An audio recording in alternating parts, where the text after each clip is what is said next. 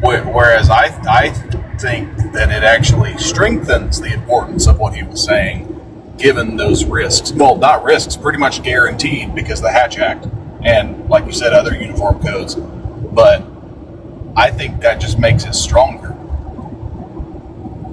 Because I don't know. To give those That's things what I was thinking. That's what I'm thinking too. So it means that what he said was pretty stinking important if he was willing to put all that at risk. I mean, I can see what you're saying there at the same time, but I'm just like, I don't. Hold on.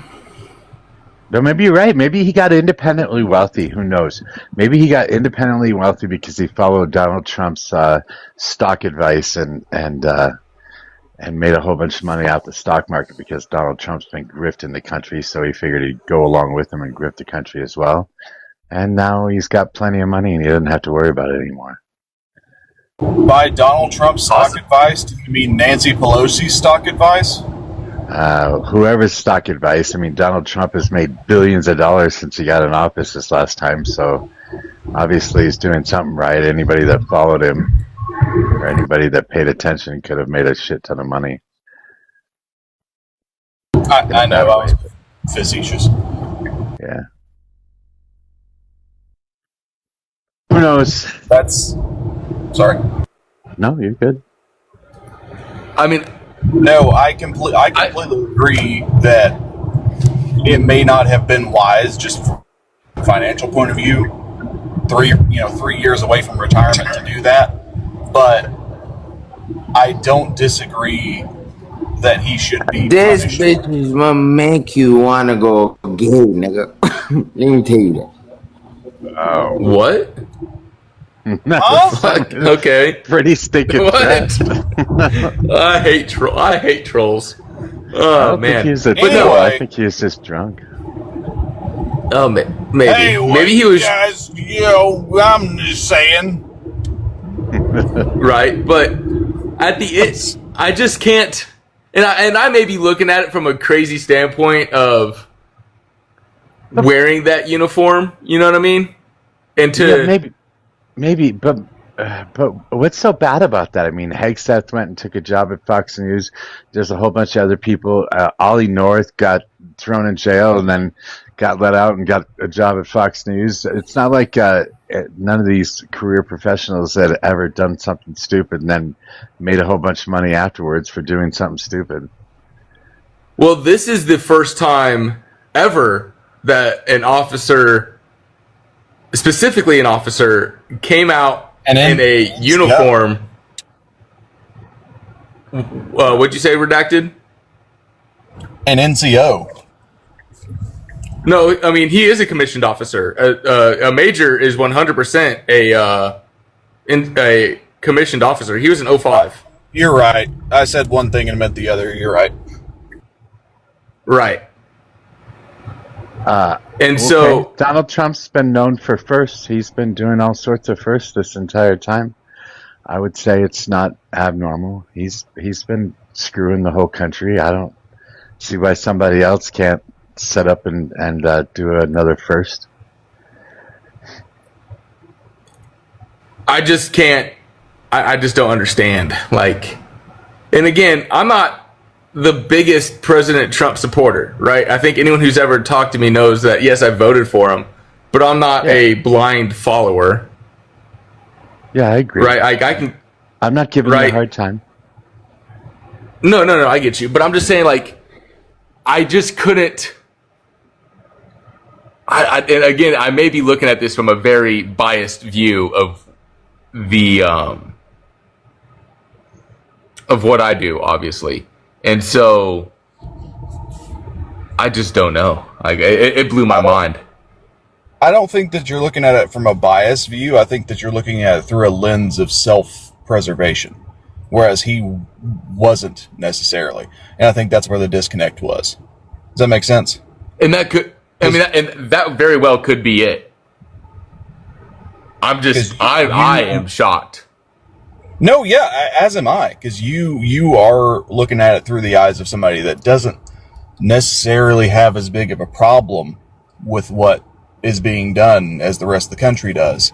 So you're going to look at it through the lens of self-preservation, as opposed to looking at it through the lens of preservation of country.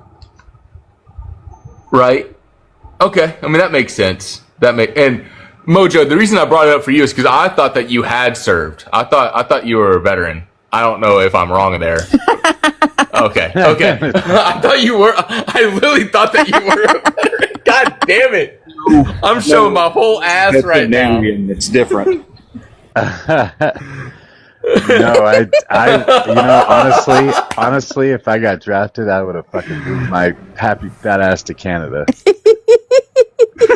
Okay. That's fair. There's no way I'm serving for military, much less this military. Never. Sorry. I know I'm an asshole, but get used to it. No, I don't. I mean, I respect that, right? I don't think, and that's why when people say that, and I'm not saying that you've ever said this, but I'm like, no, fuck no, please no, like for the love of God. Yeah, you don't want people like me in there who are going to do everything I'm clinger, man. Try and get my ass kicked out or something. Fuck.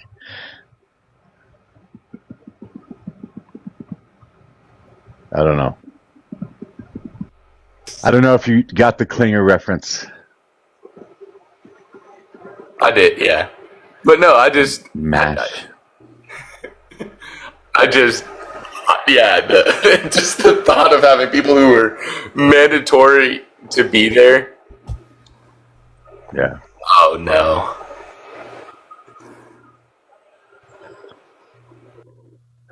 What's up, Messi? DGF said, Mojo said he won't even serve in the military of the Lord. If the Lord what? The Lord. Mojo said he won't even serve in the army of the Lord.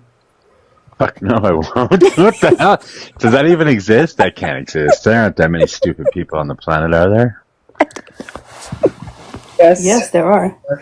Really? There are many stupid people on the planet. All right, I'm ready for a meteor to hit the Earth then. I mean, Jesus needs to come back, or the aliens need to beam that ass up already. That's the only way I'm believing that shit. Either one of those things, actually. How y'all doing this morning? I'm up early. Yo, you're not usually on this early. That's weird.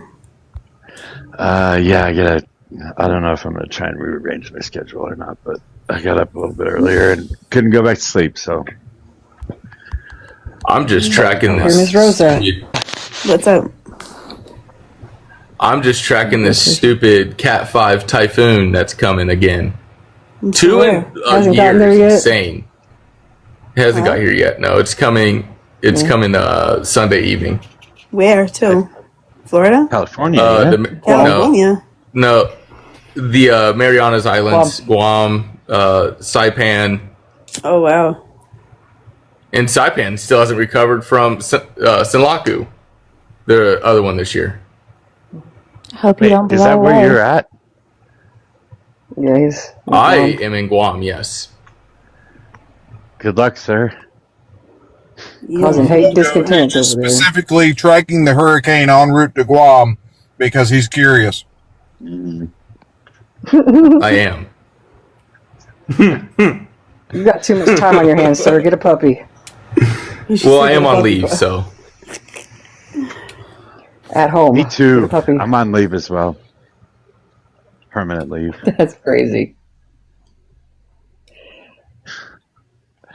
I was looking at the news this morning and I saw that there were a shit ton of headlines about Donald Trump like making billions of dollars off this presidency so far, and compares him to a whole bunch of different strongmen throughout history. So now the rest of the world and the news are all seeing Donald Trump as some autocratic leader, some oligarch. What do you think about that? I know you don't like Donald Trump a whole lot, KJ, but...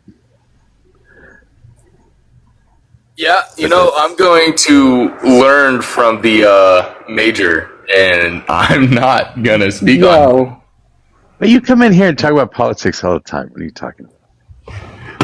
I don't. Not here. Okay, I talk about Second Amendment. I talk about border crossings and stuff like this. I don't talk about direct people. The Yeah, only you person can't that really I've do that. actually talked about, because he's not an elected official yet, is Plattner. Yeah, I suppose you don't like him, huh? I don't. I don't think anyone should like him. Well, I don't have to vote for him, so I guess I don't really form an opinion much at all. Guess it depends on who his opponent was, whether I'd actually vote or not.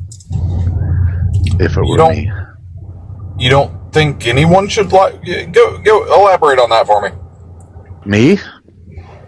No, the other one. Plattner? Yes. I mean, he had a Yahtzee tattoo and then tried saying he didn't know what the tattoo meant, but he got it in a country that it's illegal to get it in. So that means you 100% went to a not legit tattoo parlor, because I guarantee you probably tried to go into a tattoo parlor and was like, no, we don't do those here. And I'm just saying, like, if we look at this in the opposite lens, right? And we had some Joe Schmo going for Congress, and this person on the right had this tattoo, and though it's covered up, the left would have a field day with it.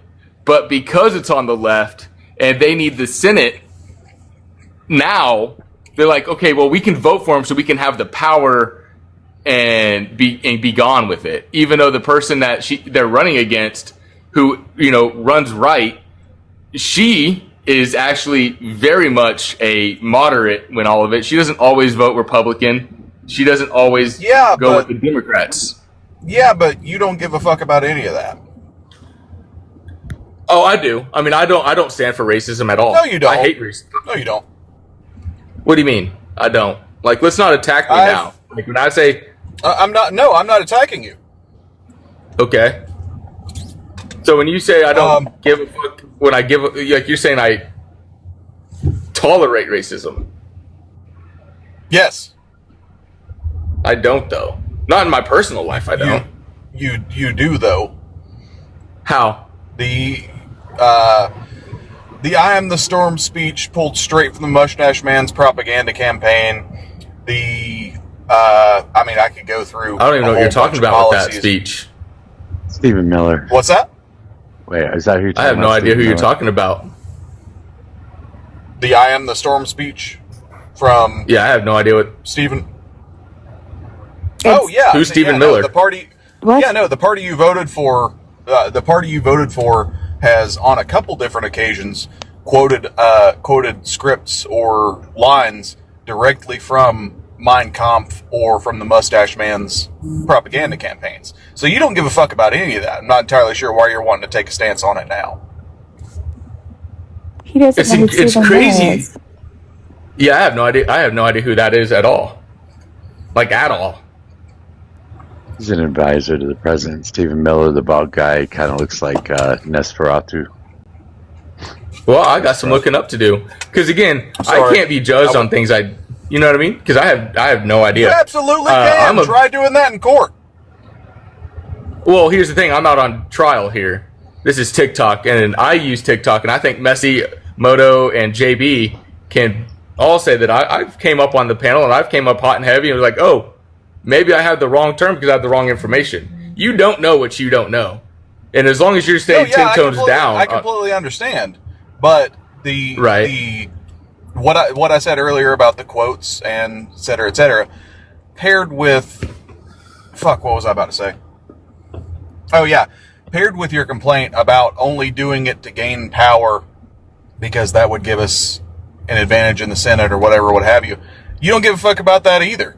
So I feel like you're just wanting to take the moral high horse and not look inward.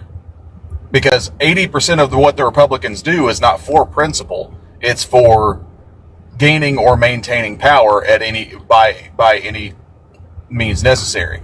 So it's, you know what I mean? Your principles change whenever they need to, because that'll put us at, that'll make us the majority party. I definitely don't care if the red party or the blue party is the majority. I don't care. I can give two shits about it. That was the colloquial you, right? Not you individually. Okay. Yeah. Because I wish we would go back to, if the president's blue, the vice president should be red.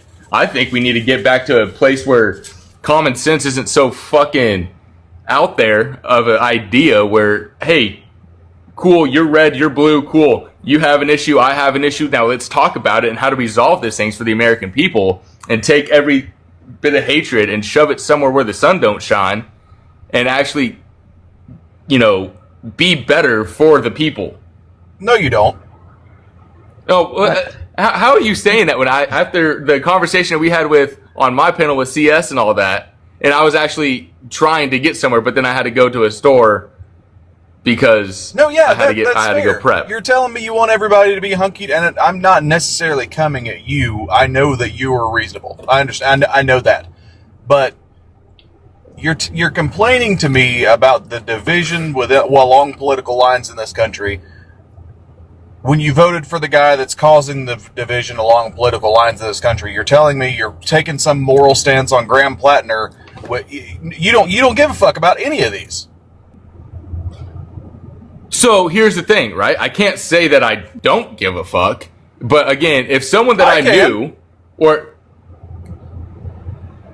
how, when I don't actively research people, that if I vote for them, sure, I'll do a little bit of research and I'll see what they're running on. But I also don't vote blindly red, blue, right? I don't vote blindly to red. The two elections that I've voted in, I voted a little bit of blue and I voted a little bit of red and called that a day. I don't vote just blind party. I'm not saying you do. That's not a response to what I'm. What are you confused about?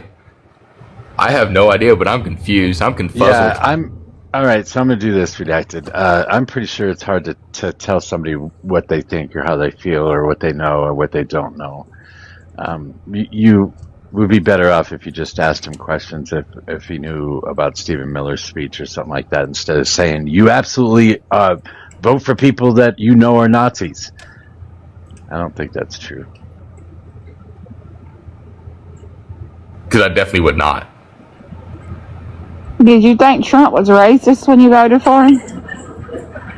Did I think he was racist when I voted for him? No, I did not, and no, I do not. Okay. And the reason I say that... Oh, go ahead, JB. I just, president and all, chain of command and all, just... Right, but I'm saying I don't think he was racist. I know. I'm not speaking ill will about him. I know that, but it can be turned that way on you real quick, that's all. Right, no, I get you. I'll say this real quick is, I don't see him being racist, but if someone can actually show me full context conversations that I should look up. Do you want to go back to 1972? Do you want to go back to 1972 when him and his father were sued for racial discriminations after the Fair Housing Act was passed? Or we could go to his casinos whenever he would hide the black service workers, whenever he would have important people there. Or we can continue going on, but I don't expect you to know that. But a lot of people did. And even just watching him on TV growing up, but you are a lot younger, you could see those things. What was the result? Blood of our country. They're coming across with their rapists and their criminals, and they're invading us at the southern border. The vermin that currently occupies our country, yada yada, etc., etc. I feel like this is plausible deniability at this point. No, he just can't. Attempted plausible deniability. Dinner with Nick Fuentes. I don't even know whether he can or can't, I don't know that He can't. necessarily He can't. matters. But the thing still remains that there are a lot of people in this country that vote that don't pay attention to politics, but yet they still vote. I agree with you. Yes. Should they vote though, without knowing who they're voting for? Yeah, I think people should be. You should be able to vote for whatever reason you want. If you like the candidate's ass, then you should be able to vote for him for that reason. Okay. I really hope that was not a take reason for anyone to vote for Trump. But No, yes, you take what That's comes true. with That's the a bad person reason to you vote for Trump. But Messi here got a whole load of crap the other day because she thought the guy from Colorado was good looking, and she was being gross, right? And we got in a nice conversation. For thinking someone was good looking? Yeah. For thinking Marla Maples is his second wife, lightning bolt man in the comments. I don't know why you asked me that, but I mean, was I wrong? Look at him. I don't think you're wrong. Who is he? And Donovan gave you like a whole mess of shit for saying that. It's kind of weird. He ain't dark enough for me. So, but either way, I mean, I think you should be able to vote for whatever reason you want. I don't think you are tasked with knowing everything. We don't have to take a test to vote. So if you don't know exactly about the guy's history or the person's history that you're voting for, and it doesn't really bother you, and you're just voting for her because she's a pretty Latina, then sure, there's nothing wrong with that. There's nothing wrong with it at all. Matter of fact, I would say that the right relies on voters being uninformed, given the policies and procedures they've tried to put in place or have put in place. But that also doesn't absolve you of your ignorance, because if I draw inflections based on how you voted, I feel like that's a pretty good measure, because you may not wholeheartedly support these things and donate to these things direct, the Mein Kampf Fund or whatever, the Mein Kampf PAC, but that clearly wasn't an issue. And you see what I'm saying? You're either apathetic, malicious, or both. Sure. I don't think he was malicious. I actually probably think he was a good person. Just made a shitty vote. Well, he is, but he can't. Yeah, he's very reasonable. I'm on his panel all the time, but to say that is not something that you can accurately draw. Oh, I didn't realize that he even ran panels. It's he like he said, he's in Guam, so it's like 3-4 o'clock in the morning when he goes on, and I have mental health issues, so I'm usually up at that point. But to I say agree that with the second statement. Me too, say that it's not something you can accurately, or at least mostly accurately draw conclusions from, is ignorant. I think both sides are corrupt. I just don't make assumptions ahead of time. I try and ask questions, I guess. But teach their own. You do what you feel is right. You're also a lot more level-headed than I am, Mojo. You're also that couldn't be. That can't be true. You shut the fuck up. His little hat says, "I choose violence." But it's cute. It's on a cute little. Exactly. Tiger. It is, and I choose violence as well, Mojo. There's nothing wrong with that. You do that for sure. I don't disagree at all. He's choosing cute, adorable violence.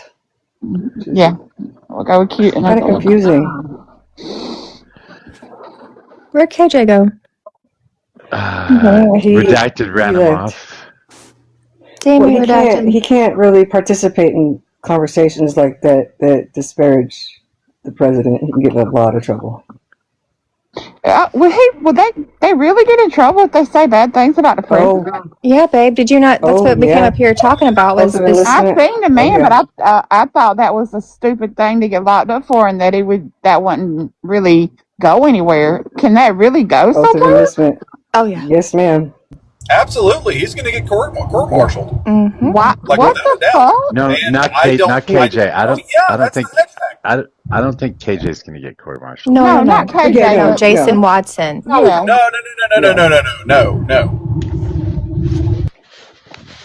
And I don't have a problem with that law at all. I think it's a good idea. The military is supposed to be nonpartisan and non-political. So I like not the me. law.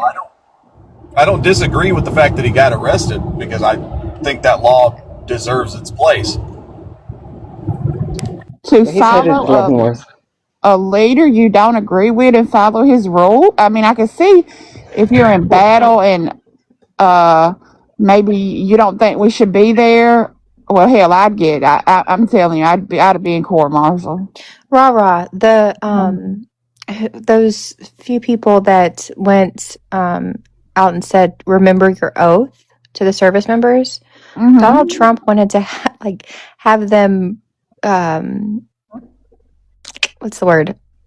Fuck. Tried for treason? Yeah. Damn. For just simply saying, "Remember your oath." And this man is active duty, and he was in his uniform. But the thing is, I thought there was a law. I thought the law had like a loophole, like unless you're with an active, like if you're with an active government official, that you can speak. And I thought Al Green was there making a statement. No, that's an absolutely stupid fucking law. The president is the Why do you say Hang on. She's talking. I'm sorry. I'm sorry. I'm teleporting, so I've got a little bit of delay. I apologize. Mute your bitch ass up. What was that? Missy, I will fuck out. You won't. You'll what? What'd you say? He said he'd say yes, ma'am, and keep quiet. That's right. Good boy. Go ahead, ma'am. I'm so sorry. It's when you take the oath of enlistment, you swear to uphold the Constitution and uphold and defend it. You also swear to follow the orders of the officers appointed above you and the President of the United States, and subject to the UCMJ. And it is Article 88, contempt towards officials, which he violated. Okay. Redacted, to answer your question, I don't follow anyone blindly. Period, point blank. I don't think anyone should. I think that leads to problems. No, that won't happen. What question? I thought you were asking me why didn't I think that should be a thing that you get arrested if you're military and you speak against the president. Oh yeah, no, I think that's a good law. I think that the military should be nonpartisan and non-political if you're active duty. Well, there's a different thing in being nonpartisan and non-political and talking about a complete and utter wannabe dictator. I mean, but that would be. So is there service to the president or is there service to the people of the United States of America? Their service isn't to either. The service is to defend and protect the Constitution of the United States. Oh, okay. Every active duty. So then that's my problem with this military and everybody saying, "Oh, you should always treat them well." No, I shouldn't. I'm sorry. Okay. They're not fighting for me, so then they're fighting. No, they're fighting to uphold that Constitution, which protects you. No, it doesn't. Obviously. What?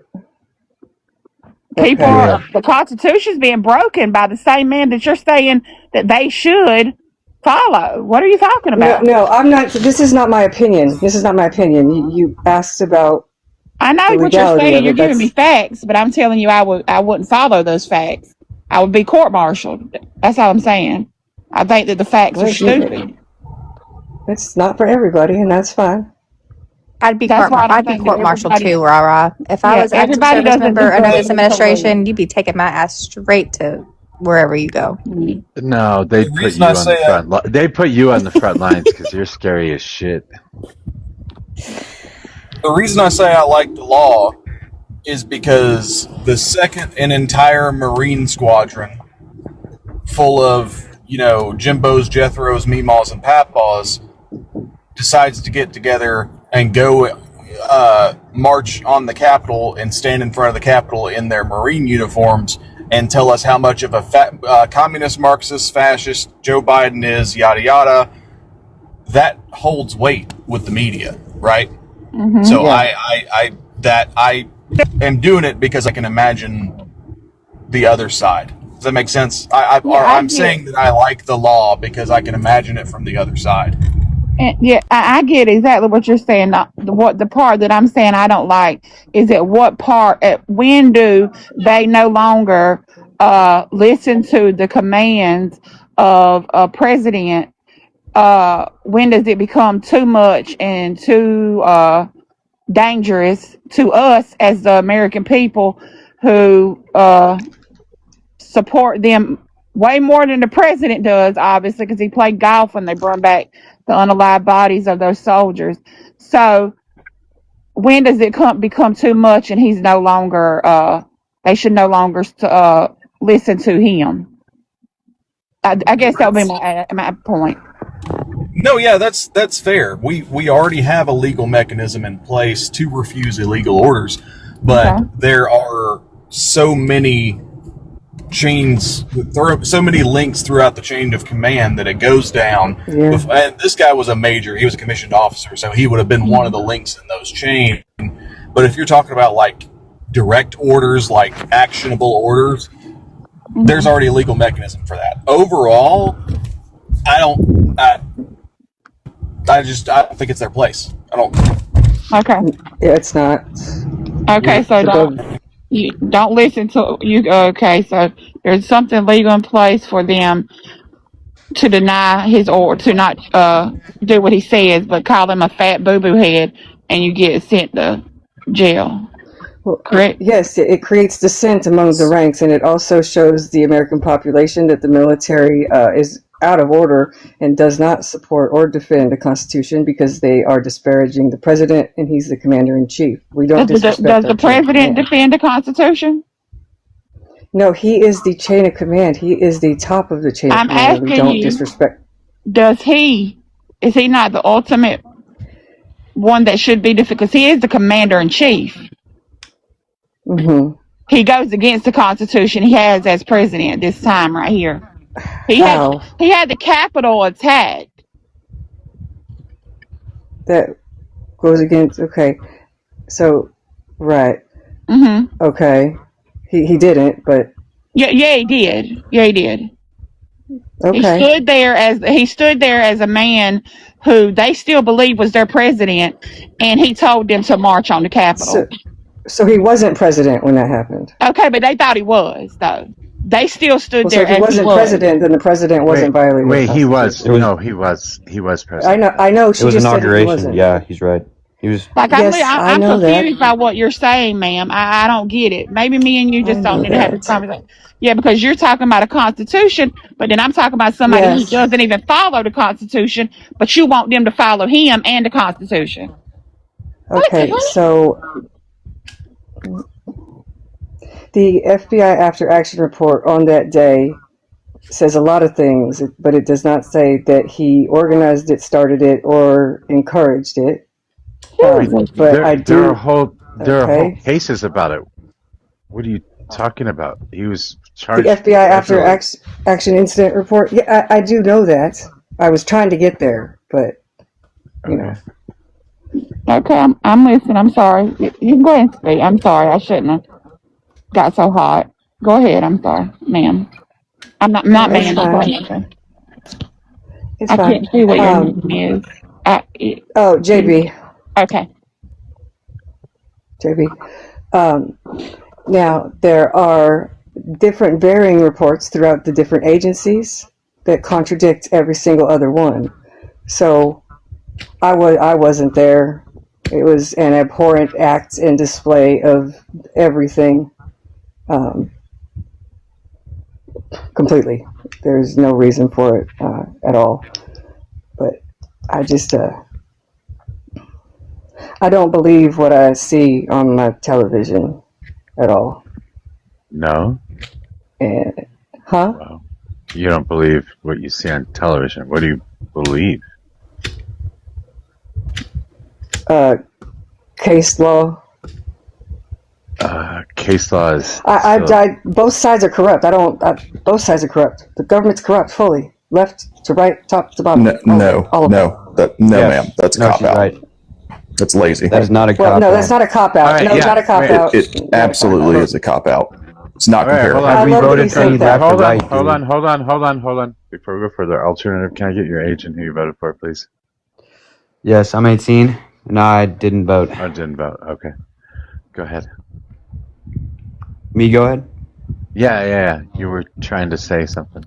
Well, I interrupted. she's kind of right on both sides are corrupt because, as of right now, I mean, the biggest thing is the war in the Middle East. We've been in the Middle East for a while due to our affiliations with Israel, and both of our presidents were both funded by an AIPAC, which is an Israeli-funded, like AIPAC. Yeah, it was an Israeli-funded thing. It's in their interest. Everybody to knows support- what APAC is. Yeah. But you get my point. She's semi-right. Even if we'd voted Kamala or anybody else, it would have gone down practically the same way almost. No. Also a cop out. No, if Harris had won, we would not be where we are right now. I If put Harris that on my had three won, fucking the kids. country would be in. Never mind. Sorry. I put that on my three Well, kids. If she had won, we would not be where we are right now.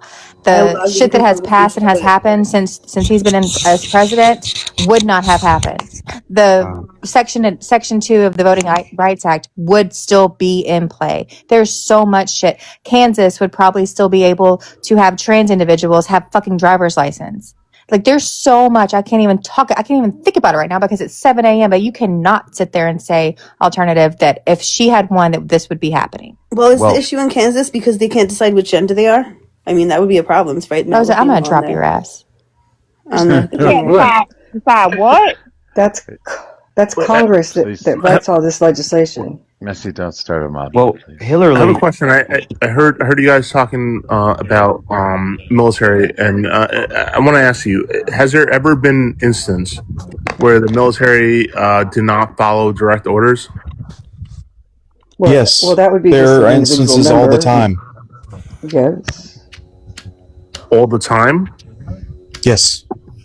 Can you give an example? Because I don't know one single example. No, I can't. I've never been in the military. I don't know of a specific example. So why but are you there is saying a all the very time?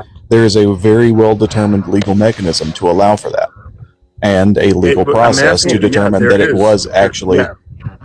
I'm sure there is one. There's a process to do it. I'm asking you: has there ever been an instance where it has Yes. happened? I don't know. Tell Yes. us, Pastor. No, dude, you're just saying that, and then you don't give an example. So no, I'm not just saying it because I did serve for 15 years. I was on active duty. I'm not just saying it. Yes, there has been. Thank you. Multiple times. I have watched it. It's not a good idea unless you can prove it was unlawful. That's a whole last problem. You go to NJP, get 45, 45, 45. It's not a good idea unless you can prove it. An unlawful order has to violate the Constitution or U.S. Code. Okay, but I'm asking, you're giving me the premise of how you can do it. I'm asking, for an example of when was that action taken? When I tell an E4 to go relieve someone on post and he doesn't do it, that's disobeying a direct order.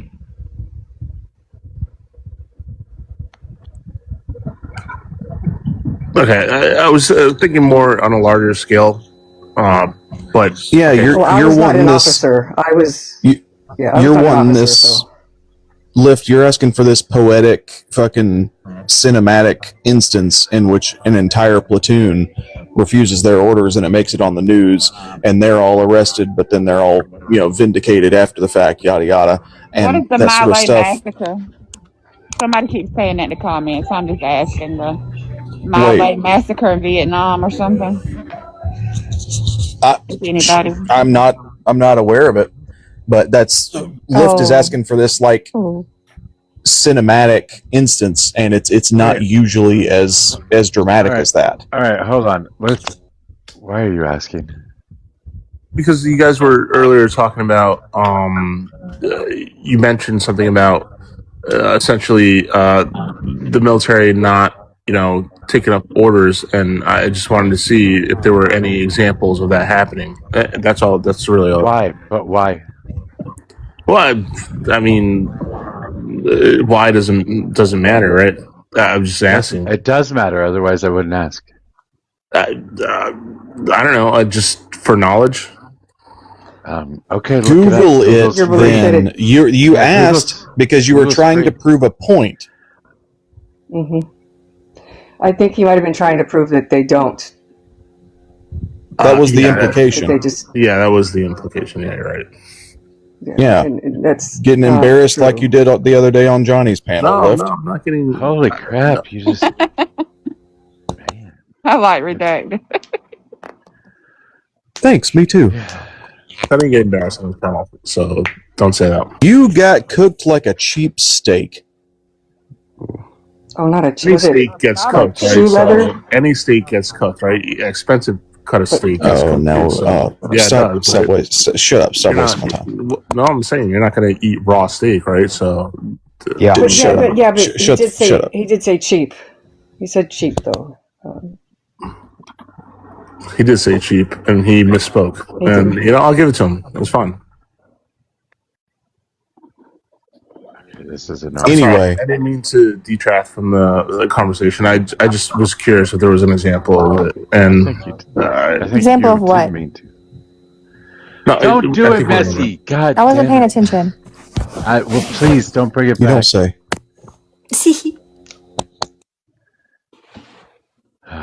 Anyway, 30,000 foot view. I like the fact that the Hatch Act exists because the military does not need to be partisan while they're active duty. Isn't this the first time that this has happened, though? This is the first time that I don't remember if it's the first time an officer's done it or anybody in the military's done it, but that they were in uniform, active duty, and dissented this publicly. That Marine that did it, last year or the year before? He wasn't an officer, though, but I don't think he was active duty. He was still subject to the UCMJ, however. Well, there was that it may have been officer then. Guy that set himself on fire outside of Trump's court hearing. Y'all remember that? He set himself on fire? Yes. Yeah. Yo, that's wild. What is wrong with people? Yeah, you mentioned the Hatch Act, right? And I think this kind of relates to what I was saying earlier. So has the Hatch Act been actually enforced? Oh, yeah. Oh, really? Yes, all the time. Oh, really? Has it? So you want an example now? So has it? No, I don't need an example because I know I have plenty of examples where it hasn't been enforced, right? I think we all know, right? No. Well, I was going 80 and a 35 day before yesterday. Does that mean that it wasn't a 35? Yeah, but that's a little bit different because that's not specific. Yeah, it is. It's absolutely different because Hatch Act is very publicized when people. If I recall, Hatch Act is you can't. Can you remind me what Hatch Act is? I think it's basically it limits your political partisanism when you're a federal employee. And you can't essentially align yourself with, how do you say, like public certain things, right? Like you can't have the UFC. Correct, because that was eloquent as fuck. No. Yeah, but so you can't have a political leaning and publicly state that when you are a representative of the federal government. So that's what it boils down to. All right, so now I'm confused because I thought the Hatch Act was like you can't promote like public businesses. You know, if you're a federal employee. Political activities. If you're active duty military and you wear your uniform with your name tag on it and your patches on it and stuff like that to a No Kings rally, that would be a violation of the Hatch Act. Now, would this thing necessarily be a 48-hour news story? Not necessarily.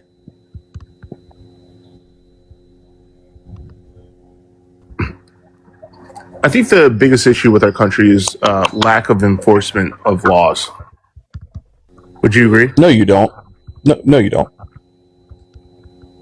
Well, I personally don't, because I think if you can get away with it, then then you should. Well, then what are you saying? You're being a good boy today, Lift. That wasn't even hardly pushback. No, I'm not going to push back on that, because look, honestly, if you can get away with it, then you should, right? And that's why we go 10 miles above the speed limit, right? Because you can get away with it, right? No, you Let's be real. shouldn't, Liv. Come on, what the fuck? How do you say that and say that lack of enforcement is the biggest problem in the country at the same time?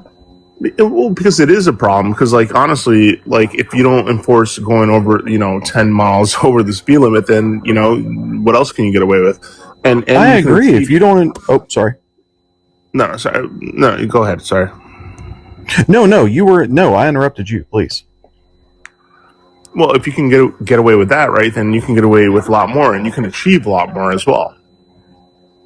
Yeah, I agree. If you don't enforce fraudulently making business records, what else can you get away with?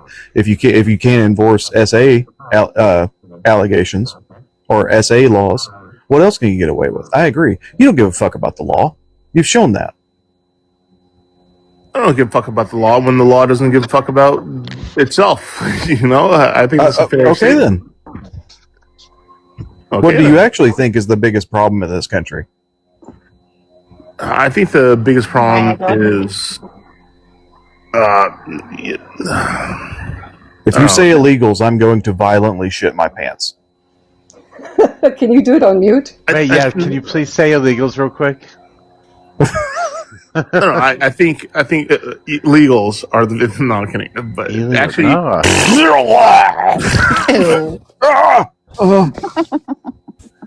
well, I mean, Americans, right? Americans as a whole, our country, right? Look, I believe in what most Americans believe in, right? So most Americans believe. I don't think you do. You don't. I do. What do you mean? I don't. Well, let them. I don't even know what it is. Really, Redacted now is telling everybody to calm down. Ain't that the fucking? I know, right? I have been exceedingly calm, Mojo. I've been very good so far. I'm very curious what Lift and Shift thinks the rest of America believes in. Please.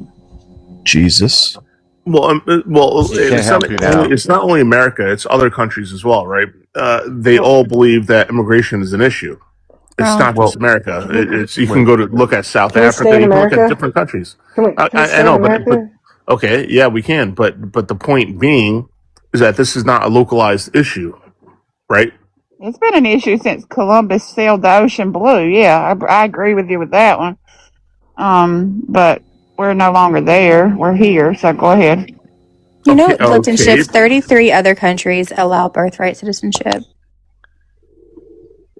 Okay, but actually, if you want to talk about birthright citizenship, right? How many judges ruled for it and against it? 6 ruled for it, 3 ruled against it. 6-3, right? And it's both a 6-3 and a 5-4, but 6-3 statutorily. Okay, but if you think about it, right, the conversation has shifted because it wasn't a downright 9-0 ruling, right? So now the conversation is shifting towards look, this is becoming the conversation is shifting now, right? So even though we did not win that ruling, we won the public sentiment of considering whether we should have birthright citizenship or not. No, you didn't. It doesn't matter when you're talking about Supreme Court. You don't believe. You don't. I don't think you believe what I believe in, Liv. You don't. You said you believe what most you want what most Americans want. No, you don't. Well, when I said that, Rara, it was about curtailing illegal immigration, right? That's what I meant when I said we want what most Americans want. I want an easier system for them to get in. I want an easier system for them to be able to become legal. Is what I want. I wanna dive into that immigration is it's a problem that needs to be solved, because the implication that unless a Supreme Court ruling is 9-0, then it's not as valid is ridiculous. So I'm just going to skip over that. I didn't say it wasn't as valid. What I said is that it's shifting the conversation, right? The conversation has shifted, though. It has been ruled upon. Yes, yes, it's been ruled upon. But dude, I heard this on the radio, and essentially it's opening an avenue towards the consideration of actually implementing that, illegalizing birthright citizenship.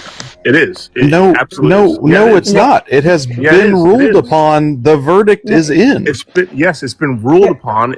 Public opinion be. I don't give a fuck what the poors think. The Supreme Court has ruled anyway. Regardless, that's dumb. No, that's not how this works. Second thing, you're telling me that illegal immigration is a problem in 33 other countries, yada yada, so on and so forth. So it's public sentiment and all that. By what metric is it a problem? Because across the board, financially, legally, in terms of neighborhood statistics, yada yada, they're a net benefit. So by what metric is it a problem? Well, it's a problem because it's a redacted fucking lift and shit show this morning, isn't it? Sorry. We need to curtail it because we have a lot of illegal immigration coming up, right? We have, I think there's, how do you call it? Climate migration that's coming up, right? That's not. Why do we need to curtail it? By every metric that I'm aware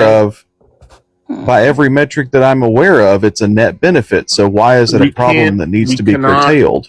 Because does anybody else have anything to say? Jesus. We cannot support a massive influx of immigrants. We just can't. Yes, we can. No, we can't. Yes, we can. Lift and shift. Did you see the former politician that tweeted urging all Americans, if they were to see a pregnant foreigner, to call ICE on them? I heard something about this. Yeah. Do you think that's a good idea? Yeah. Anybody think that's a good idea for people to be calling? I think there's a cognitive dissonance because the same people who advocate for that are also pro-lifers. But when it's not something in their interest, they always go against it. Claps. But they can pro-life in their own country. Well, I didn't even hear what that. He didn't get to other finish life his shouldn't statement. be accepted. Their main argument is that all life should be treated good, and that's their only argument against abortion. So if you think that other people in other countries don't deserve life, you're just an imbecile, dude. They deserve life, and they can birth their child in their own country. You know. Lift and shift. You do realize that for people who come here legally or illegally and file for asylum and have the year to do that, it takes a long time, years, sometimes decades, for people to become quote unquote documented. Just because I think there's a disconnect with people understanding what undocumented and documented means. You can be undocumented and have an ITIN number, paying into taxes, having a job, being a normal citizen, but you're not documented quote unquote because you're not legal. It's not like we have a bunch of people running around and we have no idea who they are or what they're doing, and they're living in the fucking shadows. So and it takes years. So hang on, Rosa. So in order for people to come to this country and try to become citizens, then we would need to castrate them or literally like sterilize them so that they don't get pregnant while they're there, or put a chastity belt on them so they're not fucking while they're here waiting to become citizens, which is also insane. So there was a law that was made in 2025 that says that you have to actually report yourself within 90 days after coming over the border, and you have to just report yourself and declare that you're in the country within 90 days, or it's a misdemeanor. It's USC something. What's your point? It's all a misdemeanor. Why would you do that? It's all a misdemeanor. Any immigration Because if you get caught in the infraction country is a without misdemeanor. documentation, you're gonna get a misdemeanor. That's why, and you're gonna be deported. You're gonna get a misdemeanor if you get caught. Oh, so we're Otherwise- just avoiding law now? Yeah, I've not heard this. You're saying that you have to report yourself within 90 days, but if you report yourself within, I actually think it's 2 years now, isn't it? Where you don't have to show up to the ICE or immigration office for at The least law 2 I'm years. aware of is that you have 365 days upon entry to claim asylum. That's what I'm aware of. Okay, Well, so that- 365 days. So even if you think that it's against the law for somebody to be here more than 90 days, they can still claim asylum, and that would wipe out any kind of crime that they've committed already, right? Not necessarily. No, it doesn't wipe it out. All it does is start the legal process, and what is it called? Reasonable danger, or something. There's a metric, Okay, whether never mind. you're reasonably. Never mind. Yeah. Never mind. You Never mind. what? Rosa, wait. Never mind, Rosa. What law is this? It's an executive order. Oh, then it's not even a fucking law. Yeah, it's under USC. Hold on, let me go find it. Yeah, go find it, because I'm looking at it right here. It says protecting the American people by authority vested in me by President and Constitution and laws of the United States of America, including the INA, 8 USC 1101, purpose over the last 4 years, and it requires, let me get it here, it requires Trump's executive order directed the Department of Homeland Security to enforce existing federal alien registration laws, and non-citizens ages 14 or older who have not already been registered and who remain in the U.S. more than 30 days must register and be fingerprinted. So. Okay, yeah, that's not legally valid then, because the existing law, USC 831, I think, not sure. I know it's in USC 8. Says that you have 365 days, and an executive order does not override existing law. Ask you a question. Is it the worst idea if we, let's say that we kick all illegal immigrants out of the country, right?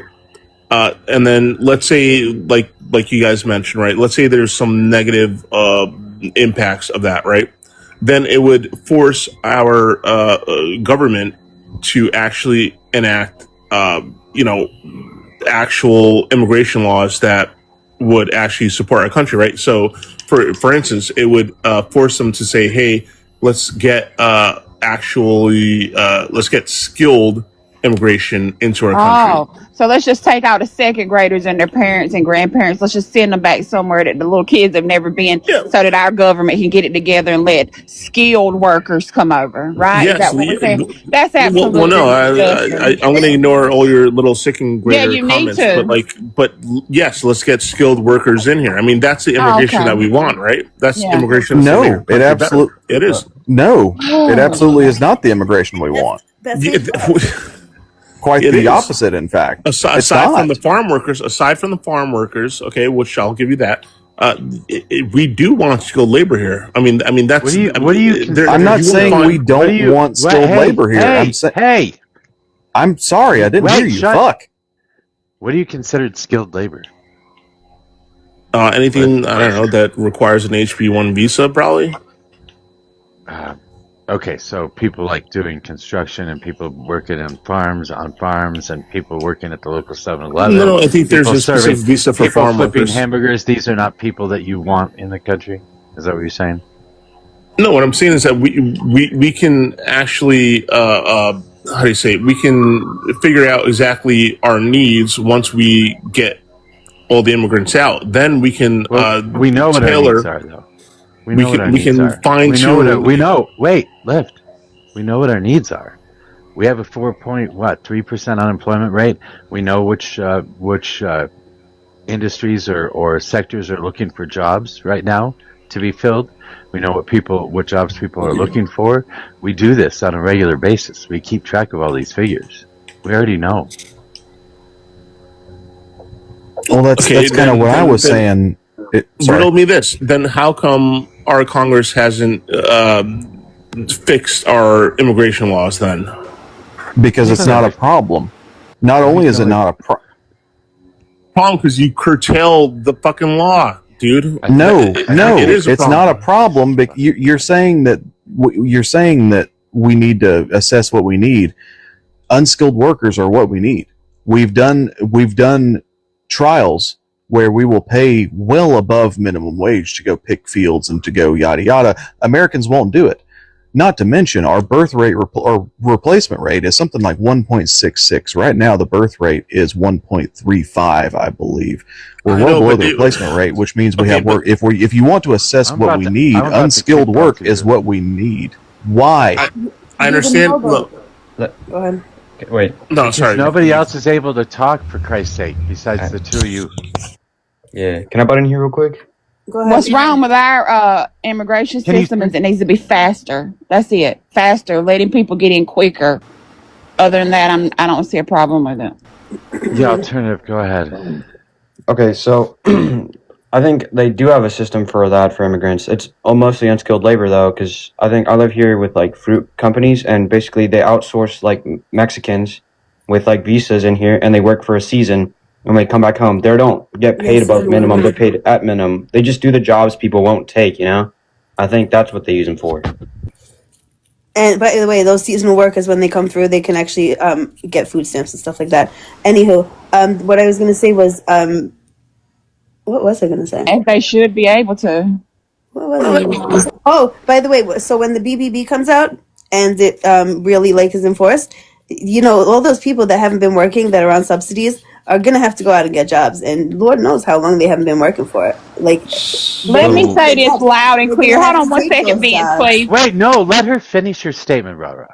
So don't you think that they would need jobs across the board? There's going to be a lot of people needing jobs soon because you're going to have to have a job in order to qualify for a job or school or volunteering to qualify for the subsidies. Now, can I Mojo, please? Yes. You have always had to work to receive benefits. Now, whether your state enforced it is very true. Now, whether your state enforced that or let it slide is that is totally up to them. But for the last 15 years, you've had to work 20 hours minimum to receive anything in South Carolina. So I don't know what goes on in other states. Okay, maybe not New York, but I'll look it up. But South Carolina, you have for the last 15 years, you've had to work at least 20 hours or go to school or have a child that was too young, like you were breastfeeding. Under 7, yeah. Yeah. So that's why she said it varies by state. So in New York, they might do it differently than in North Carolina. Well, my bad. I didn't hear that part. My bad. No, that's what you said. That's what you said, right? Oh, you said when I said, I thought you were saying that she said it varies by state, and that's why I was saying. You said that. Who's on second? I misspoke then. I didn't think it did. I didn't think it did. I thought it was a law federally that you had to work. In New York has become generational welfare for some people. Like every generation after, they're just on welfare. Yeah. Everybody likes welfare. Why am I being hollered at? I'm sorry. Good Lord. I won't see. I wasn't doing that. Sorry. No, Mojo was. But that's what you said. That's why I don't. I'm sorry. Real quick, he's choosing violence. I think there's a big issue here that you guys have kind of somewhat implicitly acknowledged. You can't. It's one or two things are wrong here. Either one, Trump has not been enforcing his immigration to the extent in which he said he was going to end up doing, because the overall thought, at least in 2024, when I had these arguments, was Trump's going to come in, he's going to do sweeping immigration policy, and Americans are going to fill those jobs that are being taken. But you're already saying, though, that Americans are not filling these jobs, which means that one of two things are happening. Either Americans don't want to fill these jobs, or Trump is not enforcing his immigration policy, or a little bit of both. I'm sure both could probably be playing into that. But something seems to be off on that thought process. So which one is it? Is Trump not enforcing it as much as he should be? Or is it that Americans don't want to fill his jobs? Well, you have people like Rara who works 20 hours to receive benefits. Maybe if people like her. You stay there. Hold up. Can I finish? Stop. Maybe. Yeah, and don't do that. Let him finish. Maybe people like. Are you really telling me what to do? If maybe people, didn't just work 20 hours to receive benefits and they had to work 40 hours, and not receive benefits and actually pay for them, then maybe those jobs would be filled. Okay, Lift. You said rah-rah. I'm responding to Vince. Okay, but rah-rah never said she only worked 20 hours a week. So no, you said my name. I work 20 hours a week. Yeah, but you're like I a wanna- character, so I was responding to Vince. Okay, well, Let's dig down into that logic. In order for somebody to receive disability and in order for somebody to receive benefits, they have to work 40 hours. No, what's you don't have to work. well, no, that's what Lyft was saying. In order for them to receive benefits, yada yada. If they're working 40 hours, what's the point of you know what I mean? Well, you might be Well, you working a wouldn't very need low-paying benefits. job. That's the point. That's the entire point. You wouldn't need benefits. Wait, No, so Lyft, because people who work at Walmart still need benefits. They need health care. I think You there's still a couple qualify for food stamps. Like if they're below the poverty line, still you could have a job and still be below the poverty line. If you if you like excuse me, if you take all your expenses and money you spend out, right? The subsidies, they take that into consideration to see like how Okay, much. maybe I'm looking at the word benefits from too high a level. Sorry. No, yeah, she's right. Rosa's right. If I know people that work 40 hours a week and still have to have benefits, you have to understand that when you, because I have been on assistance, when you go for assistance, the only thing your gross pay is counted first of all before anything's taken out of your check. So yeah, insurance. Yeah, insurance and everything. Your money is counted before any of that comes out. They don't go by what you bring home. They go by what you made. Okay.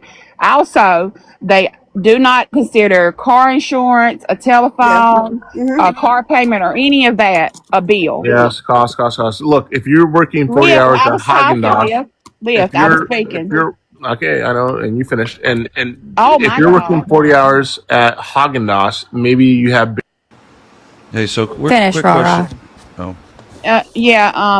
And they take none of that into account. Sometimes they will take heating and cooling under certain circumstances. I think, like if you have to get gas to heat or cool, they might take that under consideration. But your rent and utilities are what they could take, and then if you just don't have enough to eat, you just don't have enough to eat. Liv, you can go ahead now. Here's my thing, dude. When I hear this argument, right? Like we're talking, like let's say you're a 40-hour employee working at Haagen-Dazs, right? You serve ice cream, whatever. Like at a certain amount of years, right? You should be moving up the chain, right? You should become a manager. If that's not what's happening, then maybe maybe you just aren't a skilled employee. Maybe you aren't that good. Maybe you're not that good of a contribution to our society. And then maybe. You're stuck with what you got. Have you ever had a job before? I have. That's why I'm telling you that you move up the chain constantly. Well, no, you don't. What? You don't have managerial experience. They're not going to put you as manager. May I jump in here real quick because I'm curious Please. about something. A couple of things. So, lift and shift, 2 questions, and I want you to answer them. I'm going to have a quick rebuttal to this. Do you believe that people ought to work 40 hours to receive any kind of governmental benefits? And second, do you like the big beautiful bill? Very simple, 2 simple questions there. First of all, that's a blanket statement that I can't answer because you're asking, do I believe everyone should work 40 hours to receive benefits? Obviously, not everyone can, and some people should receive benefits. But do I think there's people who take advantage of it? Absolutely, 100%. Right? Okay, so I'll just jump to the chase. So the big beautiful bill actually requires people work about 20 hours per week. So again, going back to our earlier conversation about immigration. Prove that you can't, right? Let's stop fucking interrupting. So the problem I have here is apologies guys. The problem I have here is you seem to be, for someone that's a Trump supporter, it seems like you're not even shouldn't be satisfied with the big beautiful bill because it doesn't enforce 40-hour-a-week work requirements. It enforces 20 hours per week. Actually, it requires 80 hours per month. If you break that down, it's about 20 hours per week. and then also extends work requirements to more adults, including many individuals up to age 64.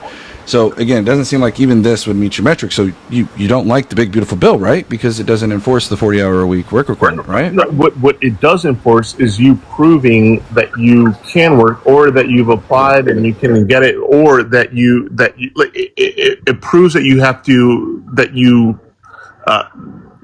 it proves that you're trying to at least work the 20 hours. It also one segment of that, right, is that you have to get doctors, I think, no, or whatever. You have to get a doctor to say that you are not able to work. I think at least twice a year, right? It increases the amount because some people are disabled temporarily and they just cruise on it. And now it proves. Now you need to prove that you are actually disabled. And I think it's a good thing.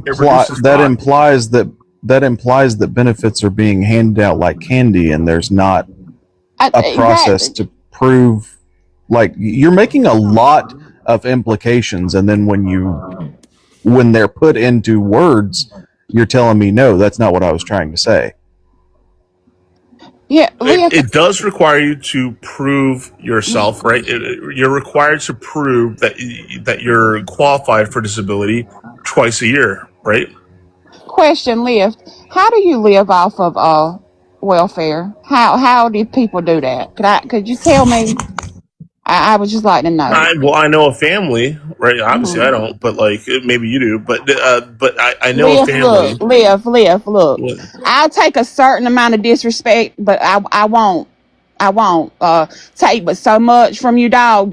Don't come at me like you are better. No, don't come at me like you better than me, because I have no problem with getting dropped. All right, Lift. Yeah, just don't make anything personal. There's no reason for you to I'm sorry. Personal about Rara. All right, I apologize, Rara. I shouldn't have said that, and I'm sorry. Thank you. And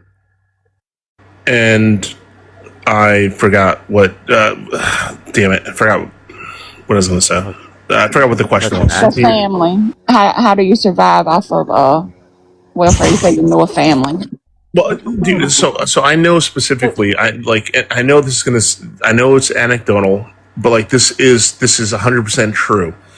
I know entire family, right? They live in a rank controlled area, and the family has probably like 2 or 3 out of like 5 people living in there, 5 children, 1 mom who's on disability.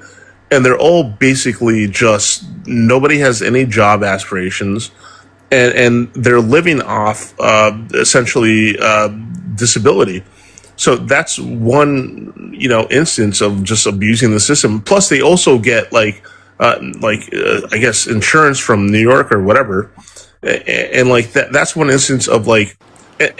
It's not like they're like they have social anxiety, like, whoa, big deal, like like they're not getting treated for it, they're not doing anything about it, they're happy just sitting down at home on their phone, and this is an abuse. Disability is all running off the mom's disability. It's an abuse. It's a total abuse. Hold on. I think there's a series of lift. Let's break this down for a second. How do you know that they have? That they don't have a disability? How do you know that they have what have you done? Disability isn't welfare, though. No, the mom has disability. Yes. How do you know? That's like. This is the problem I have here. Is like I don't know that you've even talked to them. I have a very strong assumption that you have just seen them, and you're like, oh, I see. So you've talked to them. You know them in depth, and you know that they're. I know them in depth. I've known one of the family members for like fucking like a decade, dude. So, live, but disability isn't welfare. I asked you, how could someone live off of welfare? It's a form of welfare, by the way. No, it's not. Yes, it is. Yes, it is. There's other. Liv, if they have to be found disabled by a doctor, by a physician. Yes. So physicians are out here okay, so if you know that, then I'm asking you, how can you get housing? I'm not talking about disability. Housing, money to buy things you need, pay car payments, food. They don't have cars. They don't need cars. All of that. They don't need cars. Never mind. Okay. Thank you, Liv. Lift, were you in the military? Fuck no. Why would I do that? Do you take any disability? Why? No. Because you sound fucking stupid. That sounded a little bit like a hesitation. No. But the reason is hesitation, as in, like, why would you ask me that, dude? I contribute to society, so why would I? Oh, here comes the justification. Like, Lyft is on disability, bro. Holy shit. I don't take out. I put in, I don't take out, right? So I worry. You don't take out any kind of welfare. You have no kind of governmental assistance. Zero, brother. Bullshit. Zero. I don't believe it. I don't believe it. What the fuck would I take? I don't even know what I would even be able to say. I don't even know what I would take. You know so much about welfare, though. You know so much about it and how to get I know how about people get abusing it. I know people abusing it. I told you, I knew this person for a decade. I know their entire family. I know how they abuse it. Hey, Lyft, what's your age? Guys, hold on. Redacted has had his hand up for a while. I appreciate it. So this has been a conversation for forever, right? So there's a quote that kind of embodies what Lyft is saying, and I want to see if this is what he's saying. So what it says is, it is a matter of honor for every able-bodied citizen, in accordance with the principle, he who does not work, neither shall he eat. It is difficult for me to imagine what personal liberty is enjoyed by an unemployed person who goes about hungry and cannot find employment. Do you agree with that, Lyft? I'm not going to agree with you at all, because there's some hidden thing behind it that you're trying to do. Huh? What? You're trying to do a got ya, right? I'm aware that that's what you're trying to do. Do you agree or what the statement or not? Repeat it, and I'll tell you at what point I agree. Do I agree that? Repeat it, and I'll tell you where to stop. Okay. You said a little bit too much, and then there's part of it I didn't agree with. Okay, so the quote is, "It is a matter of honor for every able-bodied citizen." I agree. It's from the Bible. It's difficult for me to imagine what personal liberty is enjoyed by an unemployed person who goes about hungry and cannot find employment. Okay, keep going. Let's speed it up, dude. Come on, let's go. No, that was it. That's the quote. Wait, you're trying to say that I don't understand their fucking predicament? Is that what you're trying to say? No, I'm trying to ask you if that is essentially what you're saying, because this has been a conversation for a while. So this is just a quote that embodies what I think you're saying. I'm asking if you agree or not. Think yes. Overall, I agree with. It seems like something I would agree with. Okay, that was a quote from Joseph Stalin in 1936. Like, dude, I told you. Dude. Hey, Lyft. You were right. Something in your little lizard brain went off. Said, "Oh, he's trying to pull something," but you just couldn't figure out what. Yeah, are you a fucking communist, Lyft? Yeah, Lyft. Did you take? Did you take in? No, let him answer my question. Let him answer my question. Are you a fucking communist, Lyft? Let Wilson go. I already answered your question. I said no. Absolutely. You said no. Well, then why? What? Just because are you a Stalinist? Dude, and you know, fucking, if Stalin said, hey, everybody should drink water, and I agree with him, doesn't make me a fucking communist. It's not a big deal. Just like he is quite literally making the exact same argument that you just made. You can agree with a statement that someone makes and not believe their entire fucking worldview. Right? Somebody called the goddamn Nobel Committee for Physics. I may have found the densest object in the known universe. Yeah. Go ahead, Vince. Oh, is it the mirror? Yeah. So, Lyft, I got a question. No, what did you do with all 3 stimulus checks that the government sent you? Did you send them back to the government, or did you actually keep them? Why would I fucking send it back? If other people why would I do there that? It is. You did take welfare. There it is. That was an easy one. No. First of all, I didn't get all of them. I got one of them. Oh, you got one of them. You kept one of them, right? You kept one of those welfare checks. I didn't know there were even 3, by the way, because I make so much. I probably make too much money. No, I got it up now. No, I'm not looking. Dude, I would be teacup if I was looking it up. Let's be real. Second of all, I got a $1,200 paycheck, and that was the only one. And you took it, and you kept it. Thus, you took welfare. No. Yeah, Well, technically, yes. Technically, you yeah. took I guess welfare. you're right. Yeah. There you go. See, this right there proves everything. No, I took advantage of the system, which is what people should be doing. But no, hold up. I misspoke. No. If you get a paycheck for $1,200, why would you not put that into your fucking bank account? It's not. I mean, come on. You didn't need it. You said you didn't need it. You're taking advantage. Yeah. I don't need it. No. I said I don't need it. Obviously, I didn't need it, but hey, man, $1,200. Fuck it. Why not? Should have took it to the domestic violence shelter, homeless shelter, or something. Maybe give back to the community. Let me get some guacamole on my tacos this week. Hey, Lift, I'm going to give you something that's even a little more than junior high level logic here. Do you take any kind of tax credits on your taxes? What's going on? I'm sorry. Yeah, I'm done with the gotchas. It's pretty clear the gotchas have been zinged already. The reality is, and I'll just cut to the chase. Republicans do this time and time again. They'll say something, for example, Donald Trump has already done this just to this past week when they're on their communist kick. They'll talk about all the things that are communist, yet Donald Trump's trying to implement price controls onto gasoline companies. He's trying to use the state to try to buy actual shares within certain companies like Intel and things of that nature. They always do the rules for thee, not for me kind of attitude. We can talk about rhetoric. We can go down the litany of lists. And Lyft here is a perfect example of those who will sit there and bat down people that really need this assistance, and then will sit there and take the assistance themselves when they arguably don't need it. Or, like I asked him about if he was in the military, because I wasn't sure, the military people to generally do this, they'll sit there and say, well, I worked for it. Okay, well, what about the people who did work before they were disabled? We don't talk about that now, do we? So they're just wholly inconsistent, time and time again. No, dude, look, because $1,200 isn't going to fucking save the economy or the welfare system, right? If they gave me $1.2 billion, right, where I could actually, then ask me if I would take it.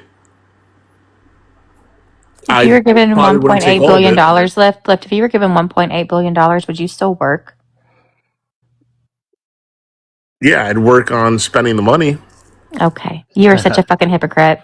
Yeah, Big Leaf, I don't know what you got going on, but you ain't standing on principle, my guy. Well, I think, I have loose principles, right? That's pretty clear. That's how America works, right? I'm living the American dream, right? So that is how it works. There are families that survive on $800 a month. You just said people can't survive on $12. Did you think people's getting $1,200 a month? A mom and two kids it was in one welfare? Look, it was actually a family of let me count. It was 1, 2, 3, 4. All right, so it was 4. Actually, it was 5. It was 6. It was 6. Then it became 4 because they moved out. But there were 4 people. Some working under the table, so still receiving welfare. One. Okay, that's wrong. Not working. I agree. Another, yeah, it is wrong. But I agree with you on that.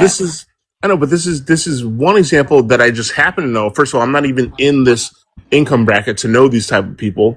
I just happen to know one, and so this is gross. There's. I swear, Liv, what? Hold on, Liv. This is a problem I have I'm just saying. You're saying you're a certain income bracket, you beat certain people. You're upset. I want to make sure we're clear. You're upset that somebody's working while on welfare, but just a few short minutes ago you asked that they be working to receive welfare. Which one is it? You can't be upset that they're working while on welfare when you want a work requirement for them to receive welfare. When you're working under the table, I said working under the table, which really to the government. So they're working. They're not really working. Wait, they're meeting your work requirements. This is where I'm confused. They're getting bonus money because they're getting paid under the table because the government doesn't know that you're working because you don't report your income. I mean, come on. God, this is so dumb. I just want to say one thing. What's the point you're trying to make? Lift and shift is lift and shift. He's not the brightest Yeah. bulb. About Mojo, I've noticed this since I've been coming up here on the panel. This is just one thing I want to say. I've noticed that there's the elite, the rich, the upper middle, lower middle, poor, and then poverty. I've noticed that the people in the middle seem to always look back at the poor like, you won't get that $300 worth of food stamps. You won't have more than me to get groceries with, but this rich motherfucker here is shitting all over them, and they don't give a damn. Maybe I have a warped perception because, dude, does anybody think that's true other than me? Because that's something I have noticed. No, hold Yeah, up, so I typically don't know. they'll sit there. They have a lot of like not my backyard kind of thing, right? So they'll sit there and they'll be willing to chastise somebody in a very non-Christian way, even though they tout the cross and say Jesus is King. And then the moment that they sit there and have, $10 in their pocket because their job laid them off because of Donald Trump's terrible policies in manufacturing and other sectors, then they're going to sit there and beg the government for their money and sit there and still, even while they're receiving governmental benefits, sit there and complain about governmental benefits. It's the Republican way. It's not. I mean, it's an opiate. It's something that's always utilized to control people. If you can make everybody look at one specific group of people, if you can create another group of people, then they won't look at what you're doing. So the wealthy in this country have always done that. The wealthy in capitalism have always done that. They've always said, look, that poor person's stealing your money, not me. I work hard for my money. They don't even work at all. And they create this other group for people to look at so that they can continue making money. It's a propaganda campaign, and it's been going on forever. Say it louder for the fucking idiots in the back, like lift and shift. Yeah. No, look. My issue with I don't. Maybe I do a little bit, but the only reason I look down on people who aren't making enough money is because I've never met a very a person who I said, hey, this person is really working hard at this minimum wage job. They're working really hard because those people usually get out of that job. They rise up. So the people that actually don't rise up and just stay there are they're comfortable with that. They're comfortable, just with mediocrity. And, so maybe that is why I view them a certain way. The average welfare recipient in this country gets welfare for 6 to 8 months or something like that, max. I don't remember what the exact stat is, but I know I could look it up. But it's not what you're talking about. It's not somebody that's been living off of welfare for 10 years. Well, that was just the anecdotal example. But do you understand the overall notion that I'm presenting you? Yeah, this is Ronald Reagan. This is the welfare queen. You were talking about the welfare queen. This is how part of the reason Ronald Reagan won his fucking presidency as well, because he convinced everybody that those brown people that live up the street, they're taking your tax dollars and they're not working for that money, and they're welfare queens. They sit at home and eat bonbons while you work your ass off to pay for their bonbons. No, you're missing the forest for the trees. What I'm saying is that I'm not missing anything. I'm just telling you that you've been indoctrinated, Liv. I'm not indoctrinated. It's not the person down the street that's brown that has the woman that is a single mom trying to raise 3 kids. It's not her. She's not taking anything from you. It's Donald Trump. It's people like Elon Musk. It's the wealthy. Those people are the ones that are hoarding the cash. They're the ones who are getting wealthier by the moment. And the welfare queen, as you would want to call it or label it, they're just trying to get by. Dude, I worked at a fast food You didn't listen to a damn thing I just said. No, I did. First of all, I did. I actually heard every single word, which is... Yes, my mama worked two jobs. She walked. I did not know to both of those jobs. She walked every day. Rain, sleet, and shine, worked with the flu. I remember my mama being burning up with a fever and having to work. And I'm sorry, we still needed food stamps. That's just how it went. I don't know what to tell you. There's not always there's small towns. There's places like Dollar General. You only going so high, and you're not making enough to survive. It's just you're not doing it. And I don't know how to explain that to you because you obviously have never had to live it like that, right? No, look. Actually, What I was trying to say is that I worked at a chicken wing joint, right? They serve chicken wings, whatever, right? And I worked there for a while. I got paid, whatever. And How then long's a while? I used Just that to money. clarify that. Can you clarify how long a while? Who cares? It doesn't I have. matter how I'll long. explain Well, later. no, the point that I'm making is that after a while, I left that job. I got a better one, and then I went to college and I did other shit. But like the point being is that even after I graduated college, at that chicken place, the same people were still working there, right? Some of them, right, were still working there. Others, a lot of them, right, left. They graduated. They went to school. They did better for themselves. So the way that I look at people who don't make that much money is like that person that you worked with originally, and then they just never left because they're okay with that. That's how I look at it. Liv, did you have kids? Some people just can't uproot themselves from a job because they think that they can go get a one that pays $2 more an hour. I'm sorry, but people have bills. They have to live. They live paycheck to paycheck. They can't quit a job to get another one and start all over with no insurance because you want them to make $2 more. Yeah, so Liv, what I wanted to say, and this is why I asked how long is that typically a lot of these governmental programs are quite literally temporary assistance. And so what I'm trying to say is there's a lot of reality here where people may have had a very nice, cushy paying job, lost their job, need to try to find a job, and in the middle of trying to find that job, they're unable to find one, and now they have to go on to some kind of temporary assistance because they still have to pay rent, they still have to pay the electricity, they still have to pay the water. So they're going to try to apply for that governmental assistance for the next 6 months to a year or whatever they need to find, especially in this kind of a job market that we're currently sitting in. There's also another reality of people who are, say, maybe not have the full college education, or maybe they have a felony on their record, and so it's much more difficult for them to obtain any kind of higher level career move in that aspect. So there's a lot of different angles to this that I think you kind of take, again, which I'm not surprised because this is the Republican way of thinking. You take your own life experiences and say that everybody else has to live exactly how you lived, but you don't actually have any empathy for what those people were actually going through. You don't actually think about how they ended up in that position to begin with. Yeah, those are called the rules and laws. People aren't relieved of their responsibility to follow rules and laws simply because you would like to signal your virtue. What is rules and laws? Why do you have to quit a chicken? Rara, you just said something a moment ago. Can I ask you a question about something you just said? Yes, please do. You said that people have to. Why do people have to suffer for you to make $2 more? Do you believe that when some people get successful, that other people suffer because of that success? Do I believe that people suffer because of the success of who? As a result of it the depends success on who the of others. successful is. It depends It's a on general who the question. No, it depends on the person that's successful. Yeah, I think people suffer because of Donald Trump's success. Yeah, I do. The answer is no. She knows the answer is no. I don't know. I hear them talk quite often. A lot of them do feel that way. I hear them talk. I like to point it out. Wait, Brendan, say your thing again. I asked if Rara believes that some people have to suffer as a side effect of other people being successful. Yes. I don't think they should. I think they do. It's an odd way of thinking. Were you asking me if I think they should, or you were asking me do I think they do? Correct. I asked if they do.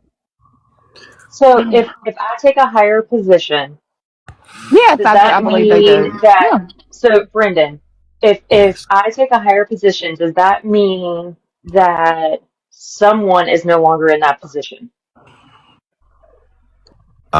Usually positions are vacated every once in a while. See, this is, I think, one of the fundamental differences between us is that as we progress as a society, a rising tide lifts all ships. That this idea that other people suffer because of others' success is just fundamentally false. The success of America brought the suffering of my people. Oh, hold on. But that's actually a good analogy, Brendan, because what makes the tide rise? Benchmarks in technology and No. I mean, I'm and thinking social goals, like and biological. Thinking of the accomplishments and tide at the, infrastructure, all kinds of stuff. hold on. Thinking about the tide at the ocean. What brings the tide in? The What moon. are waves? The Waves, moon right? brings the tide. Okay. Sure, waves. Yes. Okay. And a wave, is it bigger at the bottom or at the top? What? Is the wave bigger at the bottom or the bottom? There you go. Exactly. What the fuck does that? What? It means that What people like does that me, even people mean? like me are why this country is still here. Not people that are not elites. I'm sorry. They don't spend their money like poor people do. They don't buy groceries like we no, they don't.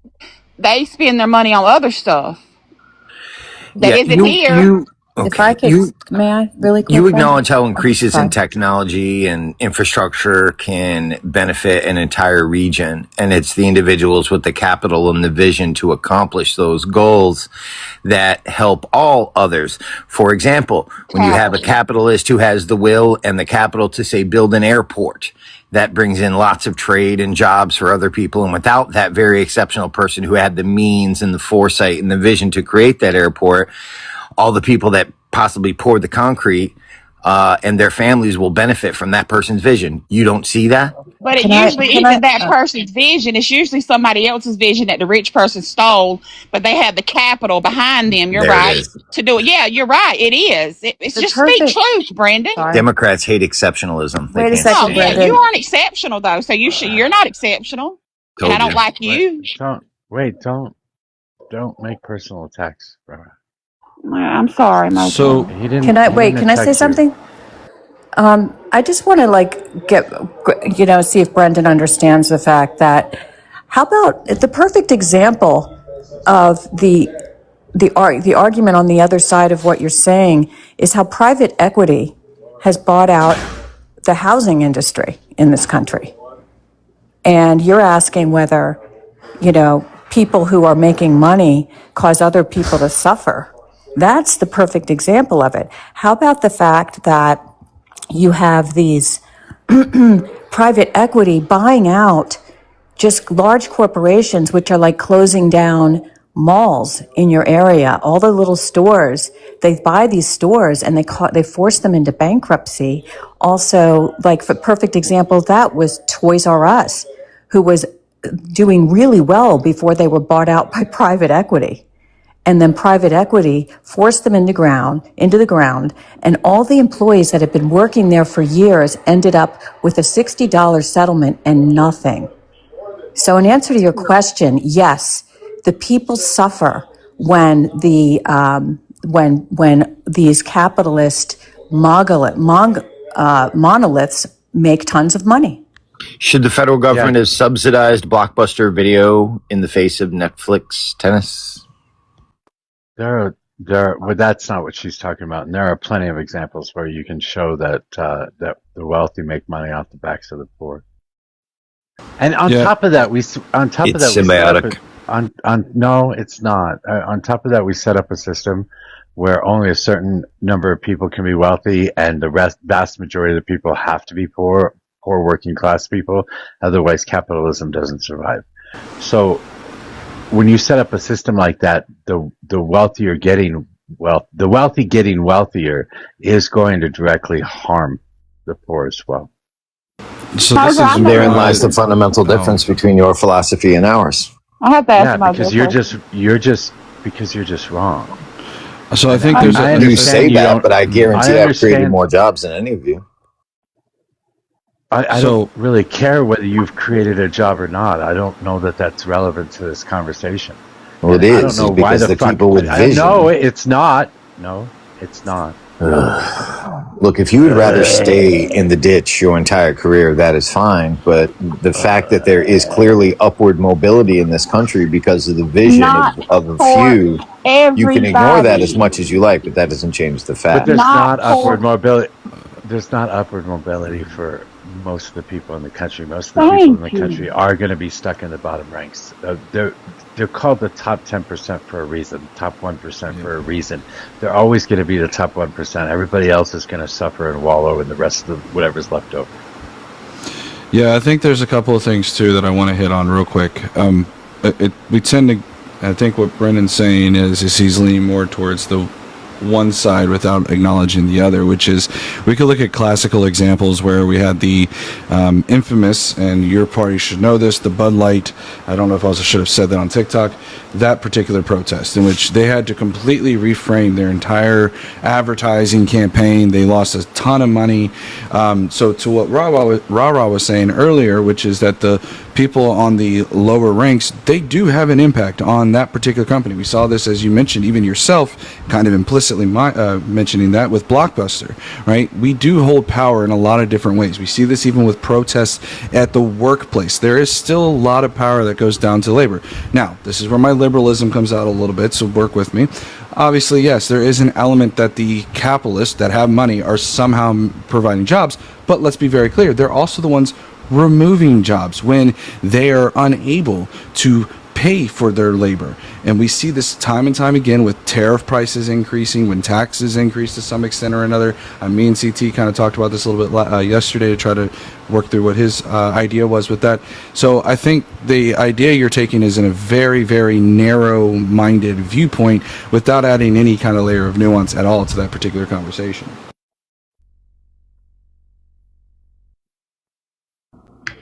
And if you help people out of whatever, you have companies, yeah, that's good for you. You do that, and that's a good thing. You're a good person for doing that. But everybody doesn't have the same intentions as you, Brendan, and everybody doesn't do that. That's all I'm saying. They pay them shitty wages to do work, and they have big pockets. And that's just, they keep money because they pay the people the shitty wages to do the work. And everybody can't get out that ditch. I'm sorry. It's just not always possible. There's going to be poor people, right? Always.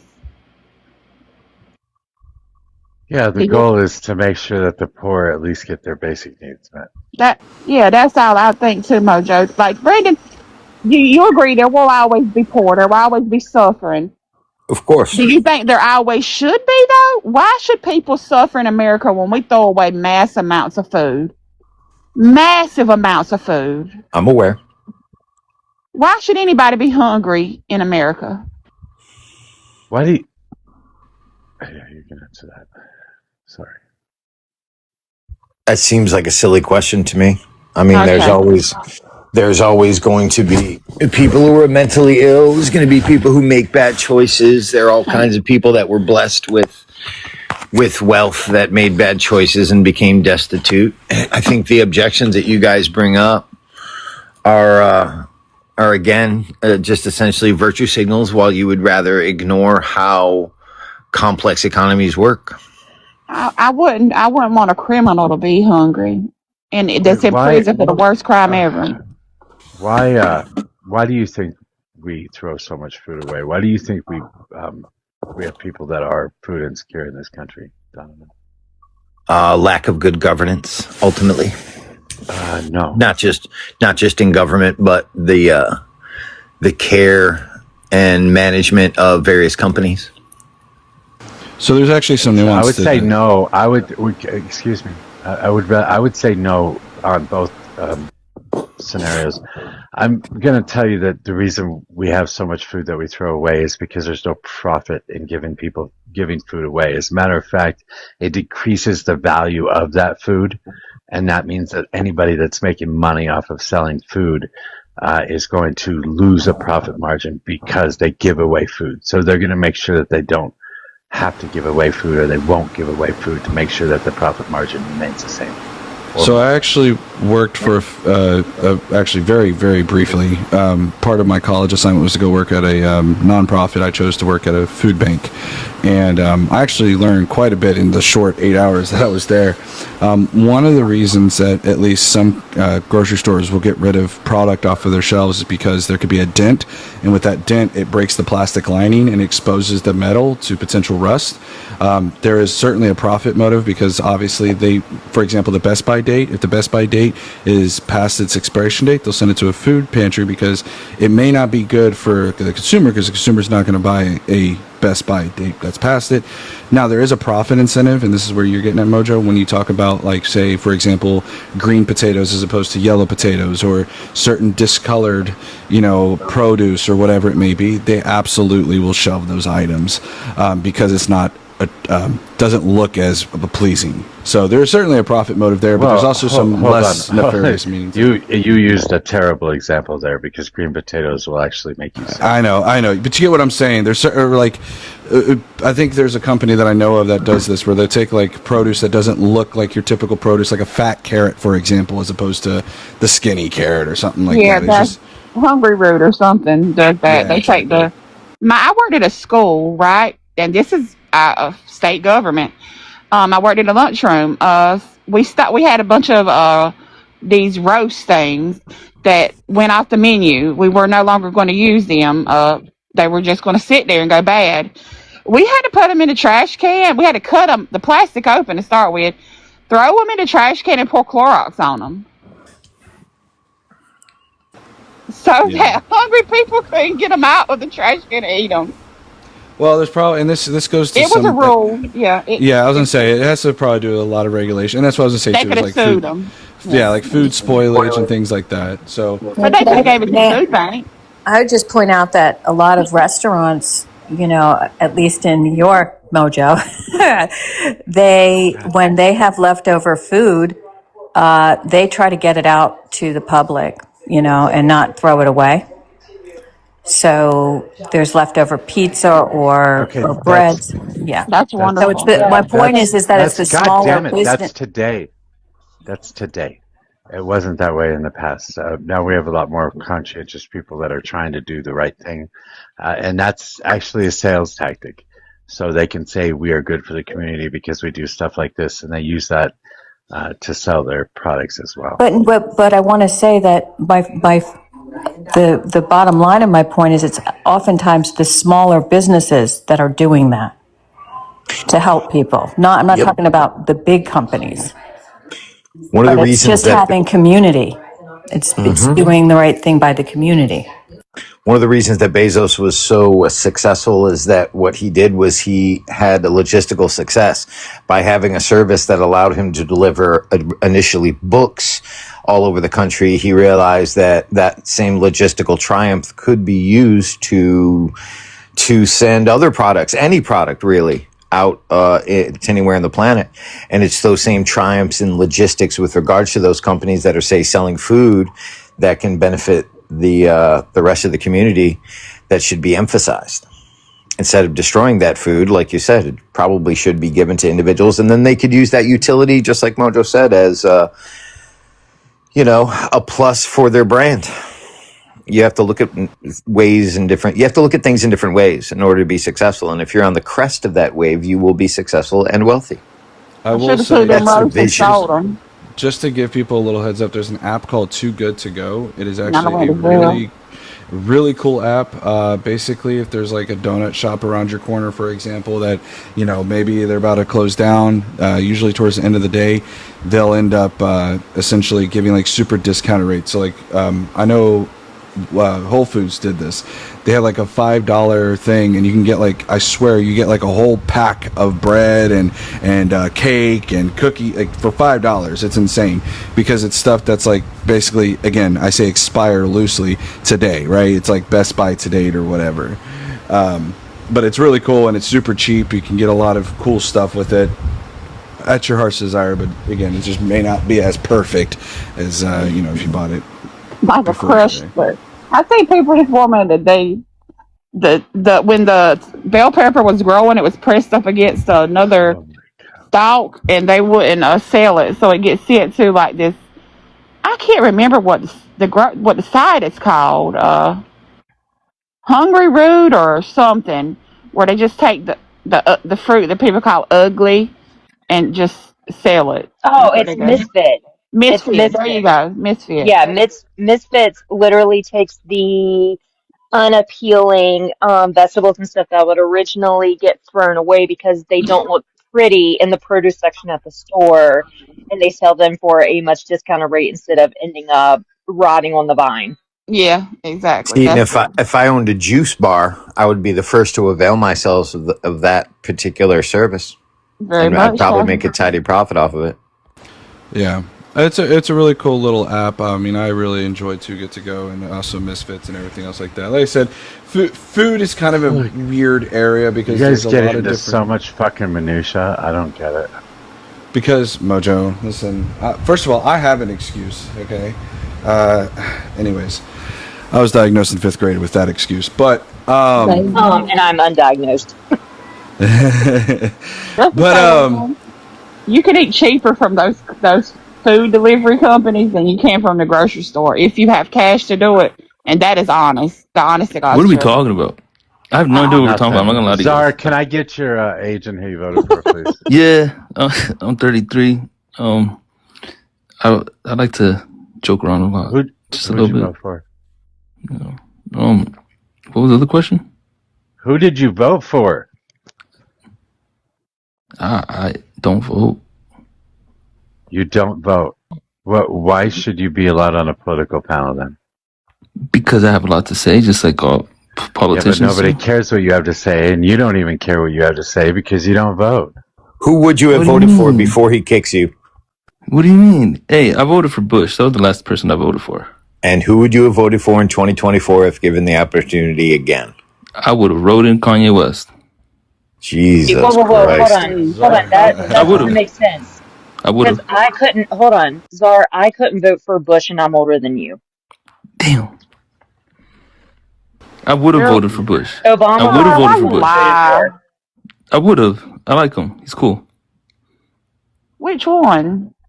The young one. What do you mean, which one? He was fucking hilarious, but I don't know about cool. He was awesome. He dodged the shoe. He had, he was like a cat, pretty much. Everyone likes cats, right? I hate cats. Dodge the Well, I mean, Roro, yeah. I've Mojo's heard gonna you. drop us. He's gonna drop this whole panel if we don't get on something. Yeah, so we can talk about it. We can move to something more current event like. There Are you is, killing the Vince? Vince. Oh damn, I said his name wrong. Please, You killing please the Vince? don't. No, listen. I was thanking you, but please don't disappoint me after I just. Now you thanked don't want in to the be on my chat for- fine. I'm fine. I'm just saying, don't disappoint. Like, I listen. Okay, I don't mind a supporter, but I don't want a supporter to come up and also like make me look bad either. I'm not making myself look good at all, man. So don't worry about it. It's all good. So Janine Pirro came out and is charging an Olympian, former Olympian, with a felony destruction of property for vandalizing the pool. Do we have any opinions on the reflecting disaster? The reflecting pool. Well, good luck in getting a Washington, D.C. jury to to convict on that. But the proofs on that case sound really thin, so I don't even think it's going to get passed in discovery. Yeah, they pretty much, Janine Pirro was asked about it, and she was like, but they used two hands! And I'm like, bro. And then they started to ask her about, like, what was it? How did you come up with the estimate of the destruction? Because it has to be, well, she said 1,000. I looked it up. It was like $10,000 to be a felony, so I don't know. Maybe I was looking at something wrong. She said that, well, we had an expert come in, and then somebody tried to ask her about, well, how do you contrast these heavy-handed charges to what happened with January 6th? And she lost it. She went into full wino rhino on it, and she was like, Jan 6? Are you serious? Jan 6? I'm sorry. Next. And he went on to somebody else. So, yeah, it was a disaster press conference, but and then she kind of contradicted herself because she was kind of like, they're charging. Sorry, I was trying to get somebody to. I mean, listen, nobody. Okay, it wasn't a big thing. July 4th. Anybody expect anything big on in DC? Like, Yes. Do you think it's Explosions over my house. Big ones. I can tell you that Philly is prepared because I just spent 4 days up there, and you want to talk about extra security. Good Lord, there was, if not one, at least two police or safety patrol people on every street corner. I live in the country, and me and my 6,000 people will be having cookout. So, a lot of food, a lot of fun, a lot of fireworks, probably. Those things are going to be normal. Most things are going to be normal. Does anybody think that there's going to be anything really nice in Washington, D.C., which I was around for the centennial, because I'm old, and it was a really, really big ceremony, party, everything, fireworks, music. Does anybody think there's going to be something akin to that in Washington, D.C. this year? What happened? What happened at the last centennial? That was horrible. The last centennial, it was beautiful. Yeah. 1976. Yeah, Tennis, I know there was something that was supposed to be really nice there in Philly. Like Congress was supposed to be going back to where like the Constitution and the Declaration of Independence was signed because when we went on Wednesday to see the Liberty Bell, we got lucky because that was the last day it was going to be open to the public because it was going to be shut down the rest of this weekend. Because Congress was coming up to Philly. Call me paranoid, but the way you guys are saying like something really nice, it sounds a little like. What do you guys mean? What are you guys plotting over there? Well, we're not plotting anything. We're trying to say that, we should be celebrating the 250th anniversary of the Declaration of Independence. But I'm just wondering where there's going to be any official governmental recognition in a good way. And it should be in Philadelphia where the Declaration was signed and Washington, D.C. But it doesn't sound like that's happening. So what's happened, and this is the biggest concern so far with DC, is one, Trump's going to be giving a speech around, I think he said 9 o'clock, and he's going to go for 2 hours, and he said he's going to give the longest speech ever, which is crazy, in record heat, and he said that they're going to do the firework display at 11 p.m. as if it's somehow like New Year's. Really weird. Little side note on the DC stuff. Trump is now building a helipad on the White House lawn, as well as changing the pillars on the White House. So, like, while y'all are distracted with the East Wing, he is, like, doing Flip My House. Is he going to paint him gold? No, he's changing. This is how dumb this is. He's taking the columns and changing them from a certain style that's like a Dio style. The only thing that changes on it basically is the top part. So instead of it being like a square top part, it's going to be a floral-y top part. I'll have to look at this, see if I can provide an example. It's that dumb. You talk about waste, fraud, and abuse. Look right there, no further than there. But anyways, that's a side tangent. I just wanted to mention that because we're talking about DC and beautifying DC and things. Sounds like he's modernizing the place. Hopefully he gets like Bluetooth speakers too or something. We can put a home theater. I hope everything goes good with the 250th celebration of whatever you want to call it, this country. Yeah, the way people were talking about it there at the Liberty Bell, or I guess it's called Independence Park. It's Independence National Historical Park. Like the way that they were talking about it, the events were supposed to be really nice. The Ferris wheel. There you go again. You said nice. Like, the way y'all say nice, it doesn't sound, I don't know. We're not plotting. This is the change button. It's just weird. I don't know. My bad. I'll just take off my. He's gonna get us flagged and some shit. So he's changing the cornices of the pillars. Yep. That's what they're called, cornices. Yeah, that's so dumb. So how many millions of dollars? So he's changing it from a style that was time specific to a time that predates the existence of America. Yep. Very important business. Yeah, and like I said, it says here, White House columns undergoing restoration as photos show stripped paint and new scaffolding. President Donald Trump's later version President Donald Trump's latest renovation to the White House involves its iconic 200-year-old columns. And that's on top of the helipad that he's building where the UFC event used to take place. So he's taking everything with the White House. This is just to add to the Rose Garden, to add to the walkway where he made it marble, the Oval Office. He's basically flip this house and putting it to the people's house and saying, we're going to flip this house. Has he taken the cage down yet? For the Kennedy Center? No. Well, I'll ask you that next. But the fighting apparatus, the cage. Yes, he took the apparatus down, but in them building that, it ended up destroying a lot of the grass. And I could be mistaken on this, but I believe I remember him saying that he was going to get somebody in there that he's had, Oh yeah, I appreciate that. Thank you. So you're good. So the Kennedy Center. So I understand that he left, supposedly took his name down and signed a declaration to the court that he did that, but left the awnings up covering the scaffold so people couldn't get a photo op. And because his ego was so big that he couldn't take it, that people were going to, make a big deal about that. So I'm just and then the person who sued to get him to take his name down went to court and said, get him to take the awnings off. And the court gave him a week.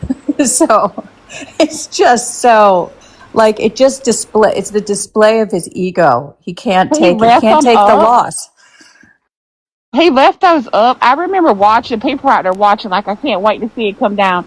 Then they blocked it where you couldn't see it come down. But then I thought when they got through, they were fixing to take the awnings down, but they left it up.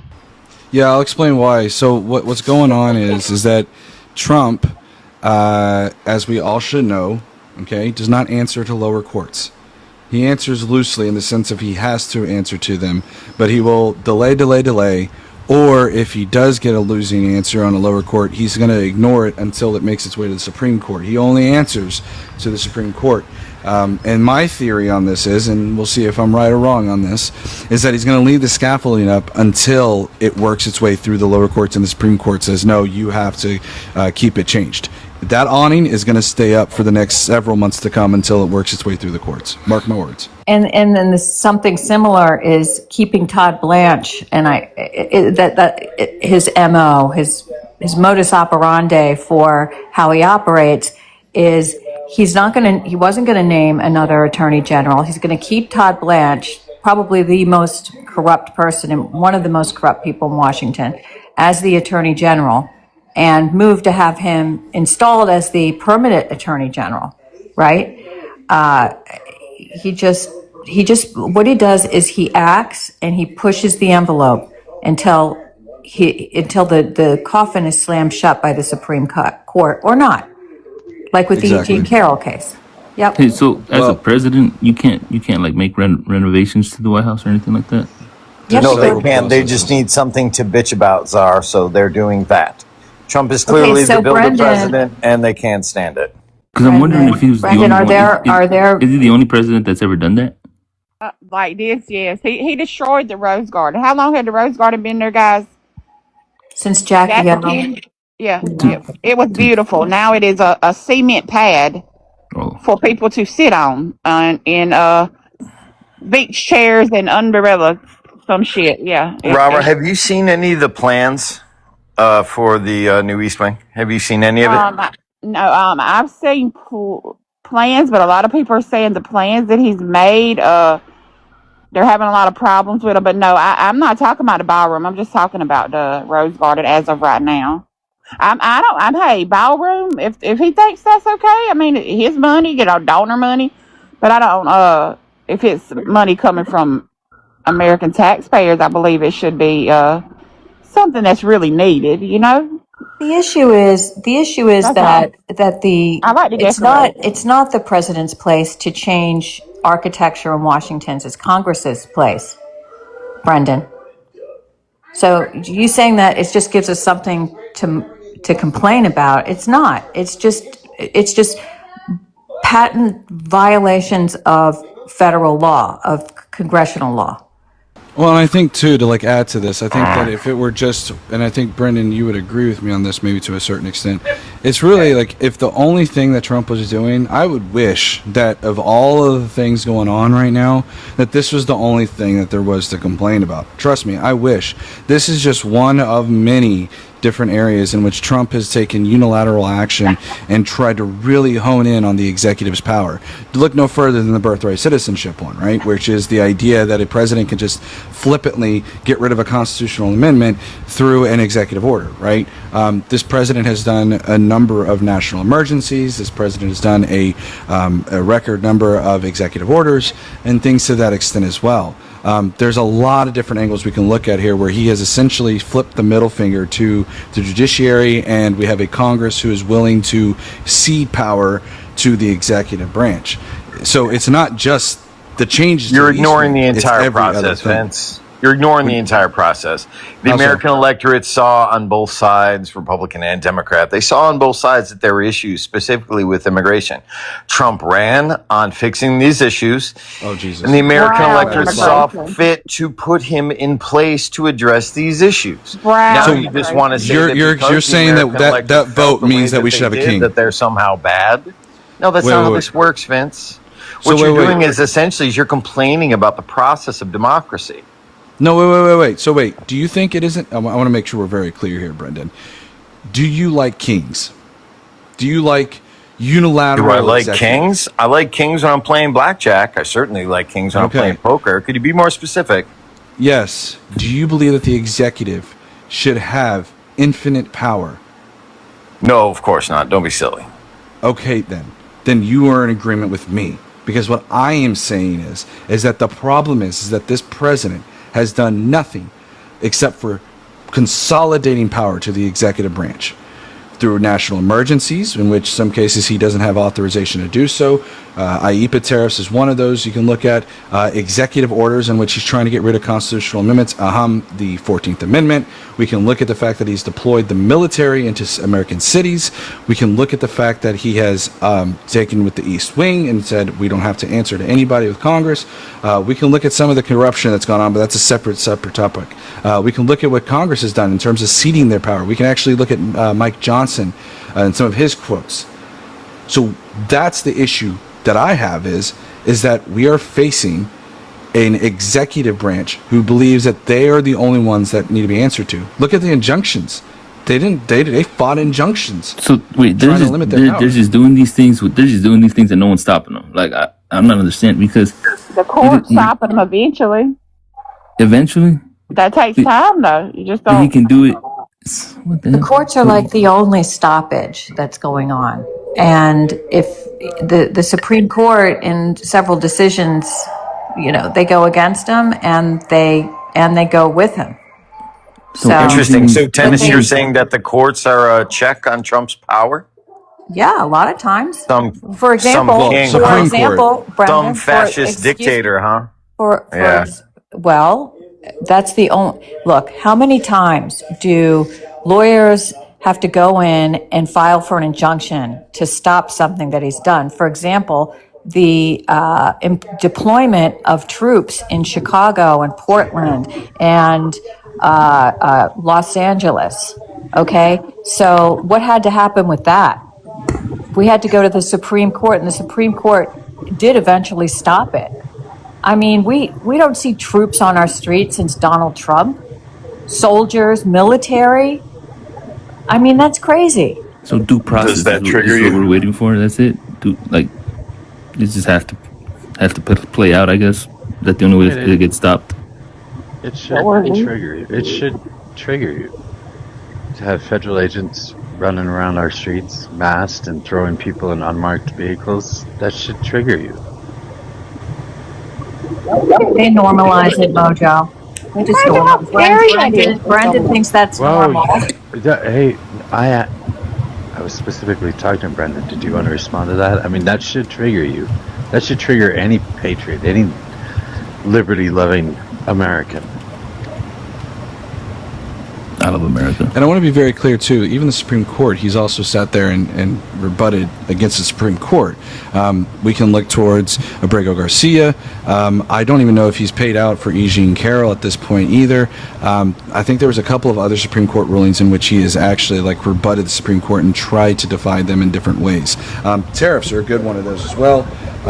And so he doesn't even really necessarily answer the Supreme Court, but I saw an interesting graphic that somebody had that I thought was actually very true. Our democracy is hanging on by a thread, and this is where I will get a little bit of a soapboxy. Think about how close we are to where if Donald Trump had a Supreme Court that was much more political than it is now, and I say it is very political now, we could have a complete different disaster. There's one or two people, and I think, and listen, I don't like Amy Coney Barrett as much as some people do, but she is the one of the justices that is really hanging this democracy on by a thread. The fact that we had a 5-3 decision, that's kind of concerning for something as fundamental as birthright citizenship. Why? There's going to be a constitutional amendment now. Not even close. Not even say close. so. Then I don't know why you're coming off with that, but I don't know what you're talking about. There's I don't know, guys. Look, I'm 33. I don't know most of these things. I have been disconnected for a while now, and I'm not the only one. So if it's down to people not knowing what's going on, I mean, we are in trouble then, because I'm telling you, I don't know what the hell's going on. And I'm most of the 42 people my and I'm age, and they don't care. They've grown just very apathetic towards it. That's what it is now. They don't care because they're tired of seeing all these oh well, Trump is this. Everyone pretty much is bad to them. Nothing's good out there. They've gotten very depressed and stuff like that. So, I mean, if this is what's gonna help change, being in a live where everyone's circle jerking each other off, oh yeah, this is what we should do. I mean, good luck with that. But I don't see exactly where the change is going to happen if everyone's all cooped up in a freaking live talking about what's wrong with this, what's wrong with that. I'm telling you, man, I don't know what there's going on. I don't know. I haven't kept up. I don't keep up. I don't care to keep up. So if there's any way to change that type of mentality in the people that are, coming up after you, then I say start doing it now because we're fucked. What you want us to do? What you think people should do to stop what's happening? It's going to be hard. It's going to be very difficult. I'm telling you, everyone's very apathetic right now. Everyone's like, I don't give a fuck about what's going on in politics. I don't even talk politics. I don't care about politics. They don't. It's been lost, I guess, and they don't even care who's president. They don't care what happens. That's because they're dumb, though. Well, no, I'm telling you. I'm telling you that's how it is. It's so you can just say that, but then what? The American government is just going to get taken over by whoever's there right now. And yeah. Mm-hmm. So it does look like... I live around those people. I live around the people who don't know anything about politics, who vote blindly, who don't vote at all, who tell me that Trump is the best candidate when I know their circumstances and for a fact that Trump would be the worst candidate for them to vote for and for him to win. And the people after them, I'm telling you. My cousin said, this is what my cousin said. He said, vote Trump. I said, vote Trump. Why? Nobody don't want no woman in the White House. Yeah, to be clear, I just want to mention this too, that the Right, go home and wash your oily ass hair and stop worrying about who I'm voting for. The New York, so it does look like lawyers had to file for Trump to actually pay out E. Jean Carroll, and they've still not responded to that request. So even he's defying the Supreme Court right now and paying out E. Jean Carroll. Well, apparently his lawyers asked, this is just funny, his lawyers asked her lawyers for another delay in the case. Could you please hold off? Because we are going to ask the Supreme Court to reconsider their decision. As if, I mean, that never happens. They don't just reconsider their opinions. Sorry, guys. Well, ironically, I got to go to court myself, so I'll see you guys later. Have fun. Apparently, he put it in escrow. He was required to put that money in the court, in the control of the court, so that he could do his appeals. So E. Jean Carroll's lawyers have made a motion to the court to have those funds released to her, and they have been collecting interest. So it's about $580,000 or with the interest. I'm sorry, million. $5,080,000 with the interest. I think some of it's going to tie into the defamation case. I have a feeling that I don't know to what extent, what legal argument they may have, but I think it's going to hinge on something to do with the defamation case. Apparently, it's working its way through the courts. I have a feeling they're going to say, well, we shouldn't have to pay out until it works its way, and blah, blah. I have a feeling they're going to try to make some They're kind of argument on that. Yeah, they're two different cases. I mean, they may try to negotiate something with that, try to use it as leverage because it's still pending, but they are two separate cases. I don't know how they could do it. Yeah. But you know how they are. They're kind of crafty in a lot of ways, doing stuff that's not really traditional, always pushing the envelope of what they're able to do and not able to do. So, who knows? So. Well, possession is 9/10 of the law, and the court has control of those monies. Yeah. So they should be released to her. Yeah, but this is what I was talking about with Abrego Garcia, is that we had, even after the Supreme Court ruled that they had to bring back Abrego Garcia, and it went to another judge. The judge said you need to bring him back, and they kept trying to hum, and for 3 months, eventually they brought him back. And this was kind of the crux of my argument when I was debating a larger content creator, was that, just because he ended up eventually doing it doesn't mean that he didn't defy the Supreme Court. So we're facing a very, very unprecedented times, and I think we're well beyond a constitutional crisis at this point. We're in a constitutional emergency. So.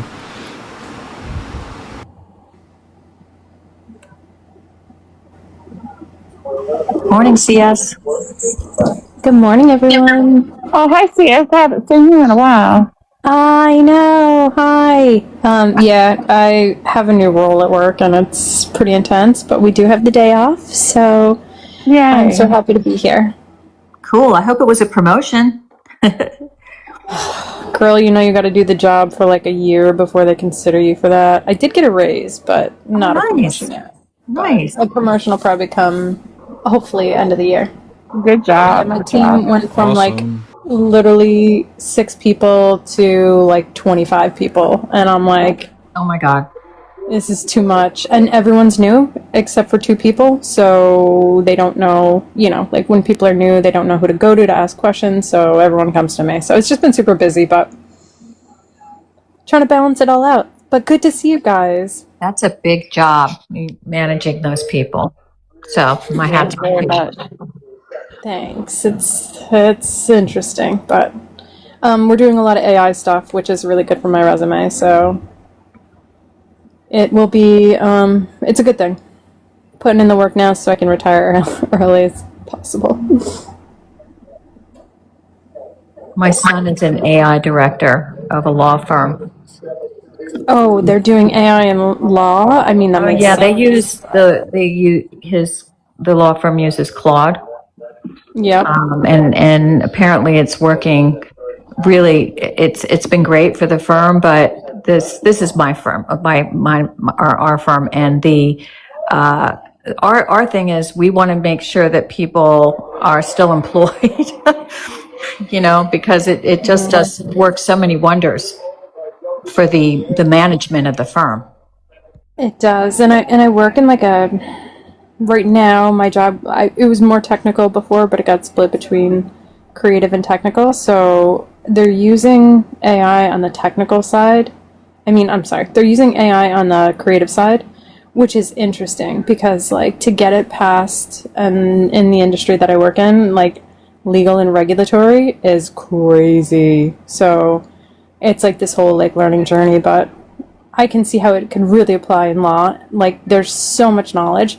But on the technical side, there's so many opportunities too. The code writing abilities are amazing. I use it a lot to write simple programs. There's one really good one if anyone's interested. If you do work in teams and you need to keep your computer active, there's a send keys option that you can write just a little script in Excel. You can look it up. I wrote that one myself, but if you look it up, it is the simplest thing, and it's a send key option to artificially tell your computer you're pressing a key every 5 seconds. It's hard to read from an IT perspective if they're looking into it. But it keeps your computer active without you having to be there. Yeah, you see, I tried that, CS. I try to make my life a lot easier by creating a macro that can take out information, put it in a file, and separate the files and everything. Thought that would be really easy because, when you have to send out mass reports to 60 some odd different divisions and stuff, it's pretty difficult. So to do it manually. My mistake was I ended up sending the code on the macro to my personal computer so that I could use my AI codex is what it's called. It's what ChatGPT uses. I ended up using it in there to make it more better. I was like, all right, let me make it better. I sent it back to my work computer. Did you just and say I had more better? Yes, I did. I sent it back to my work computer, and I got a message when I opened up the text file. It said, contact your IT administrator, and I was like, shit. Oh, that's I was brutal. like, yeah, and so I was like, I contacted my guy down there, and I was like, hey, man, I got this message. He's like, so let me get this right. You took some text from your work computer, sent it to your personal computer, and sent it back to your work computer. I'm like, now that you put it that way, that does sound pretty bad. And I went downstairs and I talked to him. He's like, yeah, no, we have a guy that strictly does macros in the IT side. He said, we don't do macros from AI. Apparently there's some kind of weird thing that AI will read back to its source place. So it's something built into the code or whatever. I don't fucking know. So I was like, well, I tried. So I had to tell my boss, who thought it was really cool. He was like, can you still do it? I'm like, not unless you want me to get fired because of IT. I mean, I don't want to pry, but how big is the company? Pretty big. So, okay. Because I've been I don't know, I'm in a unique situation where it's like I have done that so many times. Yeah. I mean, it wasn't anything nefarious. I mean, it was just trying, like I said, it was trying to refine it a little bit to where I could extract it from the Excel file. I was just trying to extract a report.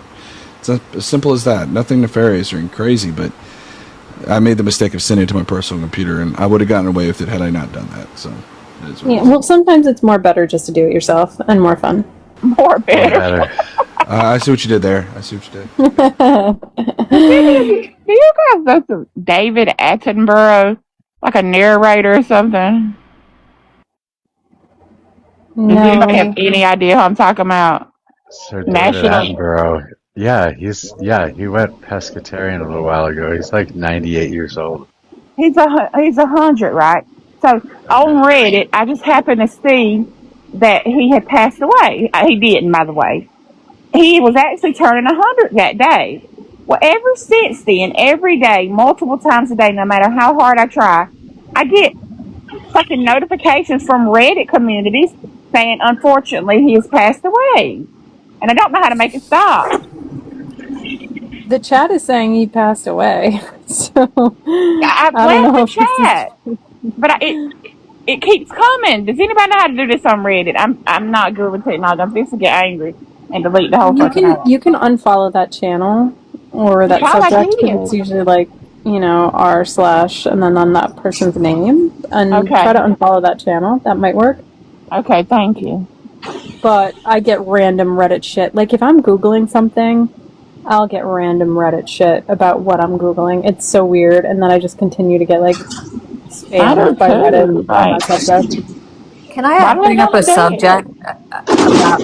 Have you guys seen it's so rampant in the news right now, the fact that the amount of money that Trump has made in his second term in office? Yeah. I mean, it's mind-bending. I did see something about his It's $3 billion, $2.2 billion is what I saw, I think. When I saw it was altogether, his family had made $10 billion 2025, all of them together.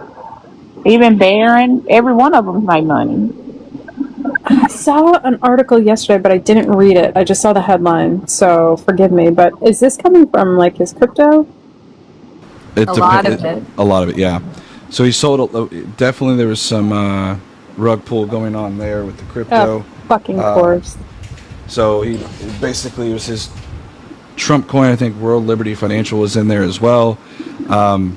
There was also some stuff to do with some of his royalties from Trump watches, Art of the Deal book. Hey, remember that God Bless the USA Bible that I was freaking out about, trying to tell people, hey guys, look, he's even trying to sell a Bible. Yeah, he made $208,000 off of those royalties, and it's small peanuts compared to the rest of everything. He also made $86.5 million from lawsuit settlements, ABC, CBS, Meta, YouTube, and Twitter. So, yeah. And then that's not even including the new thing, which people, please look into this. It is crazy. The Freedom 250 versus America 250. The Representative Jared Huffman put out a video, I think it was a couple of days ago or yesterday, in which he laid out what is going on. And I kind of had hints of this when the artists kind of like, so when we had all those artists that started canceling on the 4th of July, it's because they were duped into thinking it was part of America 250. But in reality, it was Freedom 250, which was Trump's own brand of America 250. So they sat there, and those artists Brendan, were like, whoa. I'm sorry, I'm muting you. You got some background noise, but sorry, Vince, go ahead. Yeah, so they didn't realize that this was a political event. Well, that was kind of the first sign. Representative Jared Huffman came out and said that they've done investigations in which they've found that some people, when they're directed to wire them money, instead of it being wired to the America 250, which is the congressional approved event sponsor thing, they were given wire information to Trump's Freedom 250 event. And there's even some suggestions that some sponsors like Chevron, United, things like that are funneling money through funneling money through Freedom 250 to kind of get presidential favors, if you will. It is an extremely corrupt, if true, and I want to be very clear, this needs to be borne out through everything, but there are some hints that there's something nefarious going on because of these artists who were duped into believing that they believed that they were doing an America 250 event, not a Freedom 250 event. So there's crumbs. We'll see if this actually amounts to anything, but this could be, they're alleging it could amount to potential wire fraud. Yeah, and I'm, curious too, like, Brendan, I know you had some background noise, so you might be doing something, but I'm curious how you feel about, him enriching himself to this degree while he's in office and what Vince is saying here.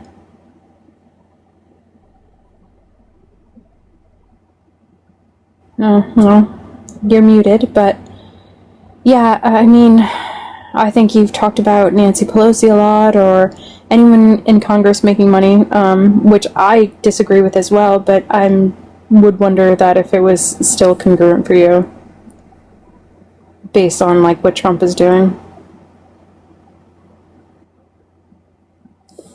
I think he said at CCS that he was asked about it, and I just saw this headline, so I didn't really do a deep dive, that he said that, well, I noticed that people didn't mind, or something like that. Vince, did you read anything like that? He noticed that he could get away with it, so he just did. Well, that's kind of, so there's been a lot of speculation as well as to if they're going to give a lot of mass pardons.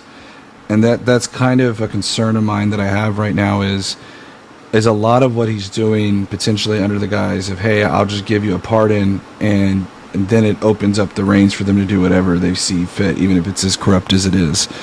But yeah.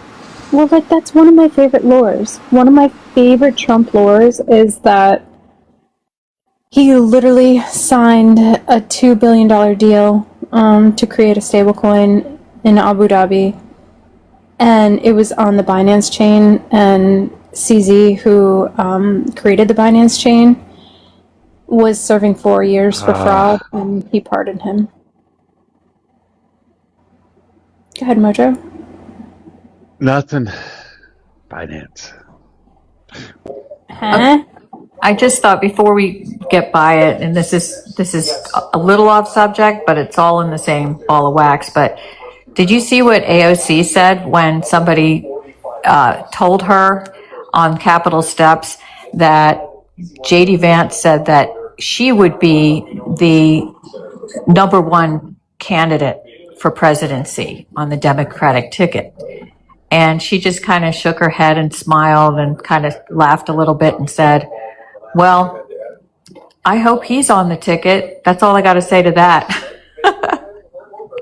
Oh, I did want to mention, I forgot about this too. So the other issue that they had with Freedom 250, which I do wholeheartedly believe this would happen, is that people who were none the wiser to this whole thing would end up giving their personal information over to Freedom 250, which is Trump's partisan organization, right?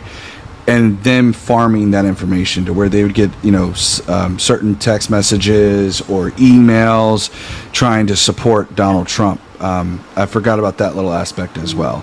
So data farming. All right, I gotta find this because you guys will see what I'm dealing with my family. Give me a minute. If I drop, someone bring me back, please. But I'm gonna find a picture because I think this was bought off of, if it's available, Freedom 250. 1 second.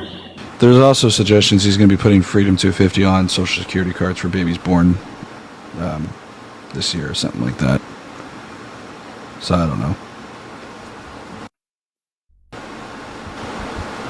How are you fucking serious? I'm sorry to ruin y'all's Friday, but it's this stuff is wild. So, On the Social Security cards. on Social Security cards, yeah.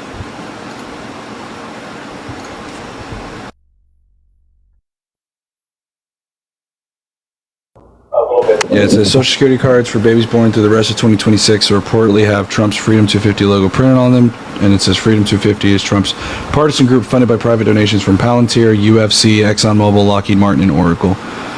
So, and this is from Fox News, actually.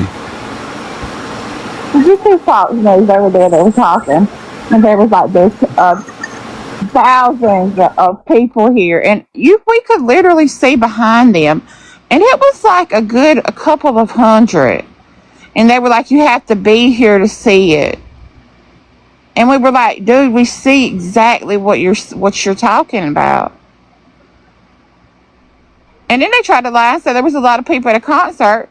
But it just so happened you could see the people that were there and the guitar players' sunglasses. And it was 20. Okay, so it does look like it's official according to Fox News. It's not even like it's a thought. It says, according to the Social Security Administration, the commemorative cards will automatically be issued through the enumeration at birth program, which allows parents to request a Social Security number while completing birth registration paperwork at hospitals, birthing centers, or through licensed midwives. Agency said the cards will be produced at no additional cost to families or taxpayers. Which, I don't know how you can say no additional cost to taxpayers when it's, why is this arguably, bad? Yeah. All it says is Freedom 250. It says Freedom 250, yeah. But again, Freedom 250 is not because much you've been absent. Freedom 250 is not the same as America 250. So Freedom 250 is Trump's partisan organization. America 250 was approved through Congress in 2016, and they were given a certain allocation of funds. It has been siphoned off and given to Freedom 250, which is the partisan organization that Trump created. So that's the issue there, and there's a lot more. Saying that he's getting paid from this? Maybe not inherently from the Freedom 250 on the Social Security card. There is certainly an issue there, though. There'd be this equivalent of Trump putting on a MAGA logo, right? And if someone were to go and look up, Freedom 250, let me look that up. I'm not saying that's going to happen on a wide scale. Be very clear on that. But if someone were to look up Freedom 250, they would be directed to Trump's website, not America 250's website, which is the nonpartisan. America 250 is the nonpartisan group. And one of the issues from these organizations, I was kind of... Why isn't this just done through Congress? No, hold on. So that's what I'm about to tell you. So the America 250 was done through Congress. America 250 was done through Congress. The Freedom 250 was not. Freedom 250 It's going to a contractor. Say that again? It's going to a contractor? Well, all right, so let me rewind just real quick, okay? 2016, there's 16. Congress approved America 250 to essentially set up all of these different, celebrations and things like that, right? Okay, they were given a certain... Right. So then, and this Trump, I think last year, created an organization called Freedom 250. He then siphoned off money from America 250. Are you saying that Freedom 250 is a contractor? I don't know if I would call it a government's contractor. paying them as a Maybe. contractor. I think if we put it in TikTok terms, it would be like someone creates a Mojo Horizon account that has like one letter off and is touting that in a position of power to collect funds on behalf of Mojo and under the guise of this was approved officially But by Mojo. if they're not, well, I don't know if that's true or not, but if they're not making money off of it, I'm not sure. Oh no, they are. That's what I'm trying to say. So people are being directed to Freedom 250 under the guise that they believe that they are donating to a nonpartisan group called America 250. And you have certain donors like UFC, Oracle, Exxon that are paying Freedom 250. Or sorry, one of the things that they're alleging is that they're being given America 250 wire instructions, but those wires tie back to Freedom 250, not America 250, which would be wire fraud. That's the allegations being made. Okay, so there are cases against it then. I get it. I get what you're saying now. Yeah, and so that's that, and it's like that fine line, and that's one of the reasons why I mentioned earlier, like the wire fraud is going to have to go through an entire process, right, to determine whether or not that's actually happening. But what we do know is that some artists, the reason why these artists canceled on Trump was because they thought that they were signing up for America 250, which was nonpartisan. So they didn't think that it was going to be a Trump event, and then they found out that they were duped into signing up under Freedom 250. Which is a Trump partisan. Yeah, I saw that. That was true. They didn't. So we do up. know there's some deception going on. Mm-hmm. That much we do know. That at least these artists were duped. To what other extent, we can only imagine. Okay, I get it now. This is like fucking Fire Festival. Pretty much. Jesus Lord. An island with no water. So now to tie it back to the Social Security card, now do you see why I've putting Freedom 250 on the... Yeah, I get it now. I said I get it. Yeah, it's like Trump logo. It's crazy, man. So I do want to ask, because this is the flag currently that, and you guys can't see it very well, like it's not framing very well, but this is the flag that currently flies at my parents' house. It is a 250 flag, and it has 13 stars around it. Ruh-roh. Does that feel partisan to anyone? It feels partisan to me. I don't know why, it just feels that way. But I'd love to hear anyone's opinion. It has what now? It's the 250 flag. So in the middle, you can't see it. Here, let me big screen myself. Oh, I can't do it here. I don't know why. Anyway. So where the blue, oh, thank you. So where the blue is the 250, and then it has the 13 stars around it.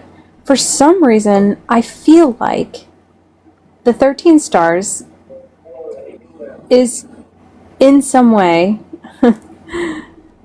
like just representative of, like, I don't know, something a little racist.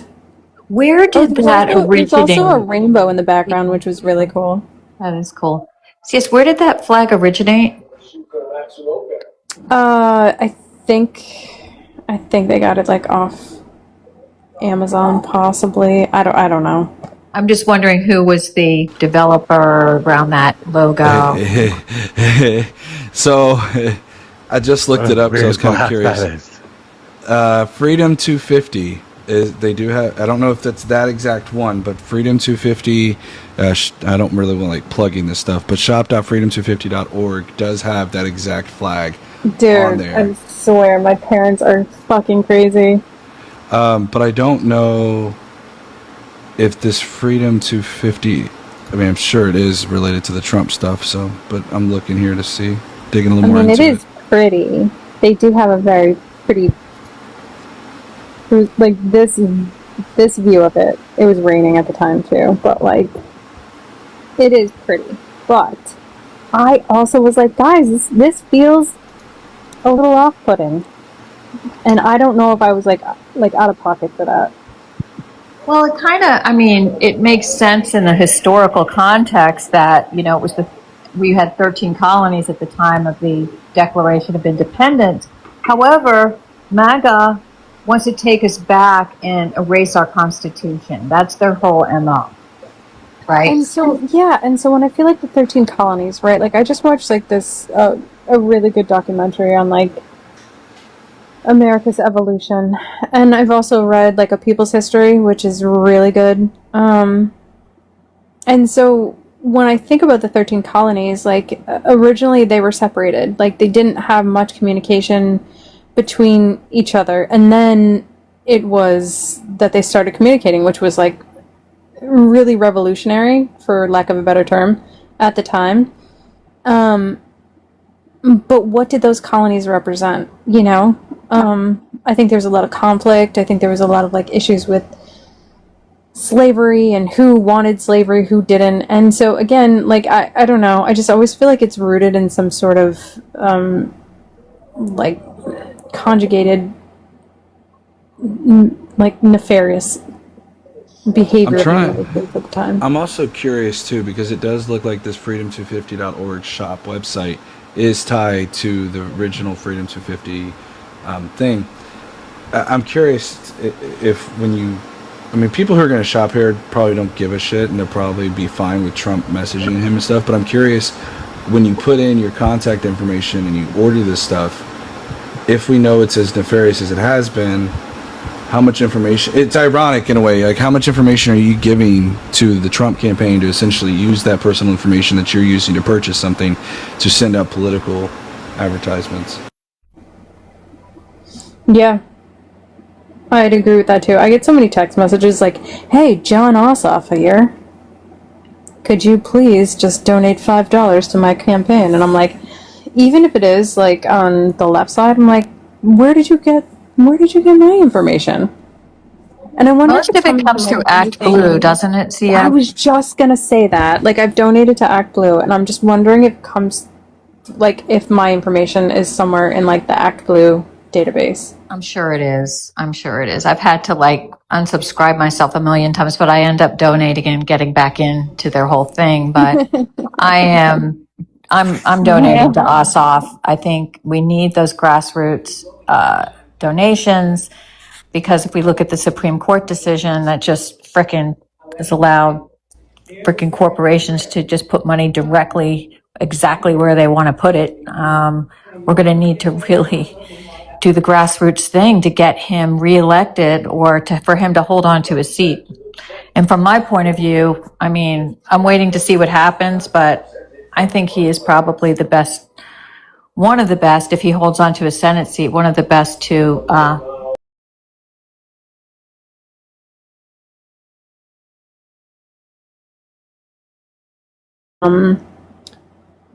if we could ever get Buttigieg in, that would be like, I don't know, that's like my 2020 era Bernie Sanders, even though like their policies probably aren't like one-to-one, but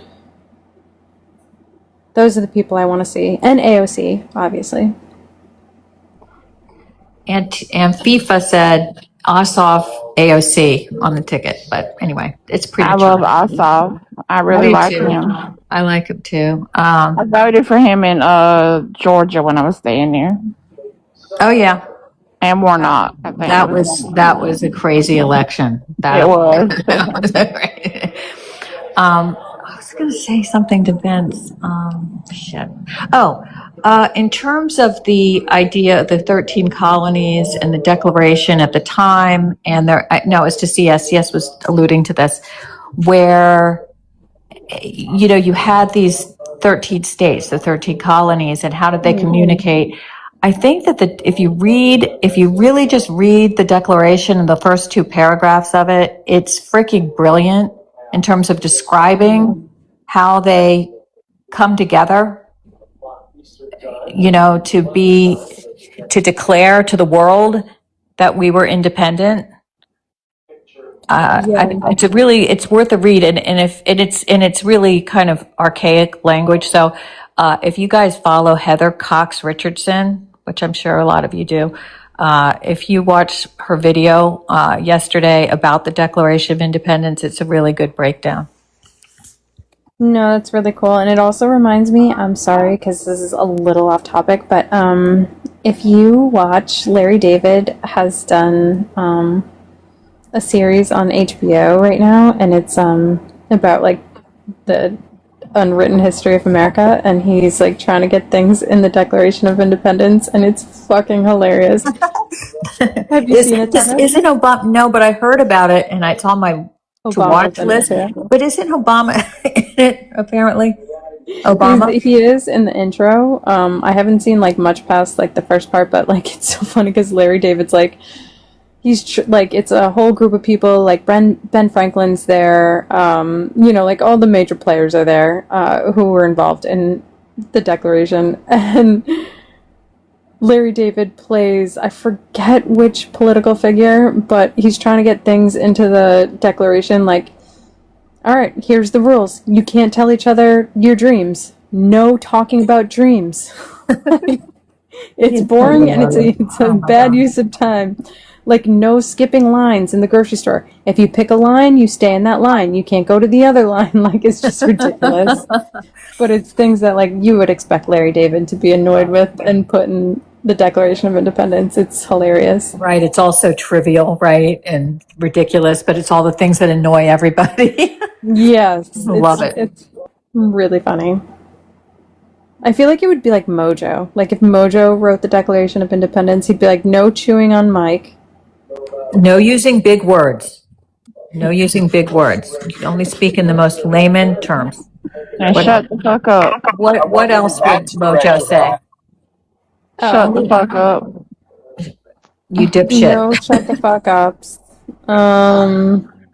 If there are Mojo, any what else would you put conservatives in the room, request up. I need the Phillies boxes with conservatives. I'm looking too, Mojo. Lip Tears was in the chat. You want to send him in? Yeah, I invited him up, but Chris C says this panel's a joke and he's been spamming, sorry. But he does not appear to be public, so I can't invite him up. Someone just blocked him. Hey, Chris, you could request up. Why was Oh yes, Chris is here. Chris. Yeah, fucking welcome. No. Oh hey Chris. You know, to be honest, this is like a panel where we really do want to have conversation. I will make sure that nobody overtalks you if you want to have like a conversation. And likewise, please do the same. Don't overtalk anyone. But I will go back into mod position and do that if you want to have a conversation. Of course, I'm a reasonable American. Cool. Nice. Cool. So is there anything that, you know, like we brought up as topics that you wanted to talk about, or is there something else that you wanted to discuss?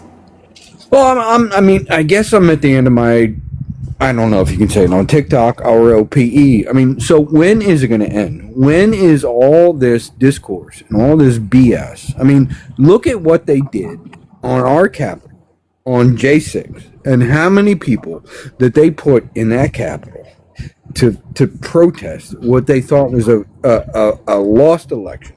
Where are all the protests? Are you to put what? Huh? Are you a liberal now? You're a liberal? I've always been a liberal. What the fuck? Hey, CS, I sent you a link in Discord for the report that the Democrats laid out for it. It's a bit of a lengthy report, but just wanted to give you that heads up for the Freedom 250 stuff. I mean, what are we going to do? Okay? It's not fucking working.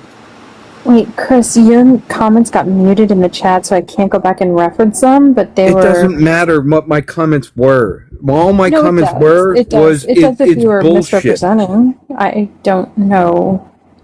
Listen. The point is, what are we doing to change anything? We can fight battles, we can spit words back and forth, but where is the actual fucking movement? Where is the energy? Where is something going to change this administration? Where is something going to change the people's eyes to understand that this can no longer stand. This man made over $1 billion in office. Billion? On your backs. On your backs. If they There are haven't no done- conservatives on this panel. Stop the nonsense. Well, I'm not Brendan's here. denouncing. Brendan just is not responding. Brendan, I've been trying to ask you about this. Like, I you're haven't heard a Mojo, single Mojo, question. I'm not I haven't heard a single denouncing question anyone on this directed to me. panel. Brendan, then you weren't listening to me. No. Brendan, I was trying to ask you when we were talking about how Trump has enriched himself, how his family has enriched himself, whether you feel that that's okay or not. Yeah, you see, Trump was the chief executive officer of a multinational conglomerate before he entered office. That was part of the reason that he was elected.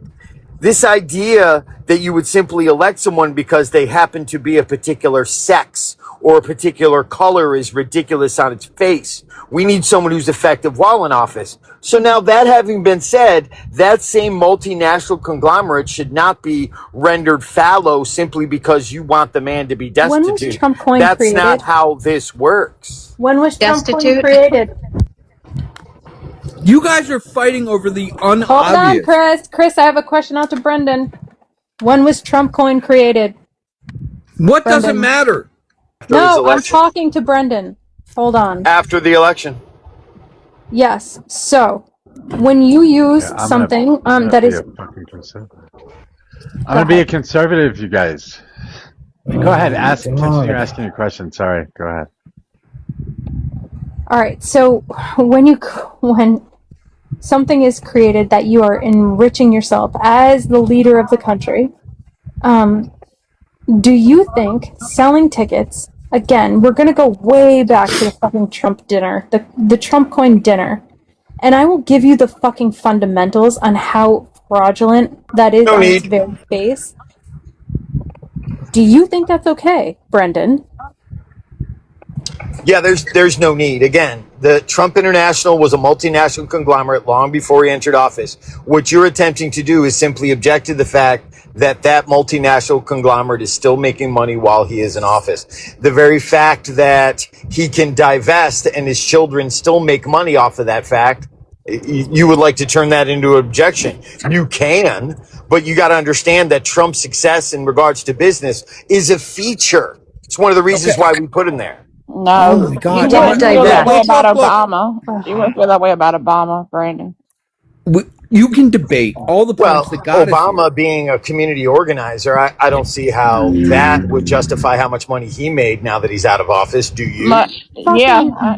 Did it take that quickly to get to Obama? Can we please focus She on brought up Obama. I didn't. I did Yeah, because I know. they I showed know. double But standards. let's stay on Trump because there's so many things that are happening right now, and like Brendan is a deep state conspiracy theorist from time to time, and I'm so concerned that he has completely ignored the fact that Trump is doing all of these things, that Trump is enriching himself or his family, whatever you want to say, that he was rich before and he's going to be rich after.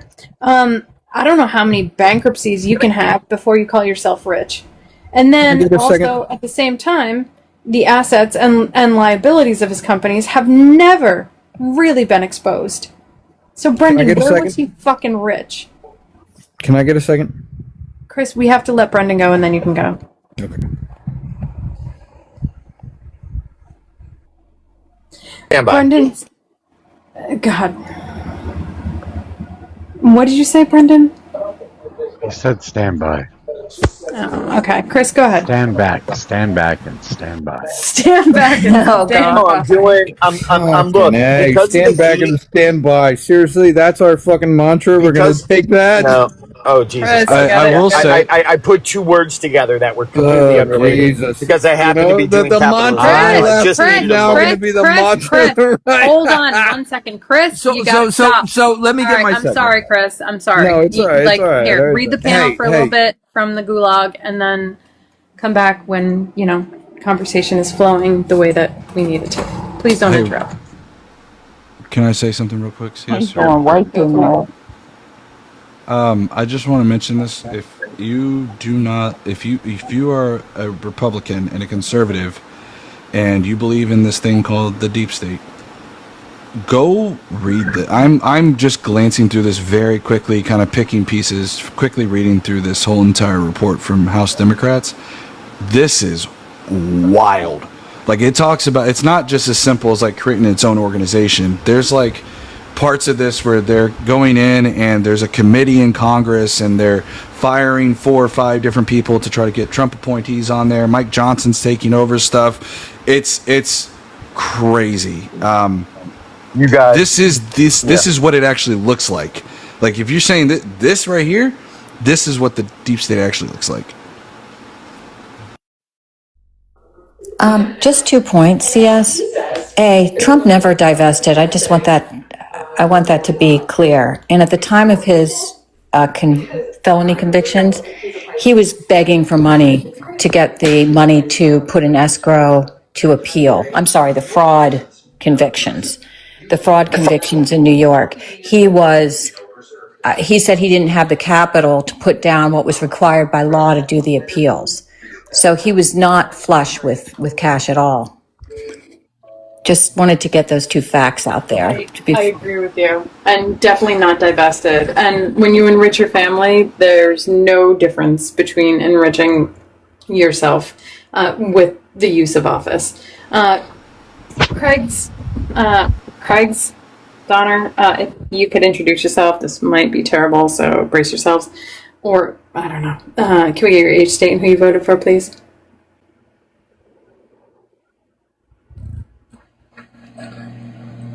The make-be Auschwitz hat again. Oh, sorry, go ahead. I said, I'm a nigger!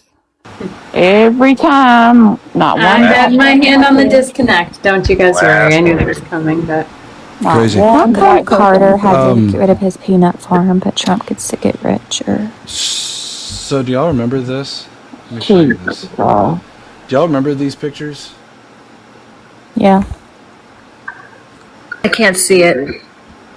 This right here, these two bear the Freedom 250 logo on there. So.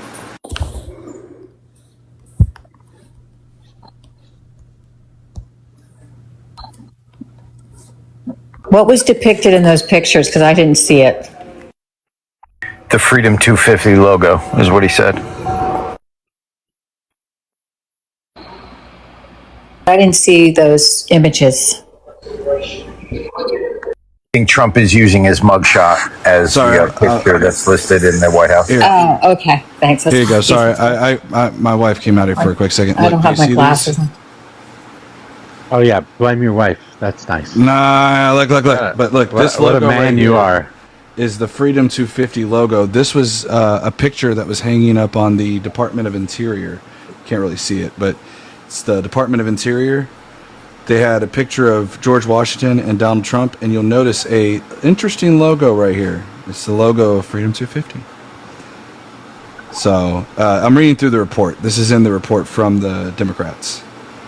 So, and there was even some questionable logo stuff too. So, but I'm reading through it. This is actually very interesting stuff, guys. I'm just saying.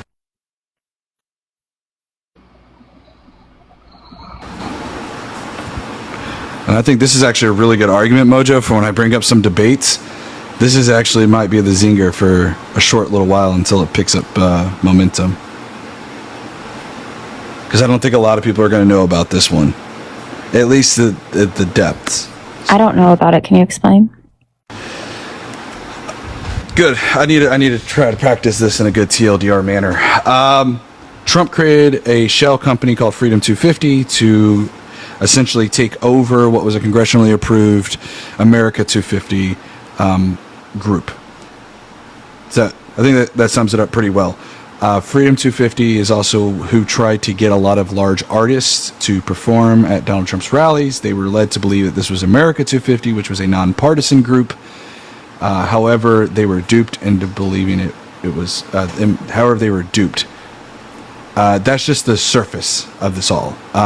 The biggest claims on this seem to be that they were essentially committing potential wire fraud. I'm not making the claim. It is a claim that is made in the report, to be very clear.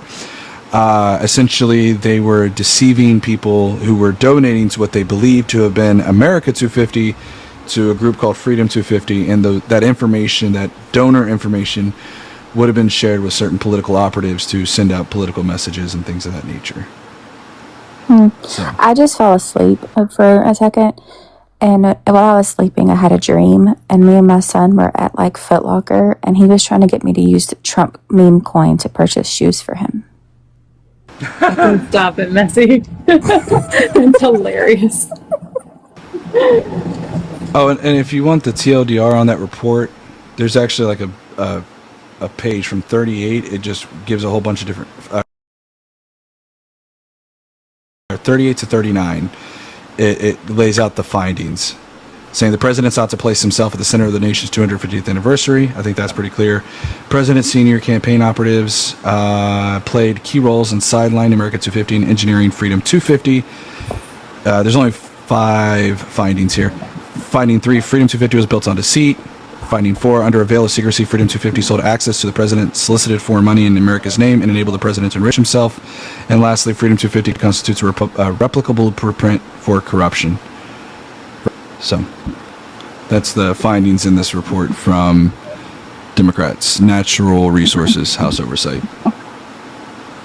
Did you see the investigation into his watch company?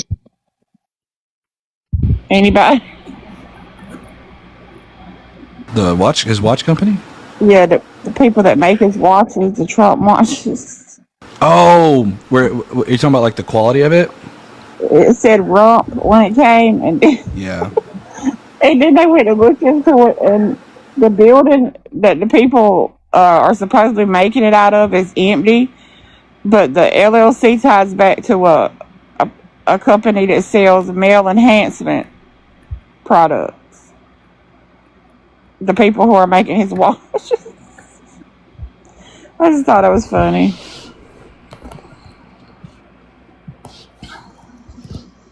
Yeah, no, and that's the thing, is like the amount of money he has made off of that, like you know, for everybody who thinks he's like a super big Christian and everything else like that. He's not a Christian. Right. What kind of a Christian would make over, where was it here? I just had it. $208,000 off of royalties for putting his name on the God Bless the USA Bible.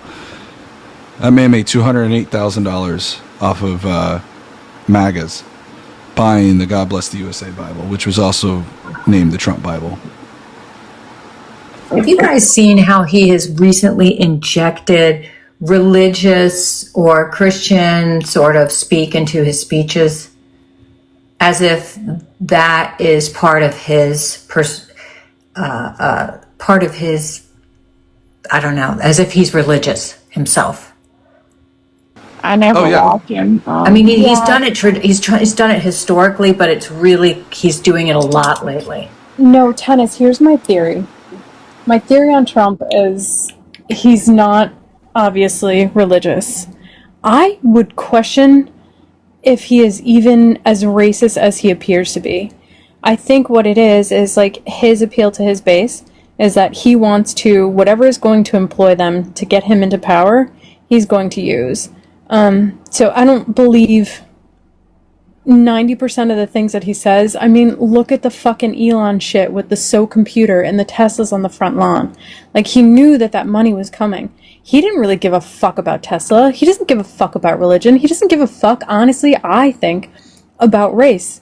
He just uses what is available to him to make sure he stays in power.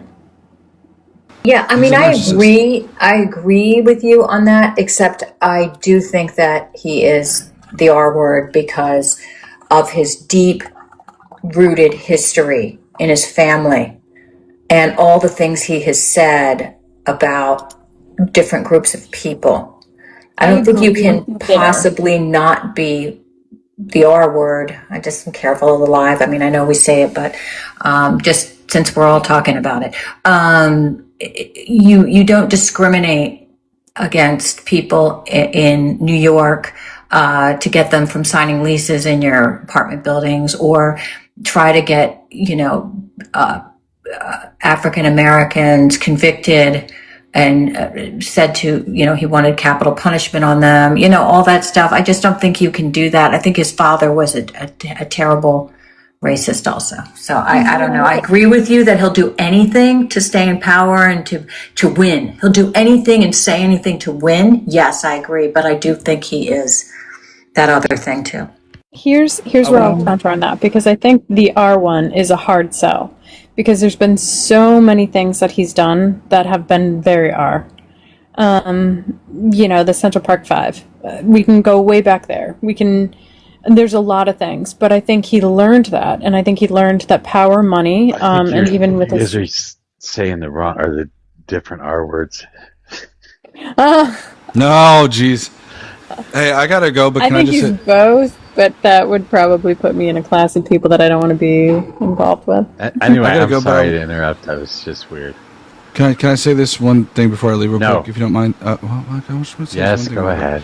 All right, I'm sorry. I know I'm interrupting CS. I apologize, CS. No, you're good. You're good. You're good. So there was an interview Trump did yesterday with CNBC. I want you guys to listen to this, and I want to be very clear. The quote I'm about to give you, there was some separation between these two, but I connected these for a very important reason.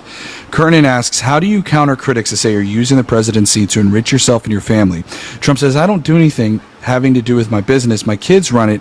I have a lot of money. I made a tremendous amount of money. I let people invest it. I don't even know who they are, which that in itself is funny.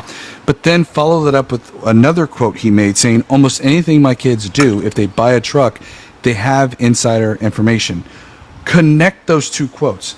His kids run his finances, and he's also acknowledging later on in the interview that they have insider information. They are making trades based upon insider information. According to Trump's own words, by the way, this is not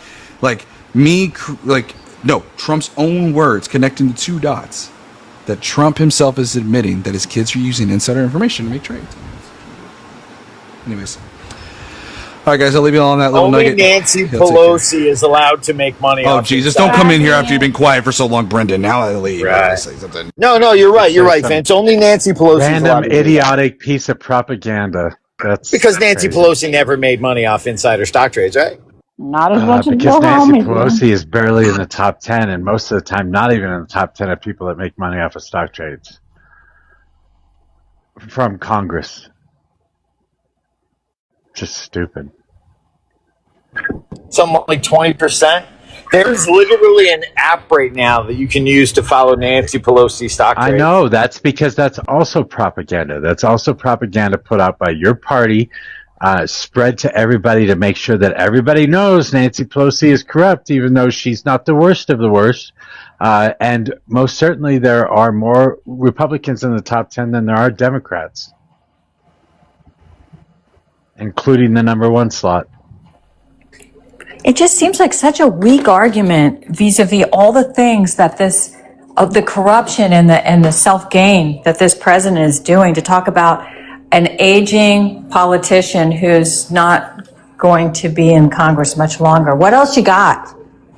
One who married a guy that did this shit for a living. I mean, what the fuck?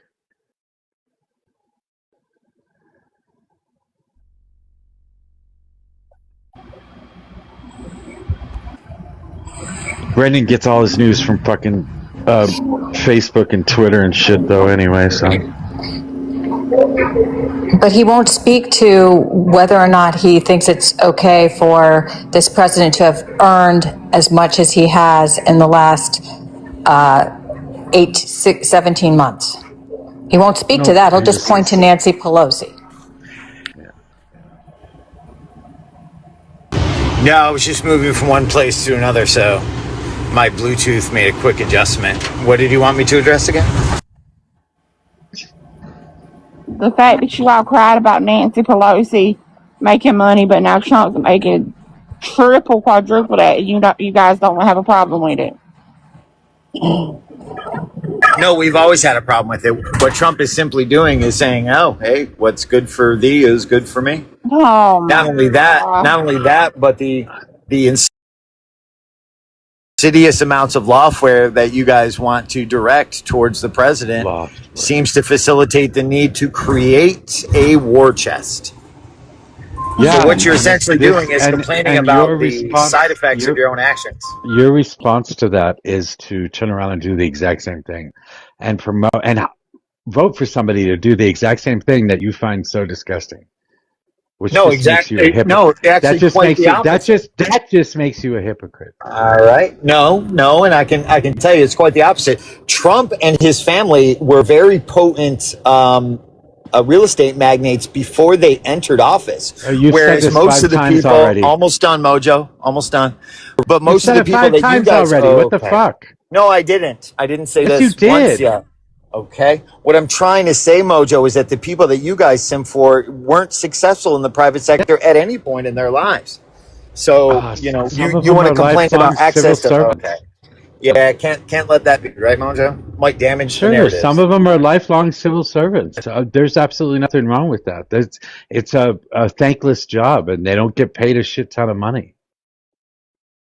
So that means it's okay to profit off of insider information while in office. Is that No, what you're as a saying? matter of Mojo? fact, it's against the law to do that. The only evidence I've seen of this insider is Donald Trump. I ain't seen none of Nancy Pelosi. Of course you haven't. Your political dogma won't allow you to see things like Okay, that. tell me about it then. Nancy Pelosi and her husband have profited from the stock trades. I think the last number I saw was like 25% higher than the S&P average. What was So somehow Nancy Pelosi and her husband are better at stock trades than anyone on Wall Street. Isn't that interesting? What was Paul Pelosi's job before they got married? What was Nancy Pelosi's job before she got married? No. What was Paul Pelosi's job before they got married? You tell me. I don't know. I never He was looked a at fucking traitor, you dipshit. Okay. So he's the best. He's the best trader on Wall Street, apparently, Mojo. Yeah, he might have been. He might have been. God. Okay.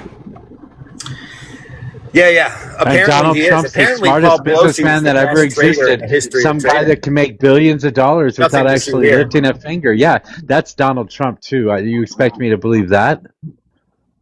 Well, I don't care that you believe anything that I say. Yeah, of course you don't I don't care. care. You don't care about anything. You get fucking news from fucking Facebook and Twitter. Well, actually, I'm not on Twitter, but I do aggregate from lots of different sources, Mojo. You keep saying that. Yeah, you just get it from the same stupid ass propaganda sources. I get it. I understand how you work. Everybody does. You're speaking for everyone now? Yeah. Yep. Speak for me. No, I just think it's interesting. I don't care that you say it. I just think it's interesting. Yeah, I mean, like, nobody likes you on the app. Oh yeah? You mean nobody in leftist panels, Mojo? Leftist or rightist. Okay. It's interesting that you guys think I come on here for affirmation. That's generally something only the left does. I don't crave affirmation, Mojo. I thought that would be obvious by now. I'm stronger than It has that. nothing to do with affirmation. It has everything to do with the fact that you just spread propaganda, and that's why people don't like you. You're a conspiracy theorist. Translated from the left. Translated from the left, that means I relieve them of their illusions and they can't stand it. I represent the whole left. Well, you just spoke for everyone, didn't you, Mojo? I spoke for everyone, and when it comes Yeah, to you said, especially quote, people on no TikTok. one likes you. That's what you said, right? No, People wait, on wait. TikTok. I'm pretty sure I said something like that, yeah. No, you said what I'm remembering is that everyone knows that, or everyone knows how you are, kind of thing. Oh, yeah. I guess that's probably true. Yeah, it doesn't bother Brendan, me. I like you. Brendan, you know I like you. That's nice. I think we disagree. I don't. Brendan, I'm still waiting for a fucking apology. Oh, well, you should why request a would I poem. It's much more effective. She did over and over again, and he insists that he didn't go after her kids. You went after her kids, Brendan? No, of course not. No, that's the objection that they leveled to what I said, but it was nothing like that. What I said is that she probably shouldn't flex her degeneracy, and then I reminded her that she's someone's parent. This is why normal people don't flex degeneracy in public. Her kids aren't on here. Yeah, my objection was to decency, not to her status as a parent. Yeah, except you talked about her kids. This No, is how I you didn't talk act about with. her kids. How I do your reminded her kids that she feel? was You a did. parent. How do you kids? Yeah, Oh my you God. reminded her she was a parent by asking her how her kids Yeah. felt about the way she acts. She starts talking. You started talking about her kids. No, There's no I way said you that can. she was a Yes, parent. bullshit. Okay. You know I can pull it back up. It was Go fucking ahead. gross. What Go you ahead, said. And Mojo. this is the degeneracy that he's speaking of, is having this picture in my background. Also, Negative. when I asked you if you believe my That story, was what it. happened to me 20 It's years the ago, same conversation, but it's a you different point. wanted to know if I reported it. And you never Thank apologized for you. that either. Yeah, Missy, I wanted to bring that up. She gave you something that had happened to her, and you asked her, did she report it? Like you were blaming her and putting her, saying that she should have to police a grown man who likes to grape women. That's not what I said. No, This is the you problem. Yes, it did. You is. You were did. victim blaming. This is the problem with engaging in leftists is that You did. they only hear what You they want to did. hear. No, the question, if you remember, which clearly you don't, the I do question I remember. asked her is, does she feel any sense of responsibility if she doesn't report a predator and that predator goes on to assault other You people? never answered her That is what I question. said. You never answered her question. Notice that And I that was offer very thoughtful and interesting. sophisticated questions, and you oversimplify in order to No, how about umbrage. you were asked a simple question. You No, didn't answer except I it. Let me wasn't. just And finish, just Brendan. like now, I'm trying Just a to minute. explain what I said Well, we all and heard tell it. you I was exactly there. what. Yeah, Now but You the know he's thing gonna it's is that crash you. out. Oh, okay, here Here it is comes the again. crash out. Here it is again. No, it's not a crash out, Yeah, Mojo. It's because it is going to your be a fucking crash out. You're going to start homunculi going don't after fucking lawyers. listen, and then they flex the Homunculi. fact that There they it don't is. listen. There it is. There's the crash out. You, Now you're going to start going after lawyers. Now you're Okay, going to Mojo. start going Brandon, after mothers and abortion and shit like that. Yeah, you're crashing out. You're on the Yeah, verge sure, right Mojo. now. You never crash out, right? and Brandon, you Behind the did mute say it was. button and the boot button, you never crash You out, right, said Mojo? it was her civil liberty to tell. You blamed her for Civic his actions. duty, rah. Civic duty, not civil Duty liberty. liberal, Brandon. You know what the fuck I'm talking about. Yeah, My but you see, this is my point. You guys are wholly unsophisticated, and then what you do is Oh, and you're so simply sophisticated. hear the things that you want to hear in order to construct an objection I to just your would have fuzzy liked little feelings. I would You have didn't just say liked to it. heard an answer to the question because you never did answer it. Okay. So maybe you have an opportunity to answer it now. Her question was, do you believe me?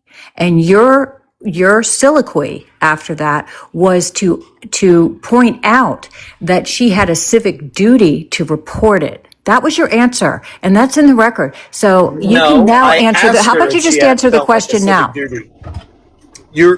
You want me to speak to whether or not I believe her? I don't have any evidence. That was the question. I don't have any evidence other than what she is saying. Oh, okay. So you're on these panels and you've heard her speak, and she was brave and open enough to share a story. And the reason she shared the story was because of your denunciation of the E. Jean Carroll verdict. Okay. And you said that people that somehow they aren't to be believed, right? And she shared with you. So instead of saying, look, I don't know what happened to you, I'm sorry if it did, which would have been the humane and sort of, kind of middle of the road answer, you didn't answer it. And you went on to describe her purported civic duty to report it. That's what you did. I asked her if she felt a civic duty to report things like that because if they don't, see, there you go. You guys don't care about what ops say. What you want to do is just misrepresent the things that are said in order to manufacture, you guys, let him talk as well. Can I go next to you? No, go ahead. Go ahead, Ra. No, go ahead. I'm sure you have something. I'm sure you have something enlightening to say, right? No, I'm sorry. You can finish if you like. The only thing I was. No, I just did. I just did. All right, guys. 1 second. Hey, Strive. Welcome to the panel. I'm a little terrified because of your following count. But can we get your age, state, and who you voted for, please? Yeah, this is my second account. I'm 24 from North Carolina and Harris. Okay. Okay. One second. Brandon, all I was going to say. You need to leave the other boxes open for conservatives. Guys, just a note, Brendan is really the only conservative. I'm trying to agree with him. He did say, did she feel a civic duty to report it? Yes, that is what you asked her. I heard you say that. But then you made a comment. Somebody asked you, do you feel like people should feel a civic duty to report it? And you was like, yes, she should have felt. That's what you said. So you did say that it was her job to police a grown man who was a rapist.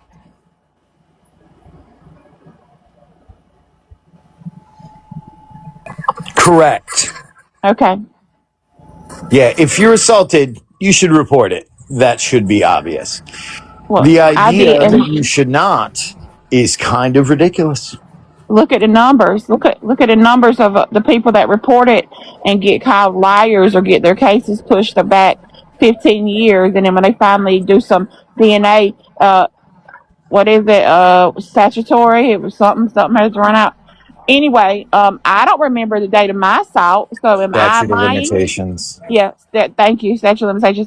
So am I lying about my assault? I don't remember the date. I don't even remember the year.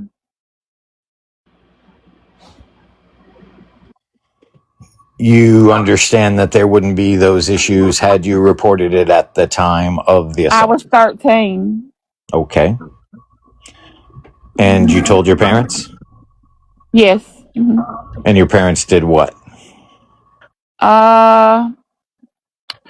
Pushed it aside because the person was my grandfather and he had lots and lots of money and lots of pull, and he would have made me out to be a liar, and they felt like I would have been traumatized even more than what I already was.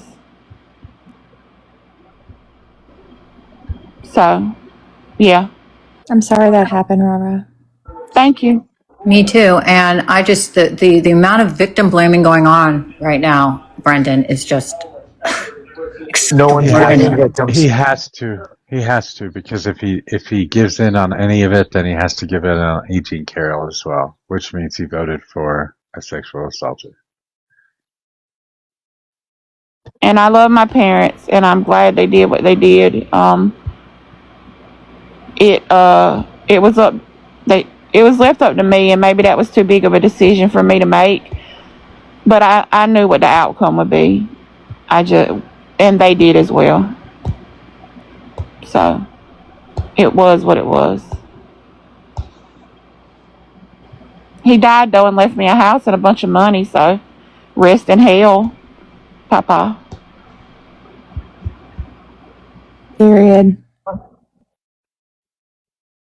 I'm just what I was speaking to Brandon was the date, her not remembering. Like, people really block that shit out. Like, that shit is so it really fucks with your mind. Even though you don't even realize it fucks with your mind. Anytime I go to therapy and they bring it up, and I think it's not even bothering me anymore, and I just fucking break down. Like, fucking lose it. And then it just all comes back. And mine was only one, so, which is bad enough, but I'll get off that subject because I don't really want to talk about it. And I'm not looking for pity. I just wanted to give you an example of why a woman would not remember the date, time, place, because they try so hard to forget.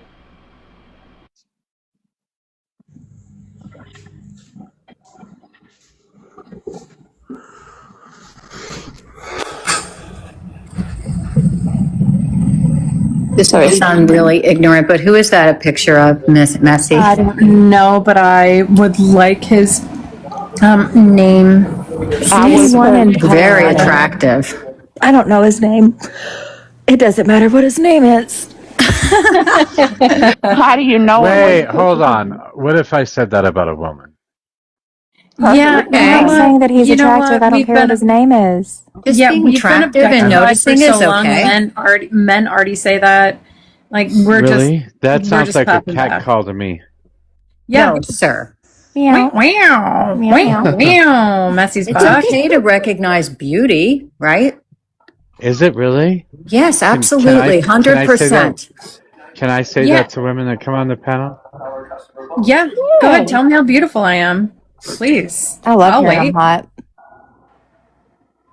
All right. That was another element to the discussion from the other day. I said that they were shallow if they're going to vote for someone simply because of their aesthetic characteristics. And Who's doing that? Who's doing that? Sorry.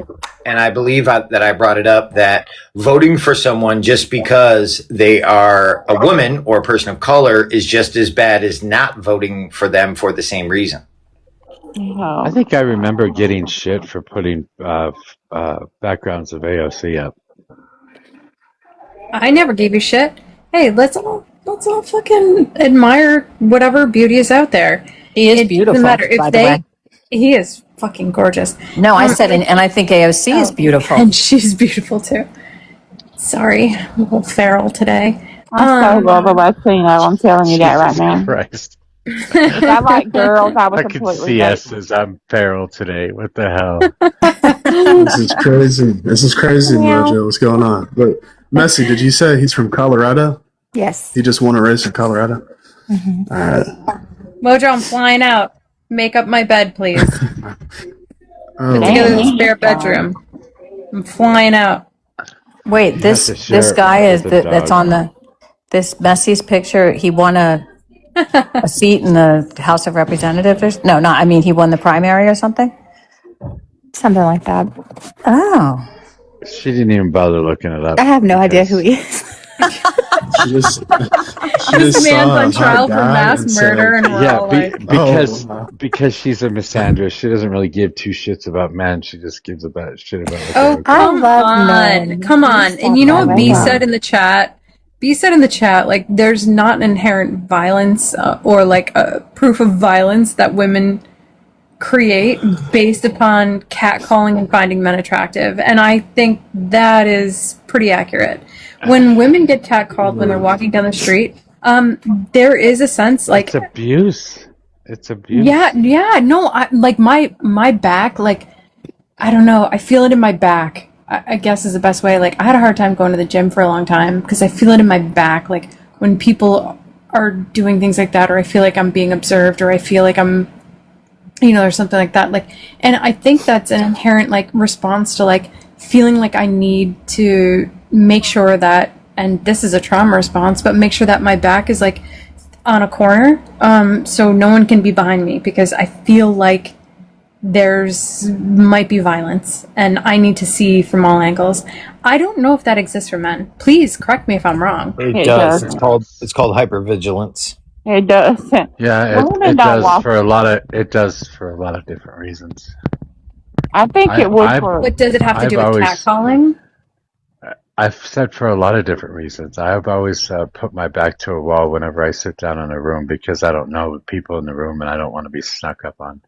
I know that's right. That I've always that was just something I always did. So I don't know. Yeah, it does happen to men. Yeah, and I don't know if in a sexual way, but though. is it? Yeah, that's what I'm saying. And like, I get it too because like this was one of the weirder things that I had done when I was in an office in corporate. I needed to sit in the same seat, facing the door, corner of the table, make sure I could push my chair back to like the two parts of the wall that connected, and that was even a safe space. But that was, that's a trauma response. So I think what we're talking about is absolutely trauma responses. And sure, but does your trauma come from the fact that you may be Does it matter? Yes, it matter does. where it Because comes from. It really does. Yes, It does. in this conversation, is your biggest predator a woman? Does it matter? Yes. Why?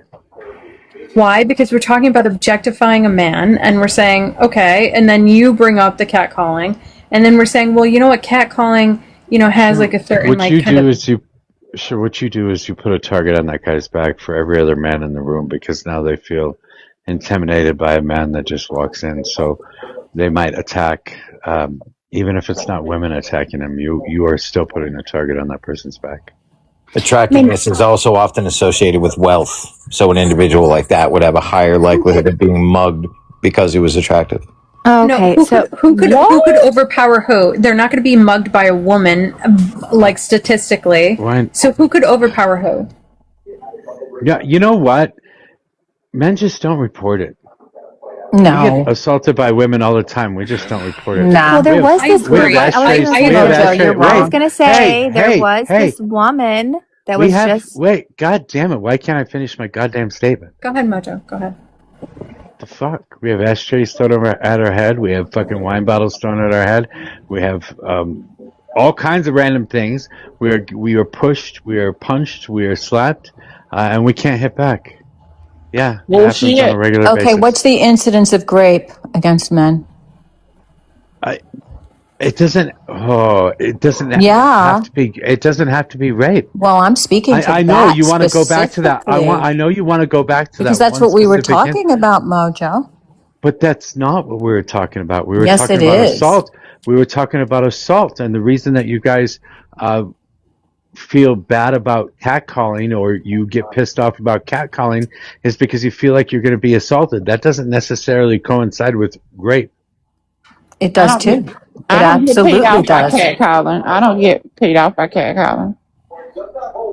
The only thing I get paid I off get is really this. scared. I don't like to be observed. I don't like to be objectified. I don't like that whatsoever, and I automatically feel like I'm going to be attacked. Do wow. men feel that way? Do Yes. men feel that way? Yes. You Do feel any like of you you know- feel like a woman is going to fucking jump on you. You feel like a woman is going to overpower you and take I didn't advantage say of a you. woman. I didn't even necessarily say a woman, but women will attack. Yes. Okay, so that's let's talk mostly about in maybe you domestic have some situations, statistics to though. back that up. Yes, Well, I have and this is and what he's talking about is domestic Again, situations. men don't report this. Yes, in domestic situations. And I have an instance where a man reported it. I'm going to tell you. They're not going to go to a fucking police office and say, some woman just slapped me. They're going to get laughed out of the fucking police office. Are you kidding? no, they're Correct. not. Oh, yes. No, he's they're correct. not. No, they're not. Unless it's are they going to report it to a man? Is it about them being attacked by a man? Is it going to be because A statistically woman would be worse. A woman would treat him like absolute shit. What's wrong with you, pussy? That's not true. You guys are great. Yeah, it is absolutely true. Mojo, this just happened. I was reading about it. There was a man, his wife got angry with him and tried to cut off his pee-pee like Lorena Bobbitt style, but she Yeah, I missed heard this and joke cut the his other day. thigh, and they charged her with a Mr. Wiener.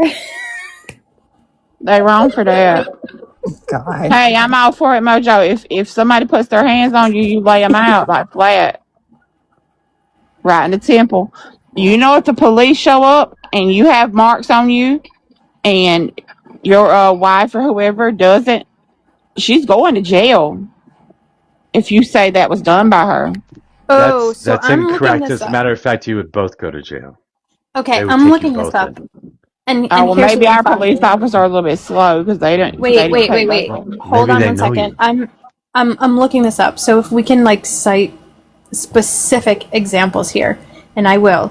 So it says women who report sexual assault often encounter skepticism despite common public perceptions. Many studies have found that victims face questions about their credibility, behavior, memory, alcohol use, clothing, or delay in reporting. Many sexual assaults are never reported, in part because victims anticipate not being believed. Men who report being victims of sexual assault, especially when the alleged perpetrator is another man, also face significant barriers. And so I think that's a key point. They may be less likely to be believed because of stereotypes about masculinity, assumptions that men cannot be victims, or stigma around reporting. How This is dare? true. But How dare jurisprudence but be this applied is to a claim? Oh, Brandon, it's more than you can't use jurisprudence jurisprudence. against me. But also, this is what it is citing when we talk about men assaulting men. Do you think a catcall, a fucking girl? Again, men don't report when a woman assaults them. They just don't. Mojo, why I was can tell somebody? you. I can tell you firsthand that doesn't happen.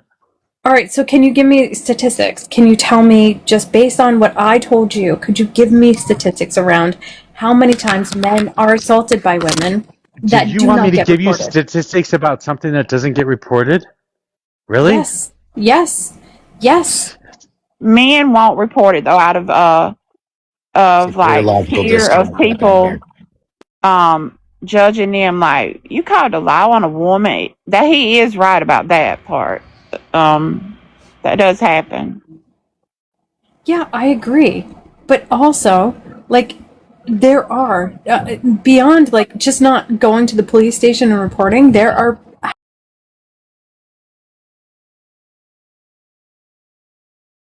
but have Personal knowledge, I CS. agree. And I guarantee you that any man you talk to will tell you the exact same thing. Right. And the police act that way because of obvious physical differences between men and women that are somehow ignored by the left the minute it's applied to sports. Here he God, goes, this is baby. crazy. Back to that. But Mojo, why would someone be arrested who didn't hit someone? Because they Why don't would know the those entire people? situation. Because they don't know the entire situation, and they want to make sure that something bad didn't happen. So if they're gonna take a woman in, they always take the man in too. They shouldn't do that though. That shouldn't. But they I don't do. think. Because it's a back and forth, so they don't know. If she says, he didn't hit me, but I hit him, then they just take him. No, I I mean, say they take both of them. They're going to take both of them. They're going to arrest both of them. They're going to bring them both down for questioning. But in the case of a man and a woman, and the woman's getting the one getting hit, they won't take the woman. They will take the man. But if the woman's hitting the man, they'll take both of Hold them. on, y'all. I was talking to him. I get what you're saying. You're saying that if it's a woman and a man fighting, and the woman says the man hit her, he's automatically going, and she's not. Yeah. But if it's the other way around, they're both going. Okay, yes. I get. No. They're again. I will cite this documentary. It's very poignant, and it is from a renowned reporter. And they went around the country and they found like so many cases of women who accused men of sexual assault. Sorry, SA. And they were interrogated for hours upon hours. And then their counterpart were interrogated for literally 17 minutes. I remember that one particular case that they cited. There are many women that are not believed when they go and when they report something like this, that they have to relive their fucking trauma. Why is there a negative emotional charge for the amount of time that they're talking to the police? I mean, they could have provided airtight exculpatory evidence that would facilitate the need for less of an interrogation. Oh yeah, there was rape kits, there was everything. But Yeah, he used a condom. I don't doubt and what then you're saying also is at the true. same time, I don't doubt what you're saying is true. But what I think you don't understand is that this happens to men as often. It does. Maybe for different reasons, but it happens to men. It does. does not happen to men as Can I add a point? 1 second. No. Yes. Sorry, B. Just let me respond to this, and then please go next, because I've been taking a lot of points from your points in the comment. But yeah, no, I know that happens, Mojo, and I know that men won't report it, and I know the reasons why, and I understand the reasons why. What I'm saying is, it's not to the same degree that women experience SA or experience any type of aggression by men. The statistics are just there to support that men are more aggressive in that sense, and that men have larger builds and are able to apply like more dominance. Okay, ability doesn't mean that it actually occurs. The ability is irrelevant. Are you saying that women assault men more than men assault women? I didn't say that. No, I said. All right. Honestly, it's probably equal. The assault probably comes from both sides equally. Wild. Would you disagree with this? No. Women are. Dennis, I was supposed to go next. Oh, okay. Hey, can I go after you, B? I don't know. I'm not a mod. Go ahead, B. So the reason men don't report, and I don't know if anyone brought this up, but the patriarchy hurts men as well. And this is a prime example of how this systemic upholding of male superiority hurts men. Men are afraid that it makes them look weak. The police constantly profile men because they view them as stronger. And so this is just a prime example of how the patriarchy hurts men as well. And so in order to have this sort of equal playing field, because I do agree men do experience sexual assault, unfortunately, I don't think we will ever truly know at which rate, because I do think men are fearful of looking weak, and I do think that they will not report it. Those men who, do report, we see that, the big fear is usually other men, not necessarily women, but, again, we really truly don't know. So I definitely agree that it happens. However, like I said, it's just, there needs to be something But there's a done about huge the power dynamics. there's a huge difference in the amount of women that get assaulted compared to men, though. No, Here's that's my not point: true. is that Because if we look overwhelmingly, at children, girls before the age of 5, I believe it's 1 in 3 will get essayed or graped. But boys, it's not that much higher. It's 1 in 4. So if we base it off of children, there And by is really not who? that much of a difference. well, By children we have to who? put in a completely separate category. But But it's happening by overwhelmingly, men. I'm sorry. But those are two Overwhelmingly, different the things. incidents, let me just finish because I was trying to get in before B and she. I let her go first. He was up next, Overwhelmingly in but this then we country. do have to introduce new people. But tennis, Oh, please no, do, go ahead. please See, do. I thought, I thought, No. Please do go. oh, okay, really quick. Overwhelmingly in this country, the incidence of SA is overwhelmingly more women than men over the age of 18. I'm going to say it. Well, I was. There's a few things that are being conflated. Like one thing that Rara that you said was that who is doing the assaulting. Children. What's that? On children, most of the time, who is a person doing the assaulting? Well, the primary perpetrators of the assault are men, but that Okay. also supports what B was saying, that men are becoming victims of the patriarchy as well. That patriarchy is harmful to everybody. I agree. And so, like, the perpetrator of the assault doesn't really, in that case, it's not really like that's being conflated with the victim, because everybody was talking about the rate of men being victimized versus the rate of women. And so if everybody's a victim of patriarchy, that's like a separate point, right? Because the whole point that Mojo was, and correct me if I'm wrong, host, but you were just speaking to the rate of victimization of men plus plus the cases in which the person doing the assault is a woman that was not reported. And so, like, I feel like we shouldn't be conflating these things. They're all important topics, but when you flatten it, you're kind of not doing the topics justice. And then statistically, men and women, the victims of SA or grape are oh my god, my mouth is not working. Statistically. Yeah, statistically, they are equally divided amongst men and women who of SA survivors and grape survivors. Now, disproportionately, the people who are doing SA and grape are men as well.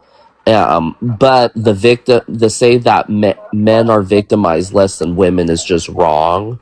And then also we have to acknowledge data being skewed, which is what the host was saying, is like how often men self-report is lower, but also the way that men typically talk about being victimized is totally different. And so men who have experienced SA by women, or were groomed as children, will talk about it as like a sort of bragging rights, like, oh, I did this when I was a teenager or whatever. They don't talk about like them being assaulted in the same way. Are you talking about people who like boys who are sleeping with older women when they're young? Is that what you're talking about? And like like this is an anecdote now, but it was crazy because when I found out about this, it was a similar time that I was doing a lot of studying on these topics with my coursework, and when I was a kid, this there was a mother of a classmate. These are long stories. Yeah, I get yeah, I'll pass because I know you want to limit time on speaking. Yeah, so sorry. Yeah. One more thing before I'm about to drop, but we've all walked through life, right? We've all went to the grocery store, clubs, been around in parties.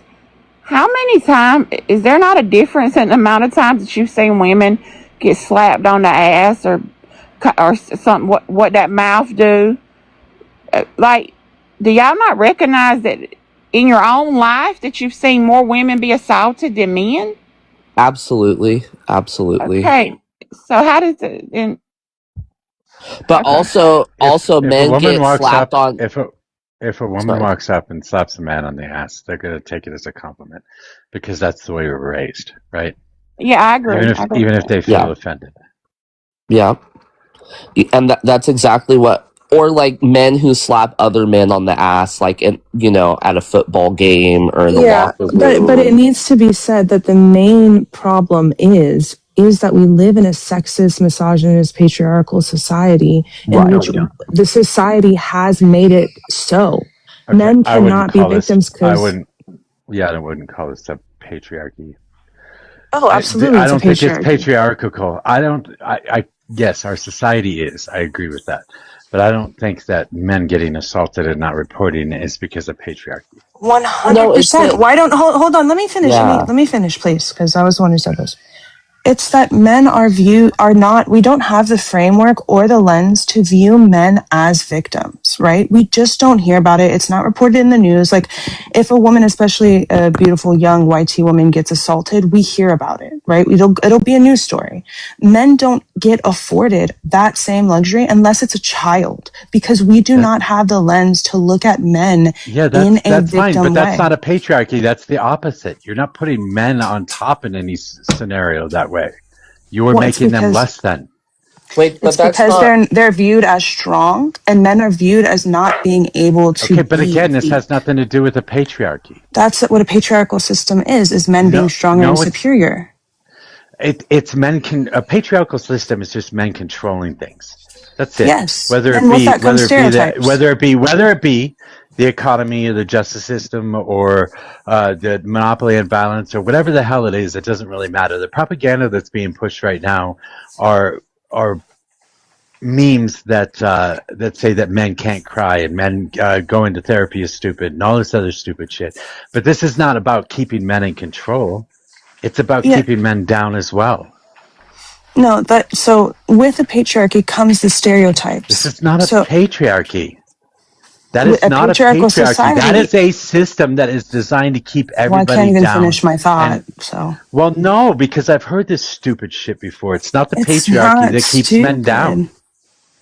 Why don't men report?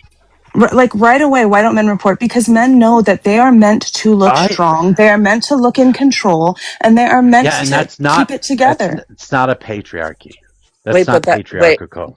That's a system in and of itself controlling the entire system on both sides. This is not because men are. If men were in control, if men were in control, we would make sure that we could do whatever we wanted. But we don't do that. We don't do that because we get harmed as well by other men, and we are told by the system itself, in order to keep the system going, that it's not okay to even care about that in any way, shape, or form. I agree. This is not about men being in. This is not about men. This is not about men being in control. Yes, but would you say that that's toxic masculinity perpetuated by other men? It's also perpetuated I don't think it's by perpetuated by men. Hold on.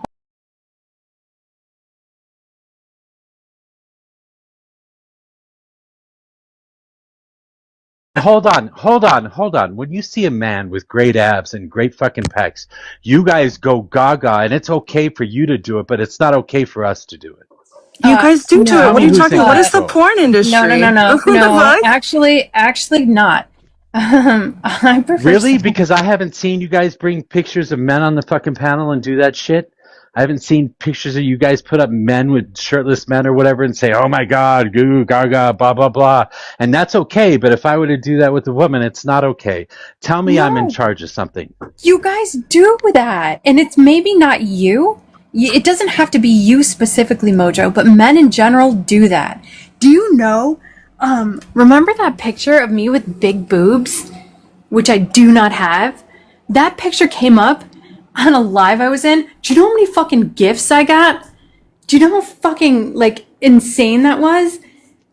Yeah, it happens. You get It gifts, fucking and happens. you get gifts, and we get chastised. I would say, if anything, in this scenario, it's women that are in control. wild. Women get to control the conversation. women. Women That's get wild. to How'd you say that control with this. your full chest, bro? Women get to control this conversation.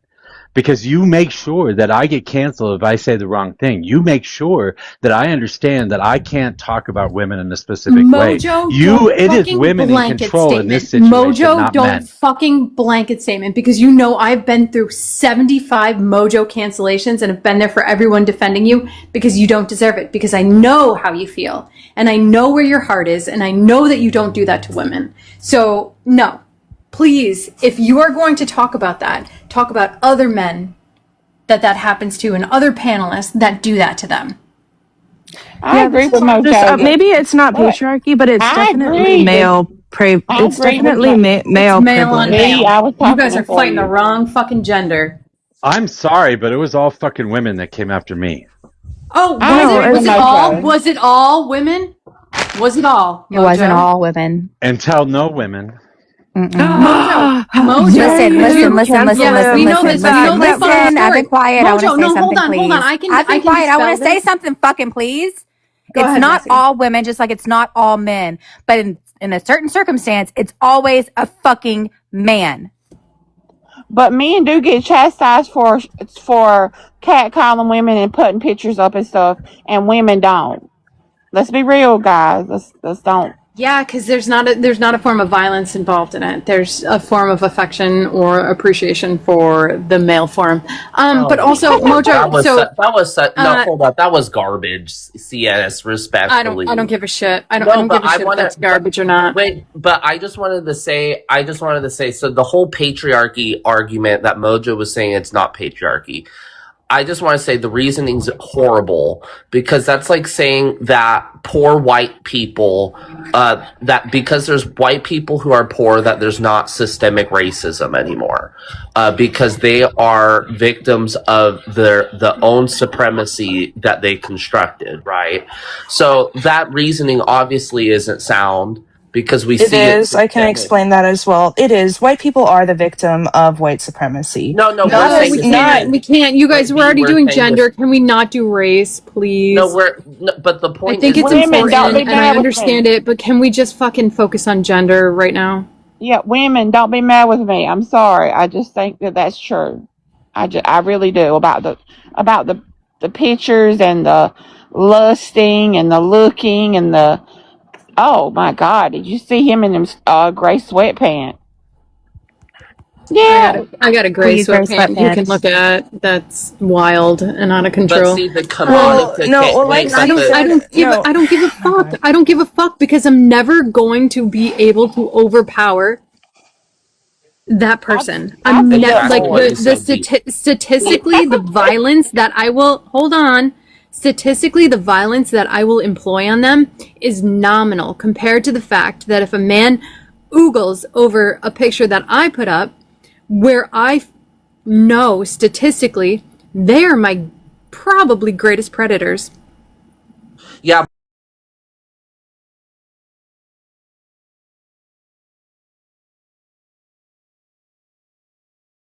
This bioessentialist statement that women are not as strong as men. See, and that's a part of the patriarchy too, is because women in especially in Western societies today have been domesticated by patriarchy so that they cannot fight off their abusers. But like the idea that women cannot do harm or defend themselves against men is a construct of patriarchy, and we can see this in many societies around the world where women are not only warriors but they're more capable than their male counterparts, and you even have this So most of them don't hit hard. I'll just give you the statistics. So there's about 1 in 3 experience contact sexual violence during their lifetime, and about 1 in 5 have experienced completed or attempted. Men, this is close. It's about 1 in 4 experience contact SV during their lifetime, and about 1 in 14 have experienced completed or attempted forced.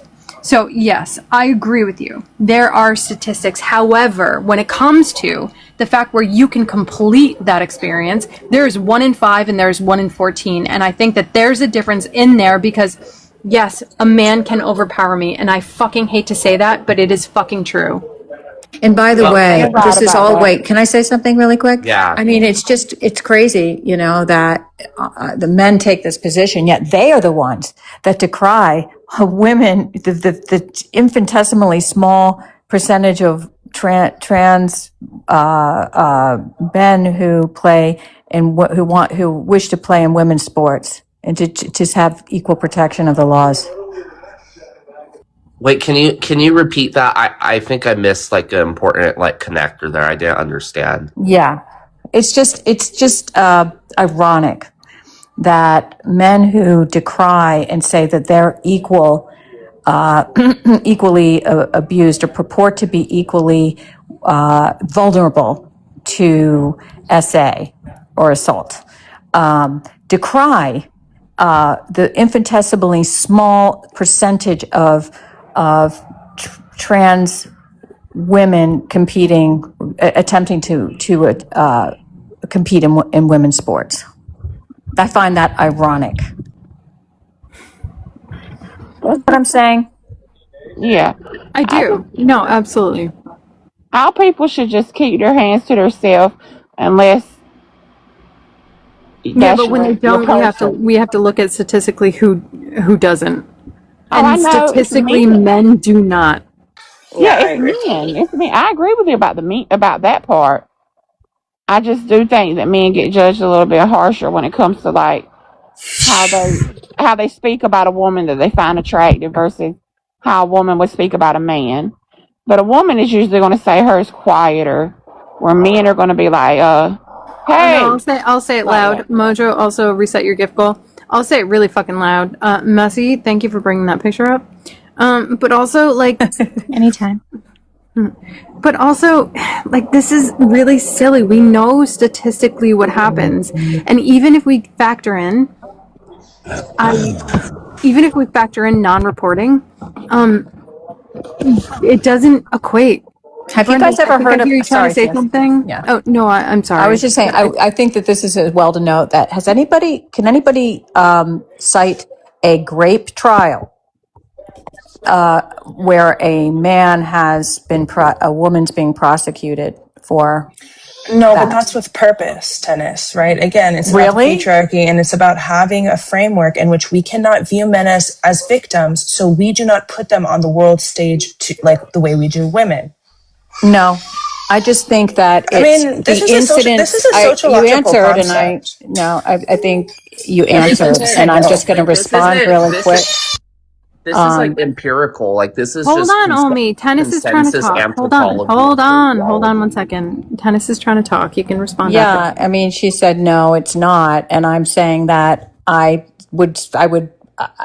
just haven't heard of an SA trial, and I think we would all hear of it because it would be landmark, right? It would be a benchmark to hear about a prosecution in any particular state of a man claiming and the state therefore prosecuting a woman for essaying a man. And you say that, oh, that's just because we don't, it's quashed. You're saying somehow it's because it's quashed. That's just, I'm sorry, but that's flawed logic, because if somebody is been assaulted, whether it's, they've been assaulted by a woman and they've been damaged and they went to the hospital, or they're claimed emotional damages, and the state sees a case, they're going to bring it. And it just hasn't happened. I've never heard of a case like that. The state brings cases also that they think that they can win, if I'm not mistaken. It's not all about whether the case is actually how credible. come we haven't It's heard also of a about case like this? Let me finish. If I could finish, please. Do you know what a frame is? A frame is the way society can understand what a certain group of individuals go through. And with men, we just don't have that frame in terms of them being victims. Again, the patriarchy has made it so that they are always the perpetrators, not the victims. So we're not able to see that. In terms of the state will take cases that it thinks it can win. If the state does not think it can win this case, because the public who is going to be judging this case and the jury of the peers, if they can't look at men in that framework, then they know that they will not win that case. I understand what you're saying, and I'm not going to disagree that the prosecution in any given jurisdiction, whether it's a state, a locality, federal, whatever, isn't going to, that I don't disagree that they don't take cases they can't win. That's true. Absolutely true. But why haven't we seen one single case, and maybe somebody has, but if they have, I would say it's one or two, where the state is prosecuting a woman for sexually assaulting, or even physically assaulting a man. I mean, I was even a part of the case where this happened. So it's like this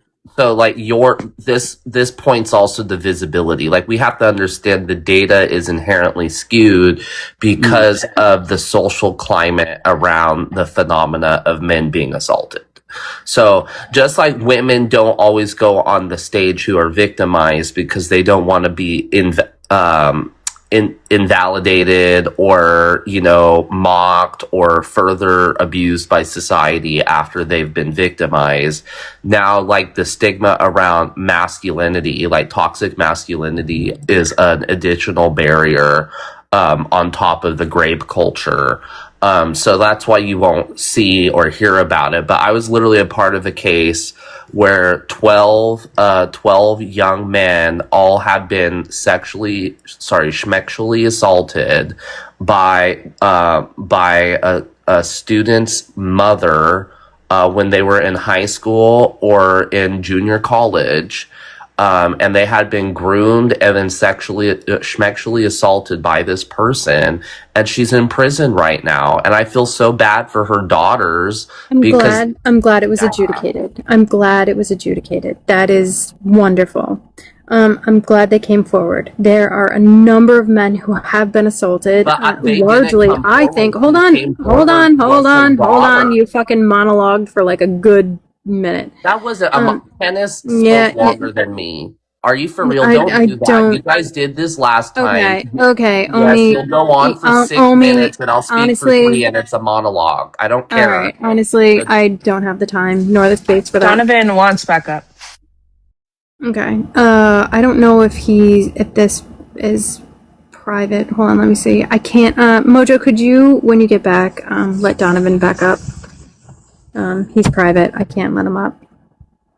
But anyways, so what I'm trying to say is it's wild. It is on its face wild to think that men are equally assaulted versus women.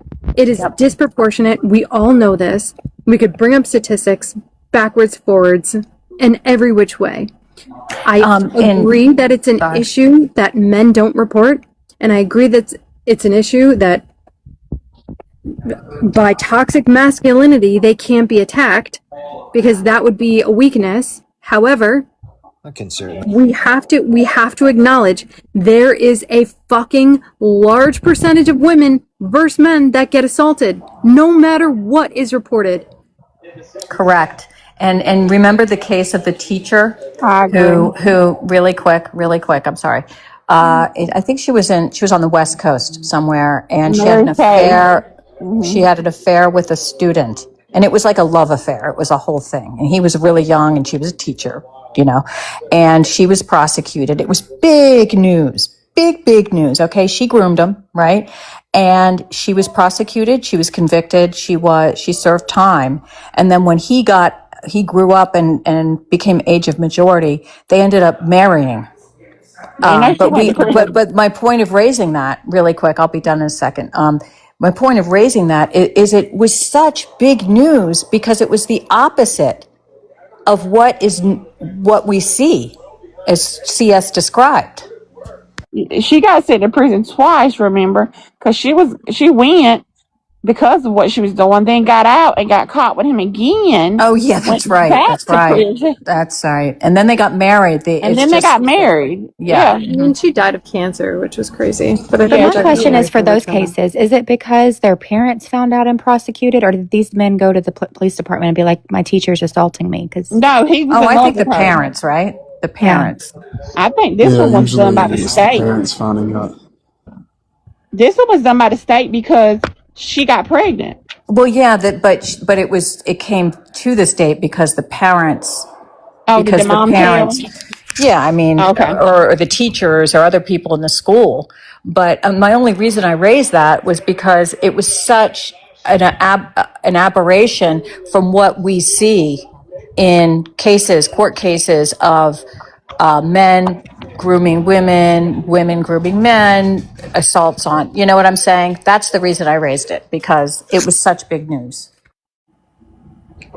And I do want to say that there are statistics, because I go back and forth on this. I think, as you can tell, as I'm up here and I'm talking about how, the patriarchal system hurts men as well, but then also at the same time, I can recognize that women as a whole are definitely the bigger victim.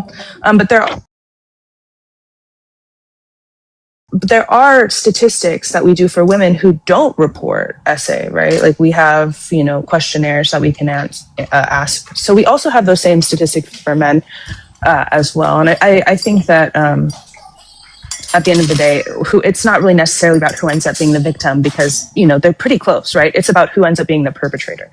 60-80% of women don't report, though. We have questionnaires though. So that's why we're able to understand the 1 in 3 number, right? Because we have questionnaires that necessarily aren't don't ask if you've reported this or not. They just simply ask, have you been essayed in your life? So we do questionnaires and statistics on this. And we do this also for men. So do you believe that men? And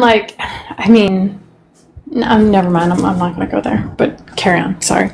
I was going to ask her, does she believe that men are assaulted just as much as women by Well, based by on anybody? the statistic that was read earlier, I think for women it was 1 in 3, and for men it was 1 in 4. So they are on par with being victims at the same rate that we are. However, that's why I say that's not really the question. The question is who more likely to be the perpetrator, and that statistic is heavily skewed towards men.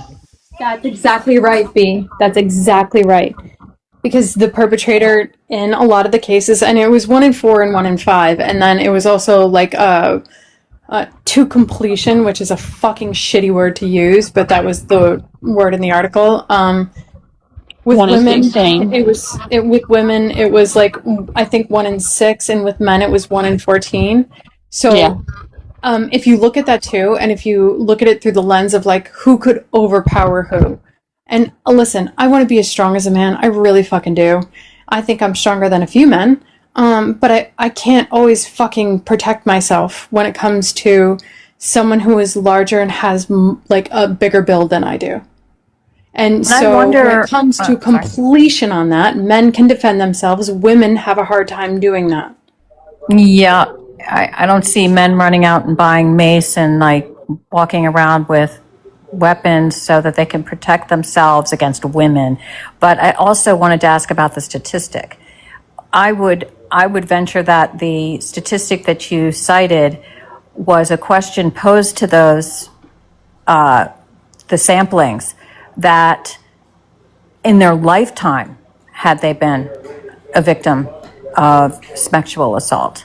And I think that children are, sadly, a lot more vulnerable, and that this statistic probably applies to them as children, not to people of the age of majority. I would suspect that the statistic is far more for women than men after the age of 18.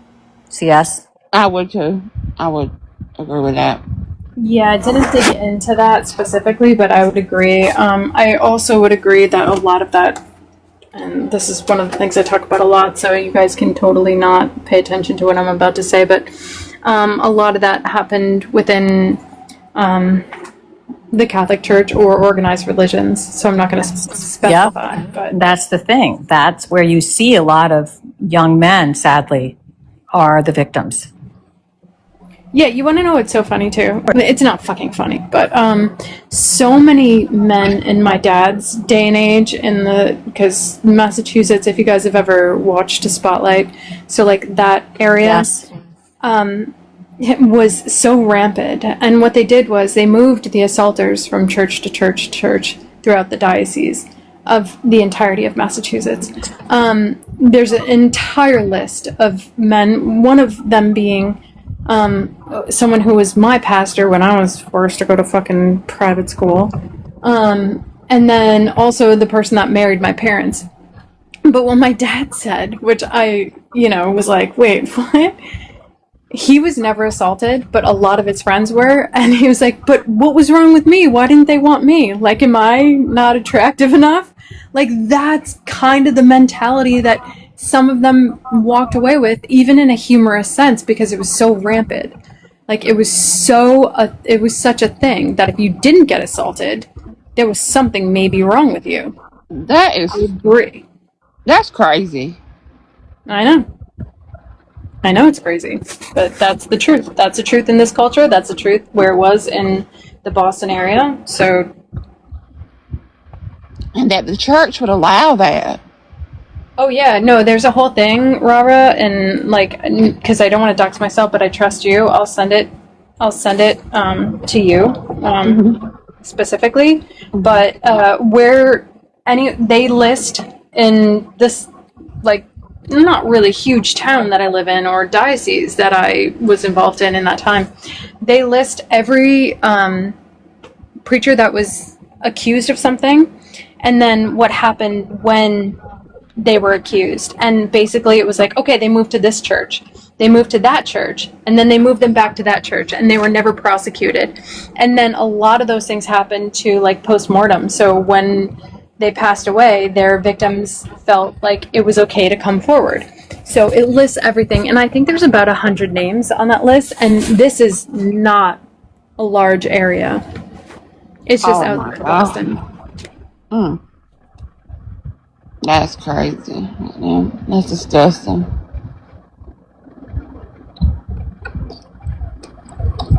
I was just defending you in the comments, CS, because Omi was saying that you think it's funny that young children, blah, blah, blah. And I said, no, she was using it as it's bizarre, the statistic you were citing. I just wanted to let you know that. Oh, thank you. I appreciate that. No, Omi's just mad because he couldn't participate in a panel in a way that was conducive to conversation. Omi, I'll bring you back up. I just said we all have ADHD, and you got to speak faster, Omi. Yeah, that's it. It's a short form panel, and that's the thing. And so, like, we do, like, maybe 30 seconds at best. So if you can, Omi, I want to hear you. I like you. I think you have great points. But, yeah. Well, I'm a changed person after my timeout in the comments, but I did have to stop my feet a little bit, CS, because you hurt my feelings. So thank you for recognizing that. No, and Omi, I've been dropped from panels before. I know how it feels, so I apologize that I'm the perpetrator of that, and I'm not being facetious. I totally get it. Well, I expect restitution within 5 business days. Thank you. Sir, I do not give reparations to white men who talk too long and have no points to be made, but that's okay. We can move on. That would apply to Mojo. That is not my demographic. But anyways, I sorry, we're going too long with the joke. But no, we're just kidding. Yeah.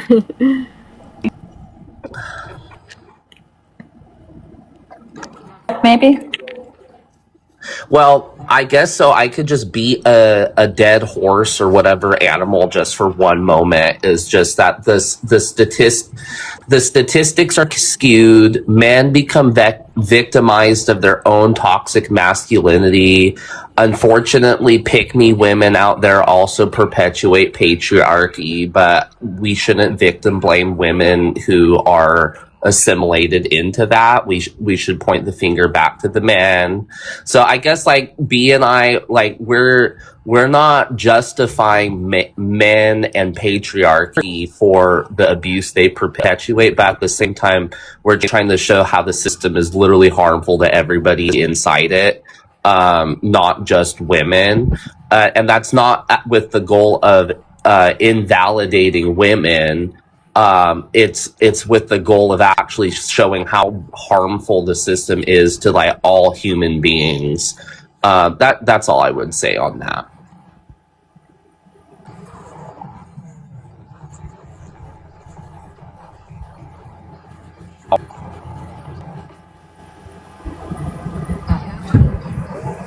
Hassan Hiker.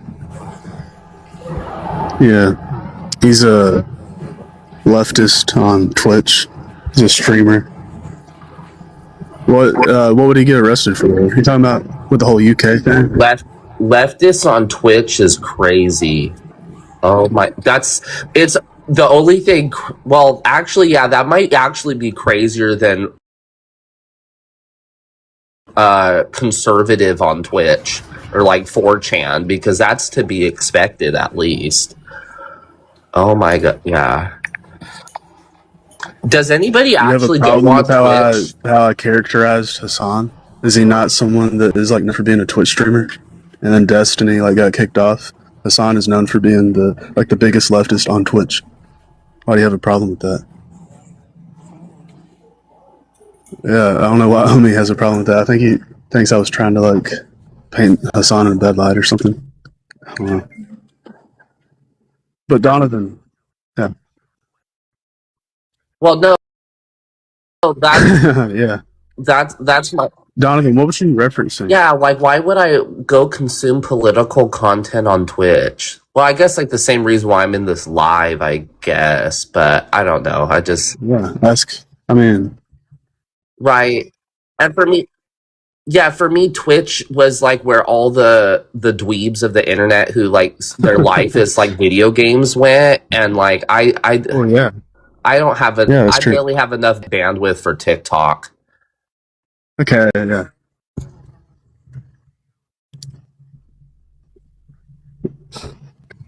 Oh, wait, hold on.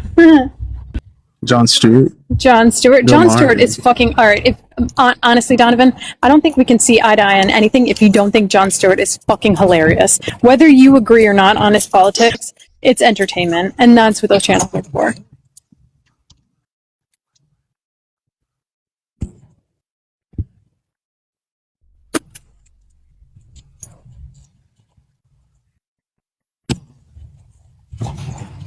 I know they're trying to rebrand it. I'm just saying generational. I've never heard of it. And sorry for the ageism, everybody, but like I think I've heard of it, but I don't have time for another fucking. It's like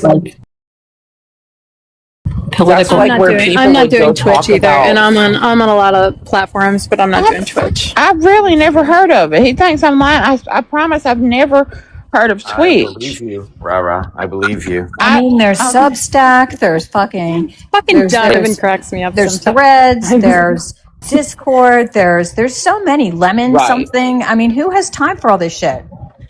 Discord is different though. Tennis, I think you would be a great addition to Mojo's Discord. Again, Mojo's Discord is, I think, in his bio. I'm too stupid for Discord. I don't get it technically. You have to help me. Discord is overstimulating for me. It's like there's not a huge learning curve. But I think you would be a great addition because we talk about a lot of stuff that we can't talk about here. And I think, Well, like, I tried. your I tried legal to go on. knowledge. I know, but I've tried to go on it before, and I couldn't figure it out. It's just lame. I know. Because I'm old and I'm not technical. If you want to join and if you want help, it's another outlet, like, other than just like TikTok and talking about, like, sometimes we just get like, a lot of the same people together who we have similar opinions, and we get to discuss those and flesh those out. How do what's the handle if I were to go? Like, they have to like send you an invite. invite. Mojo Ryzen, or did you lose that handle? No, I send you have the that handle link. because I'll I invite- found it on YouTube because I was watching him debate on YouTube. So I'll do that. He says the link is in his bio often. I hear him say that. I don't know if that's still the case. I know, but I think it may have changed just based on something I'm thinking of. But when he comes back, we'll definitely confirm. But yeah, no, tennis, like, it's fun. We have like we have VC there. So if anyone is not there, this is open to everyone. We have VC there, and like, we get to kind of have conversation that's a little bit like less hyperbolic and a little bit less like intense than it gets here. And we definitely like flesh things out. Cool. I'll check. I'll try. Okay. Message me if you need help. Yeah, Don't feel Discord bad, is too Tina. ableist. I'm lost on there too.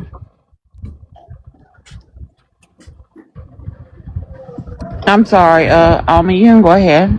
Oh, sorry. I was saying Discord is too ableist for me, but I was being facetious, but no, it really does overstimulate me, so I really don't use it if I can avoid it, but I've had to use it for work before, and when I have to like try to like Me use too. community crap where I have to like pander to 20-year-olds at universities, but other than that, yeah, I try not to use that.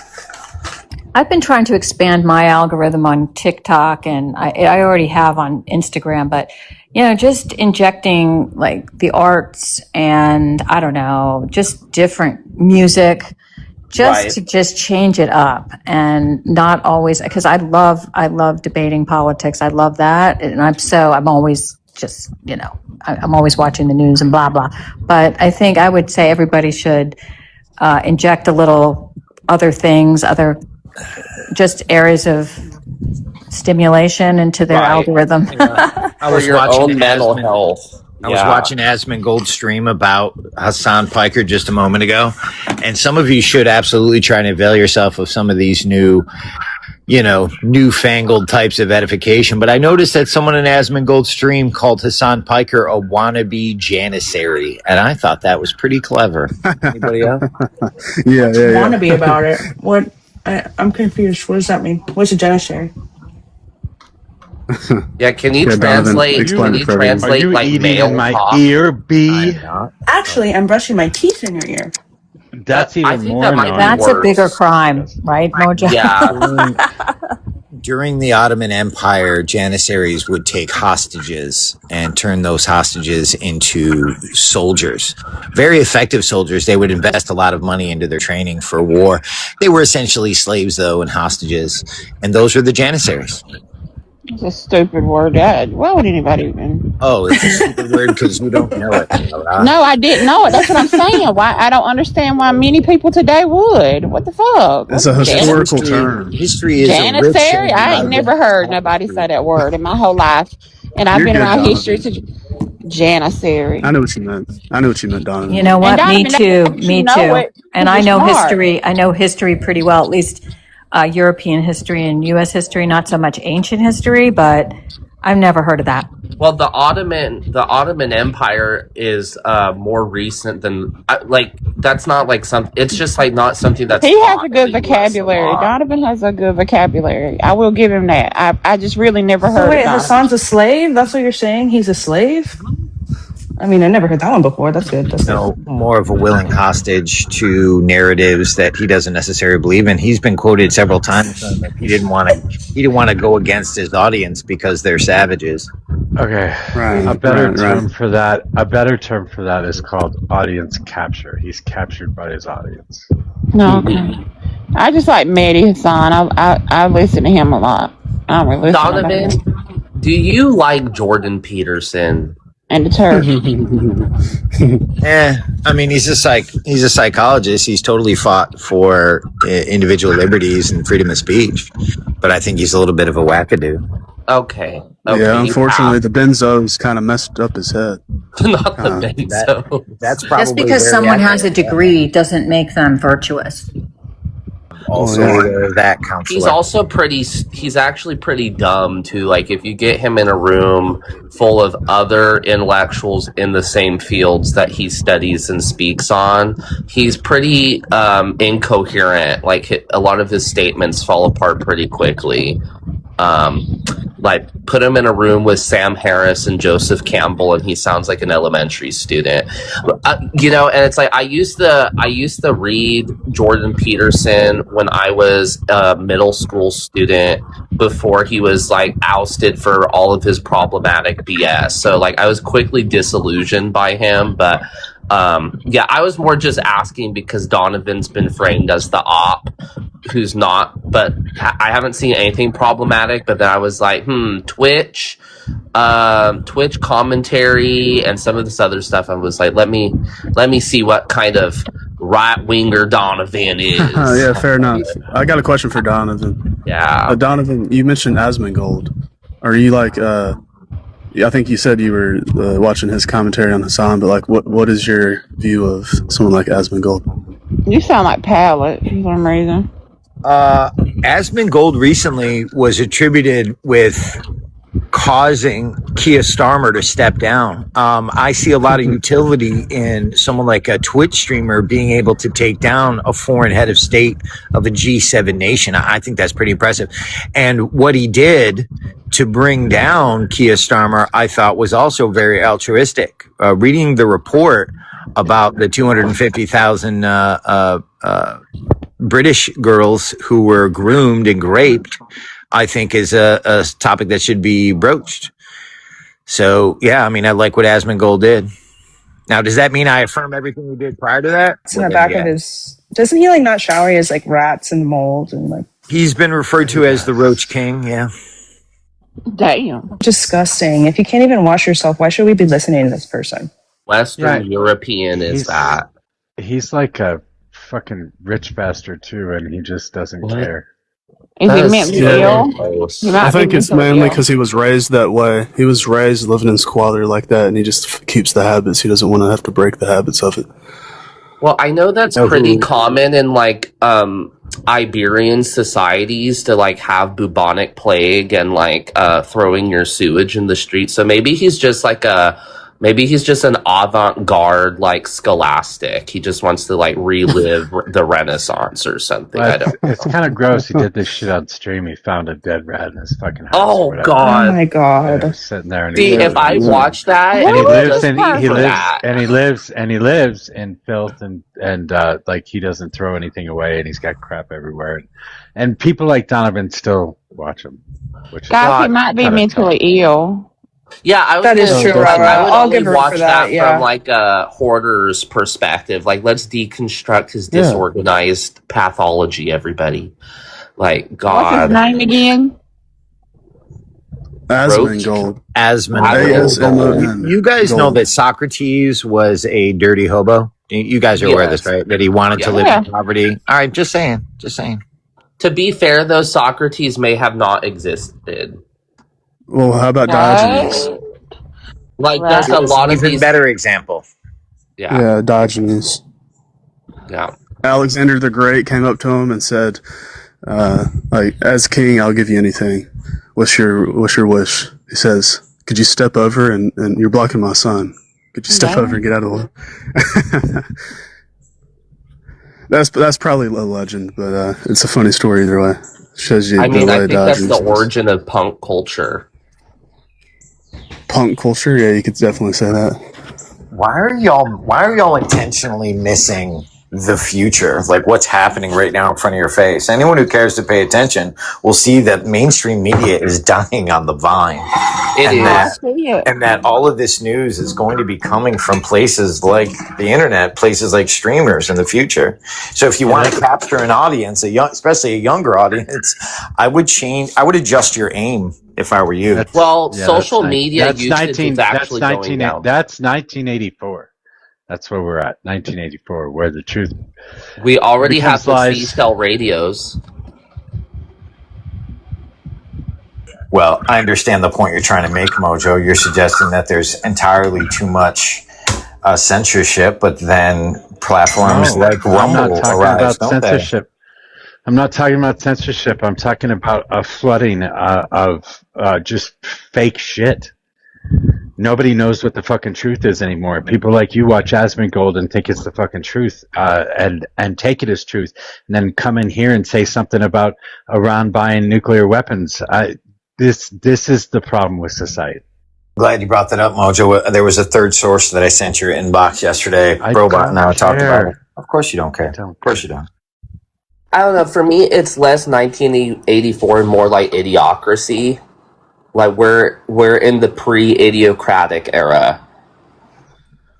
Yeah, like having a UFC event outside the White House or outside the Capitol. Did you say the fans fighting on the White House lawn? Yeah, exactly. That I think that's a good example of idiocracy, like having an MMA event, like having that's actually in the movie, like WWE. Teddy Roosevelt lost vision in his left eye from a brawl on the White House grounds. Who cares? Teddy Roosevelt. Yeah, well, I hate Teddy Roosevelt. Dude, I love Teddy Roosevelt. But that's different than having like an event of like bread and circuses.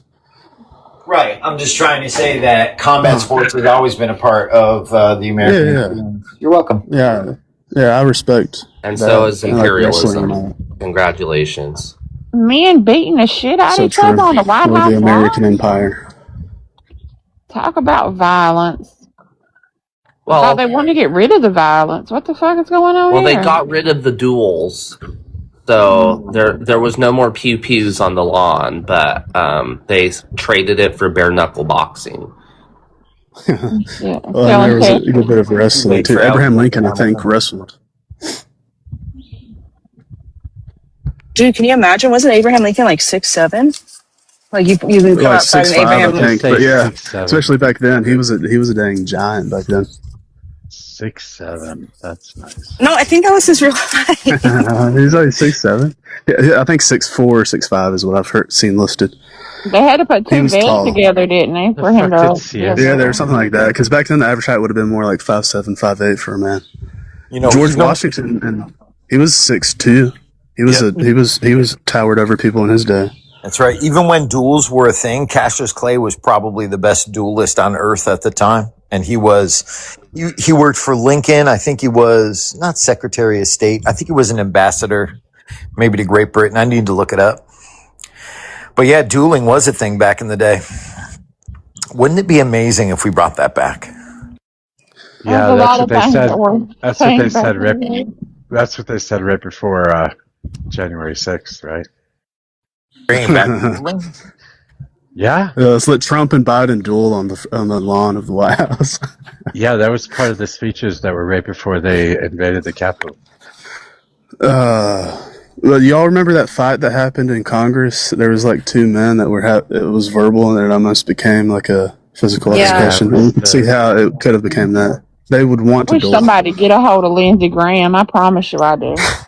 That guy Mullen, he was part of that. He seems like he's ready to go. He was ready to go in that skirmish on the House floor. Exactly. Yeah. I couldn't work there a week. I'd be locked up. Miss Lindsay. Oh God. I see Donovan didn't take the all women bait. He just let you guys get off that topic. That's very interesting. There's no upside, Mojo. I know there's not, but it was interesting at least. He got scared and went away. No, I was here. I even did a little bit of business. But I appreciate the entertainment, as always, Rah-Rah. Thank you. Rah-Rah, your name is, you have BAP in your name. would think it's not referencing Bronze Age pervert though. So what does BAP stand for you? Brown and proud. Okay, yeah, that's the opposite of BAP. Mojo, do you know BAP? I have no idea. Twitter? No. Donovan, are you familiar with him? I'm sorry, I was Bronze Age. texting about Musashi in the comments. Please restate. Yeah, have you heard of Kostin Alamaru, Bronze Age pervert, on Twitter? He has like Bronze Age mindset. Okay, yeah. Sounds compelling. Well, yeah. He's considered like alternative right, far right. He goes all the way back to like the Richard Spencer days. He's that side of the political spectrum. Right wing nutjob. Yeah, you could say that. I'm surprised you're not familiar with him, Mojo. Are you not on Twitter much? I'm like never on Twitter. Even back when it was like, even before the Musk days, and like back when it was. I never did Twitter. Fair enough. It can be a shithole, or like it can be a hellscape. So I have an account. I have a few hundred followers or something, but I don't ever really post anything. It's just so confusing. I can't get the swing. I guess if I'd stay there for more than one day, but I just don't find Twitter to be that interesting. You have to know how to navigate it and use it. Yeah, like that's the problem. It takes a while to set up a good algorithm, right? I got a pretty good one now, but he says, Well, see, a lot. No, because a lot, especially now, a lot of it's slop, and a lot of it's like all these foreign accounts that are just like trying to scam you for crypto, or it's like and because Musk argues for free speech that he allows all this shit. But yeah, I had a Twitter account, and then I saw Musk, doing so many videos and photos of him with AK. What are the ARs? That I don't want that. I don't want to subject myself to that shit. Me either. I think it's stupidity. Donovan, do you have what are you saying about ARs? Yeah. Truth Social. Him parading ARs. Does Donovan have an account on Truth Social? Like showing off weapons? No. Yeah. It's like so useless to me. Doesn't appeal to me. So, yeah. You were breaking up, Rora. Donovan, do you have an account on Truth Social? I do not. I can't believe that. Did you go? He's not that far down the Trump road. Do you get all the truths on Twitter? Oh wait, you're not on Twitter. I'm not on Twitter. Donovan, are you on Kick? Do you watch Kick streams? No, I stopped playing video games around the time of Gears of War 2. Kick isn't for video games. Oh, it's not? It used to be. Well, no, it's mostly for political streams. Like Aiden Ross. Well, he's not. He's more of just like entertainment. But what about Rumble? It's for all the people that got kicked off of YouTube and Twitch. Yeah, like Sneeko, like Vitaly. I don't know if y'all have heard of him. That guy. I watch Steven Crowder on Rumble sometimes. I watch Mark Dice sometimes, and I like Tim Pool has been doing some good stuff recently. Okay, Live Tears. That's Has Michael seen the new person? Hey, Live Tears. Wait, hold on. I haven't looked at you. Are you really Iceman? Are you just not doing lives anymore? Who, me? Yeah. I don't do I haven't done a live in a very long time. This is a new account. Are you a new account, somebody called Iceman? No, that's not me. Somebody told me that yesterday. I didn't bother looking it up. But Who is this? Who is what? Who told you that? I'm not telling you. CS is trying to come up. Well, okay, Donovan, I can tell what like the strain of thought or like the vein of the political route you're on, like Steven Crowder, Tim Pool. So would you consider yourself like Just like a standard conservative. You're not like, you don't see yourself as far right or anything. You're more of just like a principled conservative. Yeah, I hold a lot of leftist views, or I should say classical liberal views. Okay. When it comes to like social libertarian views or economically? Both. Medicare for all should be a thing. For-profit prisons should not. Okay. Okay. She was not. I tried, and I even invited her. Oh. She's invited right now, and she's not in the queue. Tim Pool isn't a righty, just an FYI. Yeah, Yes, he's you're more invited. moderate. I already invited you. Yeah. Well, Tim Pool, does he classify himself as like a libertarian? Or like he was a super big libertarian for a long time after he left the Democrat plantation, and he started, libertarians on the right. Libertarians on the right. It's just far right. Yeah, it's further right than like conservative. I love that you guys say plantation. That's fucking hilarious. This is the party that has MAGA, and this is the party that declared rhinos, and somehow we're on a plantation. That's hilarious. That's how Candace Owens put it. Y'all remember when she did the whole Blexit thing? It was like the black exit of the Democratic Party, and she said, "We're leaving the plantation." Yeah. Candace Owens and Kanye went to it. She's a grifter. That's about it, right? Yeah, she's definitely a grifter. She was from the beginning. She was part of some talent agency. Back when she was like in high school or college, she was a big leftist and was for BLM. Yeah. And then she flipped. She was definitely an activist in the Democrat Party for a while, for a few years. Yeah. In the Democrat Party. Fair enough.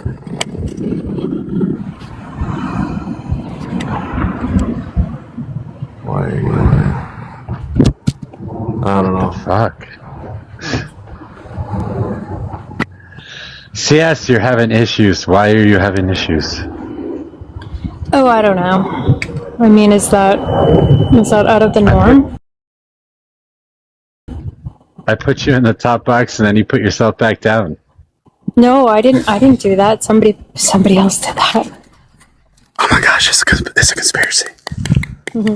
It's okay. Either way. No, I'm just enjoying the conversation too. I mean, I'm not enjoying it because like I don't go out on other platforms and like, hey, this fucking person makes great debates, blah blah blah. But if you guys want to talk about that, that's cool. That sounded awfully judgy. That sounded a little bit judgy there. I don't know what's going on here, but that sounded judgy. I don't know. I do TikTok and then I do the Real Housewives, so you can judge me upon that. Oh my god, my girlfriend loved that damn show. It's so annoying. Oh no! CS, are you a fan of Love Island? Wait, did somebody say Rhode Island?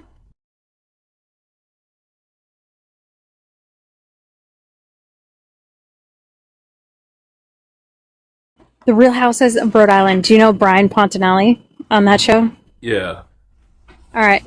He was my ankle surgeon. Oh boy. Did he hit on you? Oh, she left. Yeah, she's gone. She remembered him, and she's going to text him now. It's funny because he was like such a scumbag in the show, actually. And my girlfriend, she is obsessed with that damn show. And I'm like, this isn't real life. This is all bullshit. God damn it. Are you using the Lord's name in vain again? Mojo, I think. Then don't fuck around, Mojo. If you're going to be mad at yourself for dropping me because I'm talking about something, then don't fuck around and get mad at yourself. This is a loop. You're in a loop. Anyways, Brian Pontinelli was my ankle surgeon, and yes, he was a total creep, and I knew that he had so much work done on his face, and I'm sad that I went under with his guidance, and my ankle has never fucking been the same. Like, I can do a lot of things, and I can still run, but it hurts. from time to time. It was never corrected. I've gone to several different ankle surgeons after that. But Brian Pontinelli is on that show. He is a confirmed cheater. The whole series was centered around it. It is fucking fantastic because I know this man, and I've seen his fucking Hummer in the parking lot with his tanning goggles hanging from the mirror. Gross. What is up with all these rich people and these fucking weird plastic surgeries? They're like fucking aliens. It's just narcissism and being insecure and never being satisfied with your appearance. They're prettier before. Well, no, I think it goes deeper than that. I mean, I'm not talking about the whole. I used to GTL. One moment, you remember? Well, I want to just bring up one person. What's that woman's name? She's crazy as fuck. She's true MAGA. Laura Loomer. Yes. Oh yeah. What the fuck did she do to herself?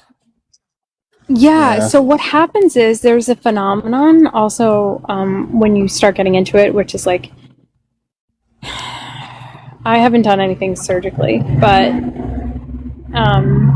my family, I have to make sure they keep me in check. And they're like, you get blindness to it. You get so blind to the work that you're doing that you think things look better and better and better. Right. Oh. Okay. Yeah, so there's a blindness again. I get my eyelashes done, full transparency. And there's an eyelash blindness thing that can happen too. So I make sure that they always look natural because they make it. That's because they make them too long and you can't actually see anything for real. Well, I get that, sis. That's not a big thing. Actual blindness. I can only see. I can only see your poor tiger picture, Mojo. That's the best that I'm looking for. How about eyebrow blindness? I'll show my latest picture. I'm not mad. I'll tell you what work I've had done. I really don't fucking get embarrassed about it. But it's I haven't had surgery. My mom's on her last chance of surgery. Her doctor told her that, and it's because your face can only be stretched as so far. So I think it's very generational.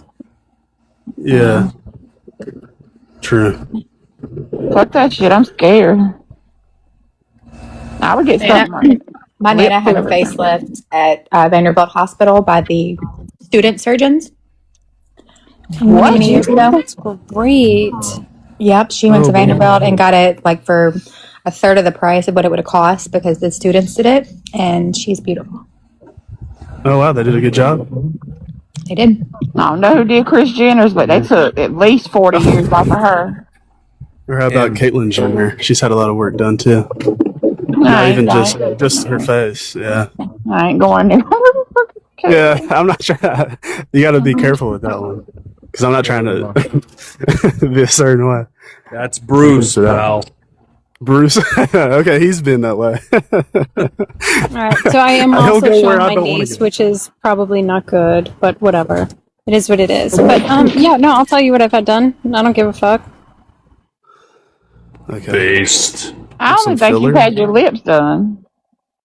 No, actually, well, a little bit on my top lip, but my bottom lip, I've always had really big lips for a white girl. Okay. My cheeks, I had a little bit underneath my eyes and my cheeks. Because I had, as you get older, you lose fat pads in your face, so it makes you lose a little bit of youthfulness. So Okay, white girl, go get the useful surgery. what's useful to me? Butt implants. Oh no, no! I definitely need that. I definitely, you are fucking spot on, fucking on. However, no. However, I've been told I can fix that 60% with, because I do have a really flat ass. But I can fix that with exercise and muscle building, and my trainer is really fucking begging me to come back to the gym and just no BBL. I was about to say the BBL. Those are scary. Oh shit. Yeah, you can do a good bit of exercise. So many nurses I work with have it, and it's just so like scrubs aren't the way they used to be. When I first started doing working in medicine, the scrubs were like so baggy and not form fitting, and now they're so tight. Which no judgment, get it, girl. But you could like see the perfect outline of their body, and it's very common here in California. That's all I could say. I say almost every nurse I work with They're who's built like under the age wisdom of teeth. 30, they got it done. Yeah, They're because once built a like certain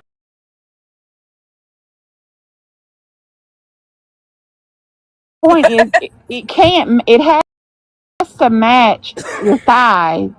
You are not walking around with that ass, that fat like that. And I'm talking about celebrities like Cardi B. She's went too far. A lot of people. Nicki Minaj, It looks hers is succulent. natural, right? Or Yeah, not? you could get a little one and it'd be fine. I just want to thank you guys for reminding me to take my no acetol pills today. I'm gonna get on that. I could have got a Blood breast pills? reduction because You it say was no bothering my ass back, too but I was tall? too afraid. Acetol. No ass at all. I used to get made fun of in high school because I have a flat ass. You can get a little, Oh, but you shit. can get a little bit of cheeks with exercise. The thing is, it just looks absolutely stupid if you get too much, and women are fucking going and getting way too much. She's only saying this because she doesn't have that problem, and she just wants you guys to continue having that problem. That's what it is. Who? You. No, I ain't got no fat ass. Someone said I don't have good lips or big lips. I do have fucking big lips. They're Her just bottom not one is showing. very full. Yeah. It is very full. And that's without liner. Girls.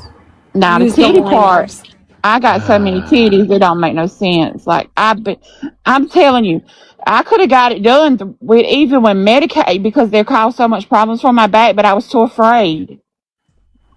CS looks like a young Sally Field with better hair. I love Sally Field. Look, Robert, I got implants. I got implants when my son was 9 months old. Oh, my on God. a Friday, and on Sunday, my ex-husband had a cold, so I was left to fend for him myself, picking him up, and he was a big 9-month-old baby. It was fine. It wasn't that bad. I want to go down to like a D. Wait, a cold? We're But you had like major surgery? I had major surgery, and he got a cold, and I was left to. He had to lock himself in the bedroom so that he didn't get either of us sick. You know. You guys don't. You just don't understand. You just don't understand. Yeah, he was the real victim. He was the real patient. Sorry, why Missy. would you have new fun bags installed at 9 months after you had a baby? Why would you do that? Oh, here we go. But the everything's not that BBL. You can't even sit on your ass for like 6 weeks. You gotta And then sleep when on you your tummy? yes, you can't sit in the seat. You have to they lay down in the back of a fucking, or they sit on these funny called BBL pillows. Yeah. Didn't Drake get it? Didn't Drake go down to like Miami and do that? People say that. I don't believe he got no BBL. It's a meme. It's a meme. What's his name? Metro Boomin dissed Drake and was like made a whole song where it's like BBL jersey. It was just a way to make fun of him. Megan But, said I don't like Drake, so I like to say it. Megan said I'm still trying to prove my lips. For a white girl, I feel like those are good lips. They really are. I do too. She's going through her Tinder profile. Damn. What was that? That's not my Tinder profile. My Tinder profile is much more. Yes, you're gorgeous, but Much can I more please what? show everyone the text message that I just got? Yes, please. On the big game. Let's see it, Messi. Is it a nudie from some hot chick? No, unfortunately not. Is it that guy from Colorado? The guy from Colorado texted you? I wish. You're making a huge mistake continuing to ignore us like this. We're asking one last time. Verify your voter profile ASAP. GOP way 1. What the fuck is that? That's a scammer. Don't do that. Yeah. I'm not gonna, but what the fuck is that? You're making a I huge get mistake. those all the time, though. No, I get those all the time. Like, I've never hey, had a vote for- threatening one before. Scammers. Well, the sense of urgency is to a scammer will give like a sense of urgency to get you to click on the link and check it out. But it's from the GOP. Mojo, put my lips on the big stage. That did not sound good. That sounded very bad. It did. Very bad. It did. Dude, and again, this is without lip liner. I'm just. Girl, you look good. You look I'm good. sitting up. CS is mogging everyone. Are you Italian? Oh, She's mogging us. down with the mog. That's like the lore. Ugh. Hey Mojo, put me on the big screen. I want to show my ass. Are you Italian, CS? Oh my Let's god. do. No, I'm Irish. I'm fucking Mayo Irish. You're not white, real white. You're not real There's what's white. called Did black you just say Irish. that? You're not Yeah, real white. Her skin right now, she's Irish like isn't real Mayo. white. No, You're not a. that's You're not so a real white. white person. Look No, how I'm white talking that about is. That's white as fuck. Irish is Your like the skin isn't Casper. white as fuck right there. You don't look like Mayo. Redheads I've are seen double pale. white. No, I've seen pale. I've fucking seen. is so white. The same thing that happens when a redhead goes out in the sun. Well, you turn There's it to two a different types of Irish. There's two different types of Irish. CS is love what's called that. Atlantid, where they have dark hair No, this and, is and this tan is skin. this is. Yes, you're right, Strive. I'm sorry to interrupt you. I really didn't mean to, but what I wanted to say is I'm Black Irish. That's what they call it. We got. Exactly. Yeah, Black Irish, Atlantid. Yeah. Oh, okay.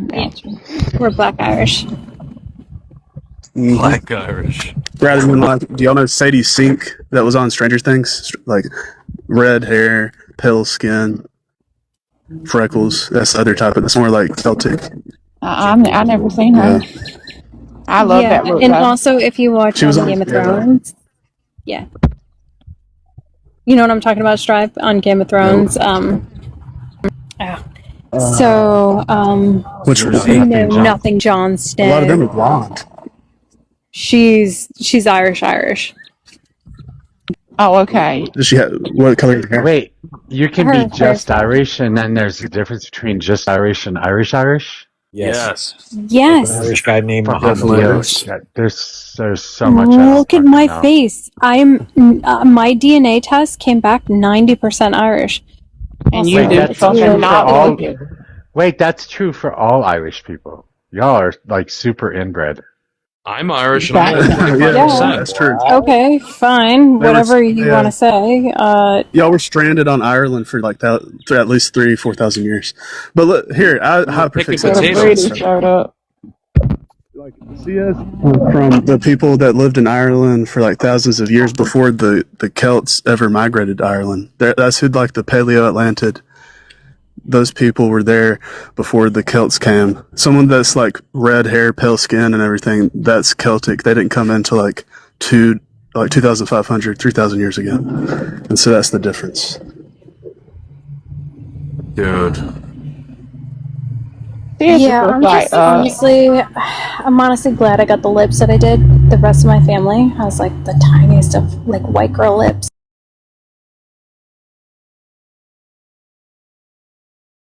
And I'm like, I don't know. Is it real white girl lips though, or are they just fake white girl lips? No, these are real. Real. Wait, that old real. lady that works for Trump. These are all mine. Those cheeks, I do have filler in my cheeks right there. Just so you know. A little bit of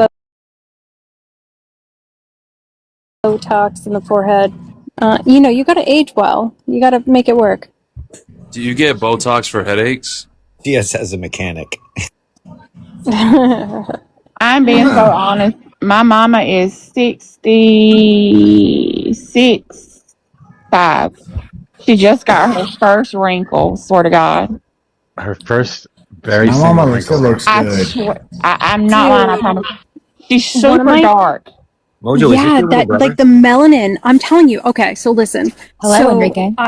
I lived on Nantucket for a long time, or like had visited for a long time, and the people that are native there. Listen, when you are from the Northeast, there's not a lot of sun, and you are pale white, and there is cold, dry air. You fucking age like a bastard, and so. That's not true. No, What is it's this? so Sun fucking make true. age I live more in It's so before fucking you get true. Skin cancer, so that's a lie. Anton. No, I'm not talking about skin itself. cancer. I've had very close to skin cancer. can show you the scars that they had to dig from my Mohs surgeries.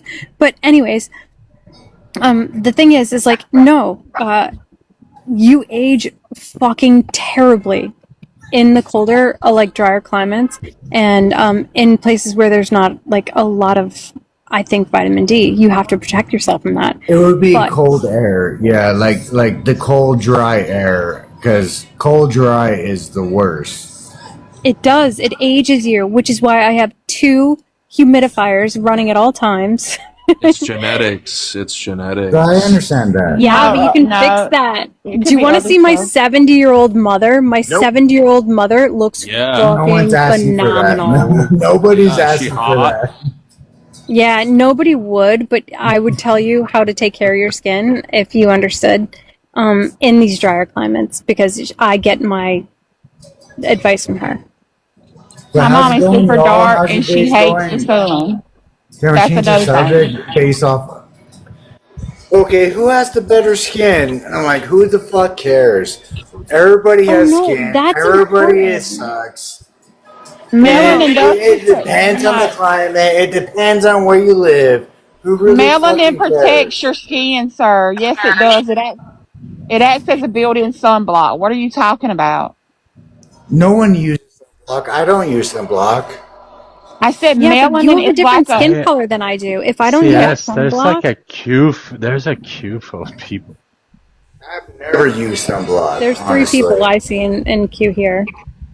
Really, I see 7. Jesus, I see 6 now. Uh-oh. All right, let's rotate a little bit, guys. If it's conservative, you can drop me. They're all liberal. Every last one of them. Ooh. All right, but I do want to bring up somebody. JD. Hold on 1 second. I need to go tanning. Dang. No. I got Don't so fucking sunburned do the it. other day. So sunburnt. My mama don't do the sun either. That also, she hates outdoors, and she's super dark. Could y'all let Omi back up for just a minute? He wanted to respond to something about the Irish thing that I said. Yeah, I don't know how I didn't drop him. I think he dropped himself, but yeah, for sure. Oh, me. He said this is his field of study. Yeah, I would love to talk to you. So I've been to everything a is few. his field of study. All right, Omi. Before you want to get into like being an expert on it, I will just say my family are like my lineage goes back to the Flanagans. They're from southeastern, specifically right outside of Dingle area, where I just was in October to visit the hometown. Yeah. Is that the berry part of Dingle? Girl, you're so uncultured. Oh, that was. I just got it. But that makes a lot of sense based off of your phenotype and your DNA, because if you were from the north, you would have a lot more admixture and probably look different. But like in the south, there was constant trade between Galicia, Spain, and southern Ireland and Wales, and so that's why you have the darker hair color too. Yeah, she looks like Greek or something. And I wonder why all of the like a lot of my lineage got like they have very blue eyes. Oh, really? Yeah, but me and my sisters all have like, and they look brown right now in this picture, but they can turn a little bit green. My mom's eyes are green, my sister's eyes are green. So that's one thing I think we hold. But like, yeah, I'd be curious because we don't look typically Irish. My sister, dude, looks no fucking Irish. She looks Italian 100%. Well, I'll be a nerd really quick, and then I won't take up too much oxygen because I know Mojo hates that. But basically, fuck like oxygen, I fucking hate oxygen. Well, no, specifically when I use it. But no, just like briefly, like because I'm actually pursuing my doctorate in insular Celtic studies, and like my father's family's Welsh, they're Cymry from Ynys Môn and Gwynedd. But there was, what's interesting is, well, first Strive said that the Celts came later. It kind of gets conflated because there's the language group and then there's the ethnic group, and then like Right. it's just a mess. But like basically the people of the British Isles, did trade with like the Celtic speaking people, but then they had like culture that predated that. But there's this constant trade back and forth between Ireland and like what is now like Scotland, England, and Wales with with Spain and France.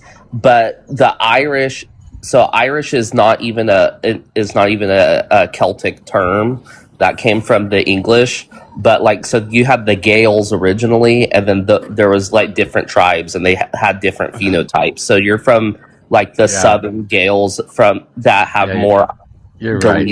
Your oxygen sucks.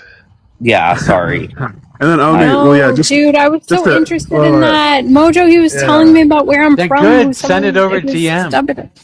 Over DMs. Omi, if I could just add on to that. Yeah, CS, I could add on to that with the fact that, like he's saying, down in the south, there wasn't as much admixture with the Norse. Up north, there's what's called Norse Gaels, where when the Vikings came in and conquered, there's a lot of admixture. Yeah, and fuck like the Normans, fuck the Saxons. Yeah, and see, like where my father's family's from, they're from Gwynedd and Innismone, which is now like known as the Isle of Anglesey, which was the last place where the Druids fought against the Romans. It was like the last stronghold. But what's interesting is that the Druids traveled from Ireland to Scotland to Wales and even Galicia, but they all met on the island of Innismone, and that's where you could see all the different Celtic dialects and languages written in the stone there.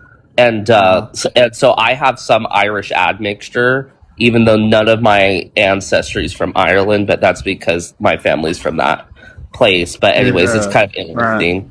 There were like Irish sea raiders and Irish travelers back then that would God, this is fucking boring. Enrica, are you there? It's Enrique, but yes, of course I'm here. Hey. Let's argue. Can I get your age? Can I get your age and who you vote for? I'm 33. Who'd you vote for? I'm sorry, what? Who did you vote for, and why was it? Why is this question so hard? All right, relax. Who did you vote for, and why was it the big girl on the picture? I voted for Donald Trump. Okay. Yeah. We're just like, got him. Yeah. The gears are turning. Why? Why did you vote for Donald Trump? I voted for Donald Trump in relevance to. I wanted the relevance to be that I would want to stop people coming over our border, and I would want people to stop trying to get immigration status in the sense of like asylum seekers and VH1 seekers. Where are you from? I'm from America. You were born here? Yes. Yeah? Where were your parents born? America. You sound not American. I don't even speak Spanish. Like, what are you talking about? Okay, so I wish I spoke Spanish. My grandmother actually told me she doesn't want to teach me Spanish because she thought it would inhibit me. No, you have an accent. You have an accent because my ear is like geared towards that because I work with a lot of people. Hold on. Let me explain. But my ear is geared toward that because I work with a lot of different people from different countries. I don't necessarily think you're from a different country. I think maybe you had been raised in a multicultural family, but there's also like a maybe US based accent that's coming through. All right, this tarot card reader or tarot ear reader is now understanding where I come from. I come from Oh my America. god, I read tarot cards? Motherfucker, let me tell you. Well, no, I called you a tarot ear reader. There's a little bit of difference there. No, I think you should be kind to me, though. I think overall, because I was like defending you and I was just saying like, hey, no, I think... Well, I'm just like, it's offending. I feel offended. because of the fact that But do like you feel thought I offended was by from, me that I'm saying wherever you're no, from? you thought I was from somewhere else because I am You just confused American. it, drunkard. You confused it, and I often get I drunk am on this not a app, so I'm drunkard. not. Yeah, but you sound it. But like, so I'm not trying to offend, but like, don't fucking come for me because I was trying to help you out, and I was trying to tell everyone here. I read accents often for a living. And so your accent sounds American, but it sounds like it was raised, again, by maybe state? multilingual parents. And then also, at the same time, it's from a dialect that's different from within My the father United left States me than when what I we're was used to. 6. Okay. So Sounds Irish. no, if she wants to get him death, like that's fine. I'll talk Irish. If you need to talk Irish, we'll talk a little bit of Gaelic. A little Gaelic. Yeah, see, he's Irish. We figured it out. Congratulations. I'm actually not. I wish I was. Only 4%. Still counts. He looks Latino. I will placate my. I don't give a fuck what you're different placating. percentages. Can we just have like a better conversation? So yes, course, I ma'am. understand. Of course, ma'am. You know, maybe it's not like maybe I'm wrong, although I'm pretty sure I'm right. But if you want to have a political conversation, or if you want to like counter what I've been telling you, I think you are U.S. born. I think you were raised by immigrant parents, and I think that your dialect is from somewhere that's a little bit unique, more so than the typical American accent. So if you could respond to that, please, I'd love that. Definitely negative. My mom is an American. She speaks complete English. My father spoke complete English as well. Where's your father from? Away. Like, what are you talking about? Where was your father? I'll tell you where my father's from. My father's native is I thought it was about me, so never mind. Oh no, it was about you, but you seem to not be able to share, and you don't want to. I'm sharing. I literally just started sharing. No, you said I'm not going to say where my father's from. He passed away. Yes. Why I'm asking, and I don't want to push. Like, I'm so sorry that.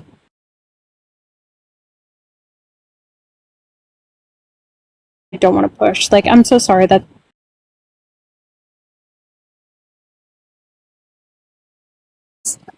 I can. Are we gonna have a 20-minute conversation on his dialect?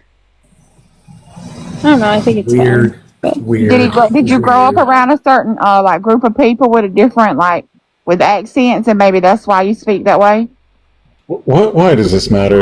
It doesn't, guys. I mean, I think It does fucking matter. I think it matters. I think it's interesting that like, hey, we're all here like trying to have a conversation, and like we all have these different opinions, but like, where does your opinion come from? Like, what is your lineage, and like, how does it affect you? And it's like, oh no, I will deny any sense of where you tell me I come from. So I'm just curious, and you don't have to answer, but it is weird. Okay.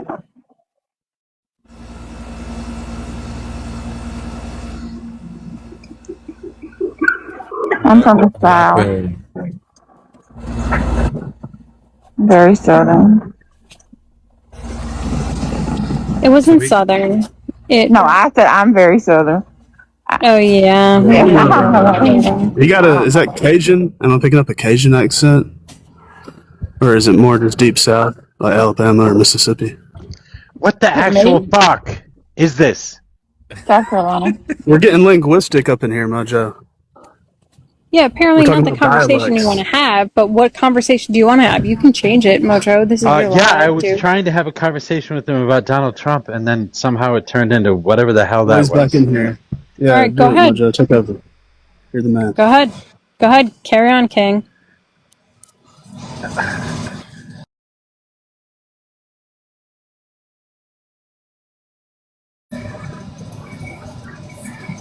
Come on, Mojo, Eric. if you're accepting, why'd you vote for Trump? It's up to me to bring up the question. Okay, I will. Well, I believe that like we really need to stop people from crossing over the border, and that we need, And that's been going on. That's kind of old news now, in my opinion. So now we need to do is stop the TPS that's going on. Temporary protective status for people who are here within the United States. They've been here for 15, 20, 10 years. What is temporary then? What is the concept of temporary then? So they no longer need protection. But temporary simply means temporary mean anything? Yeah, within the confines of yes, what it means has already been introduced? Yes, it means that it's not permanent. It means that there are other steps that need to be taken to make it permanent. That's all it means. And did they do that?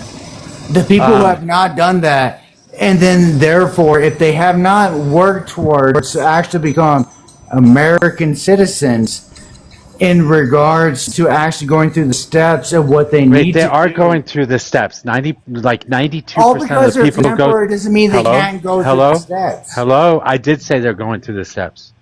What are the steps do you think of temporary protective status? Well, for one, they have to go through the immigration process. No, actually, they don't. They have to go through an asylum process. They have to go through whether And they then are AKA here. go into that. No, not AKA. There's no AKA there.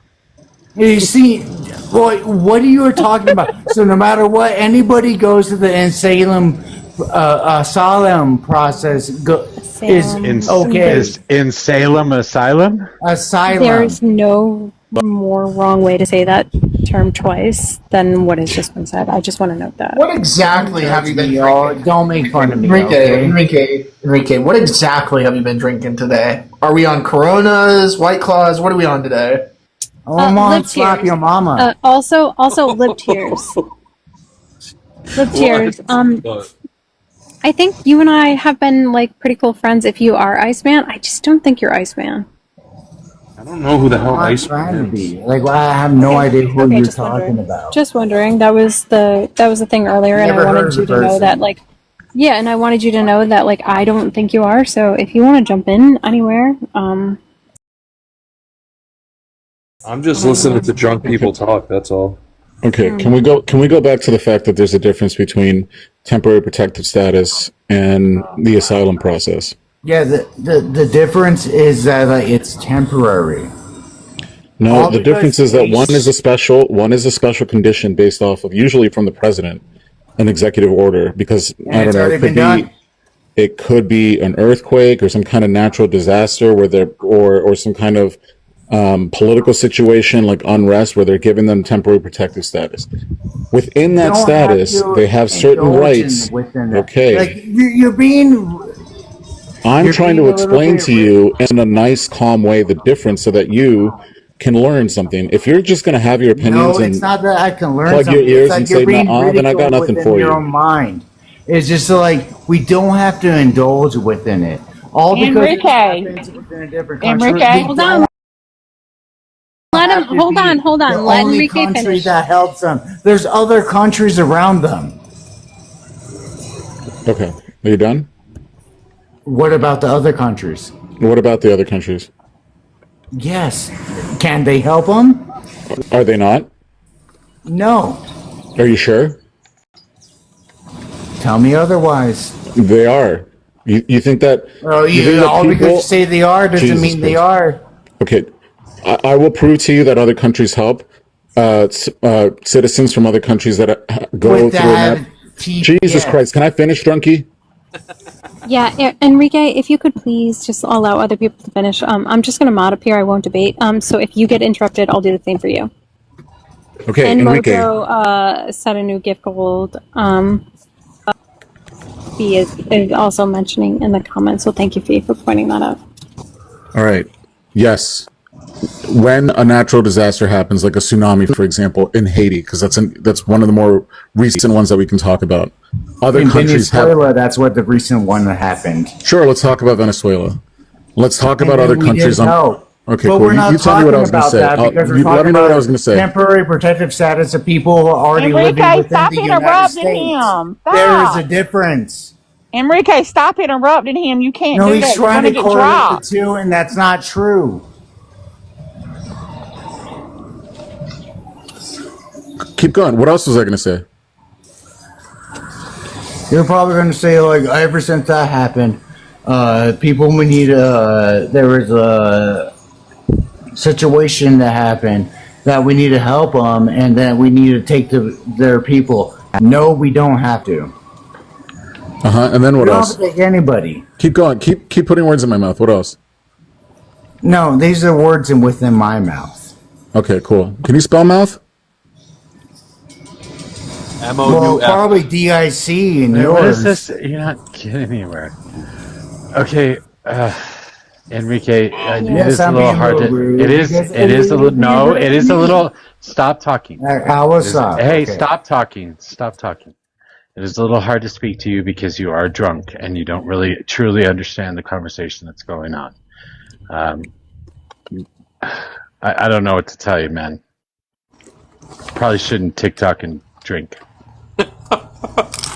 I call it drinking live. It's particularly harmful for your reputation because all this is streamed on YouTube, and then you have to ask Mojo to take it off because you feel bad about yourself. So just don't drink in live.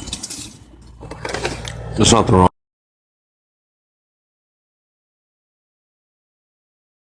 Phone. Sorry. Munching. That was pretzels. That was definitely Okay, pretzels. so back to the fucking point. There are plenty of countries that offer help when there's a natural disaster. It's not just the U.S. Not only do countries send doctors and engineers to help with the rebuild, but other countries grant something similar to temporary protective status for people that are in unlivable conditions, right? Especially now, Venezuela being a good example of that.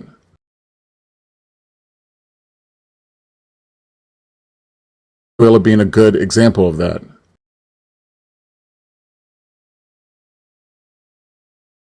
Something were to happen, like if something were to happen in your state, you could temporarily live in a neighboring state, and then eventually once your home is rebuilt or your city is rebuilt, you're going to want to go back. It's the same thing for people in other countries. There's no difference. That's it. And TPS is different than asylum seekers. It's okay. TPS. Do you have a ability to become a citizen or to work towards citizenship, or is it just something that allows you to stay here for a period of time until your country gets better, or until your situation gets better? If you're asking, yeah, you can't really apply towards like citizenship. Very, very limited. Very limited. So yeah, generally TPS is over. That's it. Hey, easy. What's the definition of limited? It's gonna be whatever you think it is, man. What do you think it is? I don't know. You tell me. Does anybody know the actual answer to this? What? I mean, I just told you that there's certain exclusions that apply, but generally no. Yeah. Does anybody else know the actual answer to this? The answer is no. No what? No bueno. Burnt. Why do I have some of the dumbest panels nowadays? What the fuck? Mojo, you guys know this. You guys have been arguing this for like a year. Okay, I'm going to tell Mojo. No. So you can, if you go through, like, once you're here, you can go through, like, family-based naturalization, or somebody sponsors you, or an employment-based sponsorship.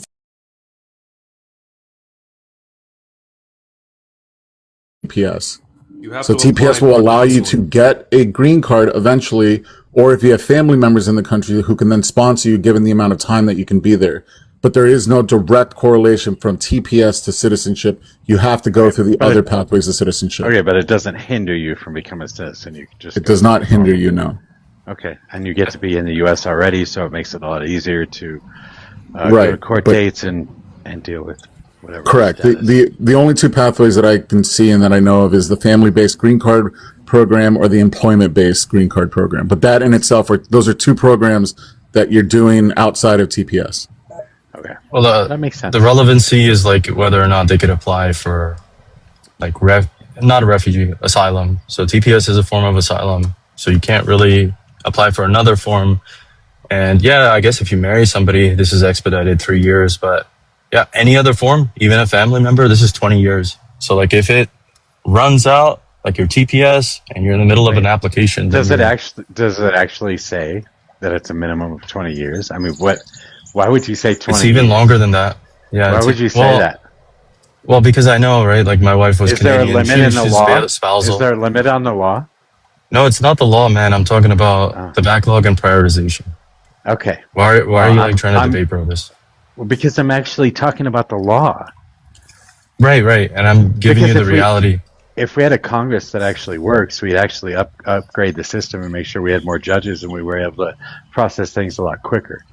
So your 20-year number doesn't mean anything to me. I'm just asking if it's as a portion of the law. When you guys say like the judges portion, because there's two, right? Asylum. TPS is a form of asylum. That's why I'm saying you cannot apply for other forms. Yeah, so when you say judges, you have to think about both sides, right? There's going to be judges in accordance to. When you're applying for citizenship, you have to see judges. These are immigration courts. And you're wrong. There's two different. Asylum is totally separate from TPS. No, TPS is a it is form. not. It is not. You can apply for asylum while you have TPS. They are two different things. Very limited. And wait, you want me to show you? They're two different things. TPS is temporary protected status. No. Okay. Even remember Abrego Garcia, he had withholding of removal. That is a form of asylum when they cannot, like, so there's general asylum when we say like within a year you can claim asylum, and then no, he didn't have TPS. He had TPS. He didn't have TPS. What he had was withholding of removal order. So it falls within general. There's asylum, there's a statute, and then there's different forms of it. The immediate one that people know of is like within 1 year you can. There's a statuette. Is it like the little? Does it look like an Oscar? You can say statute. Can I say statuesque? Yeah, you can say that. You said statuette. The whole point you can say is that too. No, the whole point yeah, is you that can say whatever you want. It's just pronounced incorrectly. Okay. What about the substance? Can I say Do you disagree with the substance of what I said? I disagree. The whole point of TPS is, to Civic's point, it is temporary for conditions in a given country to resolve, which is why every conservative, after the court ruled against ruled that they don't have judicial review, all the conservatives were like, it's temporary, meaning it ends at some point, not forever, because they don't understand. It's temporary until things in that country improve and it's safe for people to return. There may also be conditions that are the reasons that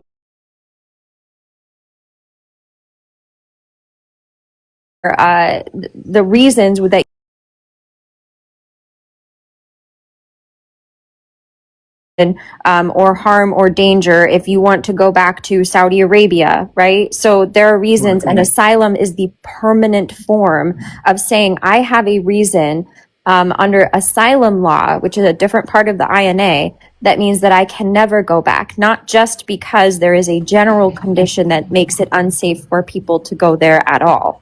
Well put. Can we get some W's in chat for Blossom? Well put. W. She's always a W. Come on. And like, I don't mean to dox you, Kathy, but honestly, if you could talk about like, what has happened in the courts, like up to date, where people like Easy to start understanding, or Enrique, is that the right way I'm saying it? Enrique, yeah. Enrique. Who's Enrique? Enrique is right below you, where he should be. Oh. Yeah. And also, he's the guy hanging out with Statuette. Yeah, so I would be curious, Blossom, if you could run us through like the court rulings as of yesterday. I've been very, very busy, so I'll give you guys what I remember. Also, I just woke up. But bad news for TPS. But to be clear, the TPS ruling was that the court does not have judicial review. and that's a statute. When the statute was written to provide for the ability of the executive, the State Department, to grant temporary protected status within it, the court has found that they do not have the ability to review it, decisions made. So that just means that the government, the executive branch, can do whatever they want. They might not do it lawfully, but the court can't do anything to stop it. They don't have the right to say this is right, this is lawful or not. And then what? We got preservation of birthright citizenship by the skin of our teeth, which is really bad for our democracy that it was a 5-4 ruling. But they preserved it. I thought it was a 6-3. So on constitutional grounds, I think 4 of the justices disagreed that the Constitution, because there's 2 pieces. They were looking at the statute and they were looking at the constitutional argument. And 4 of them said the Constitution doesn't actually say what it says in plain text. I don't know, guys. What are the other ones? Those are the 2 that I was reading. E. Jean Carroll.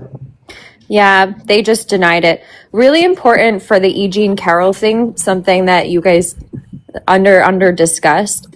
When the court rejects a writ of certiorari, a petition, that means the lower court ruling stands and is binding. So keep in mind with that decision, with their choice to not take the case, they are affirming a lower court binds the government, binds Donald Trump. So just an interesting sign. Yeah, and so I'd want to know, Enrique, you say like, why do we hate America? I think, sorry. Oh shit, I gotta take this call. 1 second.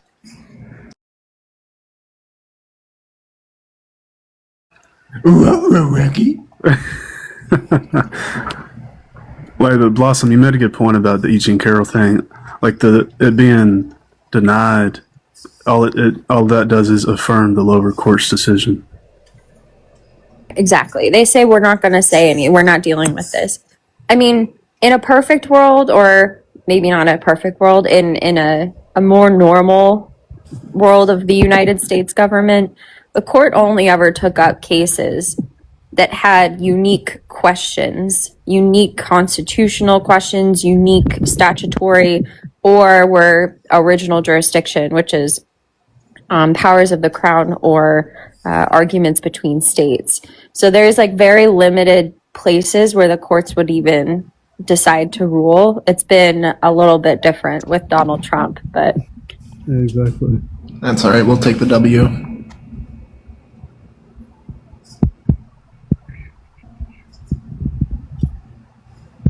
what were the other ones? You guys? I mean, he was forced to pay that $5 million right away, right? That was the end result as well. I think he had already paid it, so it's sitting in an escrow or something. Yeah, it was an Yeah. escrow, and basically they released that to her now that it's been settled.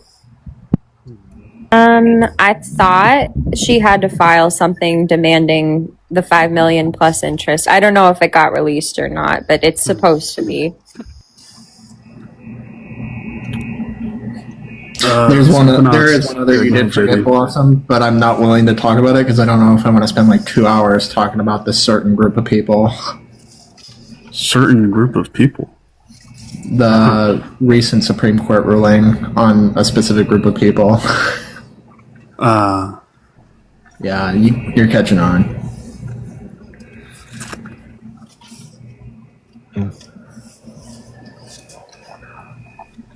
Oh, campaign finance law. That one was really bad. What was the ruling on that?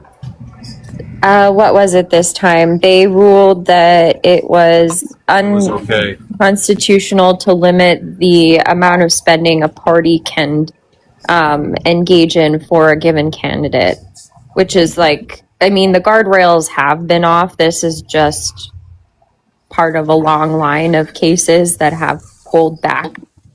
But yeah, they attributed it to freedom of speech, so that's why. yeah, but I think that there's something that we looked at a little bit. I looked at a while ago.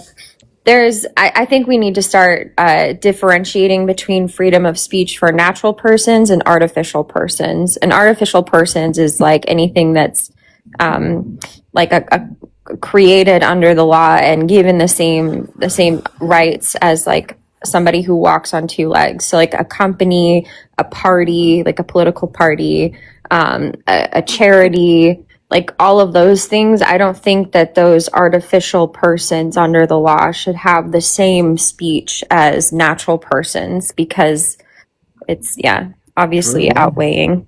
Well, PACs and lobbyists and all those people kind of speak for themselves. They have their own avenue, so that's why they attributed it to freedom of speech. That's what I'm saying. Like, we obviously, not the decision from this week, but in general, we have watched the ability of individuals through PACs, through dark money, that makes it harder to trace, heavily influence contests, right? In a way that individuals like can't. You can look at look at the Michigan Senate Democratic Senate primary. There's 3 candidates. AIPAC is heavily investing in 2 of them, and the other one is doing grassroots. Haley Stevens is responsible for 75% of the spending in that primary campaign. El Sayed has 2 million, and that's just insane. He's got like 5 or 10% of the total spending. I mean, that's ridiculous that you can dump that much money into a primary. It's just insane. Don't 501c3s have to be publicly disclosed, the funding? Well, 501c3s are not the same thing. I think PACs and political ones are 501c6 or 4. I can't remember, but they're a different code. I'm pretty sure they're 4. But then what you're doing is you're giving Elon Musk more power. Yeah, I was gonna bring that up too. Like, the guy fucking donated $250 million to Trump to be able to get on that fucking Doge panel fucking seat. Yeah. No, I mean, you are giving, by cutting it off, you are giving Elon Musk more power. I think it's easier when it's just contending with 80 billionaires than it is contending with dark money PACs that are conglomerates of many people who are able to go through donor advised entities and hide where their money's going. Like, I would just much prefer that it's like I can go look in the FEC website and see Elon Musk put 20 million in, you know? And I think individuals even are limited in how much they can contribute, or at least what they can deduct. Yeah, individuals are 7,000 per, 7,000 per election cycle, or 7,000 before primary and 7,000 after. I think corporations can give up to 100,000 as a corporation. I think is that up from 5? 5,000? Yeah, I think it went up to 7. Right. But I'm just saying that if Elon Musk can spend $300 million, how many people is it going to take to put together $300 million and to compete with Elon Musk as an individual person? Do you guys know that there's state level exceptions for the 501c4s? So New York and Connecticut, they require 501c4s to publicly disclose their donor base. That's interesting.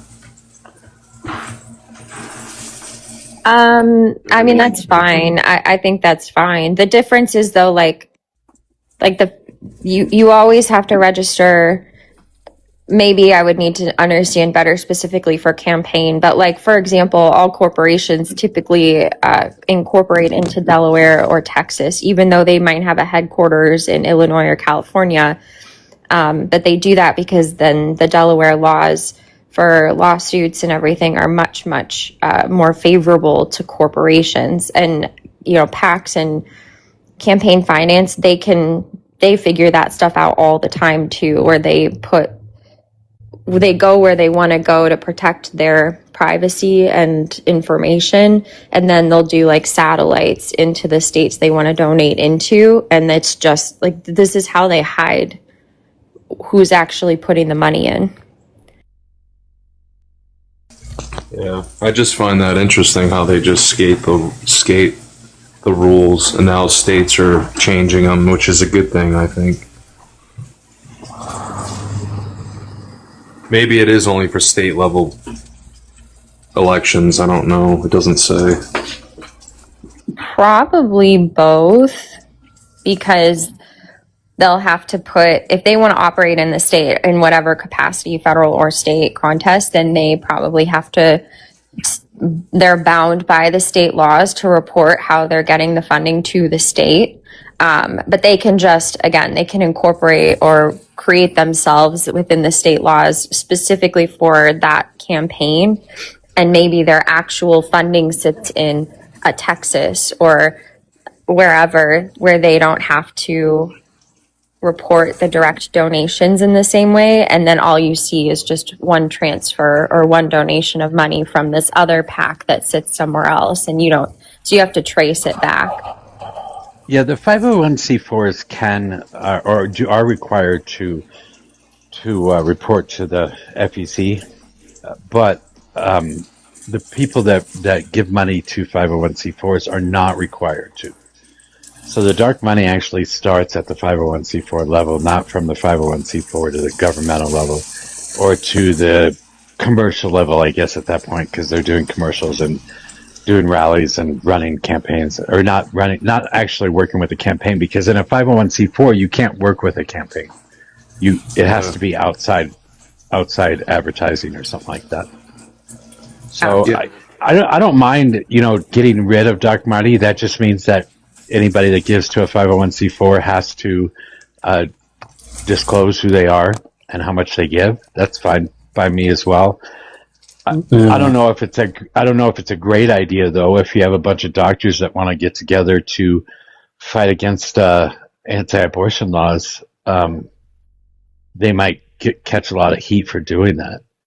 So maybe it's good that they can not be disclosed.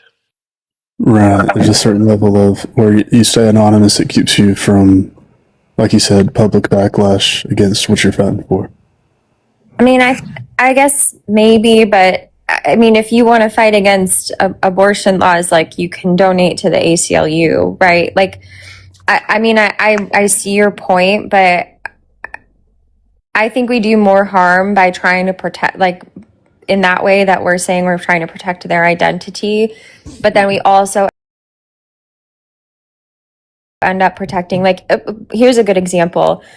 If you go look at, and you can do this, I think it was whenever this guy, he had a huge company, it was worth 1.6 billion in some type of adhesive in Chicago, and he passed away, and he worked with Leonard Leo, and they were able to make a non-tax donation of $1.6 billion to the Republican. It was like Leonard Leo's PAC. It was the largest donation politically in our history at the time, and I think this was in 2023. It's the Marble Trust Foundation, or Marble Trust. You can go look this up. The way that they were able to use that, because y'all haven't heard anything since then about where this money went. $1.6 billion got flushed into Republican campaign and political advocacy. You guys haven't heard anything since. But if you go look at it, they started pushing that money through a trust infrastructure and down in through a donor advised 501c, I think it was a C6. It's one of the big bank ones, and so when it dumps into a donor advised, then you can't actually track the money coming out.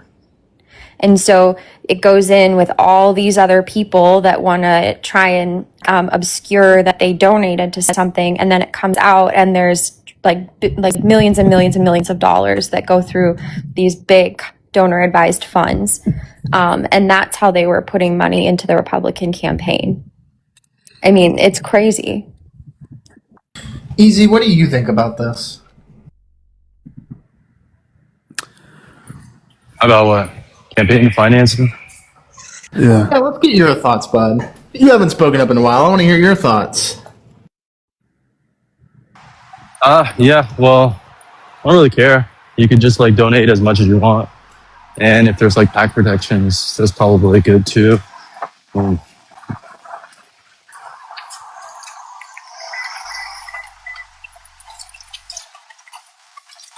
That was really profound. You don't care, as in you don't think that there should be limits on how much people or PACs should donate to candidates? Isn't that literally buying your democracy? Well, they're not donating to candidates, right? They're not donating to campaigns. Like for a PAC, they are. That's fair. But you're donating to the cause of influencing your vote, and that's what's problematic. I think we should start off with basic definitions, though. So, like, easy. What is a donation to you? We got to break it all down. I mean, Mojo, I'll concede to you on this. I think publicly funded is the best path. And I think that would prevent even an Elon Musk from doing anything. No, it can't, though. You can't stop Elon Musk from running commercials. I mean, I don't know. How does publicly funded work in other countries? I don't know. Limitations. But how do you stop Elon Musk from running a commercial against trans people? Because that's what he'd spend most of his money on. Control the media. You would have to control the media. And you would have to say during an election cycle there are changes to the broadcasting rules. Yeah, see. But then who gets to decide what's campaign related or not? The government that already governs what you can air and what you can't air. Yeah, so a governmental agency. Yeah, well, yeah. So control over media. So anti-First Amendment, basically. Or at least limits. I think it's limits the First Amendment during an election cycle. Yeah, it limits it. Well, and this is going to change from election cycle to election cycle, because as soon as somebody new comes in, you appoint different people to the board, or you change the rules on the way the board works, and now all of a sudden it's a year out, then it's 2 years out, then it's 6 months out, then it's 2 days out, then it's whatever, and then each election cycle is going to be different, and it's all going to be partisan at that point. And I don't think that's a good idea either. I think we keep the First Amendment, and we just allow freedom of speech, and if Elon Musk can spend $300 million, then we should be able to get together and put together as much money as we can to run our own stinking commercials. No problem, Mojo. Like, we're never going to be able to put enough money together to run the same commercial campaign as Elon Musk. Like, it's just silly. And we can have limitations on constitutional protections. We already do this. We have a whole framework for it. It's called strict scrutiny, intermediate scrutiny, and rational basis. We can do this in the context of a very narrow limitation to preserve the general welfare. What do you mean narrow limitation? We're talking about you'd have to limit media, even outside of the election cycle. Somebody could just put out a bunch of ads in between, and then you're not allowed to contribute anything, so there's no more ads. I mean, they've already been sort of campaigned against, right, for 4 years. There's the narrowness comes from the law and how it's applied. So that's what strict scrutiny is. You have to have a I'm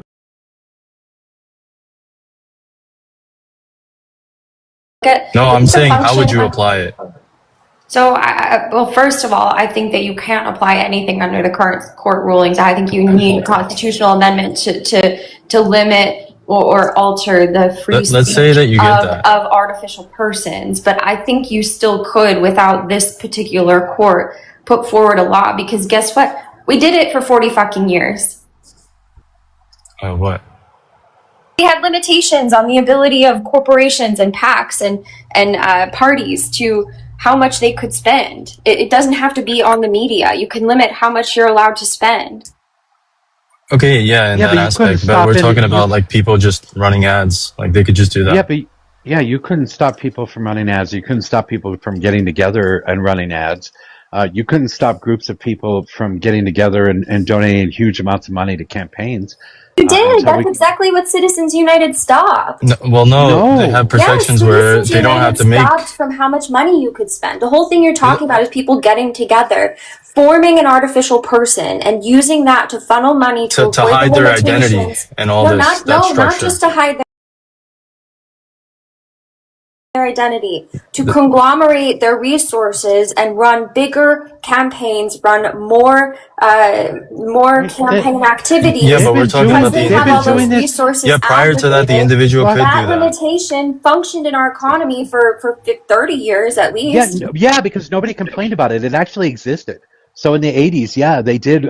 People did get together. They did create organizations that did donate money to campaigns and did run commercials and shit like that. I remember the specific commercial for Ronald Reagan where they dropped a nuke and they didn't attach it to Ronald Reagan's name at all. They just said vote for Democrats and or something like that. And this is what you might end up with, where you see a mushroom cloud. So this existed. This has always existed. The what Citizens United did was put limitations on it and define it. Yeah, that's what I just said. You limit how much they can spend. I'm not saying that you can't come together and buy an ad. What I am saying is that we had guardrails around how these people operated within the context of our elections. No, Yes, we didn't. did. No, we didn't. Absolutely. What did Citizens United overturn then, Mojo?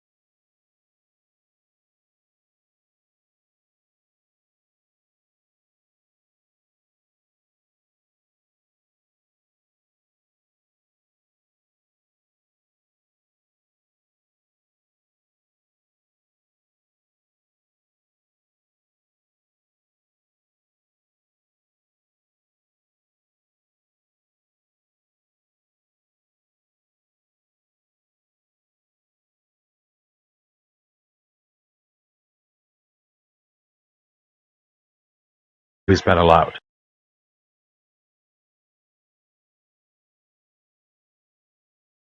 After the FEC was passed, but then Buckley versus Vallejo overturned that and allowed outside advertising to go through again. So what McCain-Feingold was trying to do is get rid of that outside advertising as well, to a certain extent, which is why it was brought up on a case about a documentary.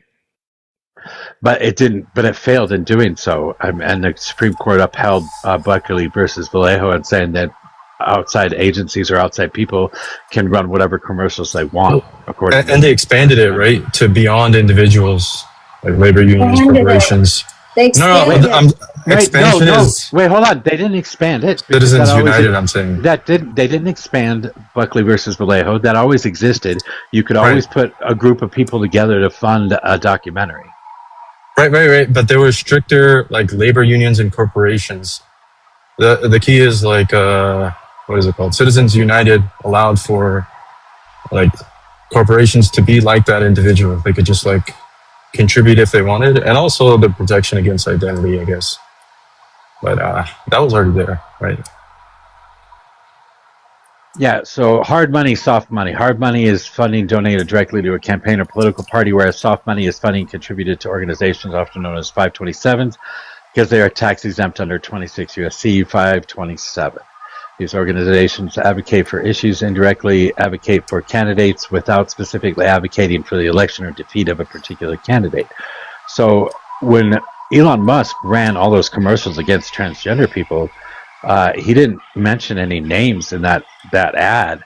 So he was able to do that because he's not directly campaigning for somebody. He's just talking about an issue.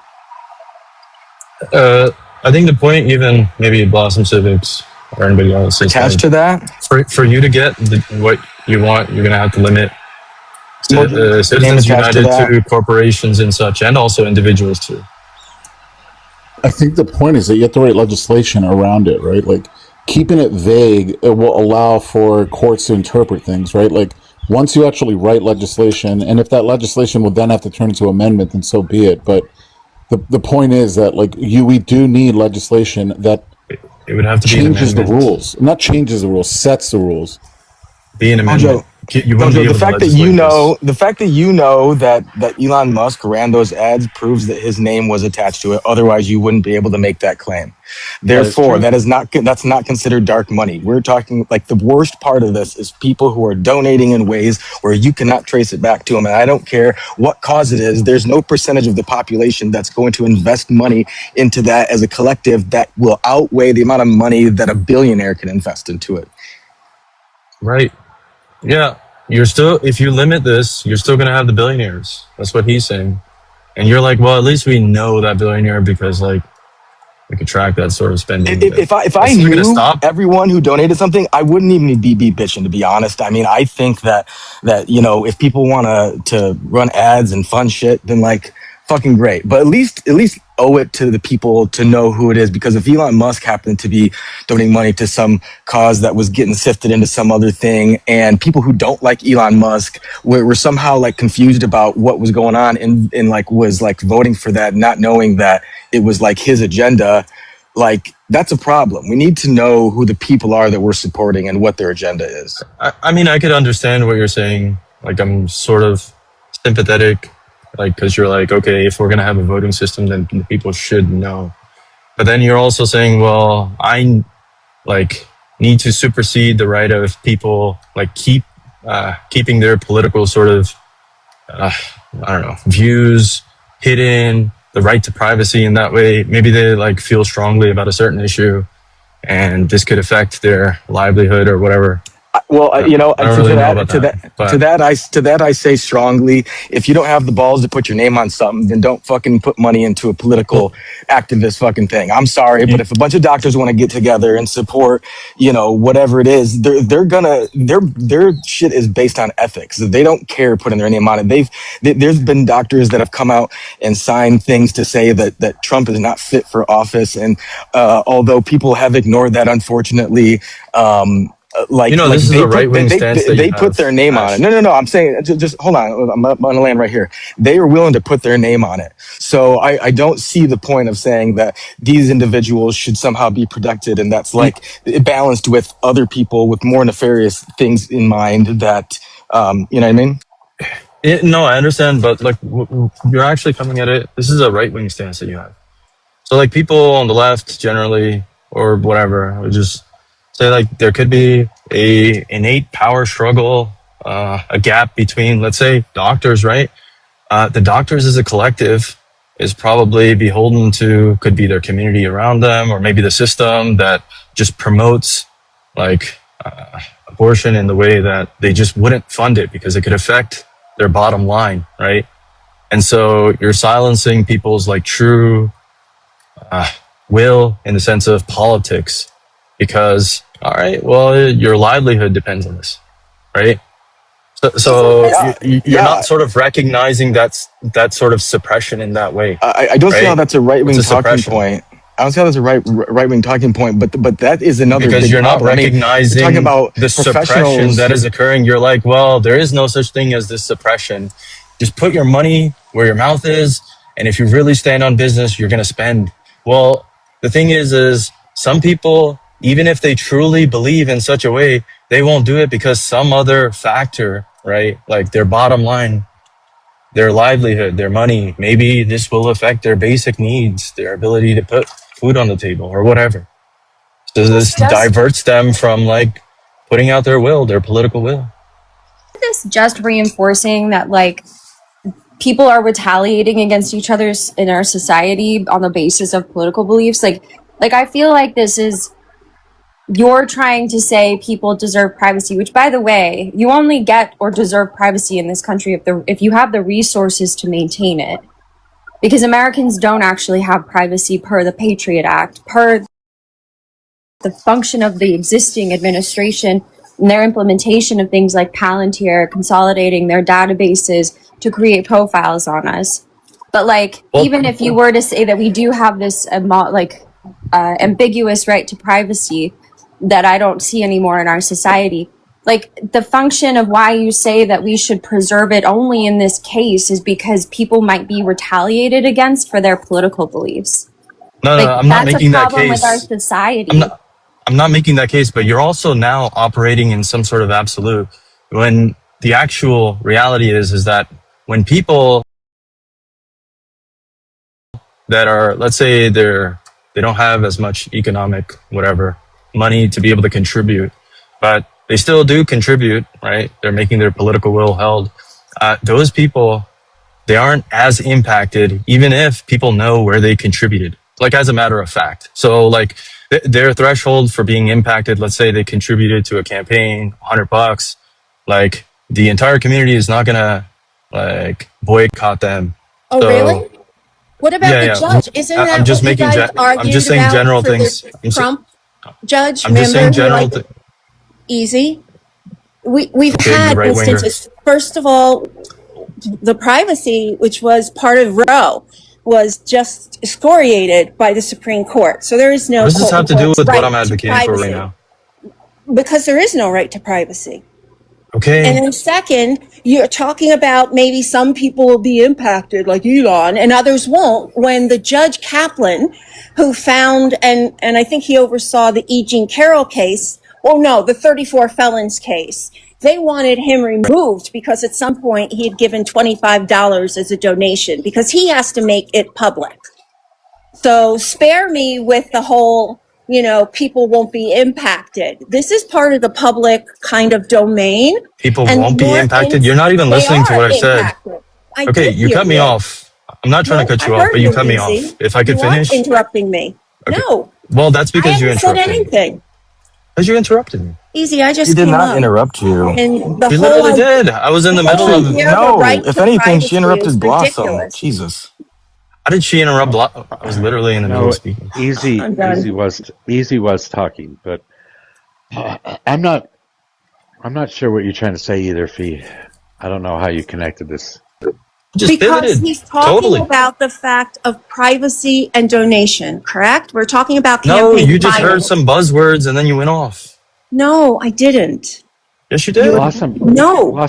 Blossom did talk about privacy, but like more as a comparison to the campaign finance laws we're talking about. Exactly. Well, maybe not. Maybe it's an example. Maybe it is an example because we are talking. Because I did bring up the doctors, the group of doctors that wouldn't want to have an ad attributed to them, so they would want to donate money in dark money, I guess, to make sure that their names aren't attached to it. Imagine it was in a state like Texas, Mojo, right? Like they would want to contribute. Texas, sure. Yeah. So like the rest of the community and also the state itself, the legislation, whatever, is against this. And you're like, well, put your money where your mouth is. I mean, Tell I them agree. to like. I agree with what you're saying, but it doesn't, like, you're talking about a narrow scope. You're talking about a handful of doctors in Texas versus the fucking billionaire class. Like, are you kidding me? Do you think? But you're never going to, the problem is you're never going to be able to stop advocating Elon for the Musk. billionaire class. Hey! You're never going to be able to stop Elon Musk from running those commercials. It's the only thing that's the point. The only thing you can do is compete. How? Well, you're going to have to couple it by restricting individuals, right? And amendment, not legislation civics. Hey, I asked civics a question. What the fuck? So, through legislation or an amendment, right? Like, if we want to have clear-cut rules when it comes to our democracy, because at the end of the day, I think it's a different level of. You're talking about the system itself in which we govern and how we govern ourselves. Like, that's kind of outside the realm of some of the other things. Like, we're talking about like fundamental, like foundational aspects, which now that I'm saying it out loud, it would have to be an amendment where we have clear-cut, modernized rules, which is why we have amendments to begin with, on what we need to do to limit what we can do, like in terms of finances when it comes to how we run our elections. Because elections themselves are so fundamental to our system of government, we need to have an amendment that is modernized. All right, I'm heading out. I gotta clock in for work, so I'll see you later. 6-7. But is the government the thing that makes it fundamental, or is it the individual rights, and then we make a government around that? Is it now what you're going to do is say like we need to change individual rights in virtue of elections? This is not philosophical. Rights come from governments; they don't come from outside of governments. Civics. This is not I understand that, but that's not what I was saying. Shut up! Oh my god, bro, you're crashing out so much. Just shut up. Civics. I was trying to talk to civics. This is actually an amendment that could pass. I'm the only dipshit on fucking YouTube or on TikTok and YouTube and shit that's actually arguing for Citizens United. So it seems like both sides are pretty dead set against this money being introduced into politics. We could probably get 3/4 of the states to agree to an amendment like that. I think so. That's what I'm talking about. Like, the whole point of amendments, right? Like, what are they? They're supposed to be amendments to our Constitution that keep up with this living document that we call our Constitution. And we've reached the point where financing and things like that were kind of out of the purview of what the founders wanted. So we need to have an amendment that sets the ground rules on how we run elections, right? And what are the rules? And then once those rules are set in place, it's fair game for anybody that wants to participate. I mean, the Constitution aspect. One second. The long term is like a constitutional amendment, but I can't remember the specifics in front of me. But Senator Whitehouse actually had introduced legislation to address dark money specifically. I'm not sure. It probably fell dead. I'm assuming because of the Republican majority. But people have introduced legislation to address this, and it's not going through. Mojo, you seriously think that 3/4 of the states would be in line with like restricting individual rights? I can understand the whole like corporation thing, but also individual? Yeah, close to an election. What? Yeah. 3/4? Yeah. No way. Yeah. This is a fundamental sort of right. I don't know if there are like 80% of the people in this country that live paycheck to paycheck. They don't want Elon Musk being able to spend $300 million on a fucking campaign. No, this is just individuals being able to because that Elon Musk. Elon Musk. They don't want Elon Musk spending $300 million on a campaign. Yeah. So when it's an amendment, right, it's going to be very broad. And when you say like we can like specifically narrow this down and put in language that billionaires cannot do this. Of course, Elon Musk is not going to be in the amendment. Of course, the amendment is going to be about both individuals. Again, the amendment is going to be about both individuals and corporations and groups of people. Obviously, that would have to happen that way. I would strongly approve of this, and I think the vast majority of poor people in this country, poor and middle class people in this country, would absolutely agree that we need to get all this money out of politics. So yeah, I can imagine that it would sail through with 3/4 of the states. Honestly, right. So I don't really think so, because like what it's going to be met with is obviously in order to apply this, like those individuals would have to be restricted during the election. So you would have to have a control on media, like people that are spending, keep a watchful eye on that, ads, all this type of thing. They would see this as like a security state, like expansion of that. I'm not so sure. That would be the argument against it. Fall in line with that would be the argument against it. However, I think people want money out of politics. I think if you go ask around libertarians, conservatives, liberals, they will all agree with you. They want money out of politics. They could say that, but I don't think they would then sign on to the. I think you're the wrong. Security state. No, they won't. Not in America. What do you think is a security state, though? Maybe I'm not clear on what you mean by that. Palantir. We already have a security state. However, they would be able to stop individuals from like buying campaigns. You would have to like completely shift how we do anything and everything here in America, right? And in order to support that, you need infrastructure, a government.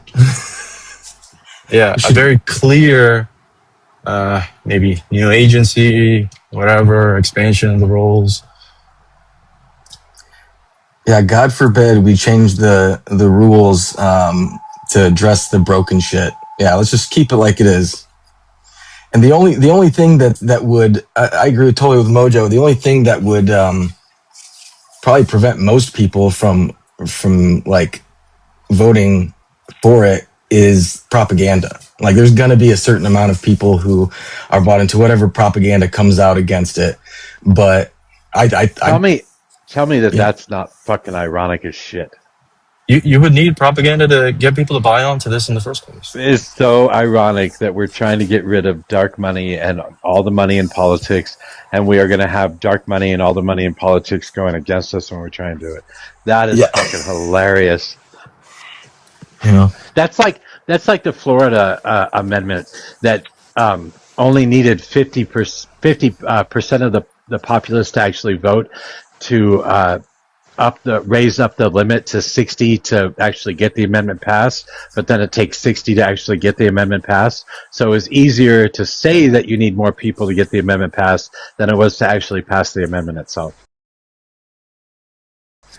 It's almost like saying we can get women the right to vote when we have like the people that are not allowing them to vote like against them. You know what I mean? But I guess we got that passed. So it's not impossible, but I'm just saying I don't buy it, because you would not even an amendment, the very first amendment, the backbone of the entire.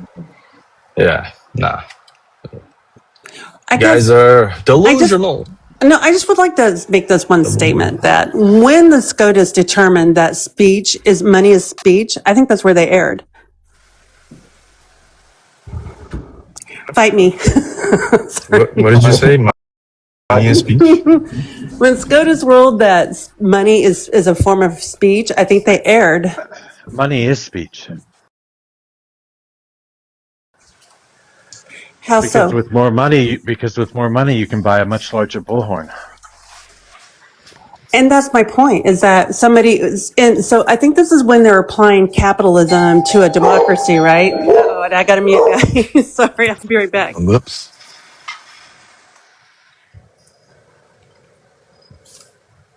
To her point. This is what I'm talking about, is that when it comes to something as fundamental as our electoral process, because that is what I guess like not jump starts, it's not the word I'm looking for here.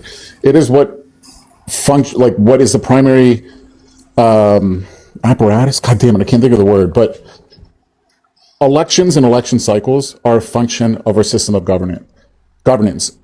It needs to have an amendment and clear rules when it comes to financing it, right? Because it is so fundamental to how we govern ourselves that it needs to be outside of the realm of like, oh, well, is it freedom of speech and all that? No, when it just specifically comes to elections, it's different. Where I might have an issue with limits is on like ballot issues, like I don't know, a state wants to legalize Mary Jane. I don't know if I feel the same way about having limits on how much you can spend on that campaign. However, a representative is different. Oh, see, I disagree.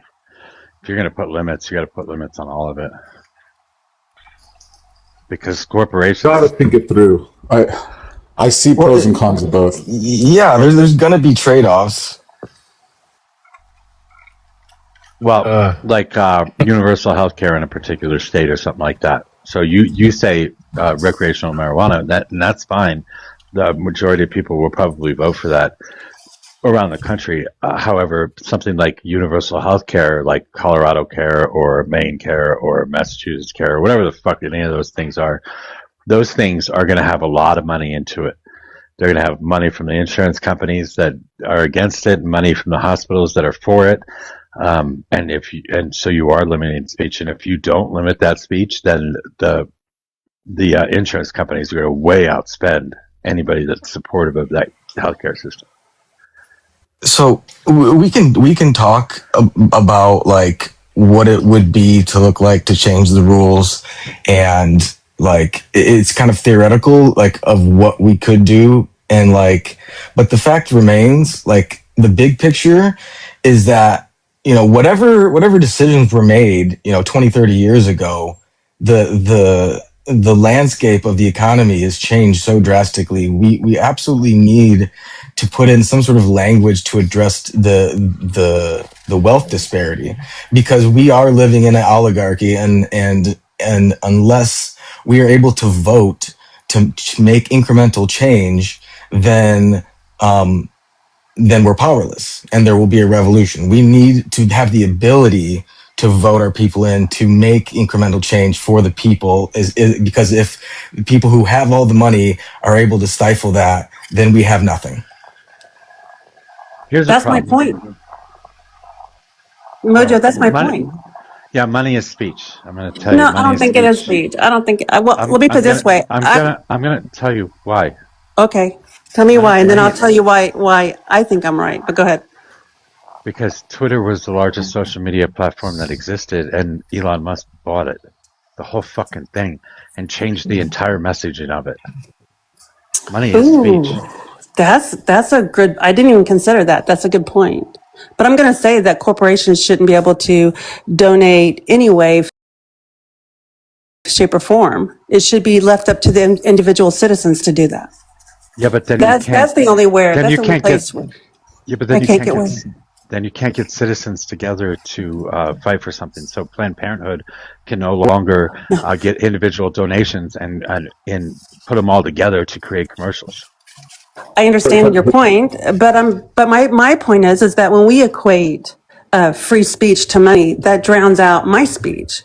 And that's what we're actually seeing. This is what has happened. Well, then you also give Elon Musk a shit ton more power, because now he's got $300 million to spend on campaign ads. How the fuck are we as individuals going to come up with $300 million to spend on ads? That's an excellent point. And you do know that there are campaign finance limits for individuals. Yeah, but Elon Musk goes around those just by running ads against transgenders. Maybe I don't think he should be able to.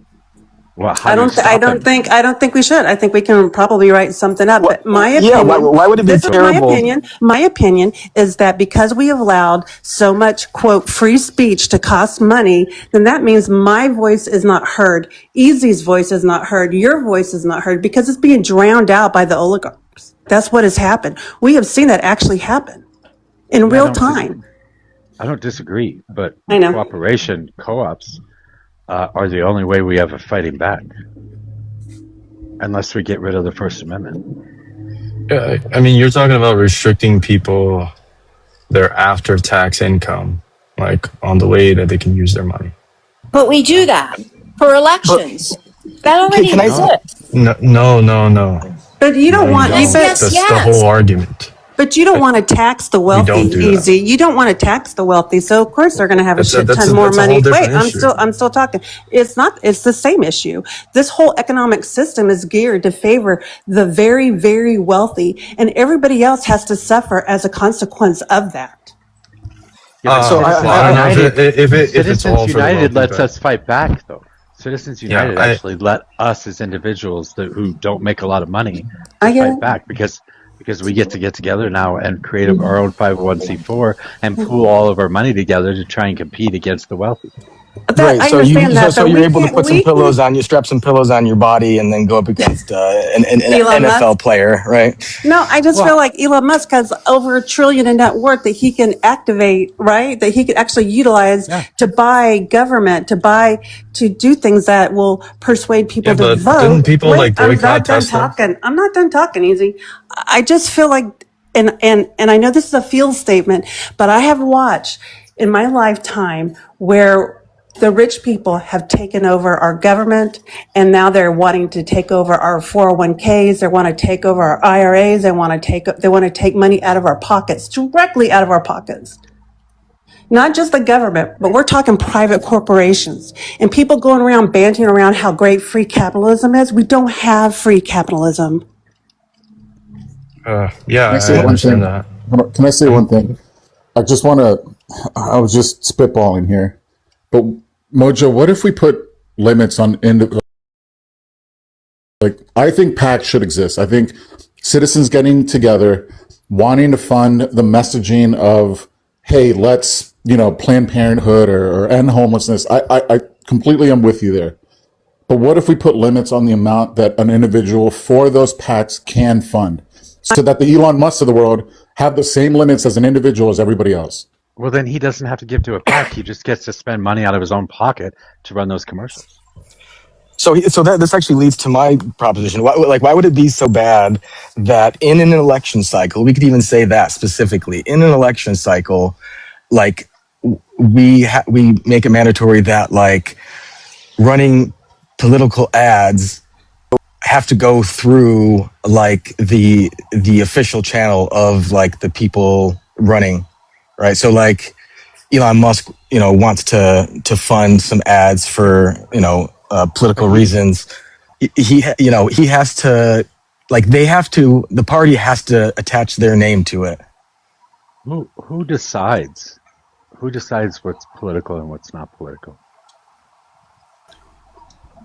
We already have that already established.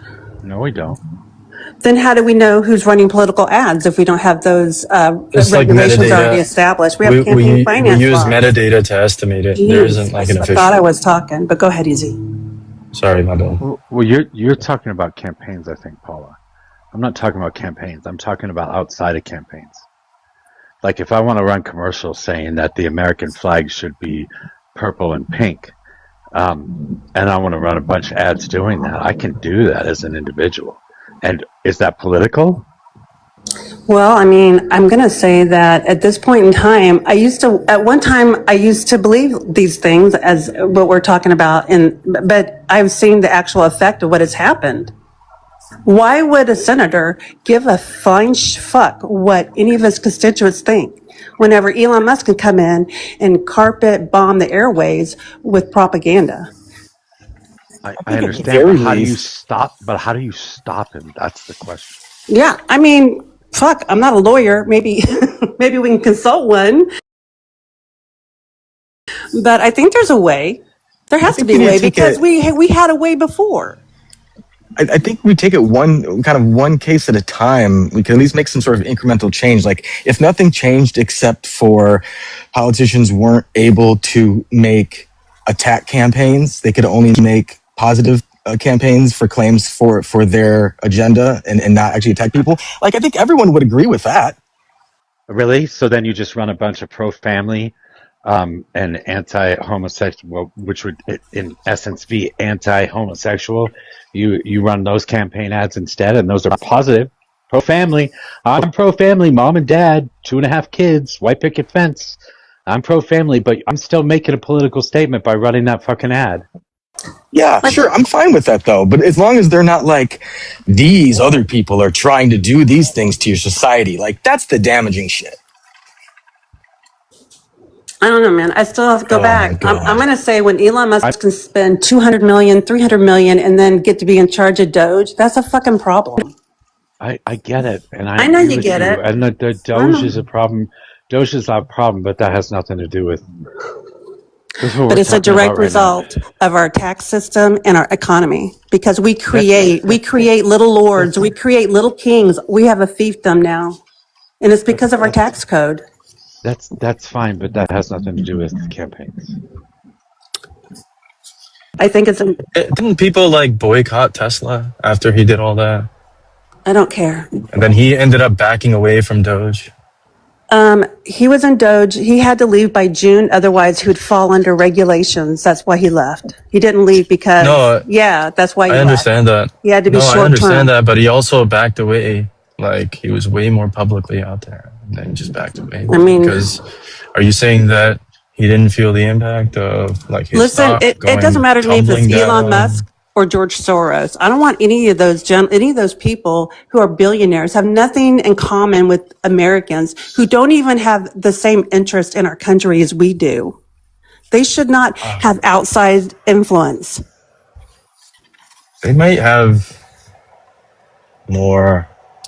I don't know how you can just say that. It seems like maybe to the people that are against them, but What about when New York fucking gave Elon Musk a manufacturing plant? What about that? oh my God, what about when Mom Donnie deferred the pension payments and he borrowed from there to be able to Because, make his budget? What do you oh my mean? We could goodness. just what about? No offense, Easy, I know but you that's said you don't want because people to steal from IRAs and 401ks, and then that like No, what are we what are we your doing whole here? viewpoint is that the rich people will do good shit for this country. Your viewpoint, your ideology dictates that by charity we can get good stuff done, and that's just not true. That just does not happen. And I'm Well, saying this: that our democracy is worth more than capitalism. your democracy is worth more. You can't even have democracy without capitalism. of course you can. No, you Of can't. You would course you have. absolutely Okay, you can. think China is a democracy? We have, wait a minute. All You of think China Europe is a is a democracy? democracy. You Excuse don't think me. they I vote was in China? speaking. They do Yeah, vote in China. I And they know have they more than do. You one would call party. that a democracy? You would call that a democracy? Wait, they have capitalism. Not in a meaningful way. Yes, they do. Listen to They have me. state capitalism. No, they don't. There are billionaires, personal billionaires. People can They, own personal property. You don't know what you're speaking. it's not private Easy. property. You just contradicted yourself because you're saying that a state can't exist without capitalism. So I how didn't say does China state. exist? I didn't say state. What'd you say? It's a democracy. Okay, sorry, I was confused. I just feel Yeah. like I don't They want. have state capitalism. Our democracy has been up for sale for a long time. And I think it's time to realize that capitalism is ruining our democracy and it needs to be more regulated. Paula, how is capitalism the problem when we all accept the fact that we're less capitalistic today than we were 100 years ago? At least everyone that's paying attention can agree that it's less capitalistic, less free market capitalistic than it was 100 years ago.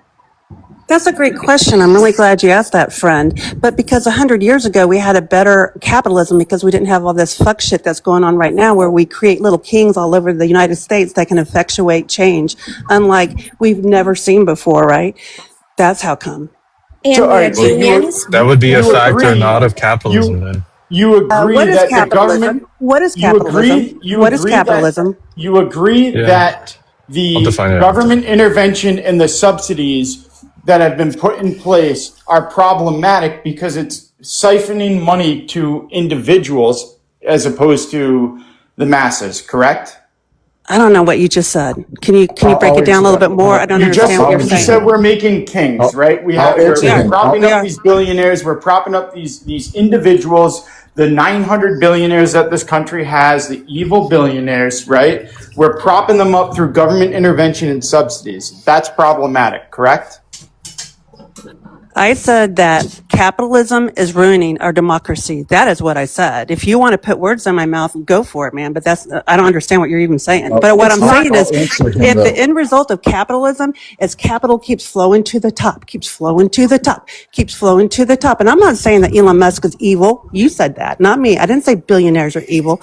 I just said that what do billionaires have in common with regular Americans? They don't have anything in common with me. They have nothing in common with you unless you're a billionaire.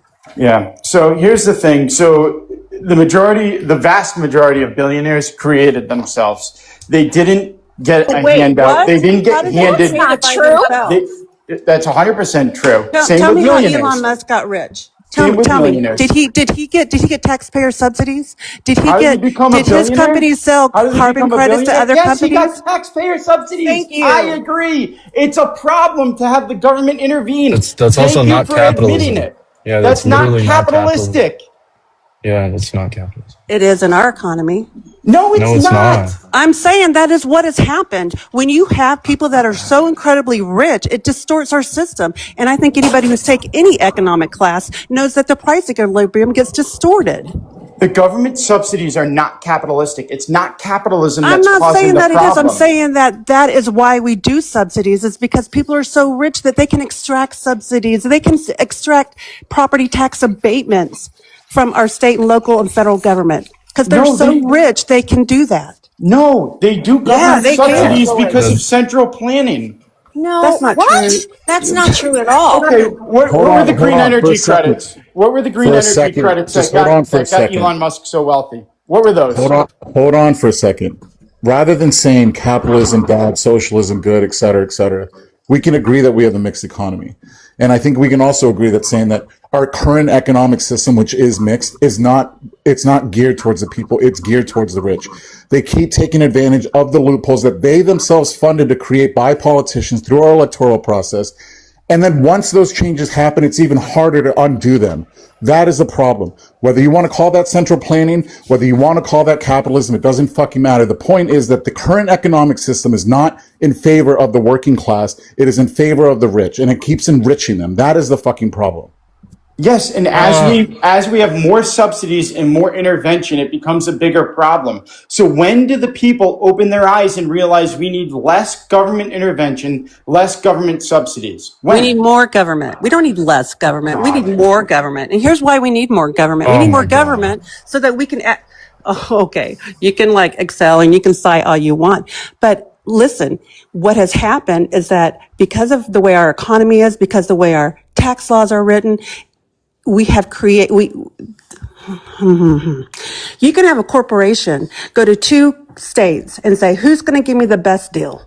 Who's going to give me the best deal? I'm going to put my headquarters here. I'm going to hire 5,000 people. Who's going to give me the best deal?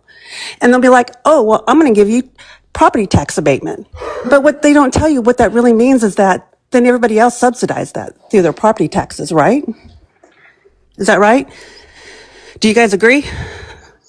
So they're not paying for the roads. They're not paying for the fire department. They're not paying for the hospital, the library, the schools. They're not paying for any of that because they get like a 10-year property tax abatement. No, so they're right, able Paula. to extract subsidies. They're able to extract tax abatements and taxpayer financing. They're able to extract that from our state and local governments. That's how it works, guys. That's the game.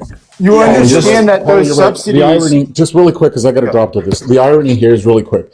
Those 5,000 jobs that was created, but from that promise, the irony is that those people paying taxes are the ones that pay for the roads and all the things that Paula just mentioned.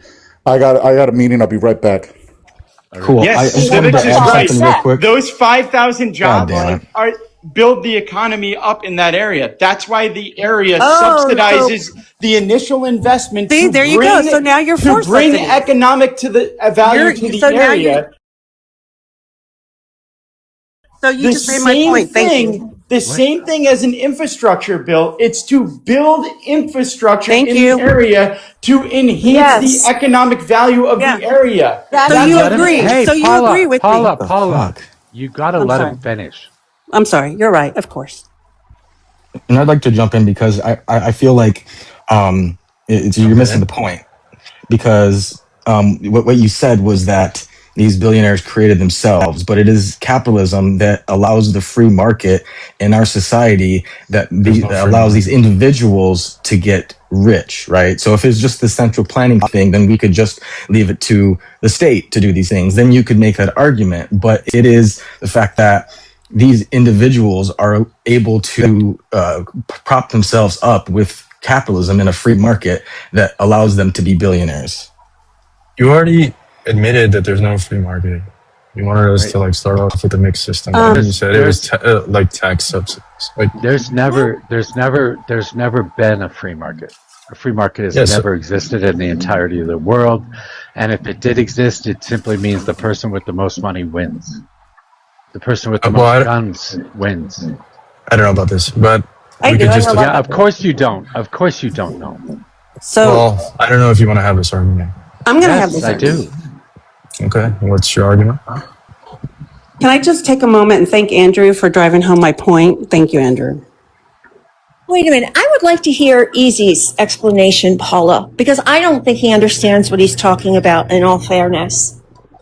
Okay. So, Easy, what do you mean that, we have a free market, and that is the form of what here?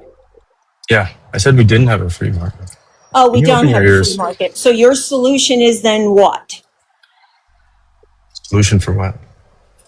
Well, the current economic state of this country could potentially be a boiling point in the next 20 years, if not sooner. Do you not see that? Well, a meteor could like strike on Earth. No, we know what's coming. No, we actually know? How do you know what's coming? For that. How do you know that? Oh my God. NEO is something you should look up, and NASA actually does that. There actually is a project right now to map everything that we can see from the southern hemisphere. Okay. And that means that the boiling point, 20 years. Yeah, it was a random thing because that's what you are doing here. No, you're just saying 20 years, it's a boiling point. Okay, well, what's your argument for that? I have seen the middle class. I mean, this is all statistical data. The middle class is shrinking. What's your argument for this? Or is argument easy? I asked you to make an argument for what your solution is to our current economic system.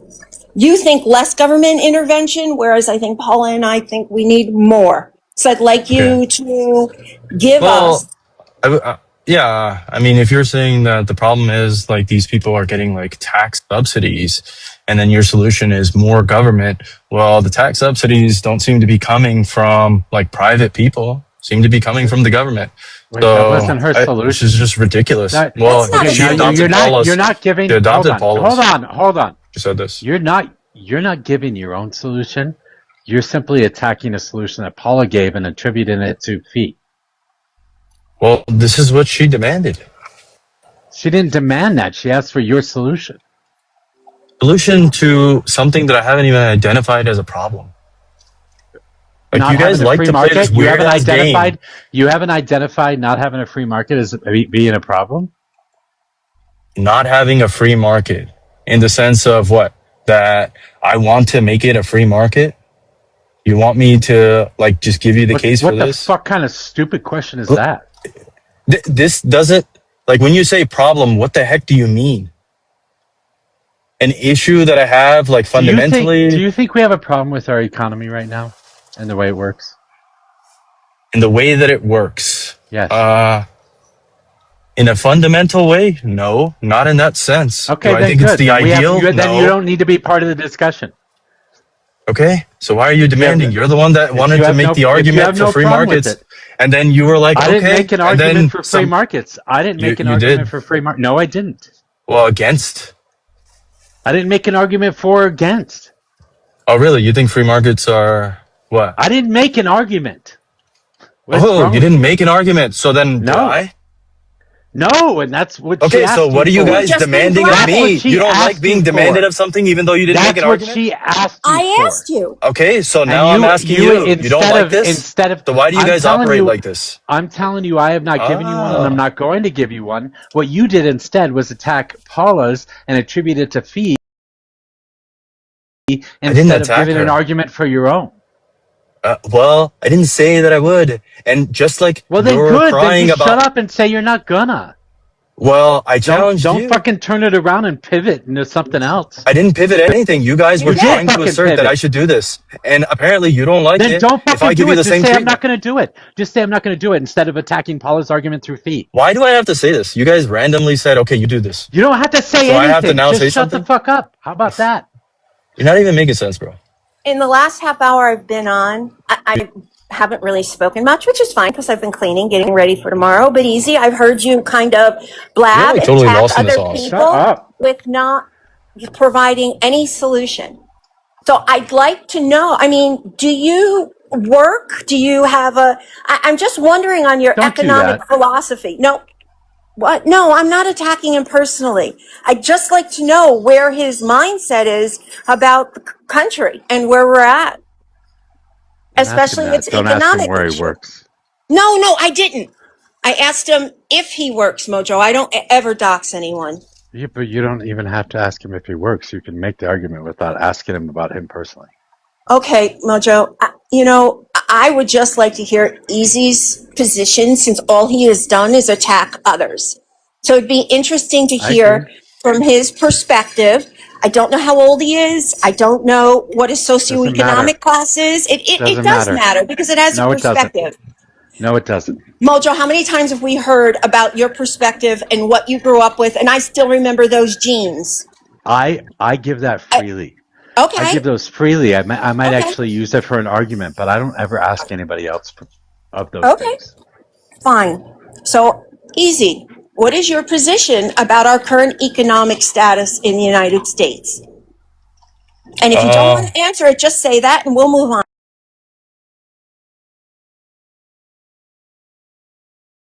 It's economically now in terms of like politically, which I think is going to be like a factor of economics. Okay. That's why I generally just go into economic discussions, but civil liberties that have to do with individual rights, capitalism, somebody asked me to define it, a social system.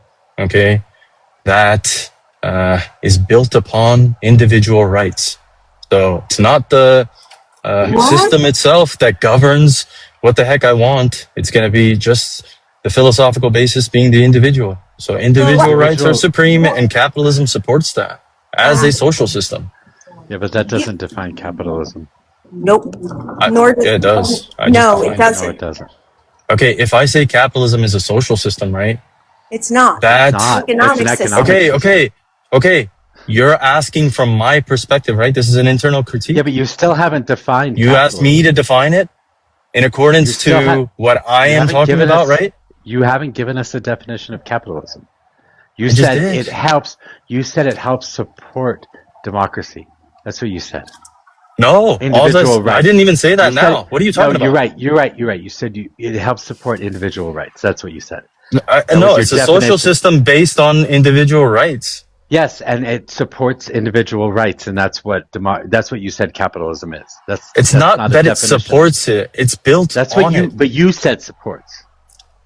Well, maybe if I did say it, well, I'm saying that it's built on it.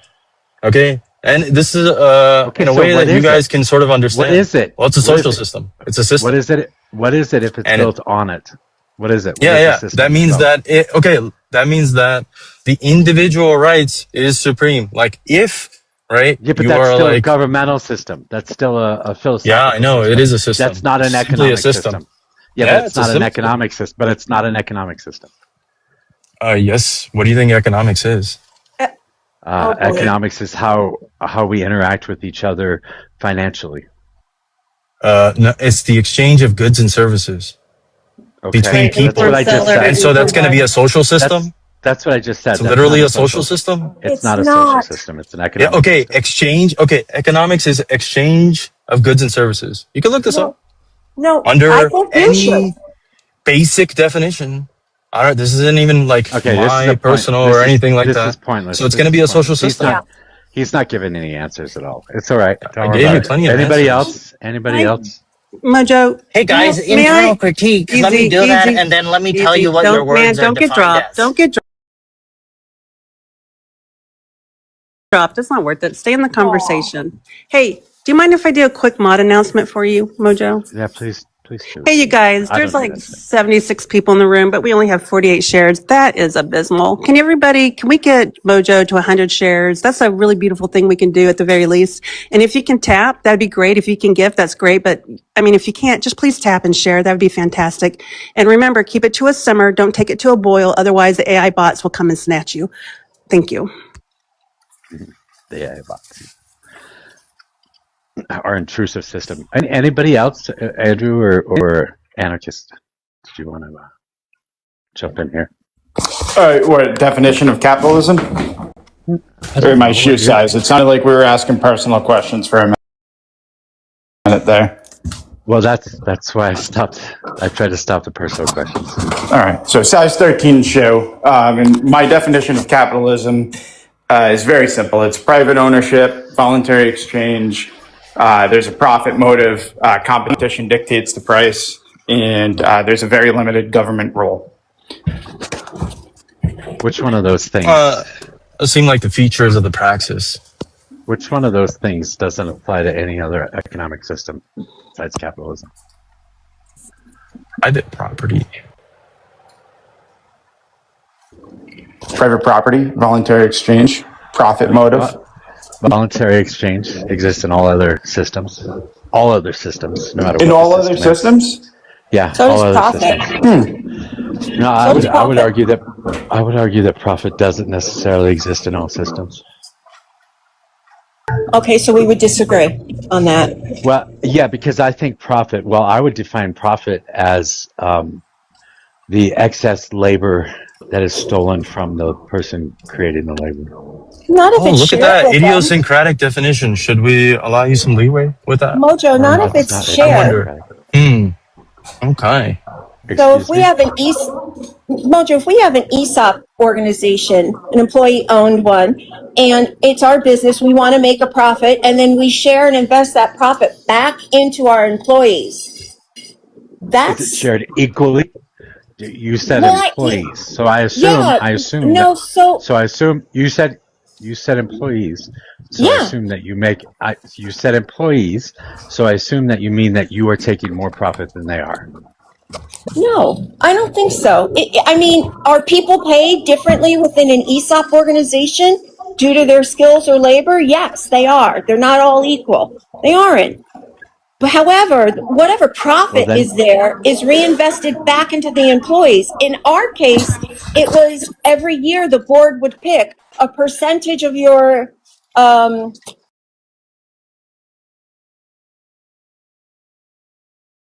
profit. I mean, we all could vote on who that board was.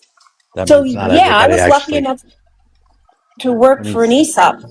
Yeah, that means not everybody gets an equal share either. That means that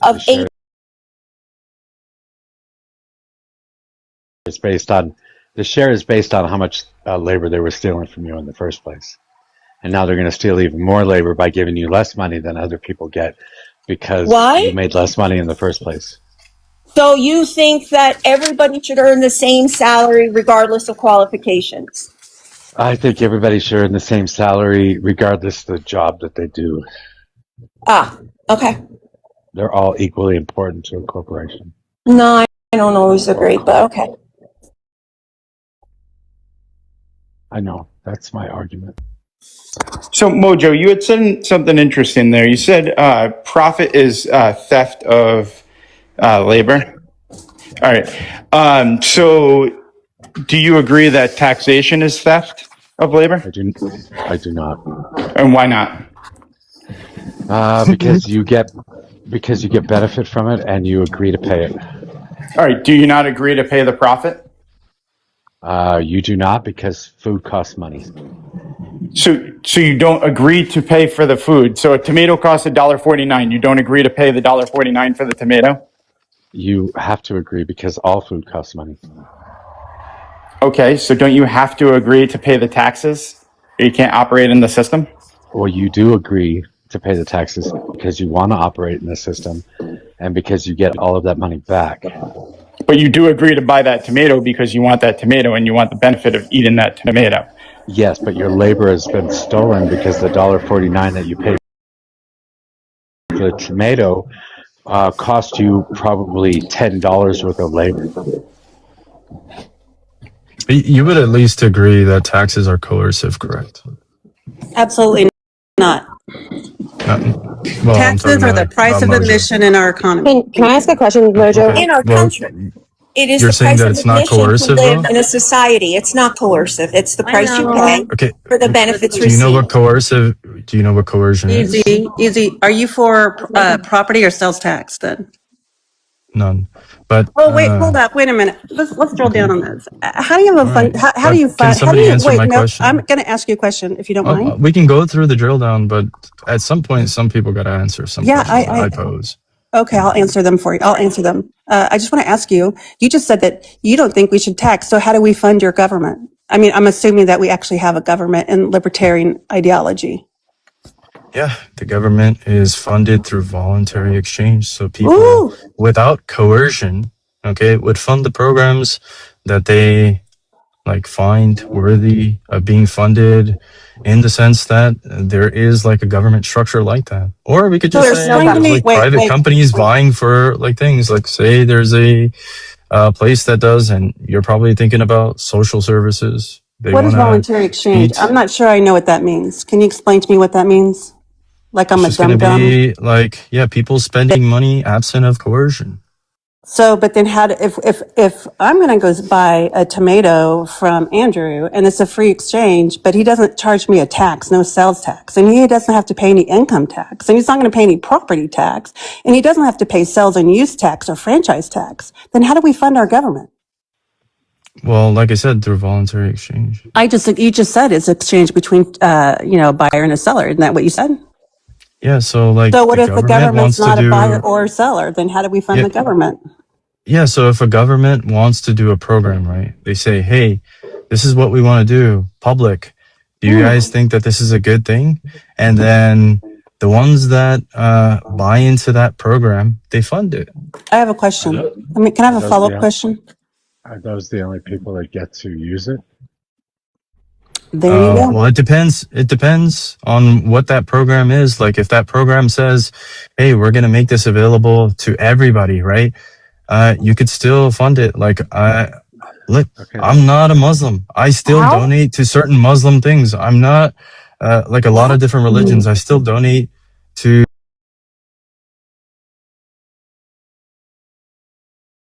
an example that despite you Stay on not topic. getting the fruits of that service, you may still fund it.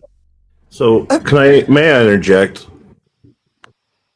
The idea that something is the idea of purchasing something without being persuaded in some way, shape, or other is also folly, because I'm going to go buy food for dinner because I'm hungry, which means I have been persuaded to do so. Marketing exists literally to persuade people. Yeah, that's capitalism. That's Mhm. capitalism. No, we're talking You about. think that you only buy food because you're hungry? Excuse me. I am suggesting that capitalism is bad. Is it okay if I ask some more questions? Okay. Easy. More, You said- but somebody's got to answer that question Easy, that they man. promised. You know where we're going. We always do this tango. You know exactly where I'm going, right? Do you want to just? No, I don't. You just want to admit defeat right now? Oh, can I do it? Well, I've never lost. Okay. Oh, So what you're Paula. saying, hold on, V, I got it. So, okay. So in your world, people can volunteer to like pay for the defense and pay for the judicial system. And, is that your scheme on how we are going to fund our government? And the judicial system, yeah, there should be ideally a system of like common law. Sure, where, but like, how do we have, fund, like, who's going to pay for the arbitrators. court? Who's going to pay for the court, the judge, who's paying for all of that? Yeah. So like, you need an arbiter to represent you when Right, who's paying for it? when there's an issue. Yeah, the So who's individuals paying that for are the? buying the service. Okay, cool. So what if you literally have the buyers. let's just say you and I engage in some type of transaction, but you are defrauding me. But I, being a normal person that doesn't make that much money, and you being a billionaire, I can't afford to take you to court in your system. How does that work? Ford, in my system, you would be able to like arbitrate. Oh, you have to operate how within does my that system. happen? Because I'm going to have to pay to sue you, but it's not going to be the way I'm going to sue you today, right? We're going to be having to charge much higher rates because now we're going to have to pay for the judges, we're going to have to pay for the jury, we're going to have to pay for the court, we're going to have to pay for the marshals, we're going to have to pay for security, we're going to have to pay for everything is going to come out of every transaction. Of course, I do realize there are some counting things that we can talk about, but we're just going to set that aside for right now.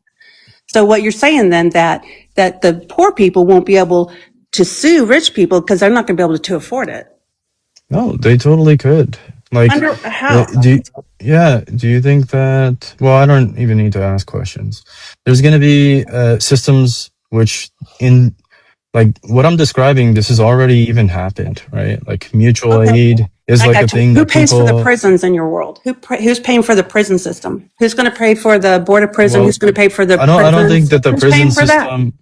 Yeah, I don't think that there would be a prison system in the way Because that you're nobody's going to describing. commit a crime? No. It just wouldn't be like what the current system is, right? Oh, will you explain to me what it would look like? Because right now, if you harm me and somehow, I don't know how it's going to happen, and I'm poor. So let's say you do something horrible. Let's say you run me over. I sue you, but I can't afford to sue you because all my money is going to health care now. But let's just say somehow I do sue you and I prevail or the criminal courts win. And who's paying for you to go to prison? Someone to go to prison? Yeah, because you ran me over, so now you're going to prison. So who's paying for that? We Am wouldn't I have paying this for that structure. because I'm your victim? Do I have to pay for that? Well, we wouldn't have this structure. Do you So what understand? Like structure I'm would we saying, have? Easy. Come on. I yeah. know what So it is. Tell everybody what like it I is. said earlier, we would have common law.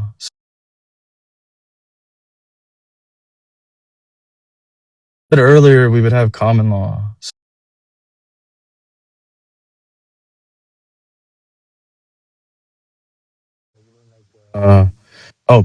Make you whole or something like that.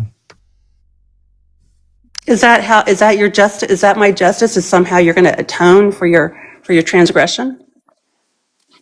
Yeah. I mean, the people that are involved in whatever dispute and whoever was sort of harmed, and the person doing the harm would be liable to make the other person whole. If we introduce other people that had nothing to do with it and say, well, you're now also on the ticket to make like the person that was harmed whole, they're being harmed by that too. They're like, Sure, but what if something you? has to be, and then we have to do that through force Yeah. or coercion. Now, if other people are collectively saying, all right, well, look, and in the sense collectively, like voluntarily, whatever, you could have mutual aid or I get these you. I type get of you. I get what you're saying. organizations. But let me ask you a follow up question. Easy. So let's say you're able to atone in some way, shape, or form, right?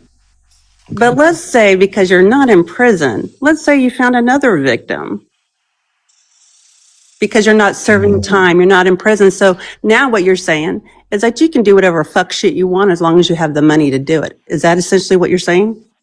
No, because there's certain things like, well, there would even be a system of where like you could have capital punishment too. Like in that way, you're saying like, oh, they would be Who pays free for to that? like do whatever. But who pays for Well, that? Because you said it's going to be a voluntary exchange. So right. who is going to volunteer to do capital punishment in my behalf? Because I'm Volunteer to do poor. it? I will, Paula. I will. They wouldn't volunteer. I think I'm No, done. Easy, I'm we're not done. even saying that there's Easy, we're done. volunteers. I'm You're done. literally buying services. Dude, I'm done. I'm Yeah, done. I think you've already lost. Thank you. Yeah. Okay. All right. So you think I've lost? Can you tell me what coercion is? Because you promised that you wouldn't say this. Coercion's force. Oh, coercion is force. Really? It's synonymous with force? It's the same thing? Why do we have two different words for the same thing? Just want to let you know, I was going to ready to take you down 4 or 5 different paths to get to the same conclusion that your ideology does not work. Thank you. We have different words for all kinds of shit. You know that, right? Like easy and simple. Okay. Yeah. You think that coercion and force is the same thing? Same exact thing, Mojo? You want to double down and savor? I think they could describe the same thing. Yes. Oh, okay. But definitionally, you would say that, yeah, one could be substituted with the other. It has the same exact definition. Easy. If I told you someone was forced to do something, would you say maybe they were coerced? It could be. Exactly, Easy. Your It could first be. of all, your argument isn't logical. Second of all, I wouldn't say it volunteering as for you a did. You were criminal like, you're system. saying force is. You understand how when I answered his We have a question, I didn't system say of yes. laws. We have a system of laws in any Okay. society. In any Okay. society. And in yours, it's a voluntary. So it's whoever has the biggest gun and the most money What do you think wins. voluntary means?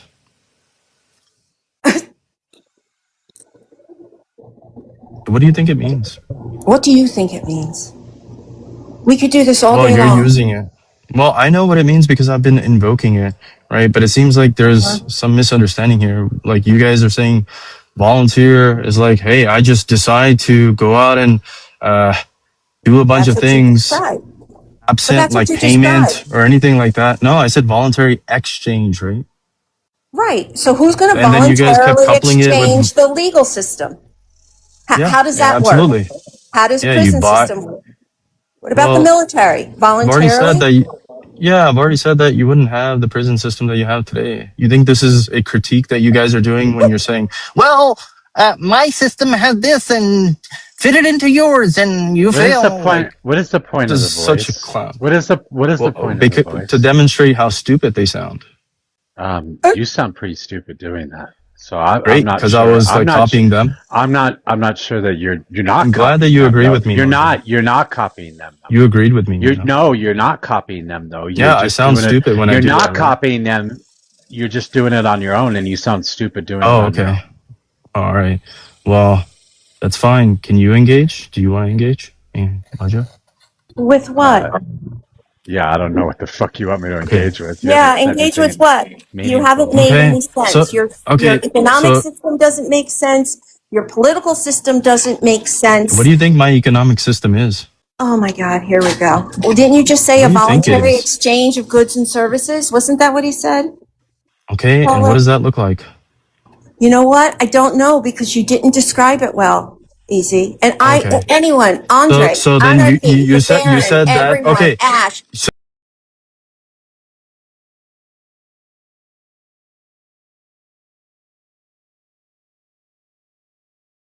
describe it. It No, sounds because you exact. didn't explain it.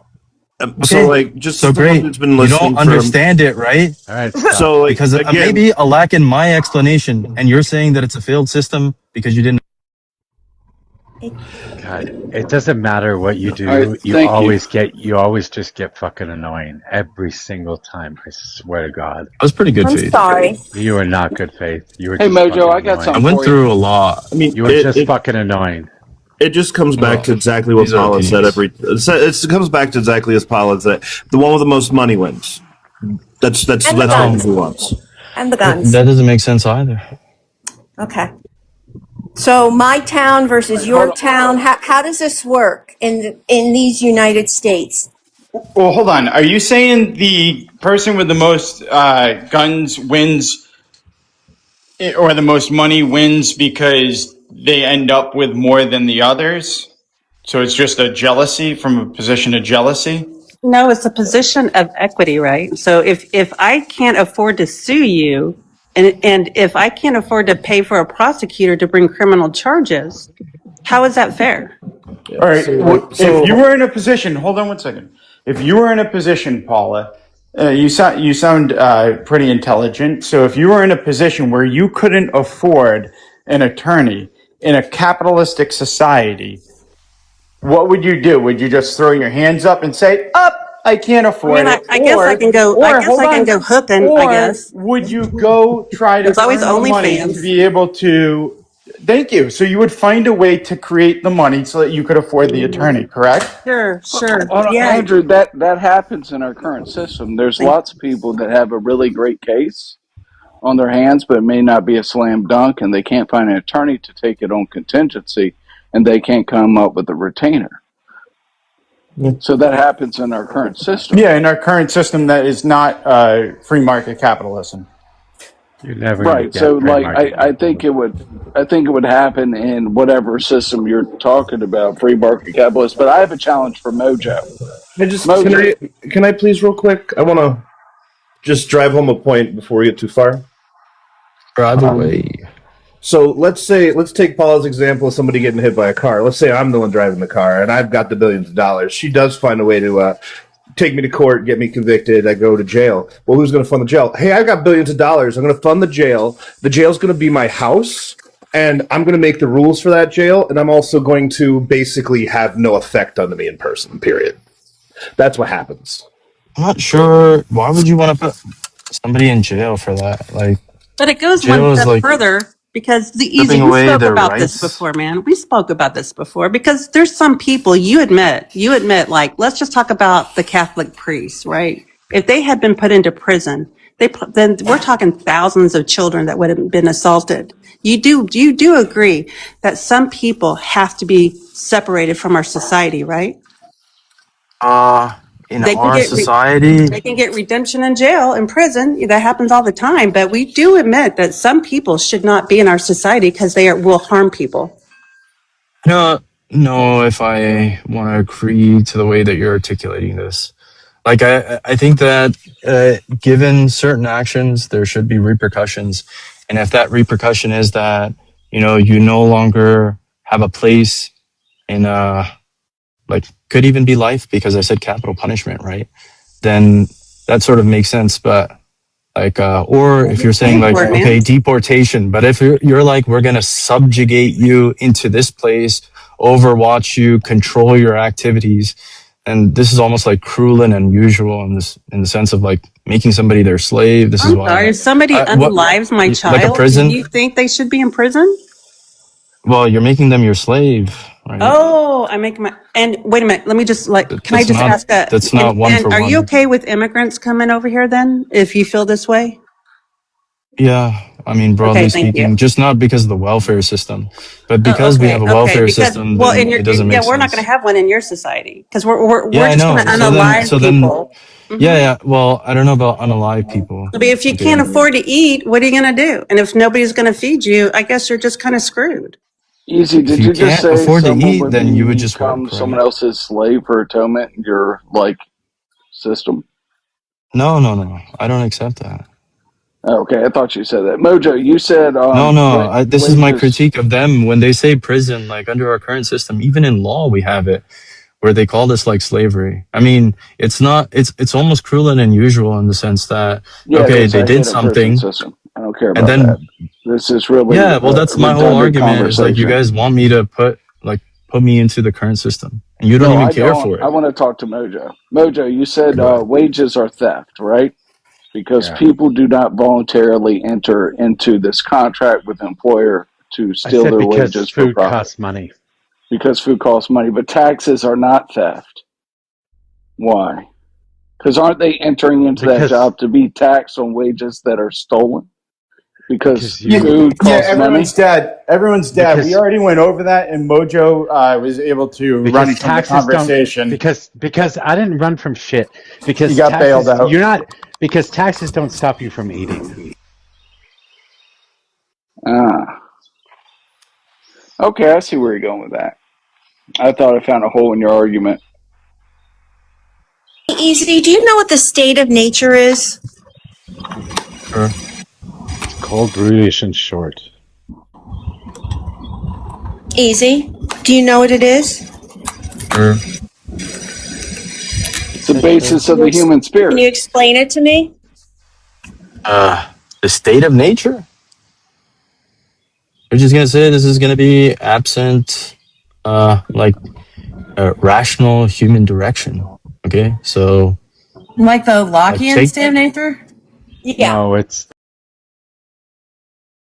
the Hobbesian. It can be. No, it's the Hobbesian. It's not Locke. Oh. Hobbes. It's Thomas Hobbes.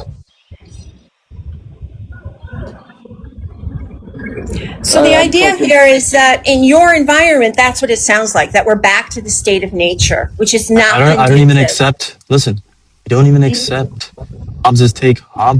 He thinks that people are just evil, right? And that you need to have some structure But to you bring think that all order people into are the good. world. You think all people are good, Easy. You think that all people will enter into a voluntary exchange. I'm sorry. Wait, he didn't. You're conflating good. He didn't think people are evil. Hobbes Well, didn't this think is my people are critique of evil. it. But he never said that. He never said that people were evil. He doesn't have to said say that. anything. He said that This the is state the of nature. He said that the state of nature is cold, brutish, and short because you cannot provide for yourself by yourself. Because it takes a society in order to provide for a group of people or even an individual family. You might be able to take care of yourself, but then it's all individuals, but then you end up fighting with each other over specific resources.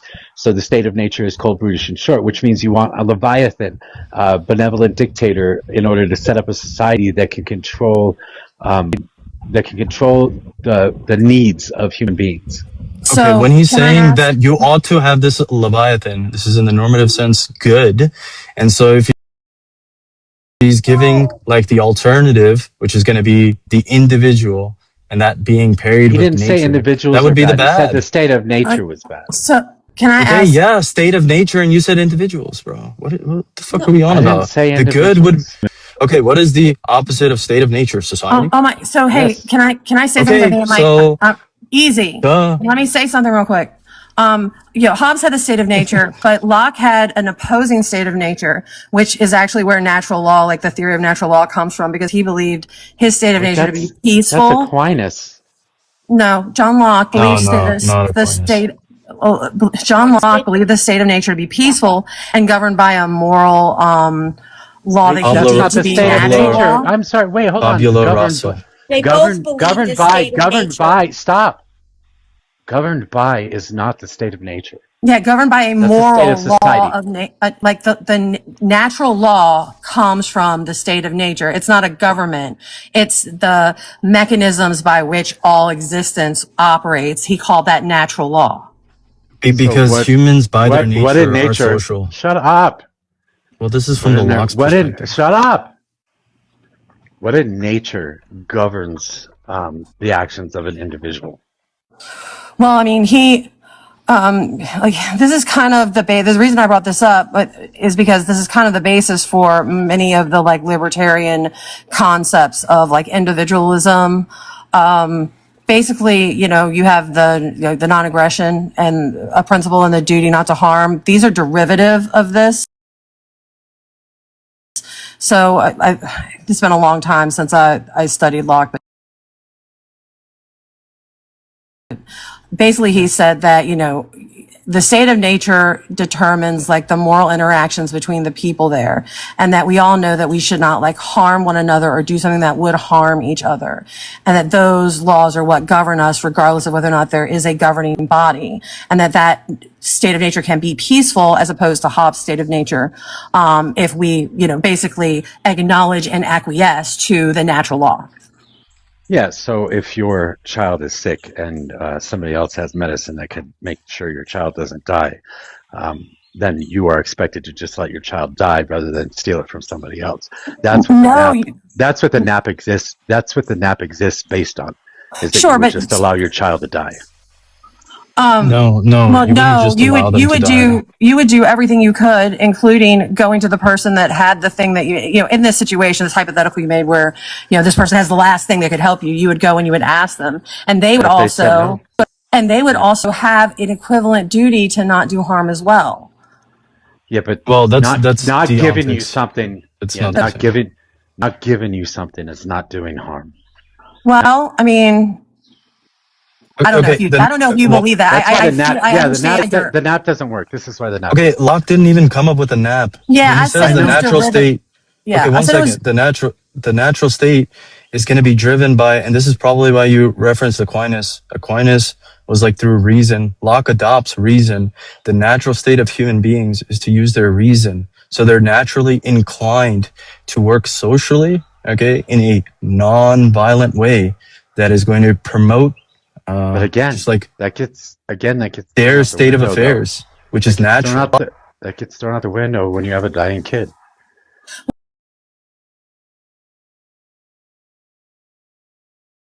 It doesn't matter because okay, go ahead. So the entire framework that he set up as the state of nature was an illustration to describe, because even Locke believed that while this could be peaceful and ultimately this is like how we are, like innately how existence is, that it can be chaotic because we all become basically our own judge, jury, and executioner for our own interests, kind of like you're referencing, which is the reason why people choose to voluntarily leave that state of nature through social contract theory, which is the theory that we established our government on. Yes, that's why I was bringing it up originally. Thank you.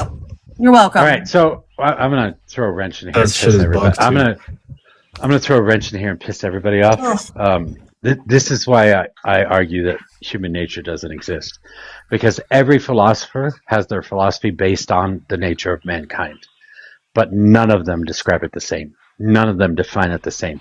Nobody can tell you what human nature is, but everybody uses human nature as a scapegoat. So human nature doesn't exist. It's simply something that we use to defend our own position, and it changes variably depending on the position.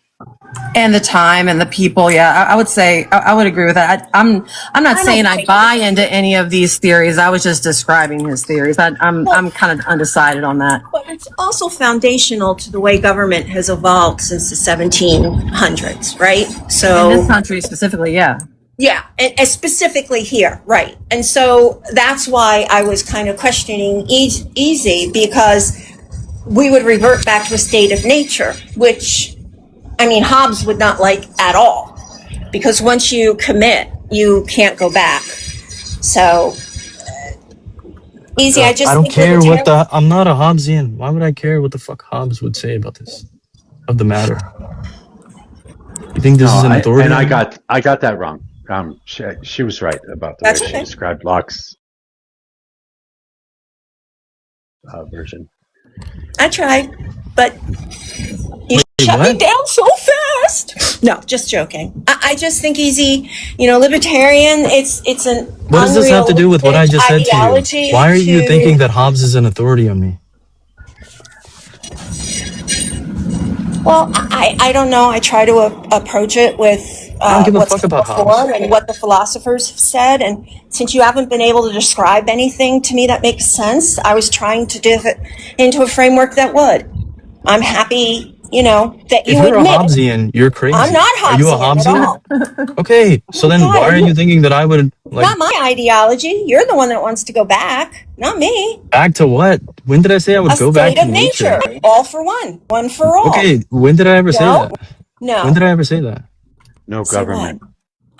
You won't want a formal Okay, government. when did I even You say want a no government? voluntary system. Hold on, when did I even say no government? Even asked you Paula about asked me. this. Okay, stop. Paula Even asked Paula you, asked me. how would the I'm judicial assuming you would have a system government. work? I said, yeah, government insofar as Mojo, voluntary. can he just stop? Why does he feel free to interrupt when a woman is speaking, but not Because when he's- you wait, or another he guy does? He does. He interrupts me all the time too. That's why I have to tell him to shut up. I mean, he's a kid that's given a platform with absolutely no knowledge behind it, no foundation, and no ability to explain Oh, it. you're just a boomer that wants to call people Hobbesian when they're not. I'm not a boomer, kiddo. All right, whatever, you Easy, you're boomer. just a child by that measure. Okay, that's You're fine. just I could be a child that's smarter than espousing these other boomers. people's words as if they were your own. You have no life experience to evaluate if any of these great philosophers have any meaning or use to you or anybody else. None in of this that world. matters.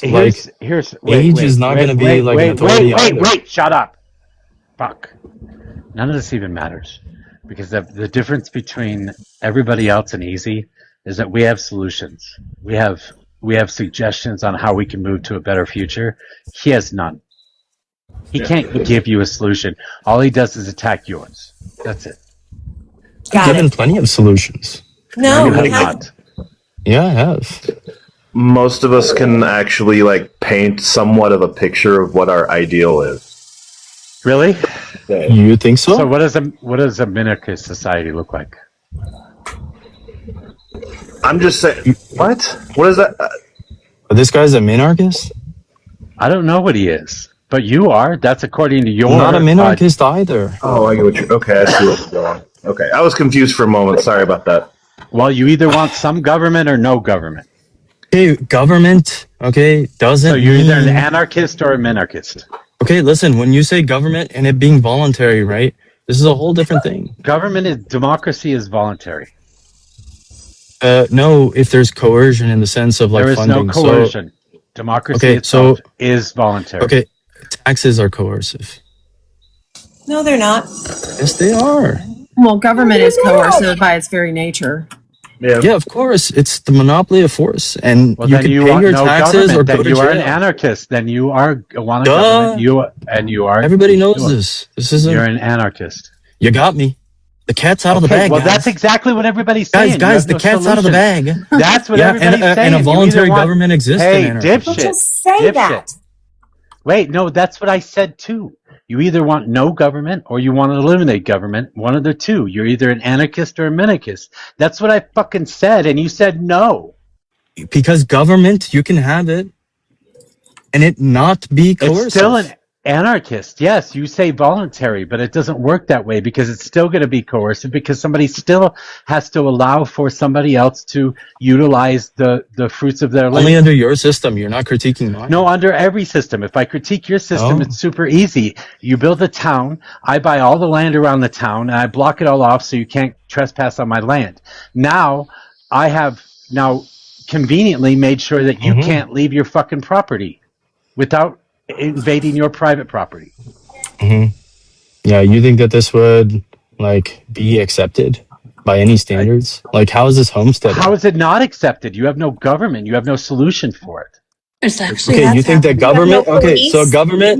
He thinks that government is the only thing that can say what is right I and just wrong. said you Absent have of no that, solution everything is for like it. allowed and whatever. I just said This you doesn't have no even follow solution. reason. Where did you get to homesteading? I just said you have no solution for it. How did because you according assert? Because according to the non-aggression pact, then you cannot aggress on me because it's my land that I bought. It's not and even I your get to land. it's my land that I bought that I get to do whatever the fuck I Oh, want you bought with. it? So you, Well, yeah, that's sure, my you bought land. it. You're gonna shut the fuck up. It's my land that I bought, and you're not allowed to do anything on my land at all. And I bought all of the land surrounding the land that you own, and now you can't go anywhere. Without Yeah, paying because like $1 earlier, billion toll. earlier you didn't say buy. Earlier you were I did say articulating buy, some sort you of dipshit. no. You said homesteading. You said I could just No, I didn't take say all the fucking. I've surrounding. never said You didn't say homesteading in my buy. life. Yeah, but you didn't say buy. You were I did articulating say something buy. like I did say originally. buy. No, I not did. originally. Yes. Originally, I did. You're saying you said take over. No, I didn't. I said buy. He said buy. You didn't say buy. He said he would buy You land said that after. surrounding If I your buy all the land, if I buy all the land surrounding your land, then you are Okay. essentially stuck. So It's when you actually like buy, having freedom right? When in you like buy, the when you Western buy something, territories. right? Yeah, when you buy something, right, you're already engaging in a norm, an activity, because there's exchange here. This is subject to, like, in the normative sense, if it's absent of contract law, you're saying, like, this isn't already established. But I said there would be common law and there would be norms. So the norms would dictate. And you've already fell into that because you said buy. There's already a structure here in which they could buy this. Yeah, So it would be in accordance to the norms. You're not doing anything, buddy. Because you can freely exchange goods and services in your society. In Sure. an anarchist society, you can freely exchange goods and services. So I buy all the land around your property from In the people accordance that to the all norms. for the people that owned all the land around your property, and you can go nowhere. This is fucking ridiculous. Easy, your In your system accordance to doesn't- the norms. Your system What doesn't work. laws? In accordance What to your norms? system. And then, like, In accordance to common law and norms. And then the thing is There like, is no such thing as common law. That's the same thing as saying social there's no such contract. thing? No. Anarchist, you same think that thing there's as no saying- such thing? That is You're the an same anarchist. thing as saying that is the same thing as saying social contract. No, it's not. And on top It of that, is. then It's just norms. and on A top social of contract is a whole my different kind of like God. concept. Yeah. Oh my God. It's very He's specific. fucking Because he doesn't He's know what obnoxious he's as hell. talking about. Hey guys, let me just jump in for a second. You guys, take a breath. It's okay. I'm sorry. I don't mean to interrupt, but you guys, we're only at 107 shares. Can we get it to 150? And please tap and please watch it. Don't get too animated. Take it down a notch, guys. Sorry, Mojo. Yeah, don't get so triggered. You guys are too easy. So, like, at the end of the day, with what you are describing, that's like thousands of years ago, that then transferred into feudalism, which then transferred into other types of government, and back to where we are again. It's literally just how regressive can you be in what you want? Acadia was like during the 1800s. That's relevant to like when our Constitution was signed. So that's recent in terms of that. Medieval Iceland had the justice system that I articulated. Third party arbitration. You haven't articulated anything. Anyway. You've just said words that you think sound good in a line. What is Acadia? Day, what ends up happening is people are social by nature. They're going to clump together. They're going to work together. By nature? Because when you let me finish, easy. At the end of the day, people are going to clump together. They're going to form groups. Those groups become larger and larger till they become something akin to feudalism. Then they become states, and then they become countries. That's how it works. Like, you're literally just wanting to say you don't regret. How are you asserting this to be the case? The current state of affairs in the history? world. I mean, you don't think that that's a logical fallacy? You think that 4,000 years of history? Are you saying that because this is what is now, right? That this is the only way that it could possibly happen? Yeah, because at the end of the day, you're just an idiot. Let me finish You're my just statement. An idiot, literally. Dude, let me finish my statement, Mr. Contrarian. Because as a group, people get more, they benefit more, and they have their needs fulfilled more easily. Plain as day. When I asked you, see, the ass hat interrupts dictates everybody. possibly? This ass hat interrupts everybody. Oh, you're talking about yourself? You just interrupted me. Gotcha. Now, I just, we've already seen this. It's already been done. It doesn't work, and it certainly wouldn't work in a landmass of 350 million people. Where did you see you've this? not suggested anything that would be workable in our current, I don't know, timeline of life. Where did you see this? To be able to reference What? what I What referenced. you've said? You said, you said that you already saw this exchange of before. Services. I think, like, do you not understand how we've come up, You said that you saw it before. and economic systems, and it was Barron that actually said it, not me. Oh, okay. You literally just said this right now. You said we've already seen this. Well, you were the quoting state him? of nature? No, not the state of nature. You said that my system, you've already seen this and how it doesn't work. You literally No. said that. Okay, so if I did, I'm sorry. Okay, so Let's name put where you this saw it way. before. Name where you saw it before. What? Libertarianism? No, my system. Which is what? Tell me. The one That's what that we've you been said you asking saw all day before. with bated The breath. one that You're- you said you saw before. I saw it in the movie Mad Max. where Okay, people so she had was tried. wrong? Okay, Where so she people was had wrong, tried. Baron? Oh my God, Baron, Izzy. she was wrong? Sophie, you just talked out of your ass? Maybe Baron, you should just stop talking. Easy. Whatever makes This is what you boomers happy. do, man. They just like I'm not a repeat the boomer. same shit that they heard their friends I'm not say, a and then boomer be like, either. "Well, I didn't say it." I was quoting somebody else. Okay, boomer. What are you doing, Easy? Are you You're able just to being have a an adult contrarian. conversation, or you've just been beaten down by every single person that spoke to you? Now Just let's go get ahead back and to it. reference what you referenced. We Okay? referenced history. Yeah, you said you know my system. Okay, No, I where asked was you my what your system in system. history? You're just Tell me where arguing. my system was in history. What, the By the free way, the host exchange disagrees with with no you. He says laws that in free market has society? never existed, right? No, it hasn't.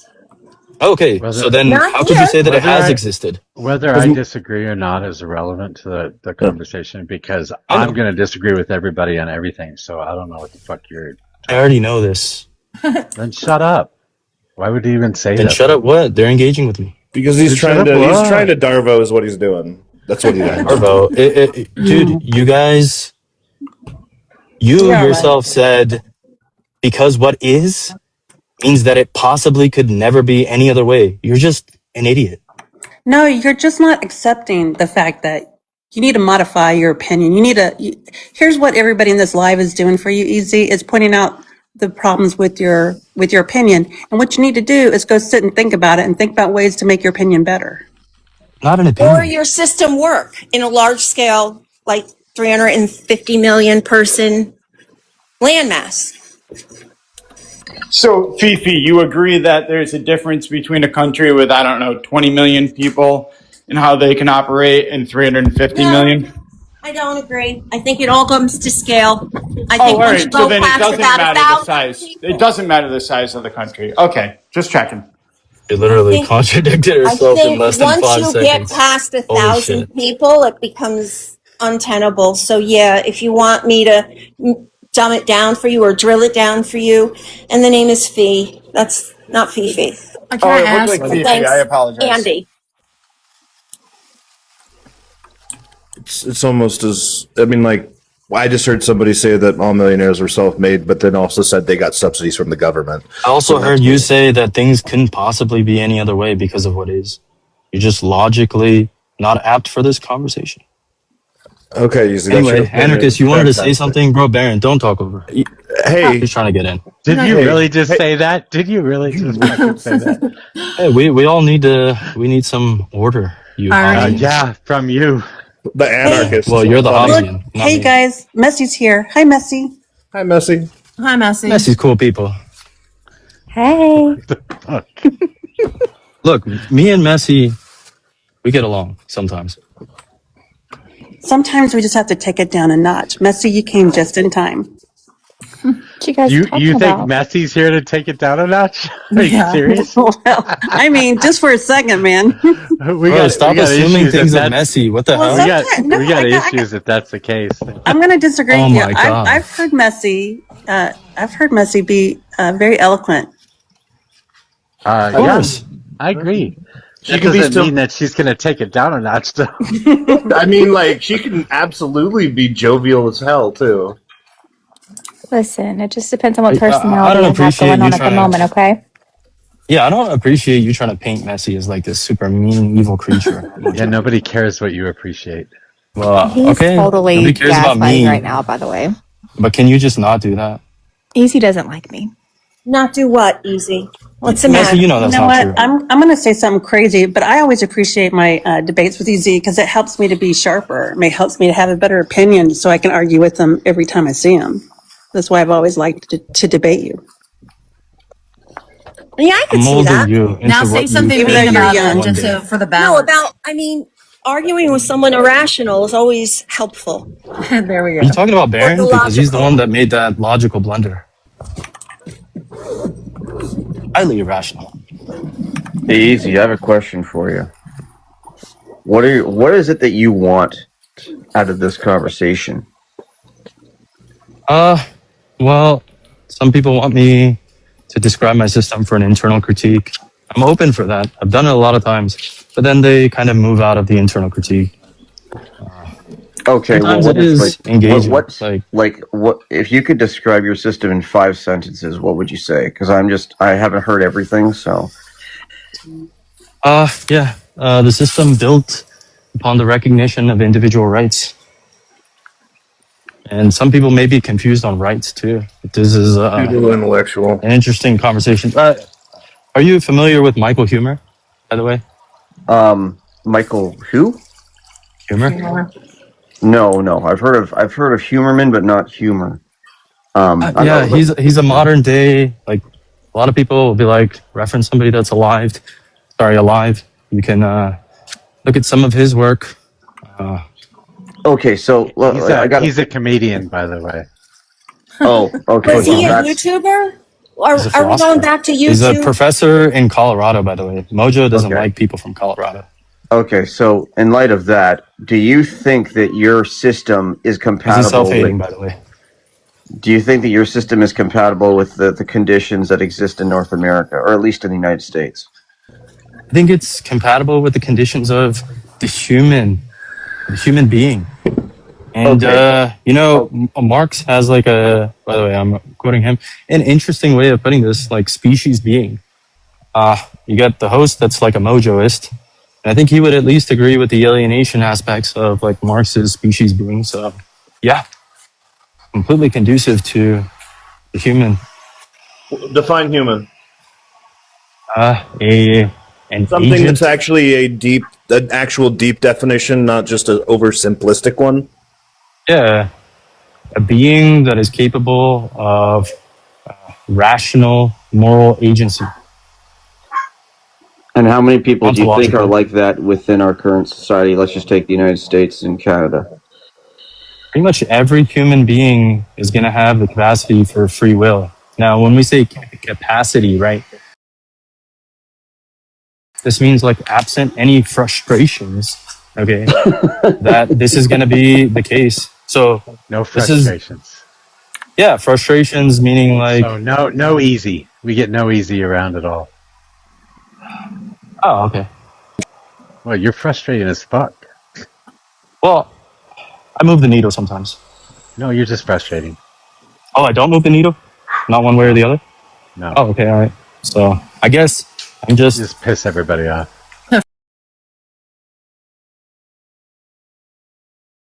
Anarchist, don't lie.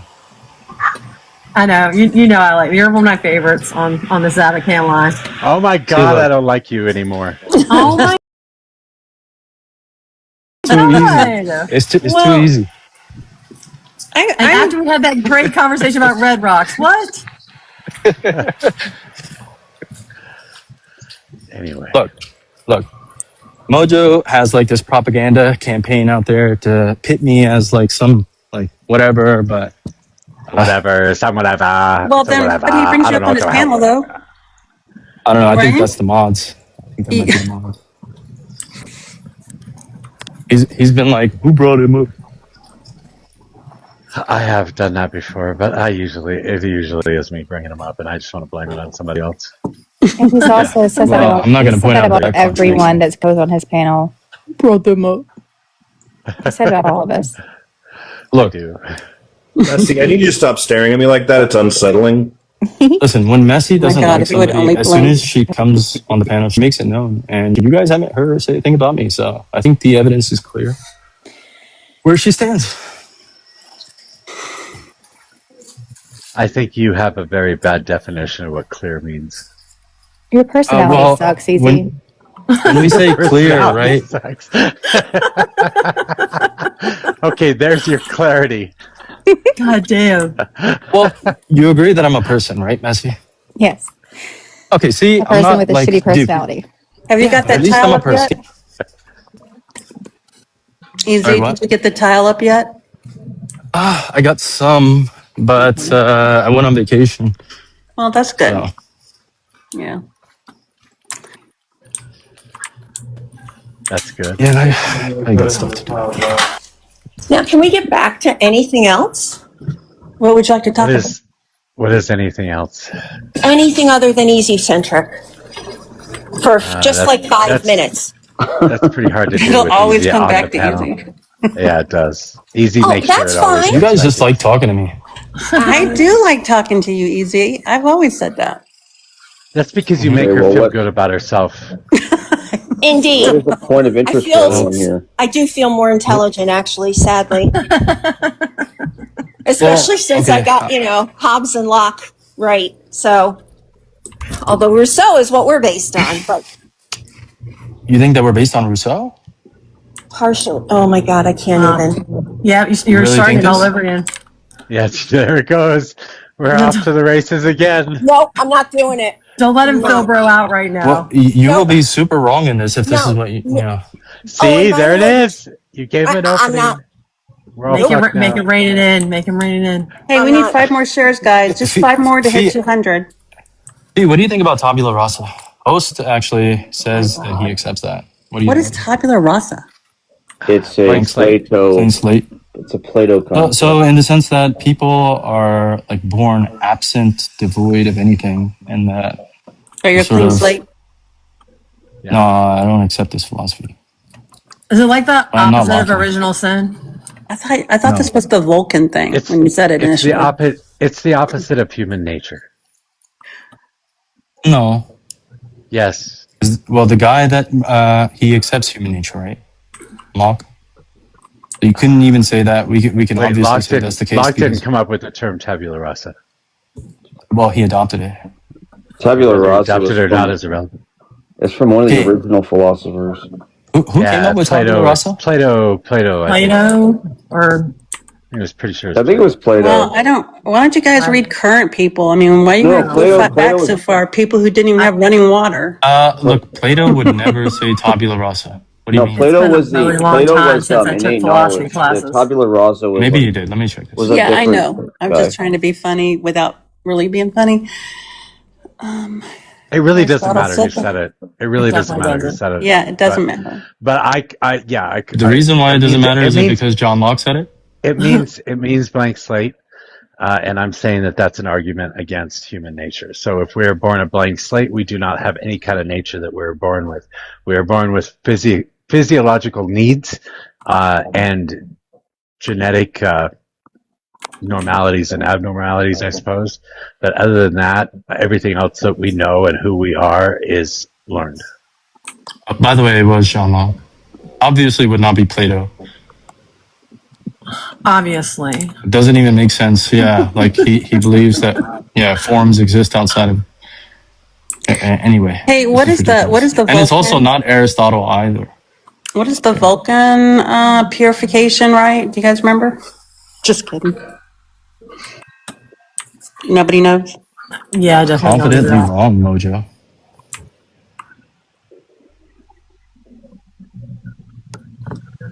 Dangerous. All right, so in his work, De Anima on the Soul, ancient Greek philosopher Aristotle described human mind as a blank tablet on which nothing is written, tabula rasa.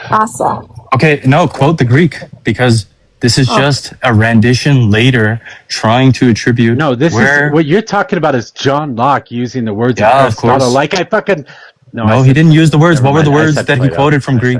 Yeah, what are the words I don't that think he Mojo quoted? likes Locke anyway. Well, it doesn't matter. No, He's I just like wrong on this matter. Locke. I like Locke. All right, he doesn't bother me. Well, he's also wrong in this matter. You're wrong. I'm not. You listen to a YouTube content Listen to a creator. You go to Ooh. YouTube University. What? No, Michael Humer. He's in a college. I'm telling you, he's a fucking comedian. Colorado. He's very YouTube humorous. University. Is he a That's professor? where you all are. It's sad. Is he a professor? I don't think. I don't think so. He's just funny. Michael He's Humer. humorous. I mean, Yeah. He's humorous. Okay, how do you think his last name is spelled? I don't care. But you don't even know who we're talking about. I don't. You're I don't like give a Jewish shit. propaganda. That You're has just no bearing on what discrediting we're something talking that you about, don't even know what is. Oh my goodness. You're right. I don't. I'm glad you Yeah, could you're propaganda. figure out the obvious. You know, Easy. That is one thing you have a firm Well- grasp of. The fucking obvious. Well, you're just trying to subvert the people here. Yeah, me trying to subvert. Yeah, that's correct. I'm pretty clear about who I am and what I am and what I believe. Pretty sure it's you that's trying to subvert every conversation that everybody ever gets in about anything.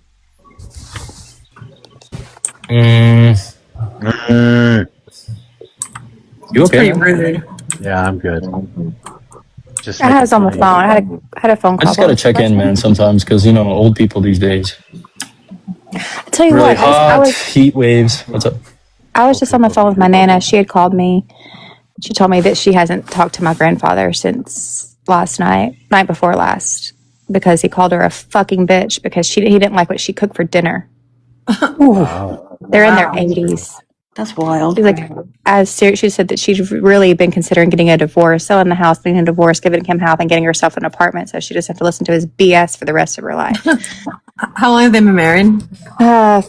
60 years. Good for her. It's not too late. The great divorce is in, just so you know. Yeah, imagine that's long. That's just a long time to deal with anyone, even if they're awesome. It's a long time. Yeah. Yes. My anniversary was yesterday. Congratulations. Congratulations. Thank you. I'll tell you what, my divorce is the hardest thing I've ever done, but Yeah. I don't get bitched at 24/7. So Well, no, I'm not saying in all the years we've been married, we didn't separate once and come back together or do therapy or at one point want to unalive the other, just never, or leave the other. It just never happened at the same time. One of us was always able to stay a little bit more rational. I can tell you that like divorces are 60% of my legal practice. And they're always messy, no matter what. No matter how amicable you think they are at the beginning, they're always just like a total shit show. girl, we paid $1,300. We used the same lawyer. We filed on March 1st. It was final May 1st. He lives like literally 1 minute around the corner. We co-parent great, and it's been the best thing. See, for my y'all are the family. case that everyone comes to me and that's says, amazing. yeah, y'all are the case Right. everyone comes to me and says that they are, but they never actually are that case. Never had to Yeah, go in well- front of the judge. Never nothing. Yeah, but see, there's reason for this. It's because he went and found somebody else name with the same name as you. Not So he until didn't have to- 2 months after we were divorced, he did. Well, and so they're he didn't. together. But he didn't have to. He didn't have to worry about saying the wrong name. No, exactly. Was that so that he could didn't have to get his tattoo changed? Yeah. Just keep it the same. Smart man. Oh, he's a simple man. What can I say? A simple Bless man. his heart. Bless his heart. Easy. I believe this is called boomer humor.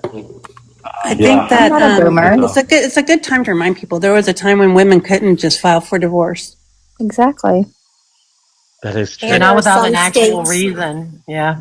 And there are some states trying to change it back to no No fault. fault divorce.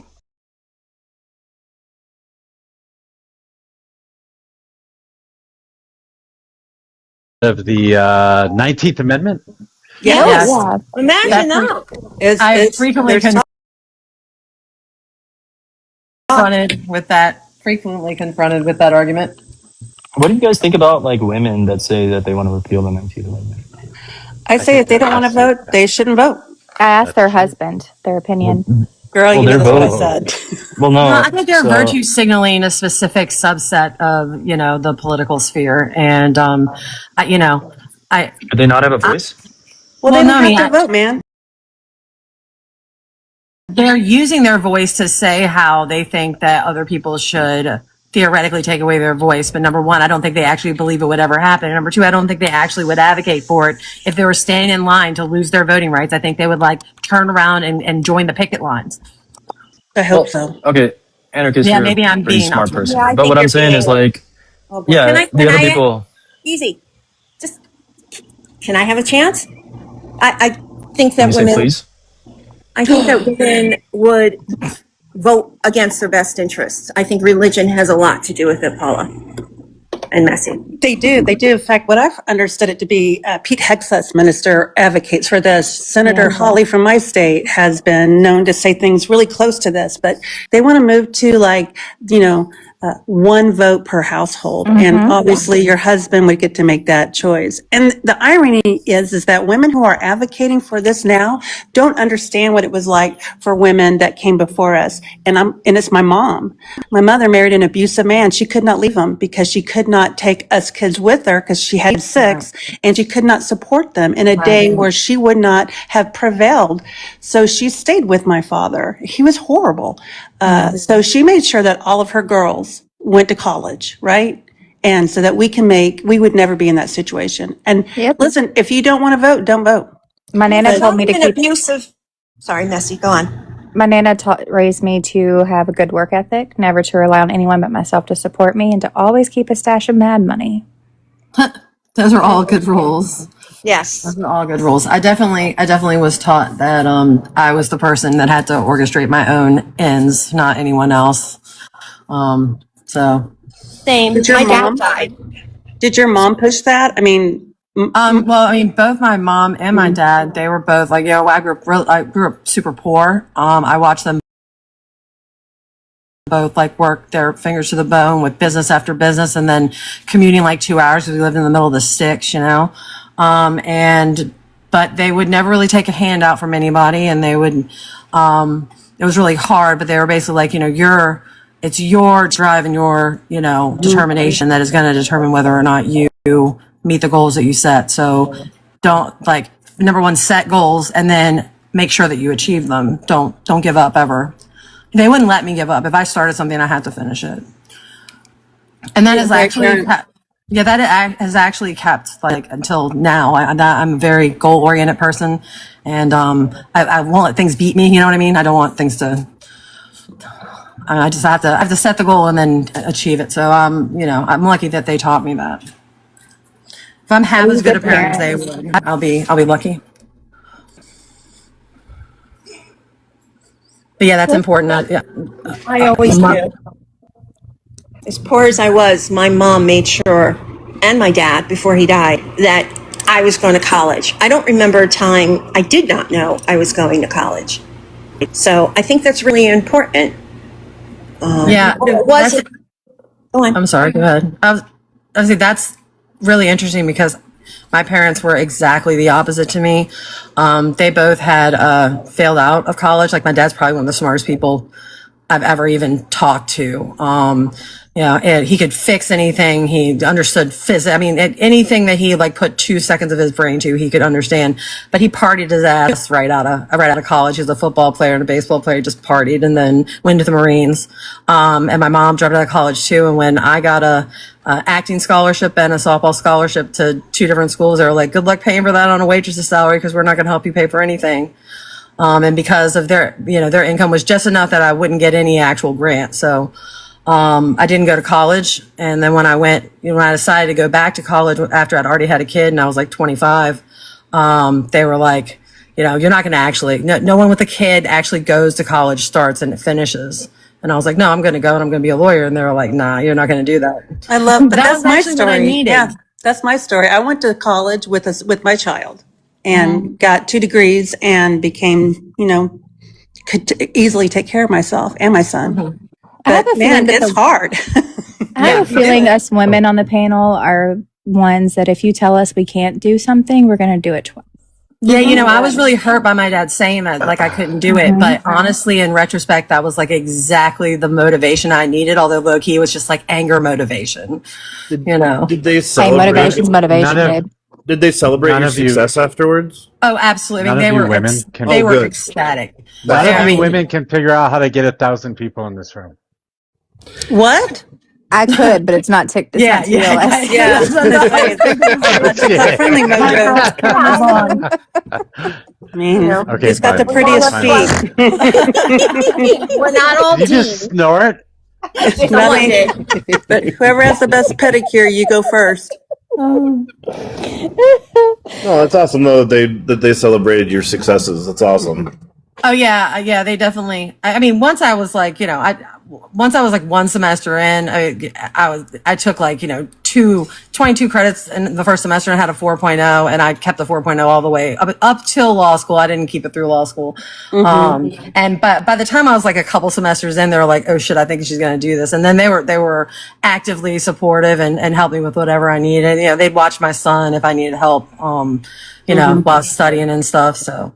And then, yes, they were absolutely ecstatic that I became, neither one of them, I was the first person to graduate college in my family. So, Congratulations. yeah, they were That's definitely super amazing. happy about that. I I had to hide my tattoos I have an anarchy symbol on my middle finger and I have resist written on my wrist. And I had to hide my tattoos on my hand until I was like literally 30 from my dad because he was under the impression that only hookers and sailors had tattoos and that I would never be able to get a job in a law firm if I had tattoos. So I hid them until I had a good job. And then I was like, look, see, it's okay.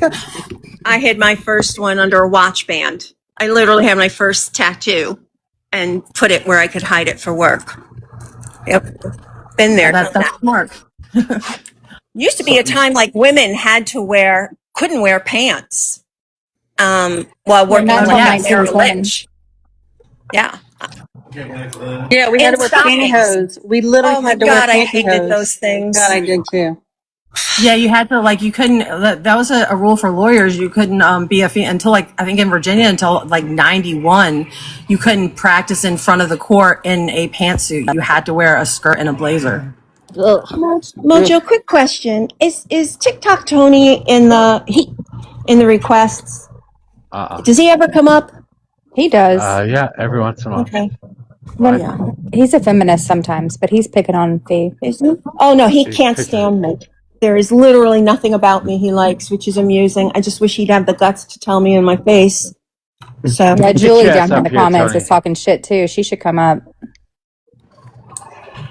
I never. We're having talk such shit. a wholesome moment. What are they talking shit about? Julie doesn't think I know, can it was a debate. good She wants moment. a real topic. I love hearing these stories though. I'm just going to say that anarchists, I wanted to say that once you get through college full time with a 4.0, I only had a 3.9, so hats off, but 4.0, work was easy. It was so it wasn't hard. You know, it was so much easier than going to college and figuring out daycare, dinner, all of that. It just really made me realize that if I put my mind to something that like I was going to be able to excel at it, I just had to actually try. Which, you know, that was a good like ego boost. I think I needed that at that point. And, you know, I'm glad it happened that way because it didn't, you know, I had a few friends who started college, especially after I started and had like such an easy time. And then they got discouraged right away and it didn't work out for them. And I'm thankful for how things turning out the way they did for me because I think some of it was luck and some of it was skill. Not all of it was skill. But you learned how to climb Everest. Yeah. It's a skill you never forget. Yeah, I love school. Question for you: was it more willpower or more natural instinct that got you the high grades? To be honest with you, I'm just blessed with a pretty quick mind. Like I'm able to kind of retain information in a weird way. So once I figured out how I learned, I was able to just, you know, I didn't have to study very much. I just kind of, you know, absorbed the information in, you know, the way that I absorbed it and then got really good grades. And I always tested really high on standardized tests and stuff. I don't know if it was just, you know, I do think that the law kind of fits my brain pretty well, though. I understand kind of the way it operates, even though it doesn't make sense on like a moral level for me.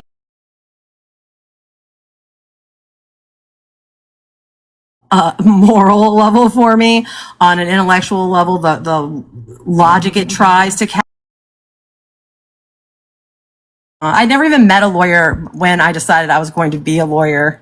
But I wanted to change drug law, and that's how naive I was. I was like, I'm going to go and I'm going to end the war on drugs. Yeah, I'm going to. But I need to go. This is the thing that's happening to like all my friends. This is the thing that's fucking all the people I know. I think it's wrong. I'm going to go figure out how to end it. And that's why I went to law school and I got like, you know, 10 minutes into law school and I was like, oh fuck, this is a trade school for rich people. Like shit. Well, it's always those who can afford to pay for the best lawyers you usually get them. So I was having this conversation yesterday. I really wanted to be a lawyer, but I don't think I could be a defense lawyer. I think I would have to be a prosecutor. I could never be a prosecutor. Really? I know I took when I was going to school for criminal justice, we had to take a couple of like basic law classes. It's a very insanely technical field. And so like I ended up going into a technical field. So like I get what you say when like it just clicks with you. That's kind of what happened with me with what I do. So it's like, all the like little twists and turns I find really interesting. So like, you know, when you have all these like little tiny nuances that create these huge different paths of like thinking or like, you know, jurisprudence, like that really interests me, being able to like figure out the linchpin that makes the road turn to a different like theory. I like that. Yeah, and like a lot of times it's not even just like it's a small thing that like would grabs the frickin' horse's head and tells it no, go this way. Mm-hmm. Well, plus it just pisses me off, and I'm really into rage bait, so like it just pisses me off, right? So like you read all this shit, and then you're like, this is the worst decision ever, you know? And then you're like, I can't believe that this actually happened and we have to learn about it. And this is like literally the law. And so I was like, you know, balancing between like, oh, I understand this. And no, fuck this. This is the worst thing that ever happens. Why do y'all say no to prosecutors? Well, I mean, my name, I don't believe that our criminal justice system works correctly. I believe that we have legislated and criminalized conduct that has no business being illegal. I believe that we write the law in a way that intentionally isolates people who are laypersons from its meaning, but then we require them by, virtue of the gun essentially on the government's part, either that they lose their freedom or their property, to comply with it when we make it intentionally so that they need to pay thousands of dollars to understand it. And I don't think that I could be it's hard enough for me to be a cog in the machine defending people, and talking to them about pleas, even especially in situations where things are like, a lot of times you're going to counsel somebody. When ahead, you I'm say sorry. spending thousands of dollars to understand it, what do you mean? Well, I mean, if you need to get, if you have complex taxes, you hire an attorney to like do your taxes because but you should be able to do them. Like personally, you should be able to sit down in front of the computer and figure it out, but you really can't. The same way with like, contracts.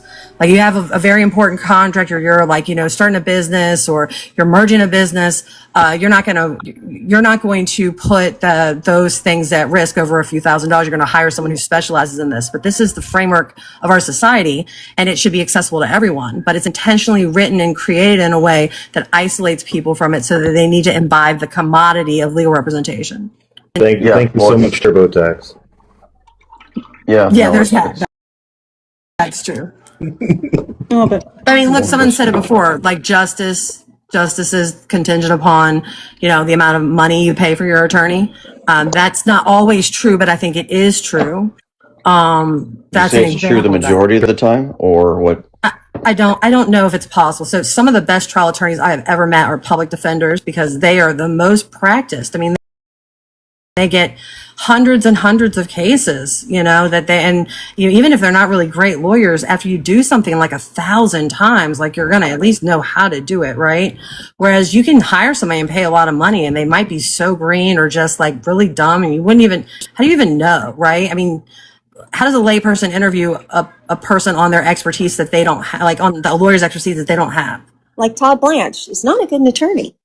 There's so many bad attorneys. Yeah.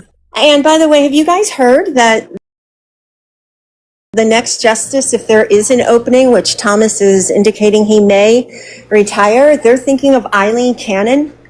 And I just, that will hurt my soul to the depth. I don't know who she is, but He's the federal judge who's never, she was the judge appointed that by presided. Trump.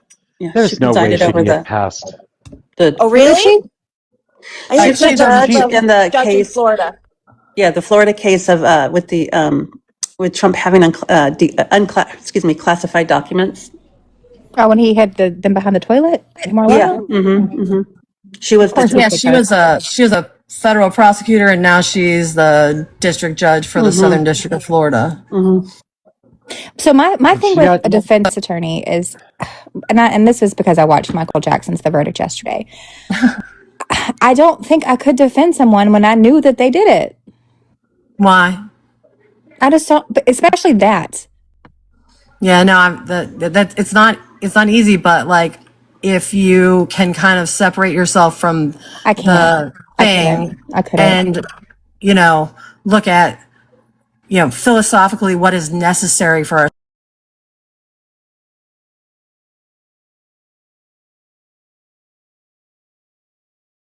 doing is you're holding the prosecution to its burden, which is what's necessary to make sure the fewest amount of innocent people are in jail. So it's not really about getting, there are unethical attorneys who do shady shit to get their client found innocent. But if you play it like above board, basically you're just holding the prosecution to their constitutional duty. And I can deal with that. Yeah, I could see that, but I don't know if I could. Not when it came to, I just wouldn't have to be able to, I just couldn't do cases that involved certain things, I guess. It's a weird juxtaposition, too, because, by the nature of that statement, it basically means it doesn't matter whether they're right or wrong. The question is the way to convict them correct? Yeah, it's not what you know, it's what you can prove. Yes.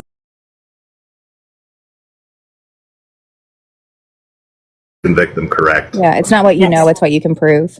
You're taking away someone's liberty. I mean, you have to hold the state to the most. Absolutely. To that bar. So I get that. That's the only thing that has ever helped me when I was a paralegal. Yeah, it just feels antithetical to the whole idea of right and wrong. That's all I'm saying. I understand it and I get it and I think it's weird, but I also get the purpose. Yeah, you just definitely kind of have to like kind of shift that. I think I'm much more hardline with the criminal defense. I'm a trial attorney, so I do basically criminal defense work and then domestic cases, divorce, custody, child support. I am much more selective on the clients that I take in my domestic cases because there are children involved, and like I really wouldn't want to be like representing a bad actor and attempting to get them custody of their children. So I definitely vet those a little harder, whereas I think everyone deserves a good criminal defense attorney. So, and I also think fuck the state in a lot of ways. So, Yeah, because like my uncle's actually an attorney in Ohio, so like I get to hear about cases every so often from him, and he's like, yeah, a lot of times it's just about making sure they gathered the stuff right and that they did their due diligence. right, that the cop didn't violate the constitutional rights and all the kind of baseline things. It's definitely an interesting practice because it kind of, I don't know, it just seems very convoluted, but that's why I find it entertaining. It is. Hey, Yeah. Have you dived into Canadian law? No, I have not. I have not. I mean, actually, that's not completely true. I did follow.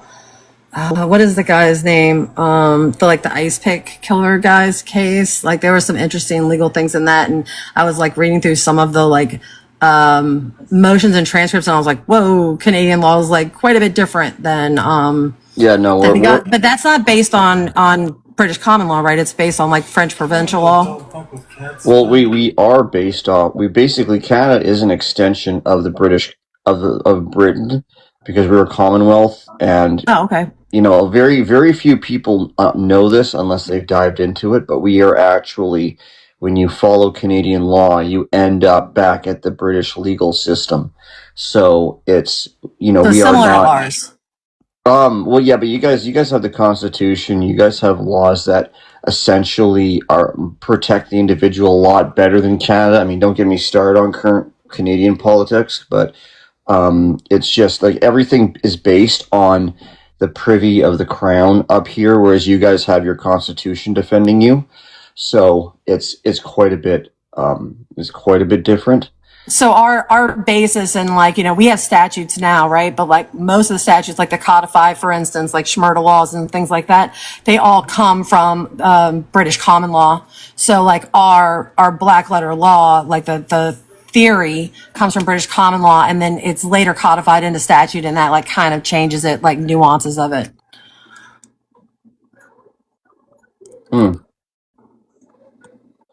Okay, I'm just curious because I may have a legal thing that I have to deal with in the potentially near future. I'm just deciding the best way to go because I've just discussed with two different lawyers, and it's like they all kind of look at me like, oh shit, this guy's got a rat's nest coming, and either it's going to cost me a lot of money or I have to find a way to deal with it on my own, which is a bit of a dilemma, but yeah. So I say that basically anybody could practice law with Google. That's true, like as to like the actual information in the law, but like the procedure that you have to do and that stuff, it just comes with practice, and it's harder to like kind of get a mastery of that. Well, I mean,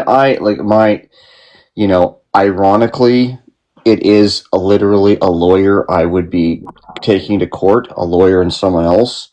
I'm just, yeah, it's a messy situation no matter how you look at it.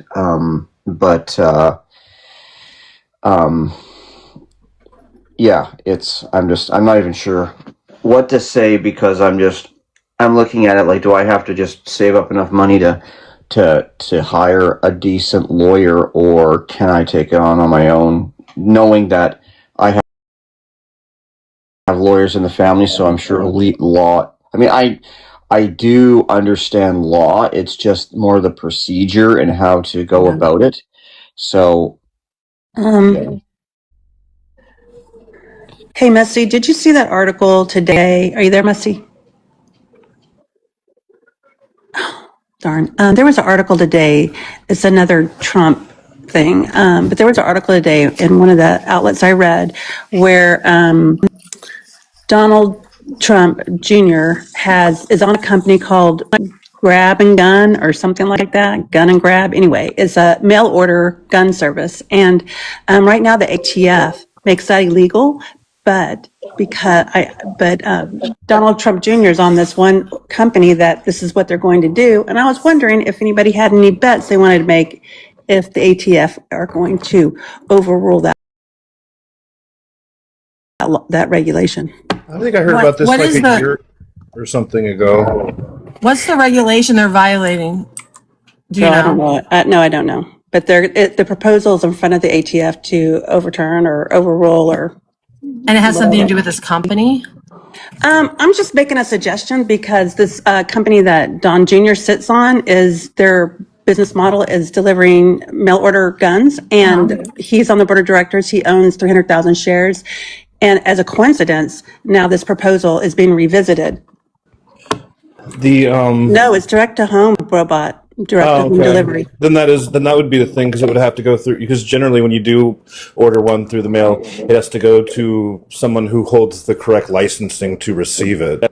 Oh, Is that the constant with the but you constant? still wait. You still no. There's some there's some things that they're doing to avoid that. But at the end of the day, you still have to go to their internet site. You still have to fill out the federal documentations. They still run a background check.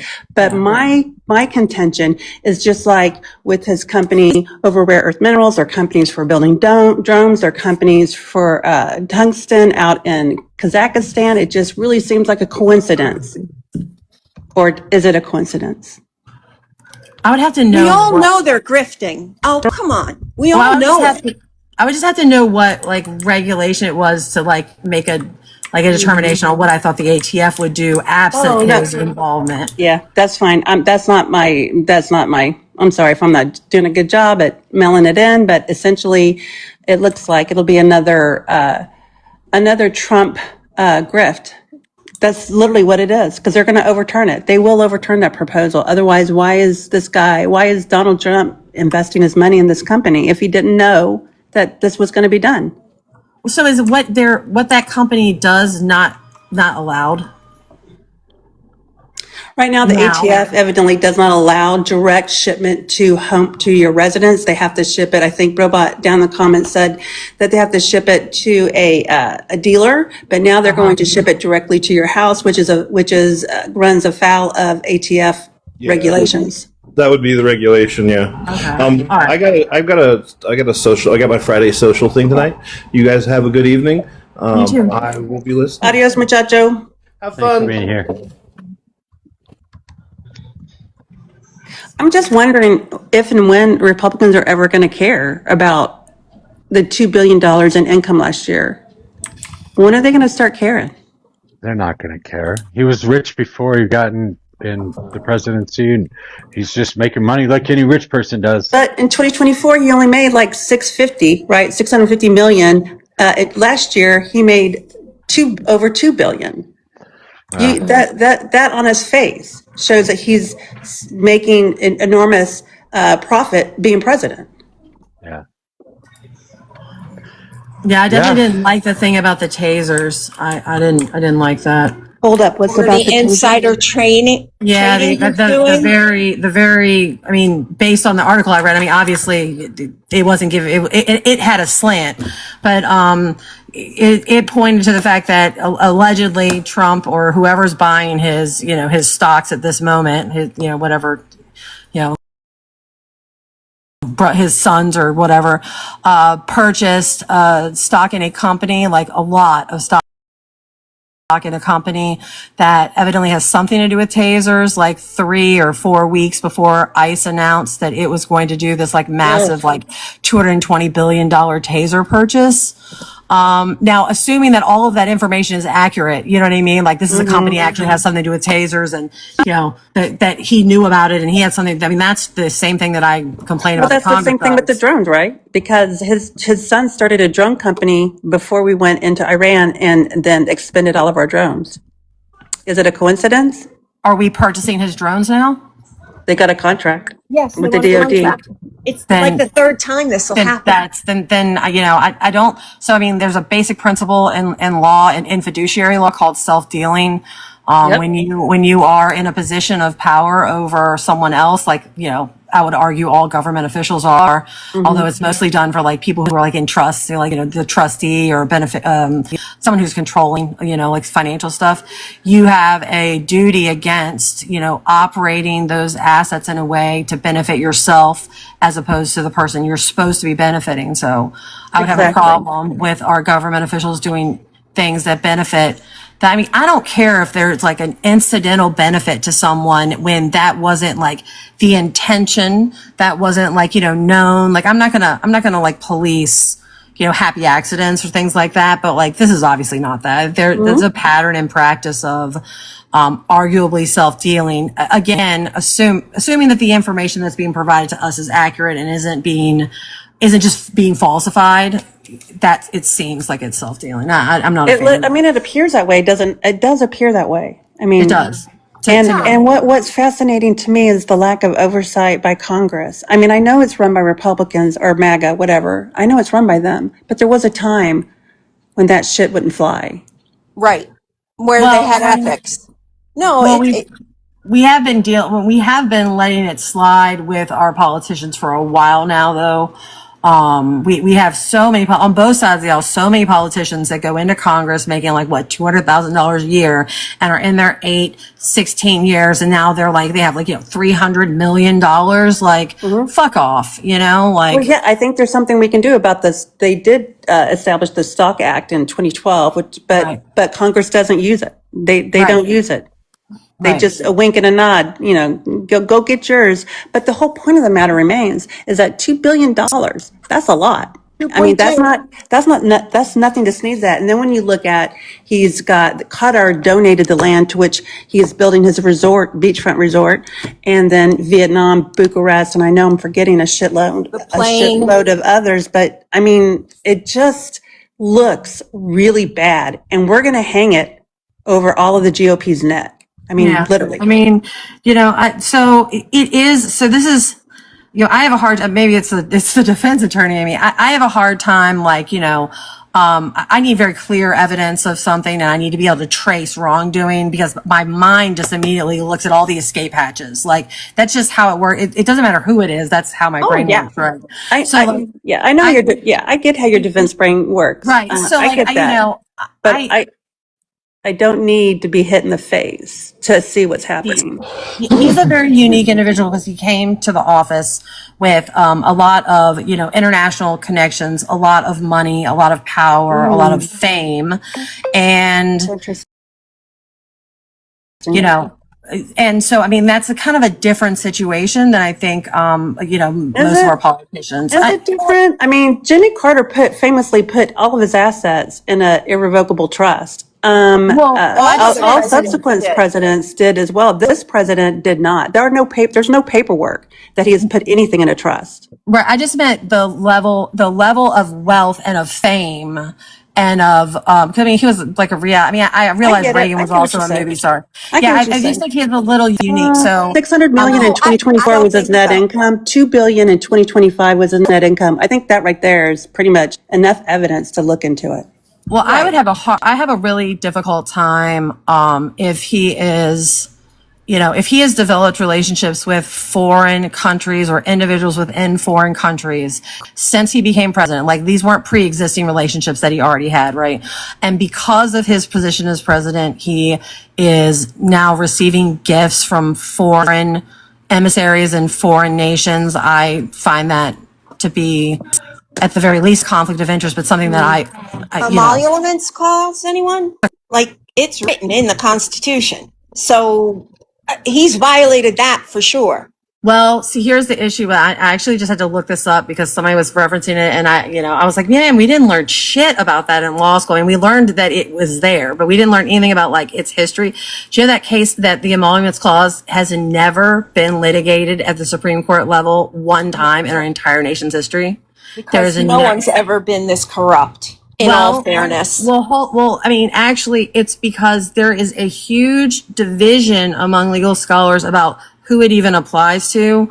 It's really weird. It's kind of nerdy legal history, so it's not really that important, but I just found it to be really interesting that this is something that has not only never been, I mean, it's just never been articulated what its actual meaning is, other than like, we all read it, but like we need the Supreme Court to basically say this is what it really means in order for things to be binding, and it's just never happened, and I thought that was crazy. But I'm going to make this point again. The Republicans in the House and in the Senate, they're not even looking at it. And those are the people who are supposed to be providing the oversight, unless I'm mistaken. Anarchist, what was the issue with the taser thing? So what the article, and I didn't do any digging, so I'm just telling you on the face what this article said, was that, like 4 weeks before ICE announced that it's going to do like $220 billion in taser purchases, whoever's in charge of Trump's stock portfolio purchased a large amount, I don't remember the number, but a large amount of stock in a company that does some sort of manufacturing or sales or something regarding tasers. That was what I was referencing with the tasers. It was like a Can't be portion. That's not the only contract. There's can't been be 3 others, 220 or 2 others. can't be 220 billion and Well, whatever. I might have the numbers wrong. Like I said, I just read an 200 article. yeah, but I don't really see like I'm were gonna they look it awarded the up. contract? Were they awarded the contract? Yes, they were. Let's see. No, they No, weren't. it was Chief, 220 million. Chief, I apologize. It was They were 220 not awarded million. the contract. Trump They were bought not awarded Axion the stock before ICE sought 220 million taser contract for $17,800 800 devices. So Okay, I did so remember they- the 220. It was 220 million. Listen, okay. So that's It's okay. not a secret that ICE has like a ton new budget, and then they put out a solicitation. I'm just articulating the process. They put out a solicitation, RFP, No, they did RFQ, not. whatever it is. Well, the contract's not awarded. They would not even let Barack Obama refinance FIFA, his you were wrong house. about this. You said that it was awarded. He Okay. was not allowed to refinance his house because his policies could affect the interest rates. And so Okay, it could so potentially be favorable to him. In that sense, we've gone from that and Jimmy Carter having to sell his peanut farm to a president on the grift. So Everybody can see it. But why are here's you the guys muting? information. Here's the information. There was 14 days between the Trump's trusts purchasing $5 million in Axon Enterprise stock and ICE posting its official notice on February 24th seeking a 5-year, $220 million taser contract for 17,800 new devices. Effectively Yeah, but it's quadrupling. it's between 1 to 5 million. I can't know that it's 5 million exactly, because that's how the Does it matter? the Does the dollar disclosures amount work. matter? The other thing is I'm that just it's not reading. awarded, I'm and reading. then I don't know shit about the contract, dude. I'm just reading. I know. I'm just giving the context is that this company is like the sole provider for this thing. If ICE has gotten a budget, an extremely high budget, it would stand to reason that you would invest in the people that would probably provide for that That's insider budget trading. line. This is obviously the case. Well, no, you have It to. is. It is No, it's insider not. trading by the It's definition. insider trading. If No, you can not. show, It's if not you by the can show- definition. if you can show that Trump was Not even aware. close. Hold on. Here's the thing is that I don't think that the president knows every single thing that every administrative agency within the government is doing at every moment. So, but assuming that you could show that Trump had knowledge of the fact that there was going to be this posting of like a want ad for a contract, seeking contract from ICE, and that he told the people in control of his trust that they should purchase stock in this like kind of weapons area, that would definitionally be insider trading. But There are a there's lot of no ifs in that sentence, but that would definitionally be insider trading. Wait, are you saying that there is? Wait a minute. Are you that saying doesn't that prove there? anything. Hold on, Easy, just a second. Are you saying that that Trump actually moved all of his businesses inside a trust? The article I'm reading Yeah, is it's in a saying trust. that his No, I mean, it's where's the hold paperwork? on, it's not. Here's It's not the difference. irrevocable. No, it's a revocable trust and it's not a blind trust, which is the distinction here. But all of his stuff is in a trust and he does not have control over it. However, he can revoke so while the trust is in operation, he has no control, but he can revoke the trust once he's out of office and then regain ownership. Yeah, but his son's on the trust, and it's quite ludicrous on the face for anybody to assert that his sons aren't getting insider information from their father. That's ridiculous. Based off of what? How can we say that? I'm just saying, how many coincidences do you need, Easy, before you wake up? Yeah, I'm not saying one way. I don't have This isn't a coincidence. Okay, if look, Okay, I'm just I can saying list off that 3 off if the top of ICE my is head. look, you guys are just not letting anybody speak. No, I'm just okay. And steamrolling and railroading and whatever. Well, okay, go ahead. Perfectly Now you know what logical it that feels if like to be interrupted, right? So Paula was you trying know to finish a why statement did you and you interrupted her because you did exactly what I'm doing. So Paula, why did finish. why did you say that the contract was awarded FIFA? What? Sorry, who was that question for? FIFA. She asserted the contract was awarded. B. So again, so the contract isn't awarded? I thought the contract was to Axiom. No. So the Trump's trust purchased Axiom, but there has not actually been a contract between ICE and Axiom. But as we all know, stock prices don't just move because you sign a contract. Stock prices move in anticipation of future events. So even if Axiom is never awarded a contract, it could still be insider trading because the knowledge of the potential for a contract could still bump up Axiom stock. Like hold on, Izzy. You said you need more proof. What about Vulcan? What about that company that came into existence shortly before the trade war with China, and they're going to purchase rare earth minerals from China? And you know who sits on that? Do you know who owns shares on that? I'm going to give you 2 guesses. And then let's talk about the Department of Energy loan that President Trump's company is getting. Let's talk about that too. Prove insider trading. Here's what it does prove. It proves grift and corruption. No, it doesn't prove anything. It does. What are you saying? This all hinges on like if Trump said, wait a minute. "Here, Are do you going to this." sit up here and literally defend? I just want you guys to prove it. Because there's over 200 transactions that have been literally noted. And he didn't get no $2 billion. I just can't believe you're going to sit up here and you're going to defend this easy. I'm not defending anything aside from you guys can't prove He's asking for more proof. He's basically New York Times, his disclosure statements, Bloomberg, CNBC, are those organizations you trust? But the reason why they won't be looking into it, the people who investigate it easy are the Republican Party, and they're not investigating it. That's why you're not going to see proof. But come January, there's going to be a lot of investigations. The only thing that you guys can say without a doubt is that the value of the stock went up. That's it. Did you guys see Jack Smith's interview with Nicole Wallace? Did any of you get a chance to watch that?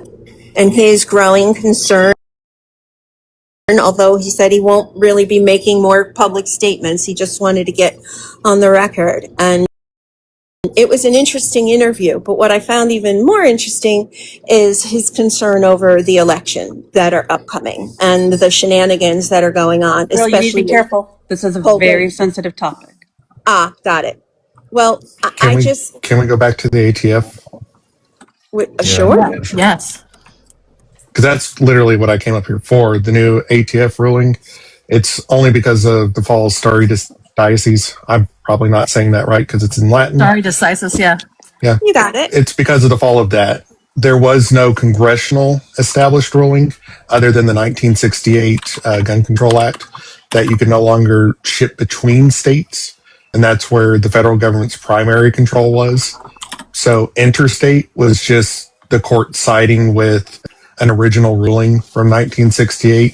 If the ATF can determine that people cannot ship between states without an FFL, then they can't ship within a state without an FFL.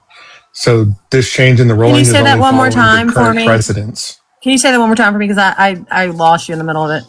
About the shipping? The shipping of firearms. Yeah, because it was interstate shipping. Like if I'm in Texas and I'm buying a firearm from any other state, then the ATF must know about it because that's in the 1968 congressional bill. And it goes But from in a state, licensed firearm trader to the other, in one state to the other state? correct, Okay. correct. So in state, like I'm in Texas, if I buy from like Dallas and they just ship to me here in Austin, under the previous ruling, because the courts is just siding with the previous ruling from that case, saying that the ATF has jurisdiction to control and say where firearms can be shipped to, they were just standing beside that. Now that stare decisis has fallen, it comes back to like plain text of the bill. They never had the ability to make this rule or law at the ATF level. So they are having to fall back on the language of the bill, which does not include in-state commerce. So if I buy from Dallas, I can have it shipped to my doorstep in Austin. I'm still in the same state. Can I ask you what you Find mean it by online. stare decisis falling? So what, Chevron deference? Or Chevron deference removing. Yeah. I mean, it's essentially that. It's just the Chevron deference. Oh, okay. All Stare right. decisis because they're all standing behind the 1968 bill. Oh, okay. Yeah. All right. I was like, somebody has said that we no longer are using precedent anymore. That's crazy, but now I understand. So Chevron deference. Yes. Yeah. Okay. Yeah, Well, so the it court is depends no on longer just deferring back to the federal agency, ATF, to make that ruling or decision. And now, as every time they try this, it has to go through the court. depends on the case whether they're still using it, doesn't it? Well, so if it's challenged, the courts will be the determining factor, is what the change in Chevron deference says, right? No, not. I'm talking about stare decisis.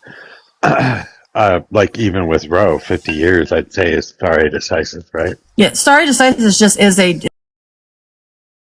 it's a jurisprudential interpretive method that means let it I stand. know what it is. Right. I know So, what it is. I mean,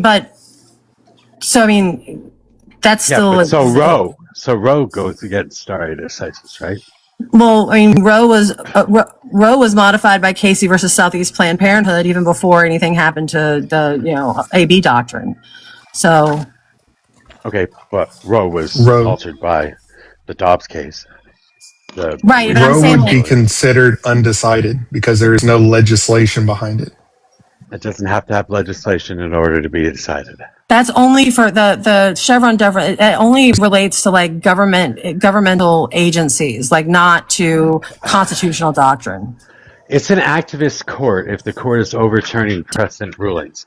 And precedent ruling was that Roe versus Wade was the law of the land.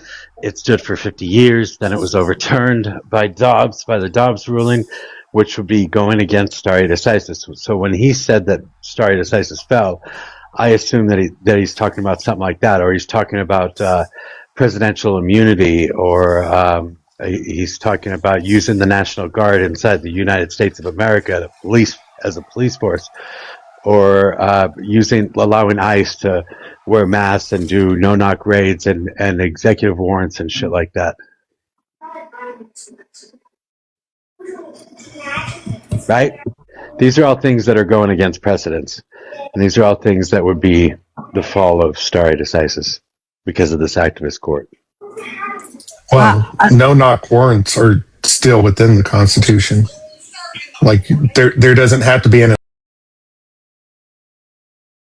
announcement of law enforcement to execute a warrant. That's all it's saying. I mean, stare decisis is, I mean, we've been ignoring it for as long as we have been calling it a thing, right? I mean, it's activist courts are bad, right? Well, I mean, so I would disagree that just because you are, so for instance, Dred Scott, which basically said that, African Americans aren't people and they aren't entitled to representation. When that is overturned, is that an actual articulation of the correct constitutional perspective when in the new case, or are we abolishing stare decisis? Like, stare decisis is a principle that says if a case has been heard and that legal principle is accurate, you let the prior ruling stand without issuing something new that would confuse people based on some like minor nuances. But where constitutional, precedent is inaccurate or needs to be, redefined in some way based on the new facts in front of you, like stare decisis is like a first step. And then you go, no, this is different. And then you do a process called distinguish.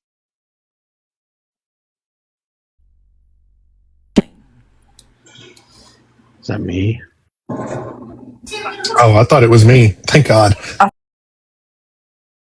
thought it was me too. I thought I was getting a phone call. It was me. I got a phone call and then unmuted myself and then ended it. That's all right. I knew where you're going. I just thought that's what he was talking about when he was talking about this follow-up stare decisis, but you were talking about the Chevron deference anyway, so. Well, I'm talking about both because stare decisis, like the thing has already been decided by the 1968 bill, and the rulings that we had from the ATF were, quote, rogue because they're not actually following the bill. It's almost like ATF is issuing its own rulings and edicts. A bill is not court approved, and the ATF can't issue legislation. Well, let me change that verbiage. The bill passed. It is law. Yeah, it's whether it's law or not doesn't mean it's been decided or a part of stare decisis. Yeah, so I think when you're talking about stare decisis, you have to be referring back to a judicial decision. So you couldn't refer to adherence to the 1968 bill as stare decisis. It would have to be adherence to a court case interpreting it. That would be stare decisis. Yeah. Well, yeah, there's like what 60 or 70 years based upon that bill of decisions from the court, all based upon that bill, because that bill is law. So if they're just the deferring law back, is irrelevant. The It's law is still not. irrelevant. Yeah, it's still not. The law is irrelevant as if it's unconstitutional, and they don't figure out whether it's unconstitutional until the Supreme Court hears it.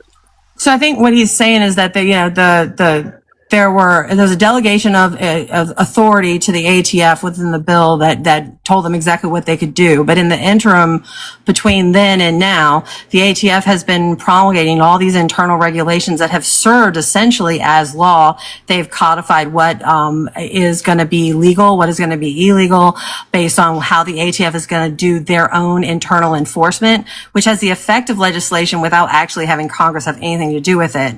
And prior, when Chevron deference was the law of the land, the courts basically said, hey, look, if these administrative agencies are promulgating these regulations, we're going to give them deference, believing that they're doing the right thing. And now that that's been overturned, the court looks at them and goes, hey, look, you're acting way outside of your congressional delegation of authority, and now that is no longer a valid source of government action. Yeah, I think that's ridiculous too, because allowing the courts to decide rather than subject matter experts seems a little sad to me. But that's just. I wish the ATF were subject matter experts. They seem to be kind of like out the box in a lot of the things that they do. Oh, there's that anarchist streak. Nice. But I mean, specifically, it does come back to stare decisis because they have established rulings and they haven't been following those. They just deferred back to the ATF, is what I am meaning by the fall of it, because they're not standing by things decided. They're letting the ATF decide. In the rule. Go ahead. I'm sorry. No, you're fine. Go ahead. Honestly, some of these rules that the ATF is like, they're not only like, writing them, but they're actually like going out and they're like arresting people. They're like, seizing inventory of businesses. They're doing all based on like weird shit. Like, then you can't have this stock can't fold. And, then this thing. This hunk of plastic is a destructive device in a machine gun. Absolutely. And this one piece is the whole machine gun. It's also not the whole machine gun. I mean, like completely contradictory, weird things based on whoever was like, writing the memorandums that day. Shit needed to be, looked at for sure. Especially when federal violations of these laws are like, 15, 20 years in federal prison, Who knew owning a specifically shaped piece of plastic can earn you 40 years in Leavenworth? Some people know now. Well, I think anything that goes against current law that has been upheld by the Supreme Court is probably okay to regulate out of place. So I don't know if you're creating something that is fully automatic, or you're creating something that is a silencer, or you're creating something that does go against stood up law that has been challenged, then I would say the regulation should be good enough. Sure, but the question is the ATF allowed to be the one that makes those things illegal and actually sets the penalties for them when they have been given very strict power over, firearms, period, and not the internal components of them?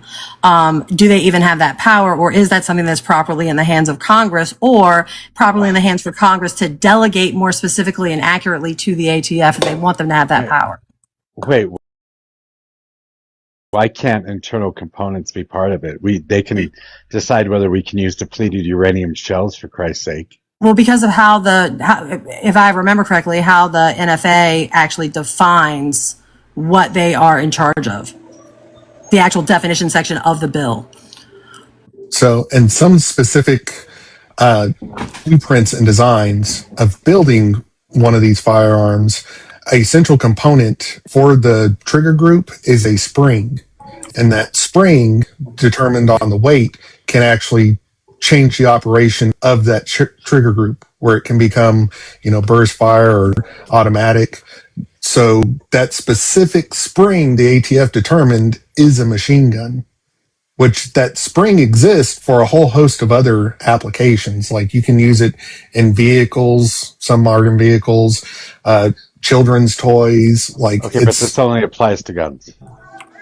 Correct. But if you have that spring in that particular firearm with the design to be modified, just because it's not in the weapon doesn't mean that you're not going to use it for that. So the ATF determined that that is 40-year sentence for owning a machine gun by having that spring.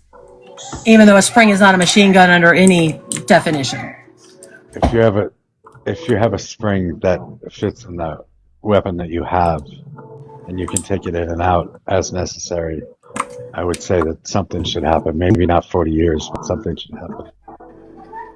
Well, see, that's the problem. It's ATF making that ruling, whereas Congress said if that spring is inside that firearm, then you have violated the NFA, and that's the 40-year sentence. Congress has already said that you can't have a fully automatic weapon. Right.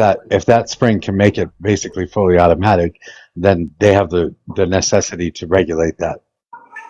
Well, but they would have to regulate this. They would have to regulate the spring. It's like, I have fertilizer and like another ingredient for explosives, like on my property.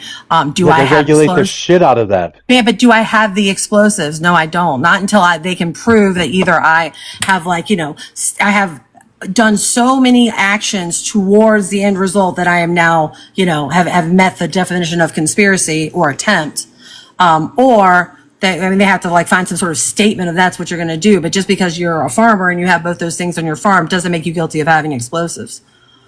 Okay, I can agree with that statement. Same thing. There would have in a different form. There would have to be some other form of evidence to show that that was the intention of the spring. I agree with that.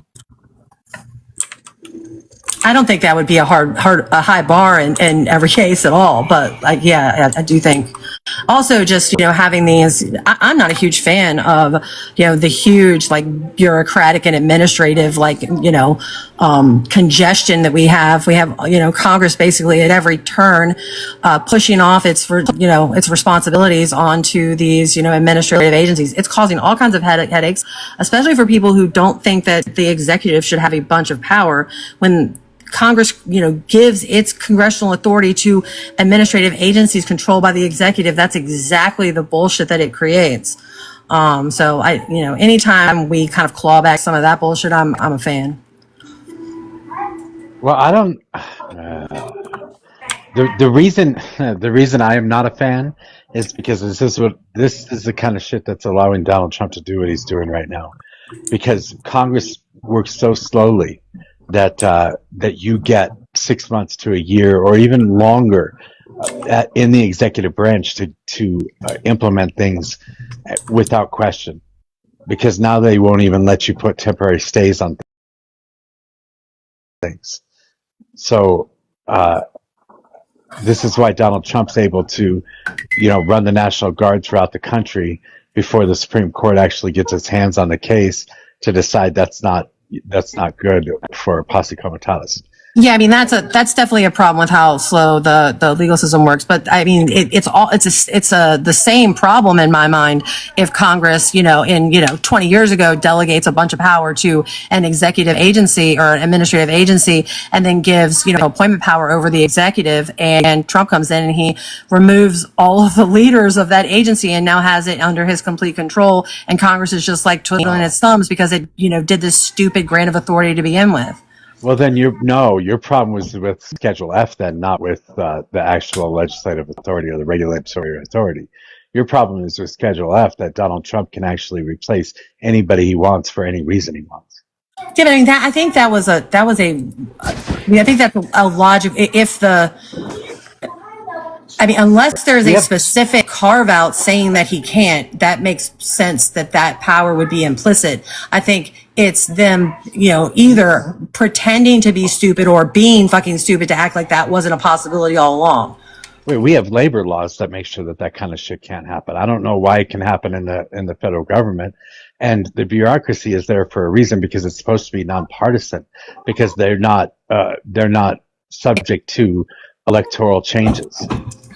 Well, government is exempt from many of those labor laws. I mean, we don't. So I mean, I don't know. I guess Colorado is probably way different than Virginia, but we don't have that many labor laws here. Not ones that protect you against being fired. We're a right to work state. They can fire you for any reason so long as it's not a protected class. Yeah. So usually you have to be fired for cause, especially when you're talking about union work and stuff. And most of these federal contractors and most of these bureaucracies have unions. They have a federal union as well. So it's going to go against a lot of the union clauses. Yeah. But Donald Trump doesn't care. He's firing these people without cause. And this Supreme Court, this activist Supreme Court, has now said, you can fire whoever you want for whatever fucking reason you want, letting Schedule F stand. And now Donald Trump can go all the way down to like a GS 11 or whatever and fire that person simply because they answered wrong on a questionnaire about their loyalty to Donald Trump. And I think that's ridiculous. Well, but I mean,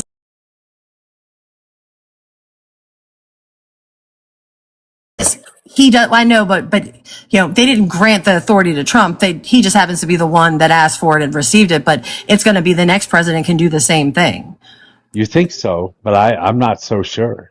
You don't think so? I mean, I don't. No, I think we have a specifically partisan Supreme Court right now that will stop future presidents from doing it as long as they're Democratic. I don't know.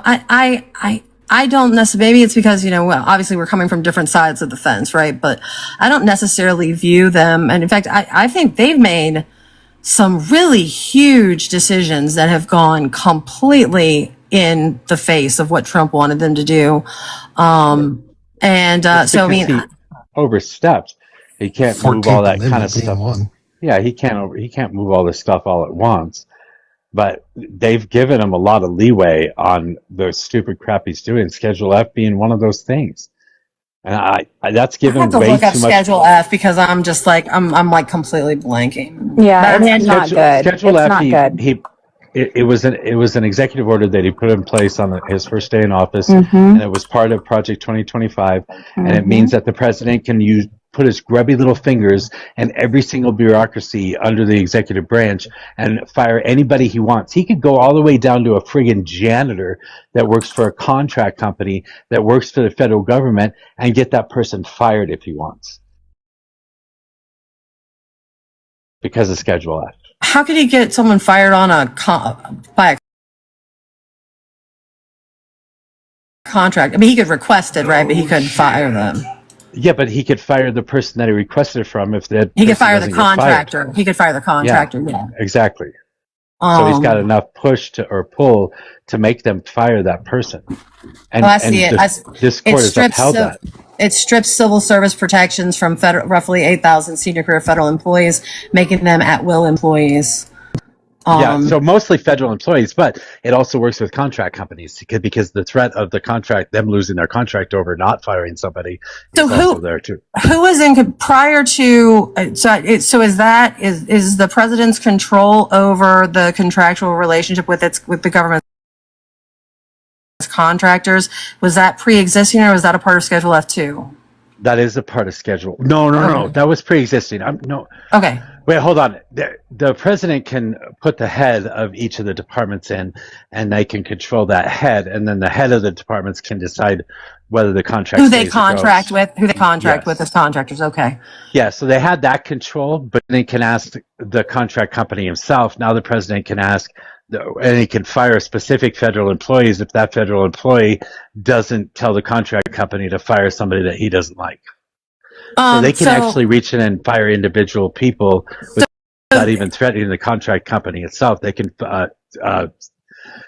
he can threaten the feds as well.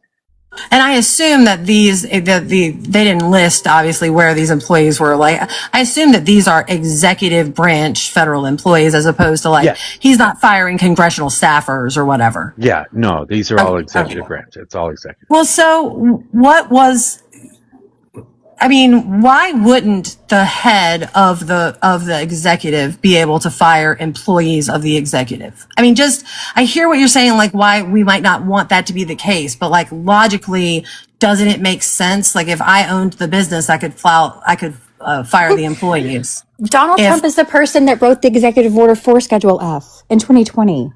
Did you know that, Mojo? I just looked it up.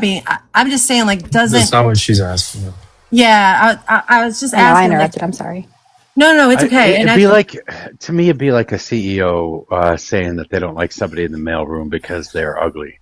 Right, but they could fire that person. Could fire them. But isn't that like literally our current business? Our current situation for most employees who aren't in unions, who aren't working in states that have a lot of labor protections. Like I said, I'm from a state where you are at will and you can be fired for any reason or no reason at all. Unless you have an employment contract that stipulates otherwise, but you have to have some sort of bargaining leverage to get an employment contract. Most people don't have that. That's true. They don't have to give you a reason, I suppose. No. It just can't be a protected class reason, right? Obviously, they can't violate, equal protection by firing you. Yeah. He got rid of 8,000 people that day, so. Okay, so I guess the biggest problem I have with it is the loyalty test. So he did send out emails and expected everybody to answer the emails that he sent out. Demanded that all the feds answer all these emails, and there were loyalty tests to see if they were loyal to the executive branch or to Donald Trump himself. And that was debunked a while ago. What do you mean debunked?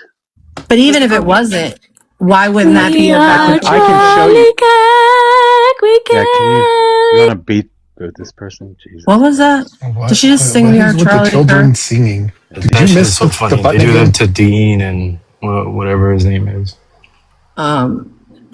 Anyway.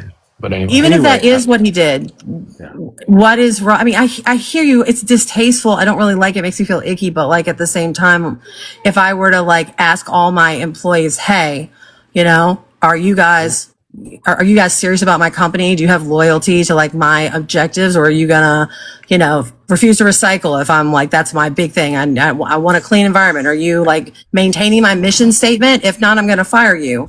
Isn't that basically what Harris did on The View? And everybody wanted to say, well, she said she wouldn't change anything. Fuck. You can complain. You can give me all these good reasons why you should be able to fire somebody. But what I'm going to tell you is that we had a bureaucracy for a reason. The bureaucracy was supposed to be nonpartisan. It's something that exists over a period of time. This is part of the unitary executive theory that Heritage Foundation put out in Project 2025. They're trying to give more power to the executive branch. That's exactly what this does. It gives more power to the president. The president now has the capability of swapping every single federal employee out if he so chooses, and only putting loyalists in so that they will do whatever he wants them to do. And that leaves us in a position where we have more of an authoritarian government rather than a democratic government. Well, so let me ask you this. I hear what you're saying. Like I said, I feel like it feels distasteful more than I feel like it would be operationally distasteful. Like if regardless of the loyalty test, if your boss tells you to do something, you have to do that thing, right? And if you don't do that thing, obviously everyone agrees that that person can be fired, right? Unless you're asking them to commit some sort of fraud or do something illegal. What substantially is different if whether it's Donald Trump directly firing all the individuals I or just whether told you, it gives us an authoritarian government rather than a democratic government. but the executive was already in control of all the executives, right? I mean No, they weren't. How were they They not? couldn't, because they couldn't reach down to a GS11 and decide that that person was going to be fired because they sent a meme about Donald Trump himself. Well, It's never happened before. Yeah, he couldn't directly, but like certainly. Yeah, but now he can. But I mean, I don't. I guess I'm sorry. I'm not trying to like be pedantic or anything. I'm just saying like I don't know if I see the difference if whether or not it's Donald Trump firing these people or whether or not it's like the command of this is what I want the executive to do. This is what I want the employees of the executive to do, filtering down from boss to head to middle management to middle management to middle management all the way down to the end employee. If there's any real difference other than That's just not the way it ever worked before, though. Because of the Federal Employees Union. They didn't get fired. A Fed, a Fed was always a cushy job, and Feds get paid less than contractors do, and they get paid less than contractors do because they have job security. Now they no longer have job security, and they're getting paid less, which also means that we're going to get worse Feds too, because now they're going to get paid more in the private sector, and they have no job security.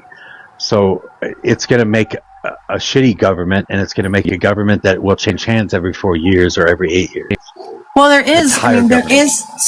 obviously the heads and the upper echelon of all these departments already changed hands every time there was an administration change. You're just talking about like the lower level employees, right? Wait, that's not necessarily true. A lot of those people ended up staying in positions. The SES is generally always stayed in positions. Only the secretaries that were changed over. Every universal statement you make is going to be untrue. Right? I'm not trying to make a statement like that always happened. I'm just saying like the president came in generally, no matter who it was, and they moved the heads of departments around and they put people in positions. That was a part of what you do when you first get in office. But they weren't doing this to the lower level employees. Like I get that. Well, okay. I can't make a constitutional argument for this right now. I might be able to dig down into it and make a constitutional argument for it. Right now, it just feels gross. Right now, it feels like the executive branch is becoming more powerful, and we are looking more like a monarch or an authoritarian government than we are a democracy. And I don't like that. Yes, I feel ick. It makes me feel icky. Right. That is correct. I don't know that I need to go in and make a constitutional argument for it, though. I guess that will probably be made because there's all sorts of cases coming up surrounding this. Yeah, no, I don't think I was asking for you to make one because I don't know if I would even be adept at like having it because I don't know that much about.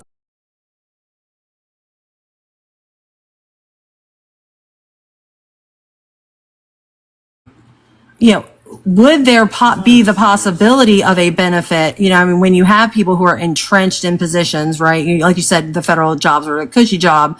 They weren't really able to be moved around. They had like long tenure, for lack of a better word. Isn't there the possibility that having, high turnover in these positions and having people be more effectively moved out of the positions could create better employees in those positions? Really? Would you say the same for a heart department in a hospital? Well, yeah, I think that if you allow your neurosurgeons or heart surgeons to pick the best position that they want to go to. No. If you allow the director of the hospital to decide who gets to come and go, and every time the director changes, they swap out the whole fucking heart.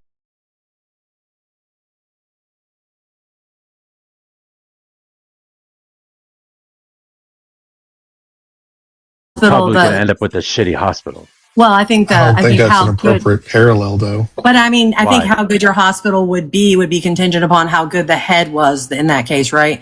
Because you could have a head come in, Yes. fire all the shitty people, and go hire the best people from all over the world, and now you have an amazing hospital. Or you could have the opposite of that. Yes, Right. and Democrats will do that, but fucking Donald Trump won't, and people like Donald Trump, and Republicans won't. They will be shitty fucking presidents, and they will try and take as much power as they can, and they will do shitty things because Republicans have always done shitty things. Oh, all right. I don't think it's an appropriate parallel simply because you're not going to see some of these smaller departments of the government that are like handling straight up people's lives.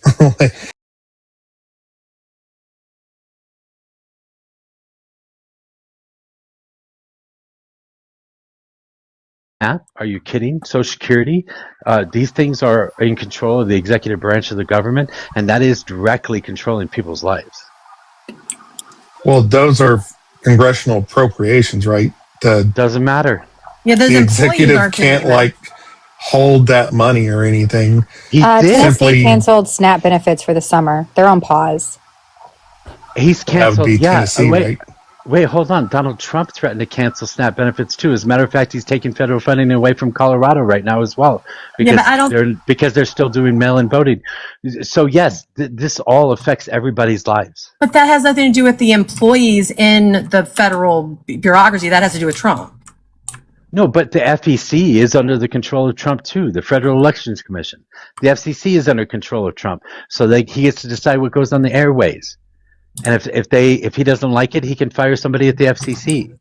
But that was always the case, right? I mean, no, these were bureaucrats. They were not able to be fired by the president.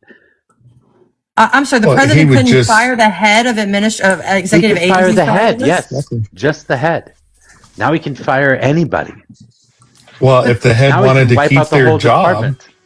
But the if hold the on, the head head wanted to would be keep the their one. job, they would fire the people below that the president wants fired. I mean, I still don't see the delineation here. You're a bureaucrat because you believe in what you do, not because you're getting paid the most amount of money to do it, because you're going to make more money in the private sector doing the same fucking job. But I mean, the head of these agencies would be the ones that were changing the rules anyway, right? I mean, these aren't the mail guy is not changing the SNAP benefits rules. Like these lower level employees aren't responsible for making those types of like But if you can bureaucratic wipe changes.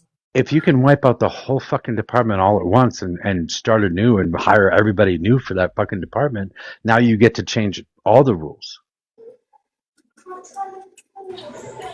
Well, they still could. Yeah. If you're doing it at the head and the head wants to keep their have to job fire or they're for cause. loyal, otherwise gotta fire for they're cause.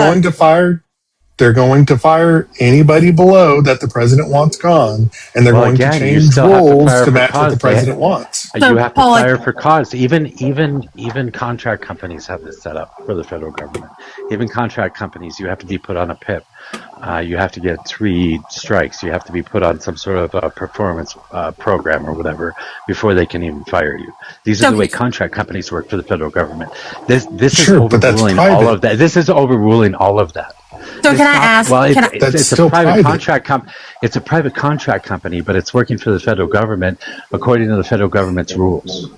So can I ask if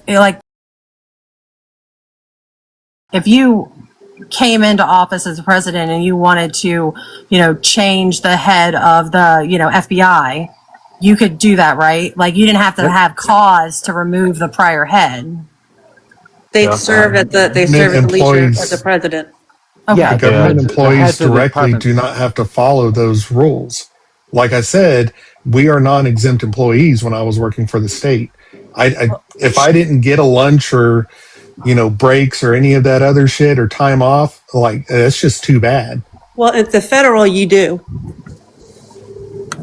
I Because kind of you have to abide by the federal laws in the federal government. If there's a hostage situation and you've got FBI agents working on this for like 24 hours, Yeah, they're salaried. That's different. what the fuck do you think policing is?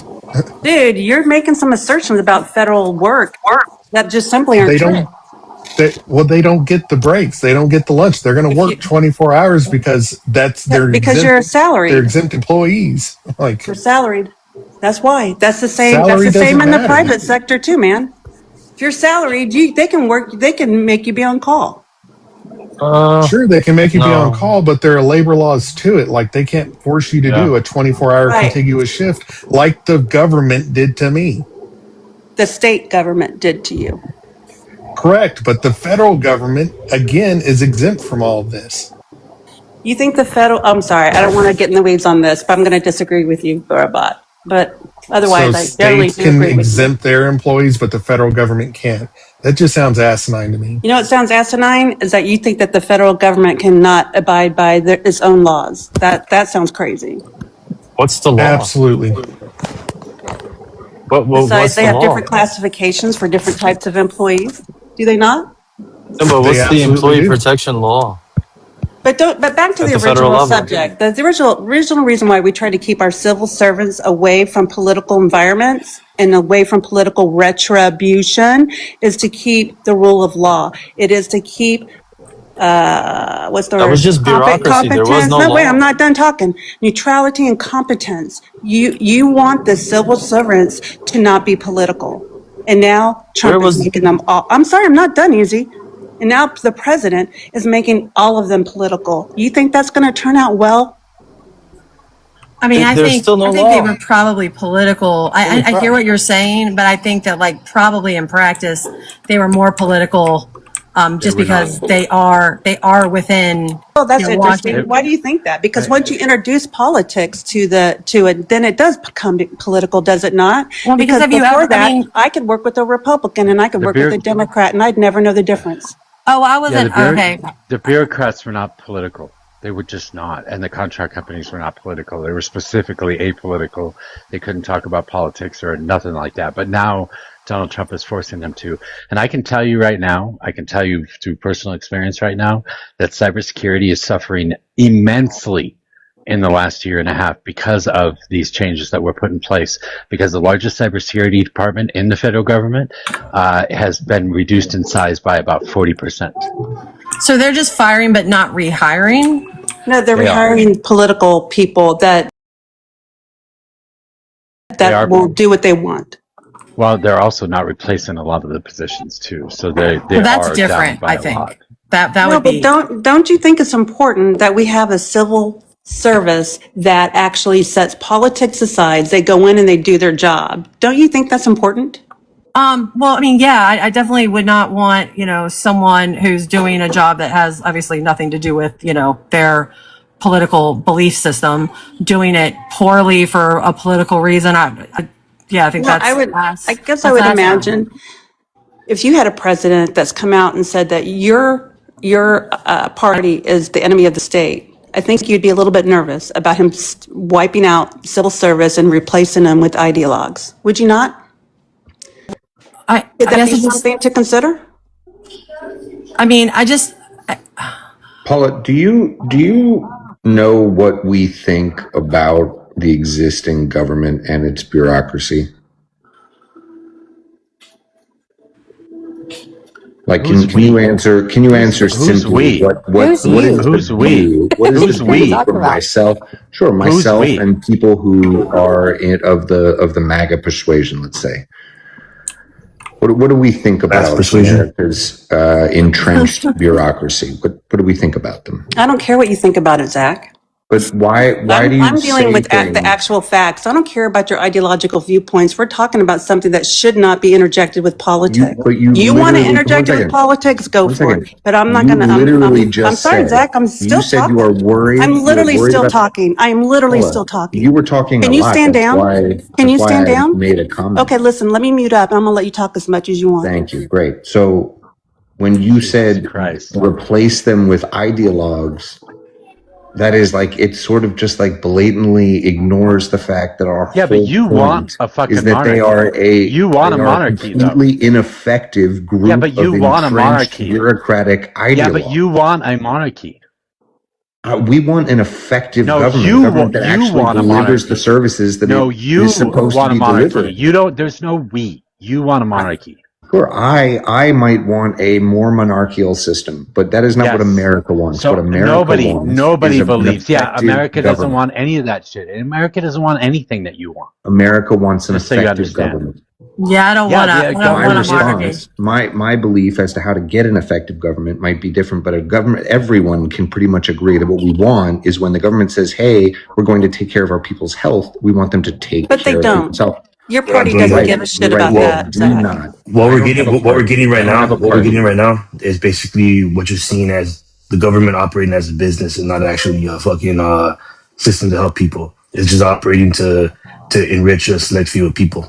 You're right. For the last 50 years, our government has been completely captured by corporate What it's currently being interests. transformed into right now. Oh, yeah, you're right. It's just Donald Trump. He introduced. Let's talk about retribution. Government. Nutlick and all that. Tell me you don't understand government history in America. Tell me you don't know anything, Zach, but you like to pretend that you do. That's a very interesting thing you have, but would you let everybody else have a conversation? Thank you.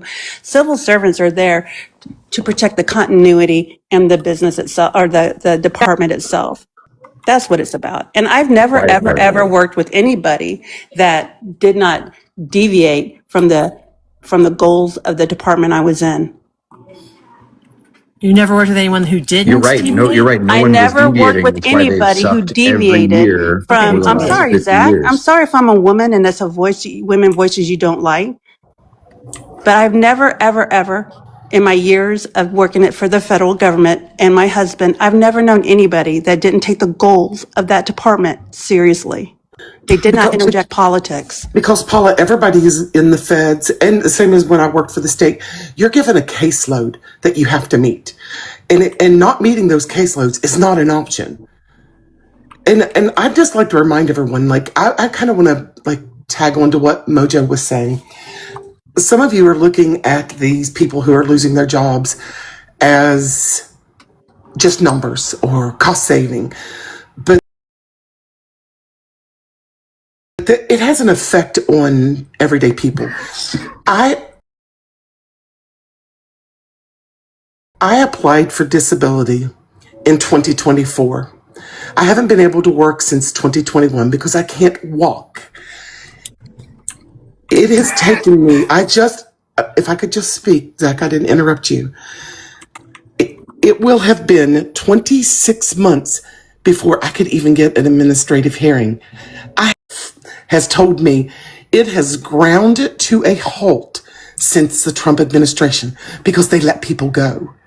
This has real impacts on real people who are trying to stay alive. And I think we forget that because you just look at stats and numbers and, money. It affects real lives like mine. It is grounded. Is that just because of the incredible amount of people that have been let go who now are going through that system? Okay, that makes perfect sense. And my state was already one of the slowest states for processing SSDI. I knew that ahead of time. Everybody's told me that. Even my representative told me that. But it's worse. I think that shit's a mess in a lot of places too. Even when it's working good, it's slow and people have to wait a really long time. And I waited 3 years with everybody telling me, why aren't you applying? And, because I worked for 35 years, my butt off, I just didn't want to feel like quote unquote a loser. And then I had to get the mindset, I worked and I earned these benefits. Yeah. And I'm not taking advantage of anything. I'm trying to get back a benefit that I paid into. Yeah, that's the way you should look at it, honestly, because you've already paid into that system with insurance and everything else the entire time. So when something bad happens, that's why you do that. I'd like to interject that even our founders thought that civil servants should be protected. They did not believe in to the victor goes the spoils. So if you want some federal back, Paula, even in my state of West Virginia, it was not me, elected a Trump-loving bootlicker. Patrick Morrissey is the governor. They just passed a law that civil servant employees can no longer file grievances in their jobs. Yeah. What do you mean? They no longer have the right to file a grievance. Like like one within like the internal. Internally, correct. Okay. I think you guys I think you guys confuse civil servants with political leadership. They're not the same. No, I wish you guys could appreciate the difference. No, I understand what you meant. I was just making sure that what they foreclosed to them was like an internal filing and not attempt to like keep them from being able to file applicable federal actions that they could file. No, it's any kind of grievance that you may have. You no longer have the ability to file that as a state employee now. And, I worked for the state for 35 years. And it protected me more than once.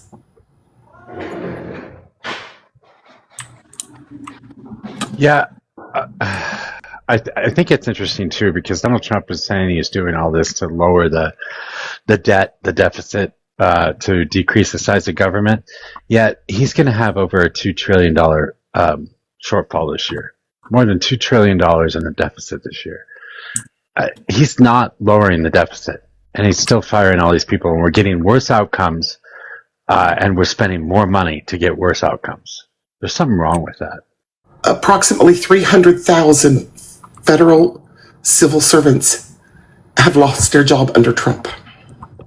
It's just to be clear that there is no correlation between money spent and success in delivering these services that we think government is there to do. That's just not the truth. And But we there know is that an we're doing effect it. on the impact of the people that live here. Oh, no, you're right. Like when it comes to who gets free money or who gets a job based on, more money being It's spent not by free the money, government. Zach. SSDI is not free money. That's money I fucking paid into for 35 years.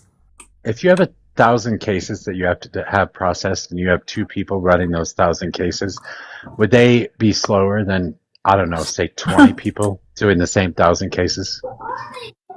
And I'm going to say that when you slow down the Okay, administration. so I'm sorry, we do have evidence that more money equals better outcomes. But here's the thing. And what I didn't say to you when you said that, sort of my first instinct was, but how many cases could an AI handle, right? But in government, none, because it all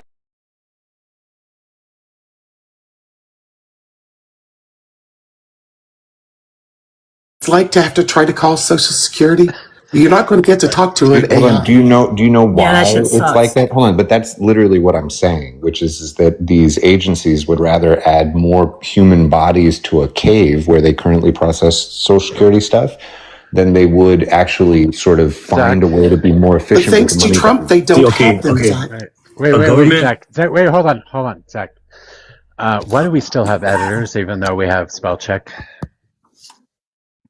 Listen, I'm not saying humans don't need to exist, but this idea No, that I didn't know, but they absolutely need to check everything. do they? You think everything's Yes. being done correctly right now by the humans? Why do we still have editors?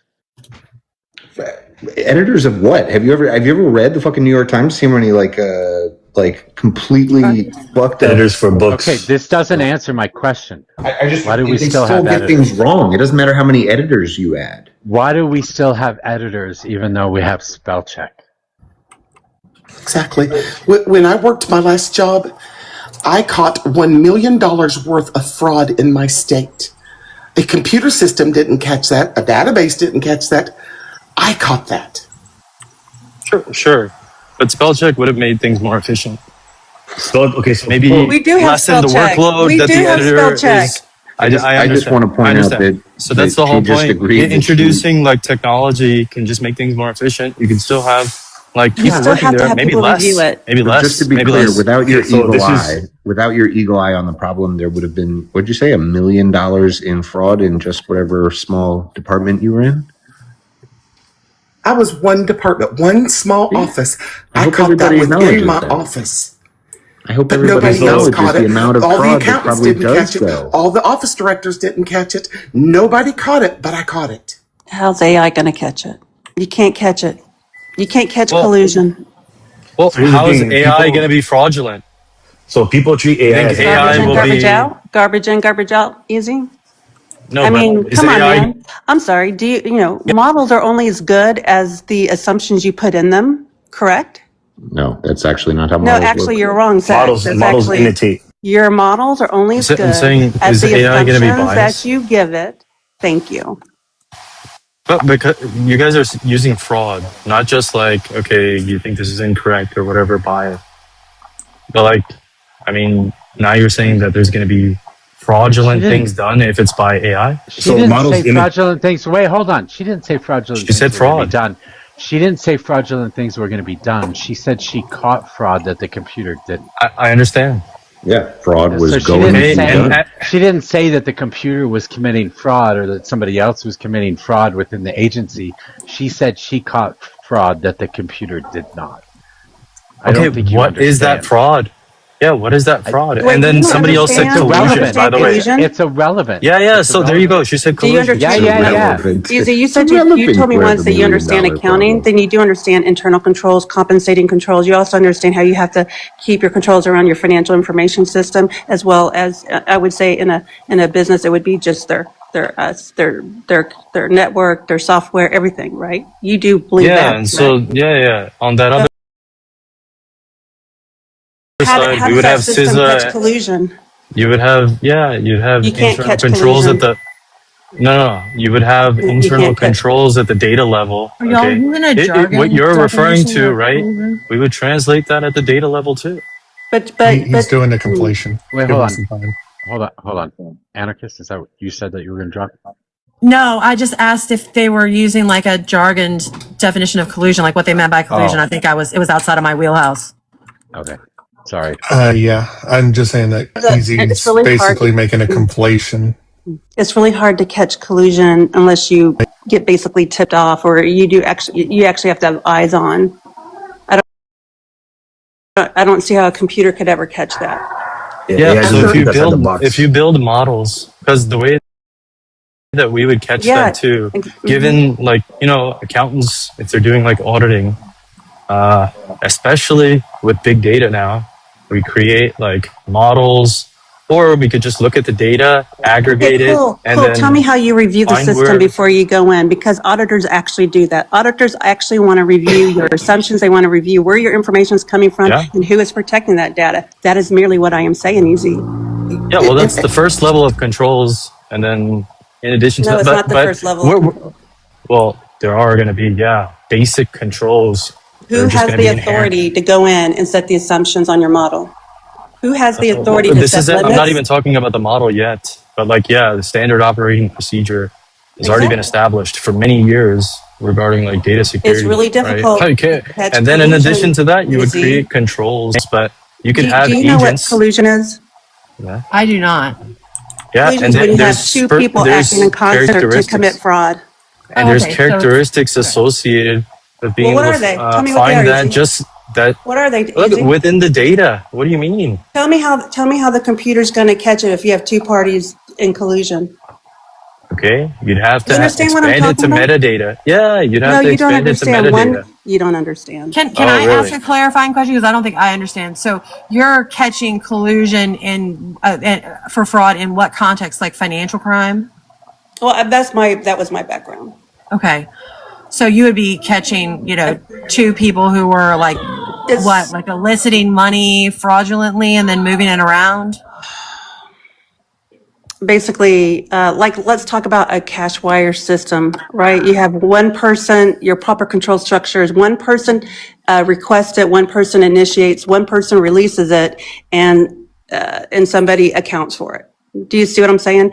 Now, the smaller the institution, the less internal control. So you may only have one person may initiate and release it, and another person should account for it. If you have those two people working together, no computer, no AI is going to know what happened, because your debits and your credits are going to equal. Paula, three No, years. but that's why you remove like people that have bias from having access to it. That's even within SOX. You just create ISO controls. Yeah, I mean this is how we're doing things now. That still does not address Viper Vicky, what she said. Okay, because that's we're fair. not acting in a should or not to. Viper Vicky gave you a real world historical account. You have to address the historical account before you can get into your hypothetical, Easy. And I'll give you one further. 3 years after I retired, I received a call from a legislative special investigator wanting to meet with me. And at that point, I was not able to walk. And he asked if he could come to my house to speak with me. And I explained, I retired. I no longer work there. And they said, well, we think you have information that you can help us with.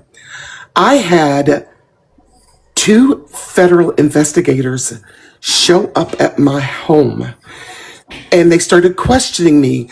Do you recognize these invoices? Do you know what this form was for? It turned out that an employee in another office forged my signature on $34 million worth of fraudulent claims. Forged my signature. Well, they knew immediately I had nothing to do with that. And I was like, that's not even my signature. And I wouldn't have signed this because it wasn't in my office. $34 million worth of C-19 fraud. Wow. And I had to go and testify before a federal grand jury in something I was involved in, not one bit. Now, he got a slap on the wrist because they couldn't tie the money back to him. But $34 million worth of fraud wasn't caught by AI. It was caught by humans. Can I ask you, Paula, when you were finding the problem was humans to begin with. Wow, you hear somebody else talking and then you just start talking. That's pretty incredible. There could be a lag. Yours. Diffuser bomb, Easy. When you found the collusion, how was it that you identified it? Was it like, to you, was it on the face of the information that you were looking at? Like, would someone with your skill set of finding it be able to give direction to an automated system to be able to find it? Third-party auditing, actually. Probably what she's doing, Paula can articulate. Yeah, so like... Typically,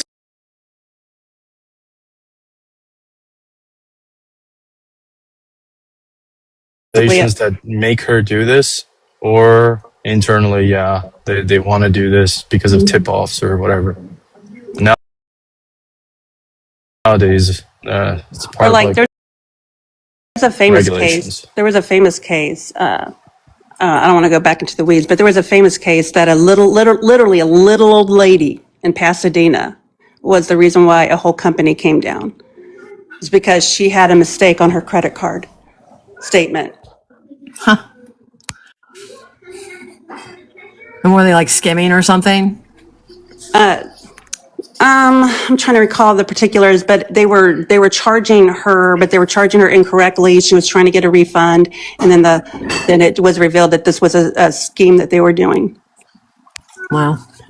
But basically, like, you'd combat this, you'd have stronger internal controls, like Viper Vicky's identity wouldn't be sort of at risk. There wouldn't be this like element that's somewhat discretionary. It would follow like a controlled system in which this unique identifier is going to be the one that is allowing this to pass given certain conditions, whatever, and there'll be some other controls on top of that.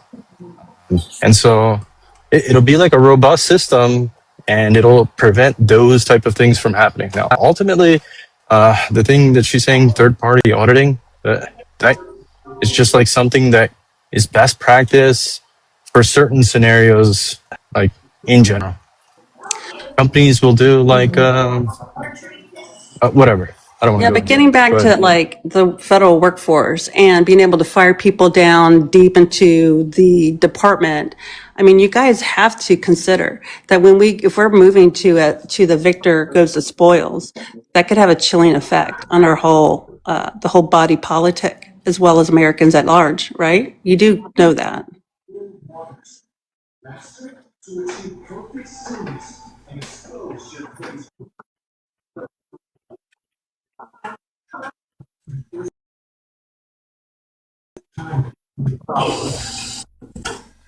It's had a huge impact on me. I have a GoFundMe to try to cover medical expenses.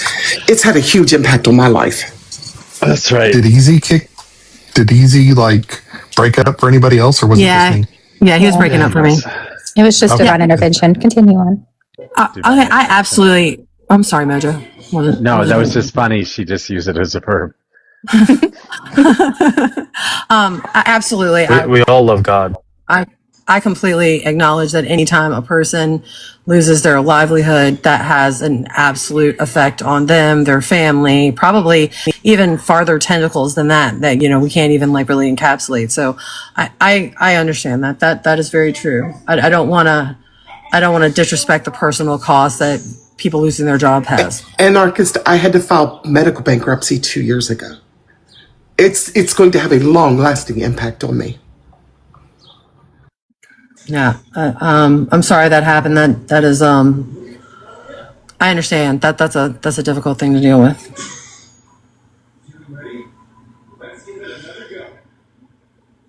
And what makes me sad is there's hundreds of thousands, if not millions of people out there that are in worse shape than I am. I feel blessed that I've had the support that I've had. But dang, it has put me in a really bad spot. Yes, and TikTok's been weird lately. We don't have very many people in here, but she does have a GoFundMe in her bio. If you all can give her some gifts or help her out with the GoFundMe, that would be great. She is going through a lot of medical procedures right now that cost a hell of a lot of money, and because our healthcare system sucks, she needs a little bit of help. I've picked up 8 or 9 specialist Mojo over the last year, trying to determine the core issue of all my problems. And, you know, we're talking 3 MRIs in a year. That's $5,000 a pop every time you have an MRI. And I've got 2 or 3 eye surgeries that I have to postpone because, well, they want money up front. So it's tough. And there are other people out there I know because they talk to me privately that I know are going through a lot. And if I get my disability and I get the little bit of back pay, I'm paying forward everything that's been given to me. That's who I am. Well, I'll send good thoughts out into the ethos for you. Thank you. It's tough out there. I have quite a few. I've definitely seen it. You know, I own my own business. So I deal directly with my clients and their finances, and I have lots of clients who have to be on payment arrangements, and I've watched as like what people who were like normally very like, you know, like clockwork. I could always count on their payment towards their bill and everything. Have like gotten farther and farther in between payments, and I, you know, I know it's not that they aren't trying to pay. I understand that's, you know, their personal financial situation, and just it's affecting so many of my clients that it's kind of been surprising for me, because I'm like, wow, you know, normally things kind of work if it's the odd man out that's not doing the thing that they're supposed to, but now it's like, you know, a large percentage of the people who you know, need to break up their fees and stuff, and it sucks. Well, you know, and I'm on a very, very fixed income, and I keep a spreadsheet every month. So the date that I get paid, I have to calculate how much is going to be left to see if I can even buy groceries, or if I have to borrow money from someone to get groceries. And then you've got the hospitals that are calling you wanting their payment when there's nothing left to pay. So then they don't care. They just want their money. So they just turn you into collections, which adds that stress to you. It's tough. Yeah. This whole system is designed to fleece people. The reality of living in the world's greatest healthcare system, right? Yep.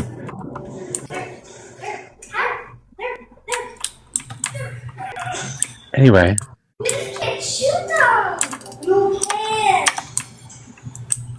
This would be equivalent to replacing the whole heart department, right? Cardiac surgery department.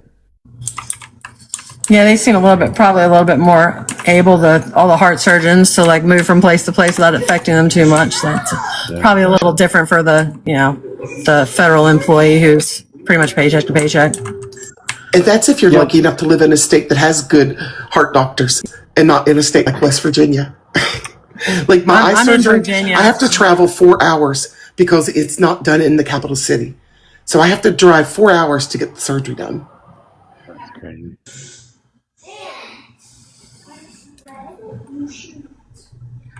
Nothing. I mean, I simply advocate for getting rid of the bureaucracy that determines, where and how these medical supplies like the scalpels and whatnot are able to be delivered to, or if you can even have them for your surgery. Like, just get rid of that bureaucracy. It's a waste. Robo, in my last job that I worked in, one of the things I worked with was EMS agencies and hospitals, trauma hospitals, all hospitals in my state, to ensure that they were prepared to treat kids if in an event of an emergency.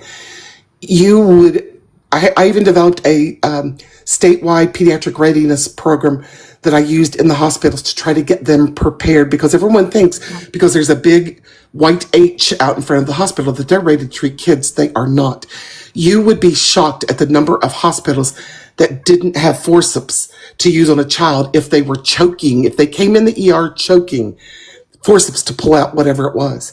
So I worked diligently. I obtained probably $1 million in funding throughout my tenure there to provide equipment for hospitals, equipment for EMS agencies, to get EZIOs, the interosseous drills for ambulances, so they weren't manually screwing into a bone, into anybody, adult or child, when they needed to use IVs during a cardiac arrest. That's barbaric to me. So now every ambulance in our state that's advanced life support has those on their trucks. I worked and got $250,000 worth of funding to purchase at least one AED for every school in our state that didn't have one. Like, I was boots on the ground day in and day out to try to make healthcare better in my state. It's exhausting. Yeah, I bet. That's a long road to improve healthcare. I don't know. I think we could do a single payer system, but again, Republicans suck. Gonna make her mad. I know. He's poking at you. Who, me? Mm-hmm. Yeah. That's what okay. the weak do. I can take it. I They can just take poke. it. It's what the weak do. The weak do. What else and not can they having do? universal health care also impacts EMS agencies. When I first started working in that area in my state, we had over 300 EMS agencies. When I left, we were down to just a tiny bit over 200, because if people don't have the money to pay, EMS loses the money. So we lost agencies, and that's a lot of agencies to lose in a small state.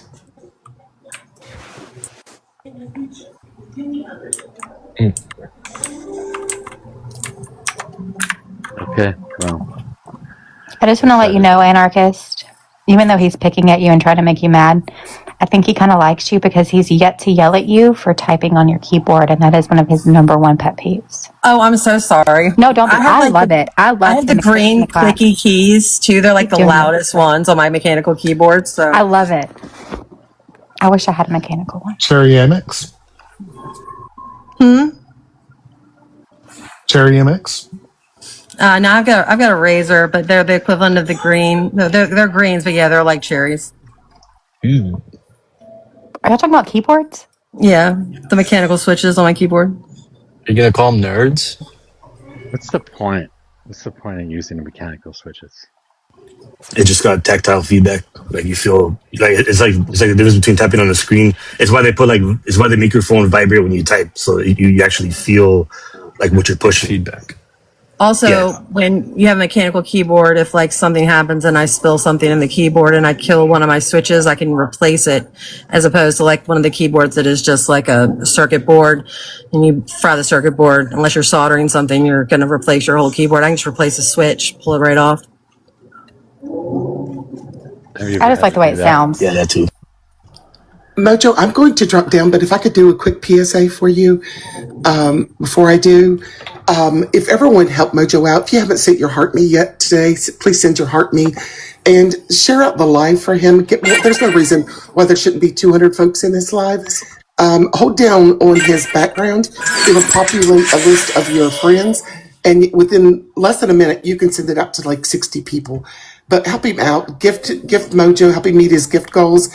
Send your Go Populars. Do whatever it takes to help him build his life. And I'm going to drop down. Yeah, and a happy 4th. Happy 4th. 50th anniversary. Happy 4th. America is the best. And she agrees.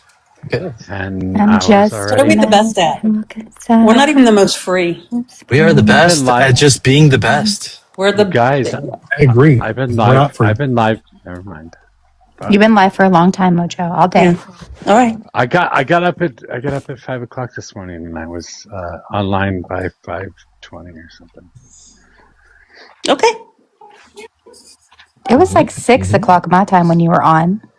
Yeah. And but you're 2 hours behind me, aren't you? Or are you just an hour behind? What time is it there? 3 something. It's Oh, 3 okay. o'clock. You're just an hour behind then. Yeah. You're Central? Yeah. Okay. Yeah, I'm an hour behind. So yeah, got up early and going on like 4 hours of sleep. You were up late. Were you online last night? Yeah, I was up until I was on with Ella until 1 o'clock. On her live? Yeah. Yeah, I didn't go to sleep last night. You didn't go at all? No. Girl. No. We have issues. She's like me. On TikTok. Yeah. I'm still super new to this app, and it has me hooked so hard. I was not prepared. You're good. You're good. Did that to me too. I logged in the day before the election in 24. I think I met Messi. I met Messi on my first or second day. I just started going around to different lives because I had to argue with somebody about the election that was coming up. I did that for a couple months through November and December, and then everybody told me I should start running a live, and so I did. And now it's a year and a half later. Yeah, Mojo and I popped our political panel cherry the same day. Nice. I know. You should get a charm bracelet. We should. I'm so proud of your journey. Little necklaces. The theme of the charms, I would really like to see all the weird shit you end up with on that charm bracelet. No, you don't. Trust me. No, you I don't know I wanna would. I definitely would. Well, one of them would have to be being on the live while in a public restroom. Another one would be have to. Absolutely. Mm-hmm. Those were fun. Usually it's a men's restroom too. That's funny. Or calling us from the movie theater in the restroom saying, "They're tracking me. They're tracking me. I don't know what to do." I thought for sure I was being stalked that day. I was terrified. Oh. She had a notification pop up on her phone that said an air tag was located nearby her or something like that. Oh no. Yes, and she's like, "What do I do? What do I do?" It was fun. Oh, good times. There are other times too, but We're sticking with the good ones.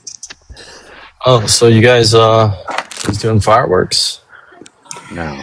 I got my dogs, and they get so scared. The 4th of July takes on a whole new meaning in my house. Is medicating my dogs and trying to Give them some sleepy cheese.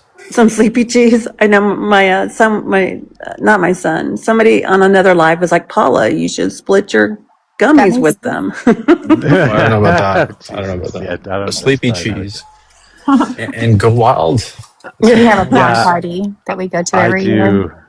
I have to do that with the Chihuahuas too, but we've got what are they called? Thunder coat. Oh, the thunder jacket. Yeah. Yeah. They seem Like a swaddle? to work pretty good. Yeah, it's a swaddle. It does. It swaddles. It Oh. swaddles them. And it seems to work pretty good. Can they move it? Can they walk in it, or do you have to put them in their bed? Yeah. No, it's like skin tight. I mean, you get it really tight around them, so it feels like they're just being held. Mm-hmm. I tell you what, I spent so much money on Wombi. I think is the swaddle that worked the best for my kids. It zipped up. It was great. Anyway, hey, go Army, we see you. Last night, and she's sitting there playing World of Warcraft, and I was playing Crimson Desert. And they're in the comments like tripping up about politics. Yeah, okay. I'm gonna need some proof of that. I literally was scrolling my phone, did see you in a live with Ella playing World of Warcraft. First of all, I do like, or whatever, I do like World of Warcraft, so I stopped for a second. I didn't type a single comment, though. I don't know what you're talking about. I didn't even stay but like 30 seconds, if that. Called you out. That's not good. I'm just a fan of WoW. I was a fan of WoW. They make blue pills for that, by the way. Why are you lying? And just so you know, I'm also, when WoW Classic came out, I was the very first 60 hunter and 60, I was the very first 60 hunter. I know that for sure. So. The other one, I was, Did you just imply that he had ED, or were you telling him to take his own bar?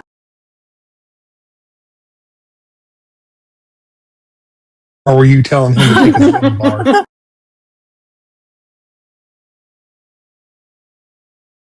No, it was ED. Got it. What is this, man? Not my fault that, first of all, men need to stop saying that in this world. It's the women's fault that she can't keep up quick enough. Wow. That's some work right there. Boy, you're just asking for fucking That shit. was wild work. That was wild work. Excuses. Well, it takes a while to turn on. I'm not, it takes a while to get going, That's not my fault. That's your problem. Haven't you ever heard about preheating the oven before you start baking? Y'all gotta give him credit. I mean, come on. It was ballsy. Or not. I don't Listen, I got 26 seconds. Go on. I got 26 seconds. He doesn't have any. Ew. That's pretty sad. Yeah, okay. This is the Are you same guy. judging, The first Mojo? time he came in, into the live, he said his wife is perfectly satisfied, and I said, "How do you know that?" And he says, "Because we have kids." I know, wait, yeah. you think that means that she's satisfied? What the fuck? Oh, poor lady. I think there's an epidemic of unsatisfied married women. Yeah, well, that's their problem, No, I'm very though? satisfied, so. Listen. I'm very My satisfied. ex-husband, we did three things well. We fought. What did we do? What did we say we did? We made three beautiful babies. Guys. We fought well and we fucked well, and that was about it. But that was not a problem. And you had 3 babies with somebody that's all they did? Yeah, we fought a lot, we fucked a lot, and we had 3 kids. I love you, man. Seriously. Crazy. That's crazy work. The turkey baster had a very good time. Do you trade that, Messi? Would you trade some of that stuff being so good for like more of a better relationship? No. No. Yeah, that's what I said. That's a lie. What the hell? Levitation. So what's even going on in politics? I've been in the stand, hunting hogs, for the past 2 days, so I don't even know what's going on. Trump's still winning, or Mojo was telling us days. how he's cooking vegan hot dogs tomorrow What? for the neighborhood. I said nothing of the sort. Crazy. if I come to your Be house wearing and you got a knee-high vegan hot shorts. dog out there, I'm fucking putting a firework on there. Where the hell are you hunting hogs? Him and his Like the vegan fucking cheese. Klondike or some shit? No, he's in Texas. Florida, bro, the woods. You can go anywhere in the woods and hunt Oh, hogs. you were in Florida. What? You're hunting I Republicans? can go hunt hogs for like 2 hours and come back with like 1,000 pounds. Yeah. I don't know what the fuck's going on with 2 No, days. no. I don't keep no hog meat, bro. That's gross, bro. I'll be throwing them into the gator, I know a veteran thing. We throw them in this gator pit, bro. And they gators This eat is 'em. all your guys' fault. You know that, right? Because if you'd stop eating fucking bacon, you wouldn't have this goddamn problem. See, there you go, vegan No, again. hog Wait, meat you were is just literally gross. you're gonna victim blame Vegan. Mojo? Like what the fuck? I'm not even Spanish. I didn't know this the fuckers You're here. not a victim. You're not a victim. You buy pork, and these are normal tamed hogs or pigs that were released into the wild or got out or whatever the hell happened to them. But who were they released by? And they became these feral hogs, and now you guys have to go hunt them. You created this situation, and now you're bitching about the situation that you guys created. We didn't create this fucking situation. You The did too. conquistadors released them on the continent, dude. No, This is hundreds of years ago. no, it's not. Bro, this is what vegans do, man. What the fuck? Yes, it is. That's how not. they've proliferated across the continent.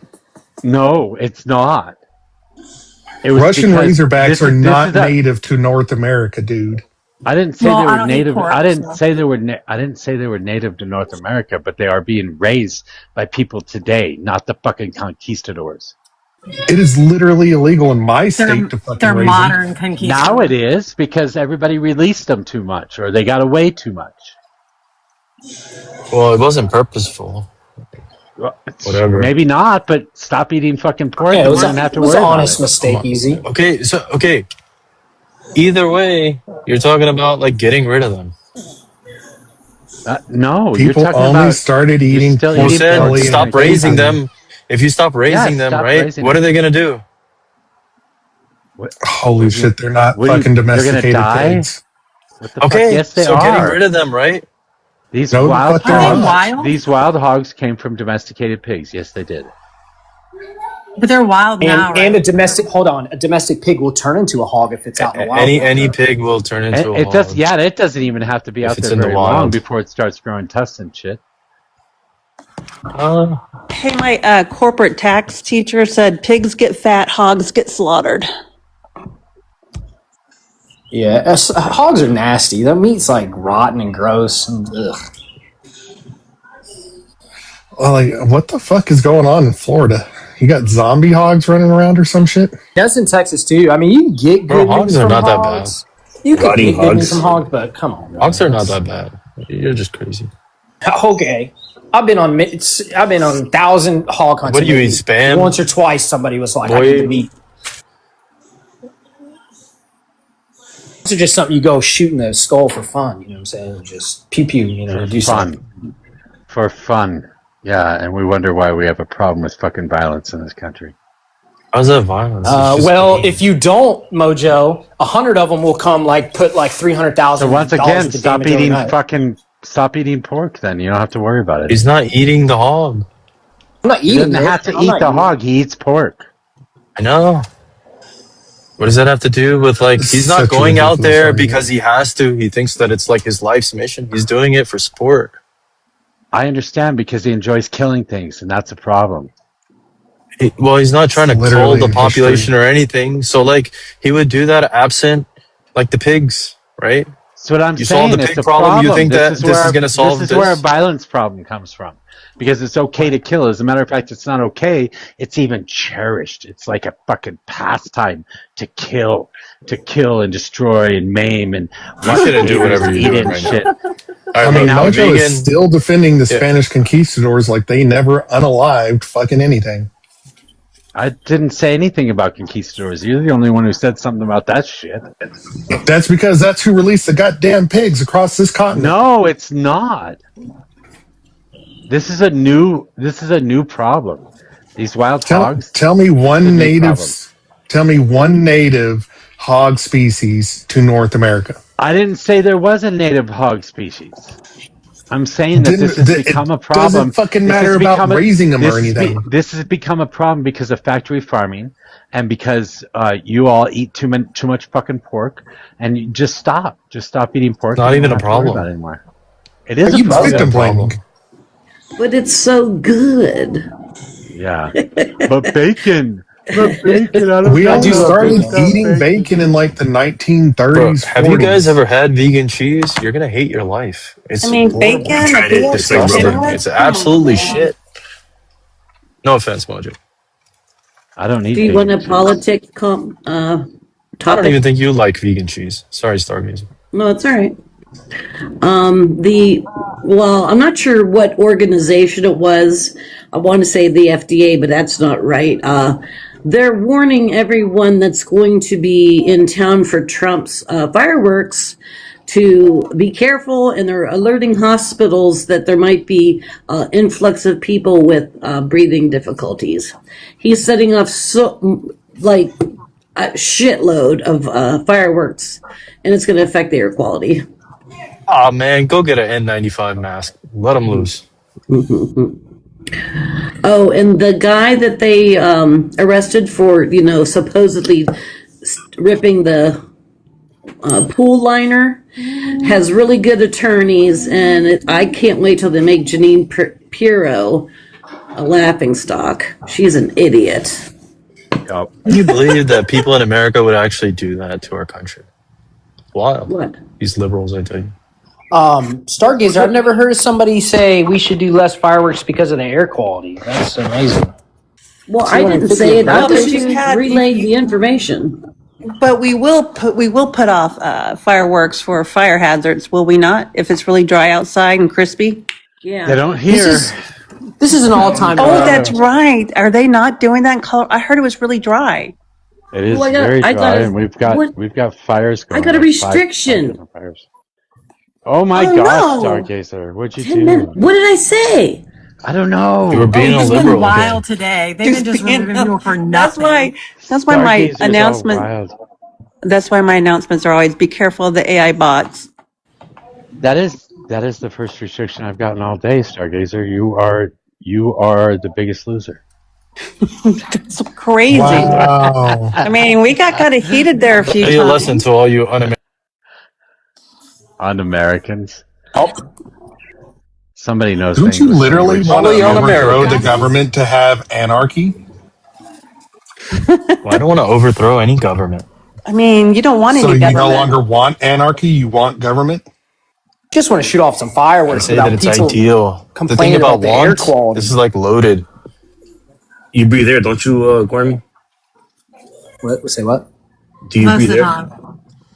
Breathe air? No, Yes, I think so. No, he doesn't breathe air. He's a fucking potted plant. He breathes carbon I dioxide. quit. And I'm withdrawing right now. It sucks. Oh, damn. Fuck. I'm telling you, he's a potted plant.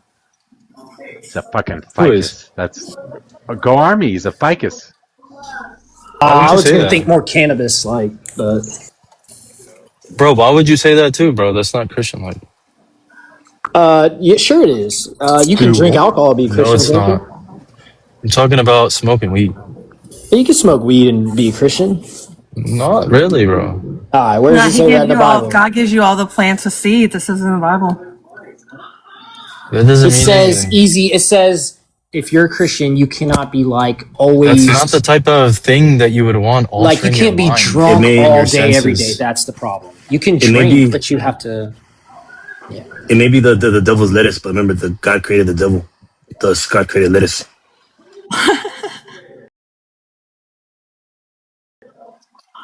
Did he Incorrect. create the devil or lettuce? Or both? Both. Yes, both, yeah. According to the Bible, the devil already existed. God didn't create the devil. The devil was already Well, here. God would have to create the devil because at one Wait. point in time, God was That's all not real. alone. It's Lucifer. No, wait, God created the heavens and earth and everything. How did he not create Satan? And it's Satan, not the devil. Satan is not Go Army, eternal in the read Bible. the lines in the Bible about Lucifer. He Can didn't you create can the you do that angels? for me? Well, I know the story of it. Well, isn't there the beast and the antichrist? Those are two different things, are they not? Yeah, What's well, the story, Satan Go is Army? not And then eternal. Lucifer, just saying. What's the story, Go Army? Why? So, why do we have? Why do we have to have fucking religious conversations? Yeah. But Nobody God's knows not the the meaning but of God's life. not the meaning I of figured it life. out once before. It's cool. I don't need to. I think forgot it, religion is a scam. That's really fucked up. Religion is a scam. I'm just going to say it. It's a It is scam. absolutely a scam. not a scam. It's not And a you scam. too can be a What are they religion if you scamming? want. What's getting scammed? You are You're my saying friend. that. About You're what? saying that is your religion. Pardon? I could make up a religion and file for IRS tax exemption. Yes, I can. As Yeah, long as Colbert it's did Religion. that. sincerely I'm held. just saying Colbert did religion in that. the sense that you guys are dogmatic about things. No, I'm saying that anything can be a religion. Sure, fine. Paula, do you I'm believe in a not saying, soul? I'm just saying that's what the IRS says. Yeah. But I'm saying like religious in the sense of dogmatism. People are dogmatic about things. And so is pretty much everybody on this panel. I Whatever. really only need like one scripture line to one? disprove Go Army. Yeah, just one. Well, no, sorry. Lucifer, it was the first sin that was ever committed because he caught a glimpse of himself and he realized how beautiful he was. Where's that in the Bible? So then he got envious right? And he got envious, and what happened? He took all these angels with him and left, right? Fell. Not left, but, you know. Can you actually cite that verse in the Bible? Yeah, somewhere. I don't have my Bible on me, though. I don't have it I on mean, me. if you don't know where it is, are you even a good Christian? I can cite mine. That's not. I It's guess John's I don't memorize every 8:44. single line in the Bible. In the scripture. I don't think you're in the book, man. I don't think your name is written in the book. You're the one that said religion was a scam. Now you're telling me I'm not in the book.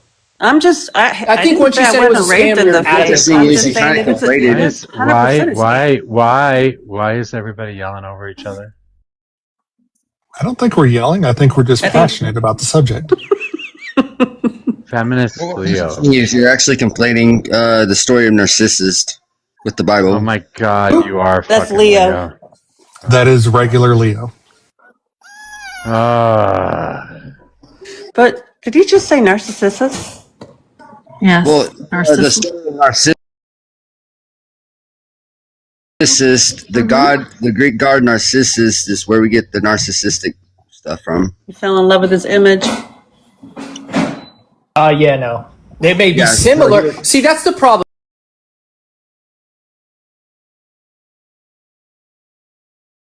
Like when I say, here's a story about rain. That doesn't mean, my plants need water. That's not the same as saying it's flooding in Vietnam. Right? Do you believe in the firmament? Hey. Do you believe in the firmament? Absolutely. It's like, what do you mean?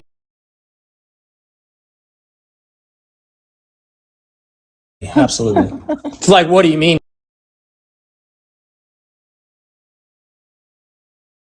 Rockets bouncing off the firmament, and that's really what's happening. I mean, maybe. Maybe. I don't know. I tend to not like assume stuff like crazy like that I don't know.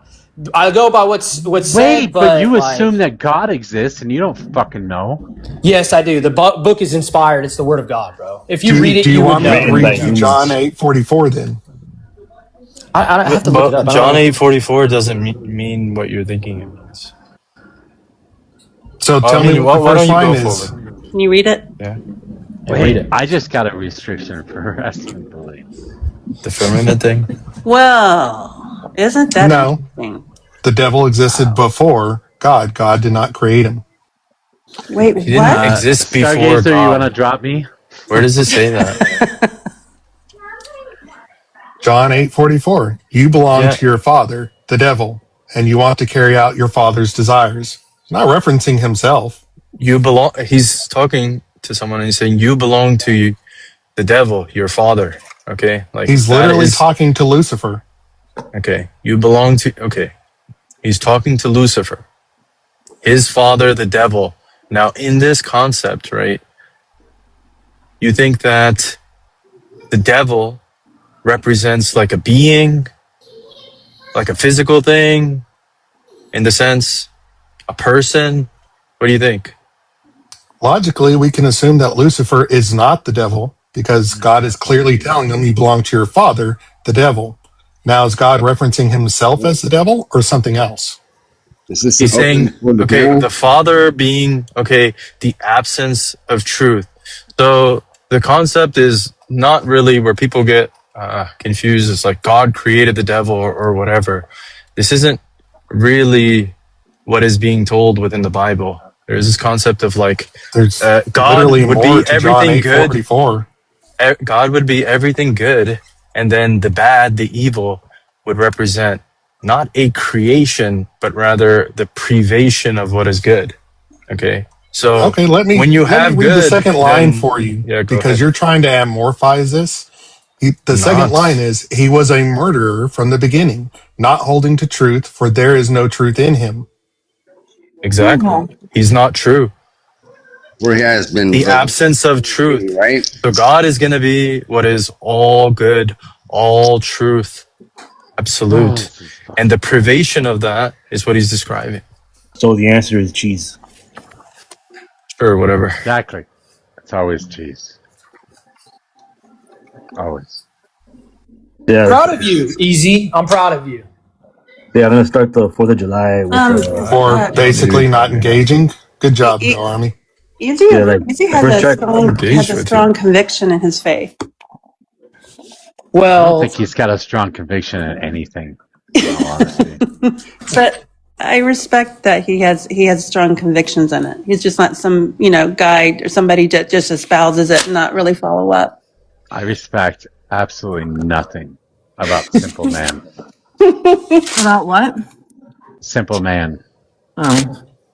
That's your problem. Easy. Life could easy be a lot made, better. Simple Man. Yeah. Yeah. People stop overthinking and overcomplicating every aspect of their life and every situation and just start making it down to simple things, they'd be a lot more productive and Like be what? a lot better, Like, share with me what you mean. Like what? Probably help thy neighbor. Maybe Okay. work Ignorance. hard. You know what they say? Things like Ignorance is that. bliss. Ignorance is absolute bliss. Yeah, so Mojo doesn't want you guys to know. What's actually funny is Jesus says, "Thank the Father for really showing this to the ignorant." My Bible only goes to John 8:41. You have a Bible? And you said Christianity is a scam, but you have a Bible? Did you get scammed? Buddy, I've had this Bible my entire life. What are you talking Scammed about? from the beginning. I wanted to say-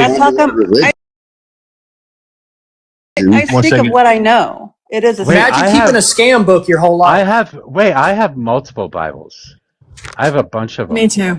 Yeah, but you didn't say it was a My first scam. Bible was a precious I, moment. it is an absolute scam. It's fucking. Oh, it's a scam, and look at you guys keeping scam books around. Yeah, wait, That's hold on. silly. I have Bibles because I stole them from fucking motels, the Gideon's Bible, and I rip pages out of them every once in a while, and I do paintings on them. Some people use it for rolling papers. You're going straight to.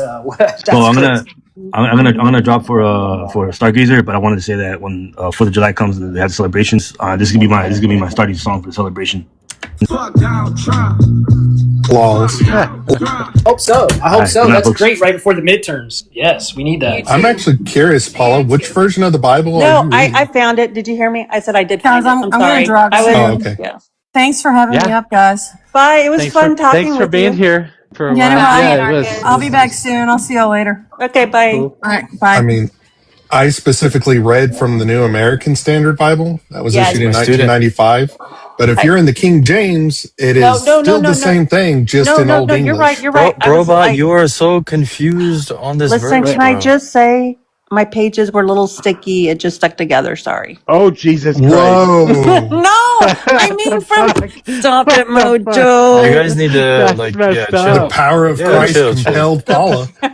I mean, it's interesting because you're actually fulfilling the book. In This is what Bible happens, right Paul, now. when you deal with I have atheists. to tell you guys that Go Army has one of the official Trump Bibles. No. I'm not kidding. Yes. I'm sure that's off the 1995 American Standard. 100% Who cares? sure. It's a fucking Trump Bible. Robot, were you ex-Christian or are you Christian? Hey, here's my favorite part. Look, for you, Paula. That I don't would be care what your the favorite lyrics part to was. God Bless America, the Declaration of Independence, What is the last? the Constitution. See? He has the actual Trump Bible. Look at this. He does. Look at this guy. The Bill of Look at this Rights. guy who got grifted. So embarrassing. That's guy got Pledge of embarrassing. Allegiance. I'm What's so wrong with sorry. this? I'm so sorry. It God could just bless. be memorabilia. Because I'm just trying to get to the last. In camouflage, no less. In camouflage. Yeah, it's a good book. It's nice, isn't it, bro? It's good. It's that nice. is What's the problem? That is sacrilegious. That is I'm so gonna tell you- sacrilegious. It is. You're not even religious. Hold on. I'm looking for it. Actually, it's religious stuff in like Declaration of Independence. You know, it says like laws of nature and of nature's God. Yeah, entitled them. that's sacrilegious. That's taken away from the religion itself. That's taken away from God itself. Yeah, I don't know, That's bro. sacrilegious. Can I just say, Oh, it says good. here, Yeah, it sit in his says here, garage. let me read it to you. Warn everyone who hears the words of the prophecy of this book. If anyone adds anything to them, God will add them to plagues.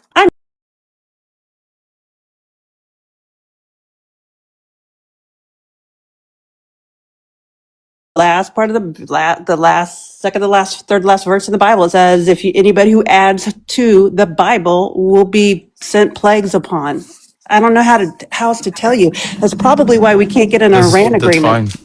No, that's And fine. that's I probably agree why with they only removed books from the Bible throughout history. They never added any because they listened. But guess who didn't listen? Donald fucking Trump, because he's never read the Bible, nor does he fucking believe in anybody but his fucking self. And now we're all going to experience plagues because of it. It's the demon coming out of her. Yep. Who do you think? That's a demon coming out of Trump, and you're buying into it. That's what Well, it is. no, That's messy. actually, Listen to that's messy you. talk. She's like, it's just like that's so like it's just hateful and gross. It's never. It's just negative. You're It's lying. like, you're a blasphemous. You're a blasphemous. You're a heretic. Yep. you can't say that, Paula. Yes, you I don't can. believe in Yes, Christianity. I can. Oh, yes, I You can. think it's a scam. You can't sit there and judge people for it now. Yes, I can. I can sit in judgment of you. You're from the outside looking in. You can't do remove that the plank from your eye, and then we can talk about it. No, Paula, you got to step back. You took out Christianity. Paula. You're no longer a member. You can't speak on it to people. I said religion. Christianity is not a religion. I'm a follower of Christ. I'm a little Christ. Are you? I act like Christ. I'm not a religion. Are you really going? Because it says in the Bible that you shouldn't go around being a big old liar either, and yet here we are. Wow, that was liar. Blessed are those that are persecuted for my name's sake. Trump They're told a prophecy now reporter. too, Paula. Trump was having It's wild. Trump was talking to a reporter or some lady, and she asked him what kind of books he likes to read. And he says he likes to read stories about himself. Shocker. Hey, yo, Army, is Matthew 25:5 in Trump's Bible? I don't know. Are you reading the comments right now? Wait, is it a comic book? Do you even know who I don't Matthew even know. is, Bessie? So, Paula, why are you guys so anti-Christianity? They all are feminists, big time, bro, up in here. And I come to convert them. That's all. You know. And Palestinian Jesus in my heart. Okay, I have Palestinian Jesus held hostage in my heart, and that's one hostage. Well, you're right, because how about this, Messy? So why don't you guys actually call it Judea, which was what it was originally called when it was a Roman province? You know, those people that almost ruled the world back in the day. So yeah, they changed the name back to Palestine, as they would say, because they burned the second temple and they insulted the Jews by renaming it Palestine. Lion of Judah. Oh, and if we want to say, well, Palestine always existed, yeah, it always existed, just like the Asia Minor always existed. So, I mean, sorry. Pandas are fake. And pandas are fake. Pandas are fake. You know, it's so fascinating that I have to have any fucking debates with you people that actually believe in the Sky Daddy. It just kills me.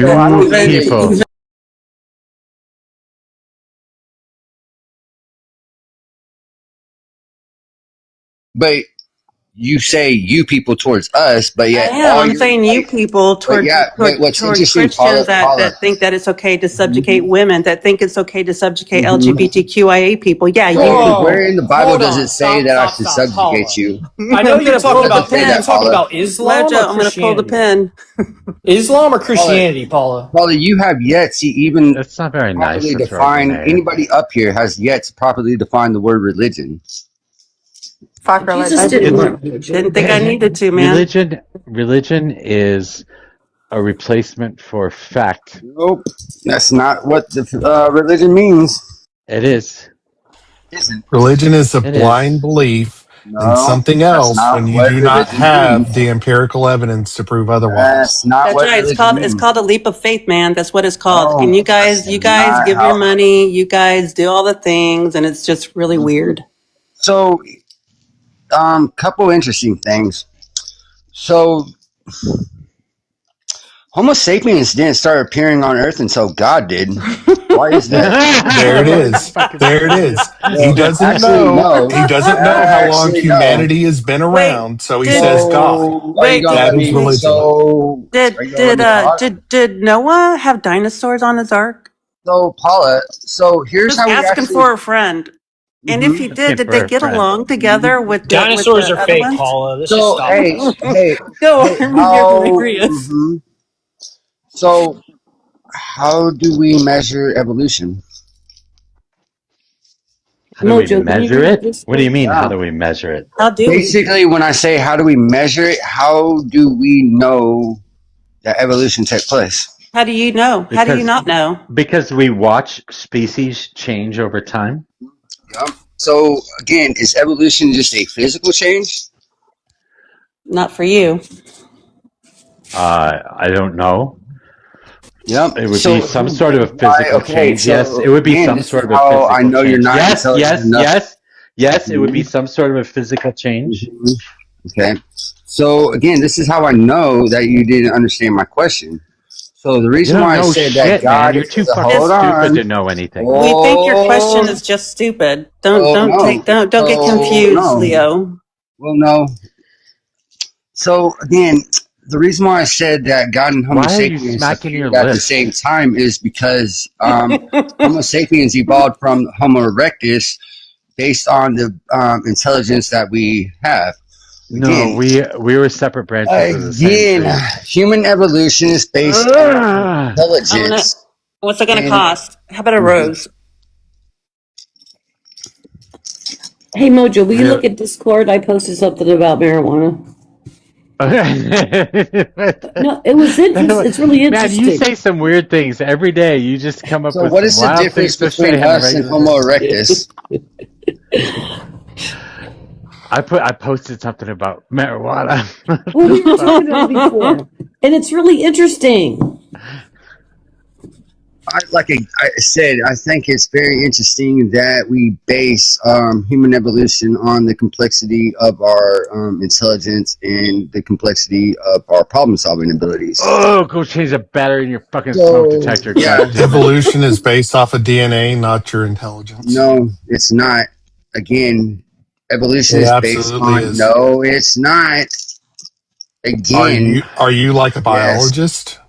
Do you Well, have a degree in I would say again that it's not. Where did you post something? I don't see anything. In the shenanigans.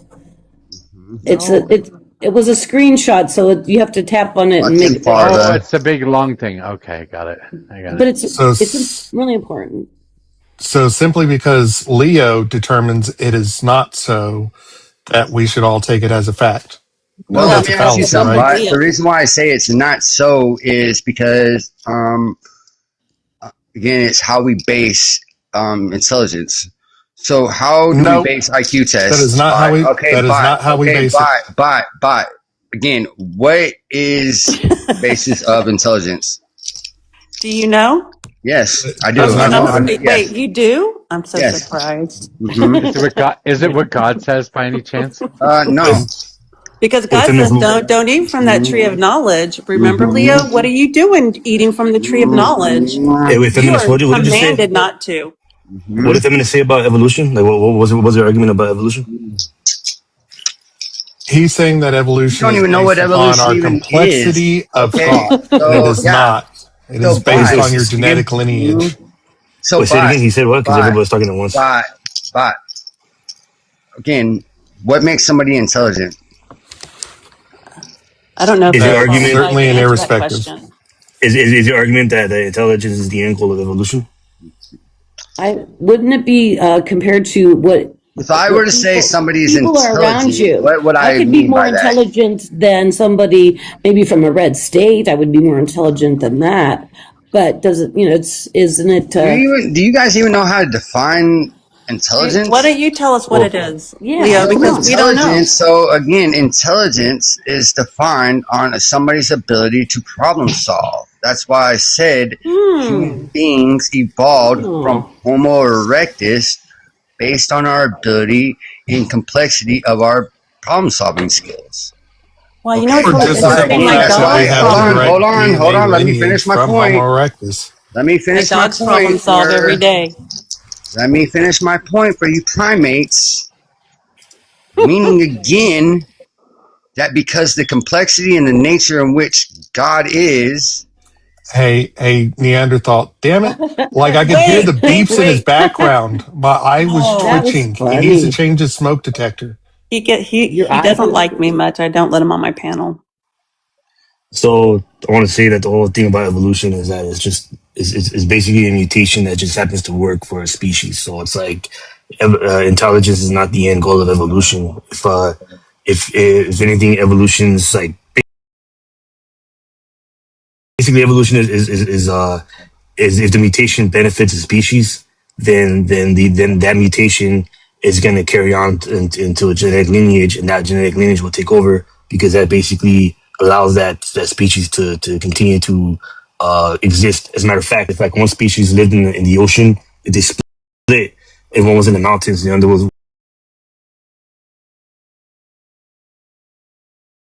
split. If one was in the mountains, the other the other one was in the plains. One species would adapt a trait to one species would have a mutation that would adapt the organism to basically thrive in that region. So if anything, evolution, if humans develop to be crabs, unintelligent crabs, that'll be the where evolution goes because it'll somehow it'll benefit us more depending on like where the fuck humanity ends up in the future. But yeah, I wasn't And sure if that's that was exactly how Mojo is an animal. I am not an animal.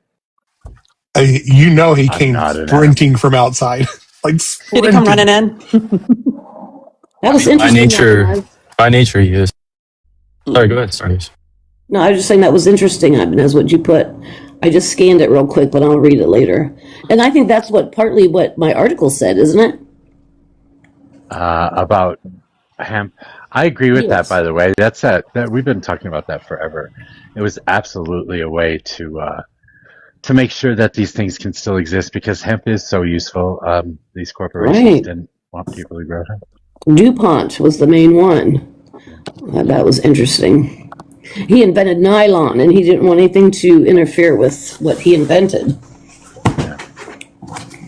So yeah, and it was never illegal. Marijuana was never legal until they said 1937. Well, that's why hemp is illegal as well because hemp, while it looks like marijuana, is not marijuana, but that's what they used all this stuff from, or that's what where they got all this stuff from was from the hemp, not from the marijuana itself. Right. And I mean, it makes you can make homes out of it. It makes nice concrete light blocks. Yeah.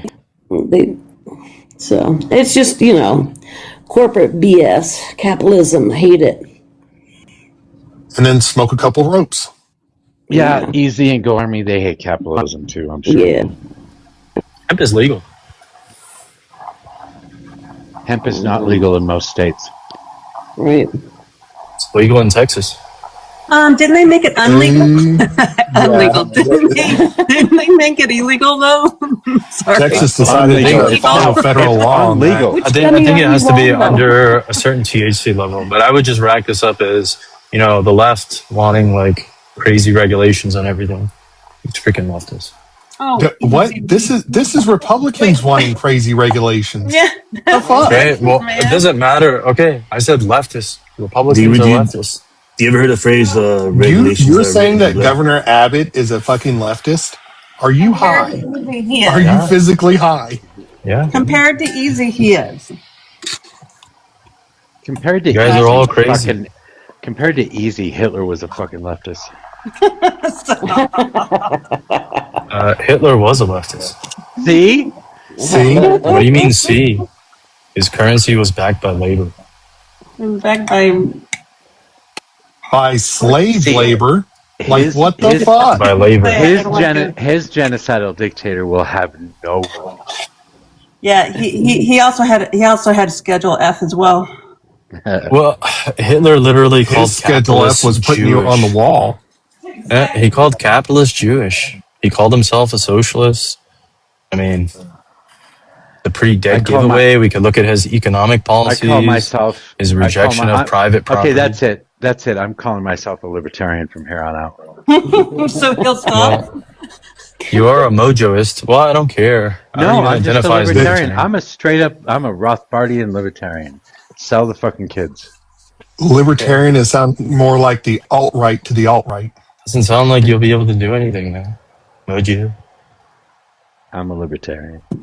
Defend your position. I'm a libertarian. I'm just going to say that over and over again. Okay. Hey, That means he John. only eats liver. Because if I say it, it must be Bro, true, we right? broke Mojo. God. John Fetterman put an open letter in Facebook talking about we've got to protect against socialism and communism and everything. And there was a whole bunch of people saying, "Yeah, vote red, we got to keep blah blah blah." And I made a post. You guys get ready to start crying because we're taking over.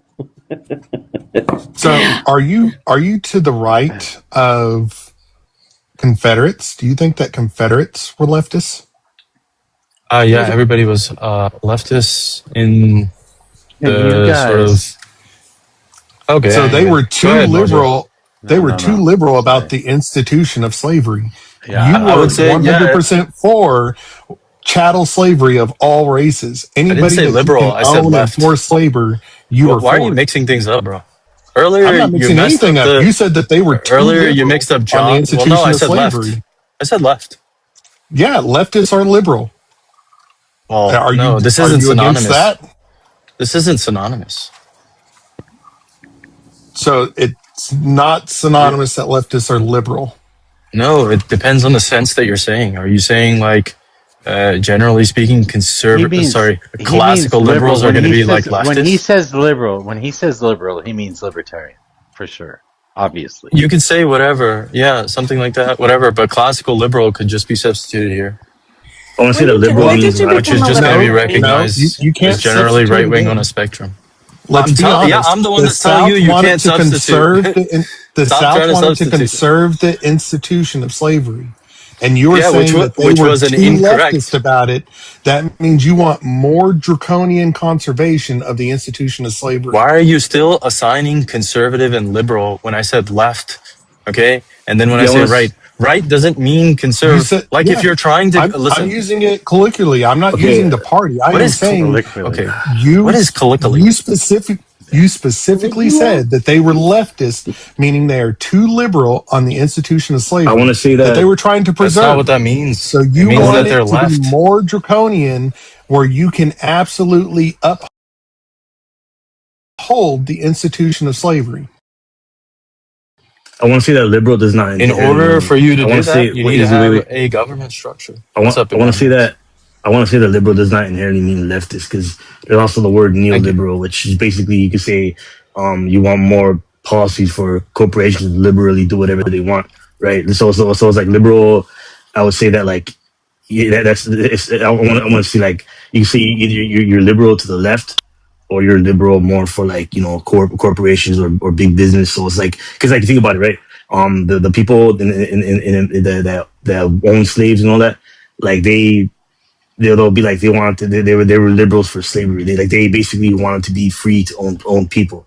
So it's like, when you say liberal, people that were liberal to the left were against slavery, while people that were neoliberal would be pro slavery because they're pro big business and they're pro profit and everything.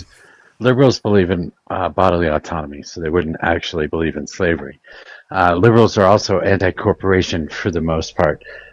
So are Democrats for the most part. I mean, a lot of Democrats are capitalists. However, they certainly want a whole lot of restrictions on corporations. I would say anybody on the left-hand side of the aisle is going to be against the things you're mentioning right now. Anybody on the left-hand side of the aisle, generally speaking, is just going to be bigger government. So this goes into a collective versus like individual rights. Yeah, you call regulation bigger government. Of course. And who's the enforcement body? Liberals do want individual freedoms. They want to protect individuals from corporations, as a matter of fact. Okay. So you're just going to say it in a way that suits your argument. They are collective versus individual, right? This is the left-right spectrum. Not all liberal are collective. Yeah, they're going to be collective. You're still trying to use it as a party, or and I don't care for liberal. I said am telling you it's not. I am using it specifically on the definition that you are saying the Confederates are more liberal than you are. It does not matter that they're about more their left. ideology more specifically. Left. Why don't you just use the word left, man, so we can get over this hump? Left is synonymous with liberal in that particular context. You are saying they are more liberal than you are Even though y'all are both conservatives, they are You more know, liberal. I don't even care for this like weird liberal whatever crap shit. Look, they're You just don't not care for it look, because you the know you're in a Confederates. fucking. Listen, You know the you're in a fucking Confederates don't corner. recognize That's exactly individual what's going rights, on. You and know neither you're in a do corner, and neither you don't do want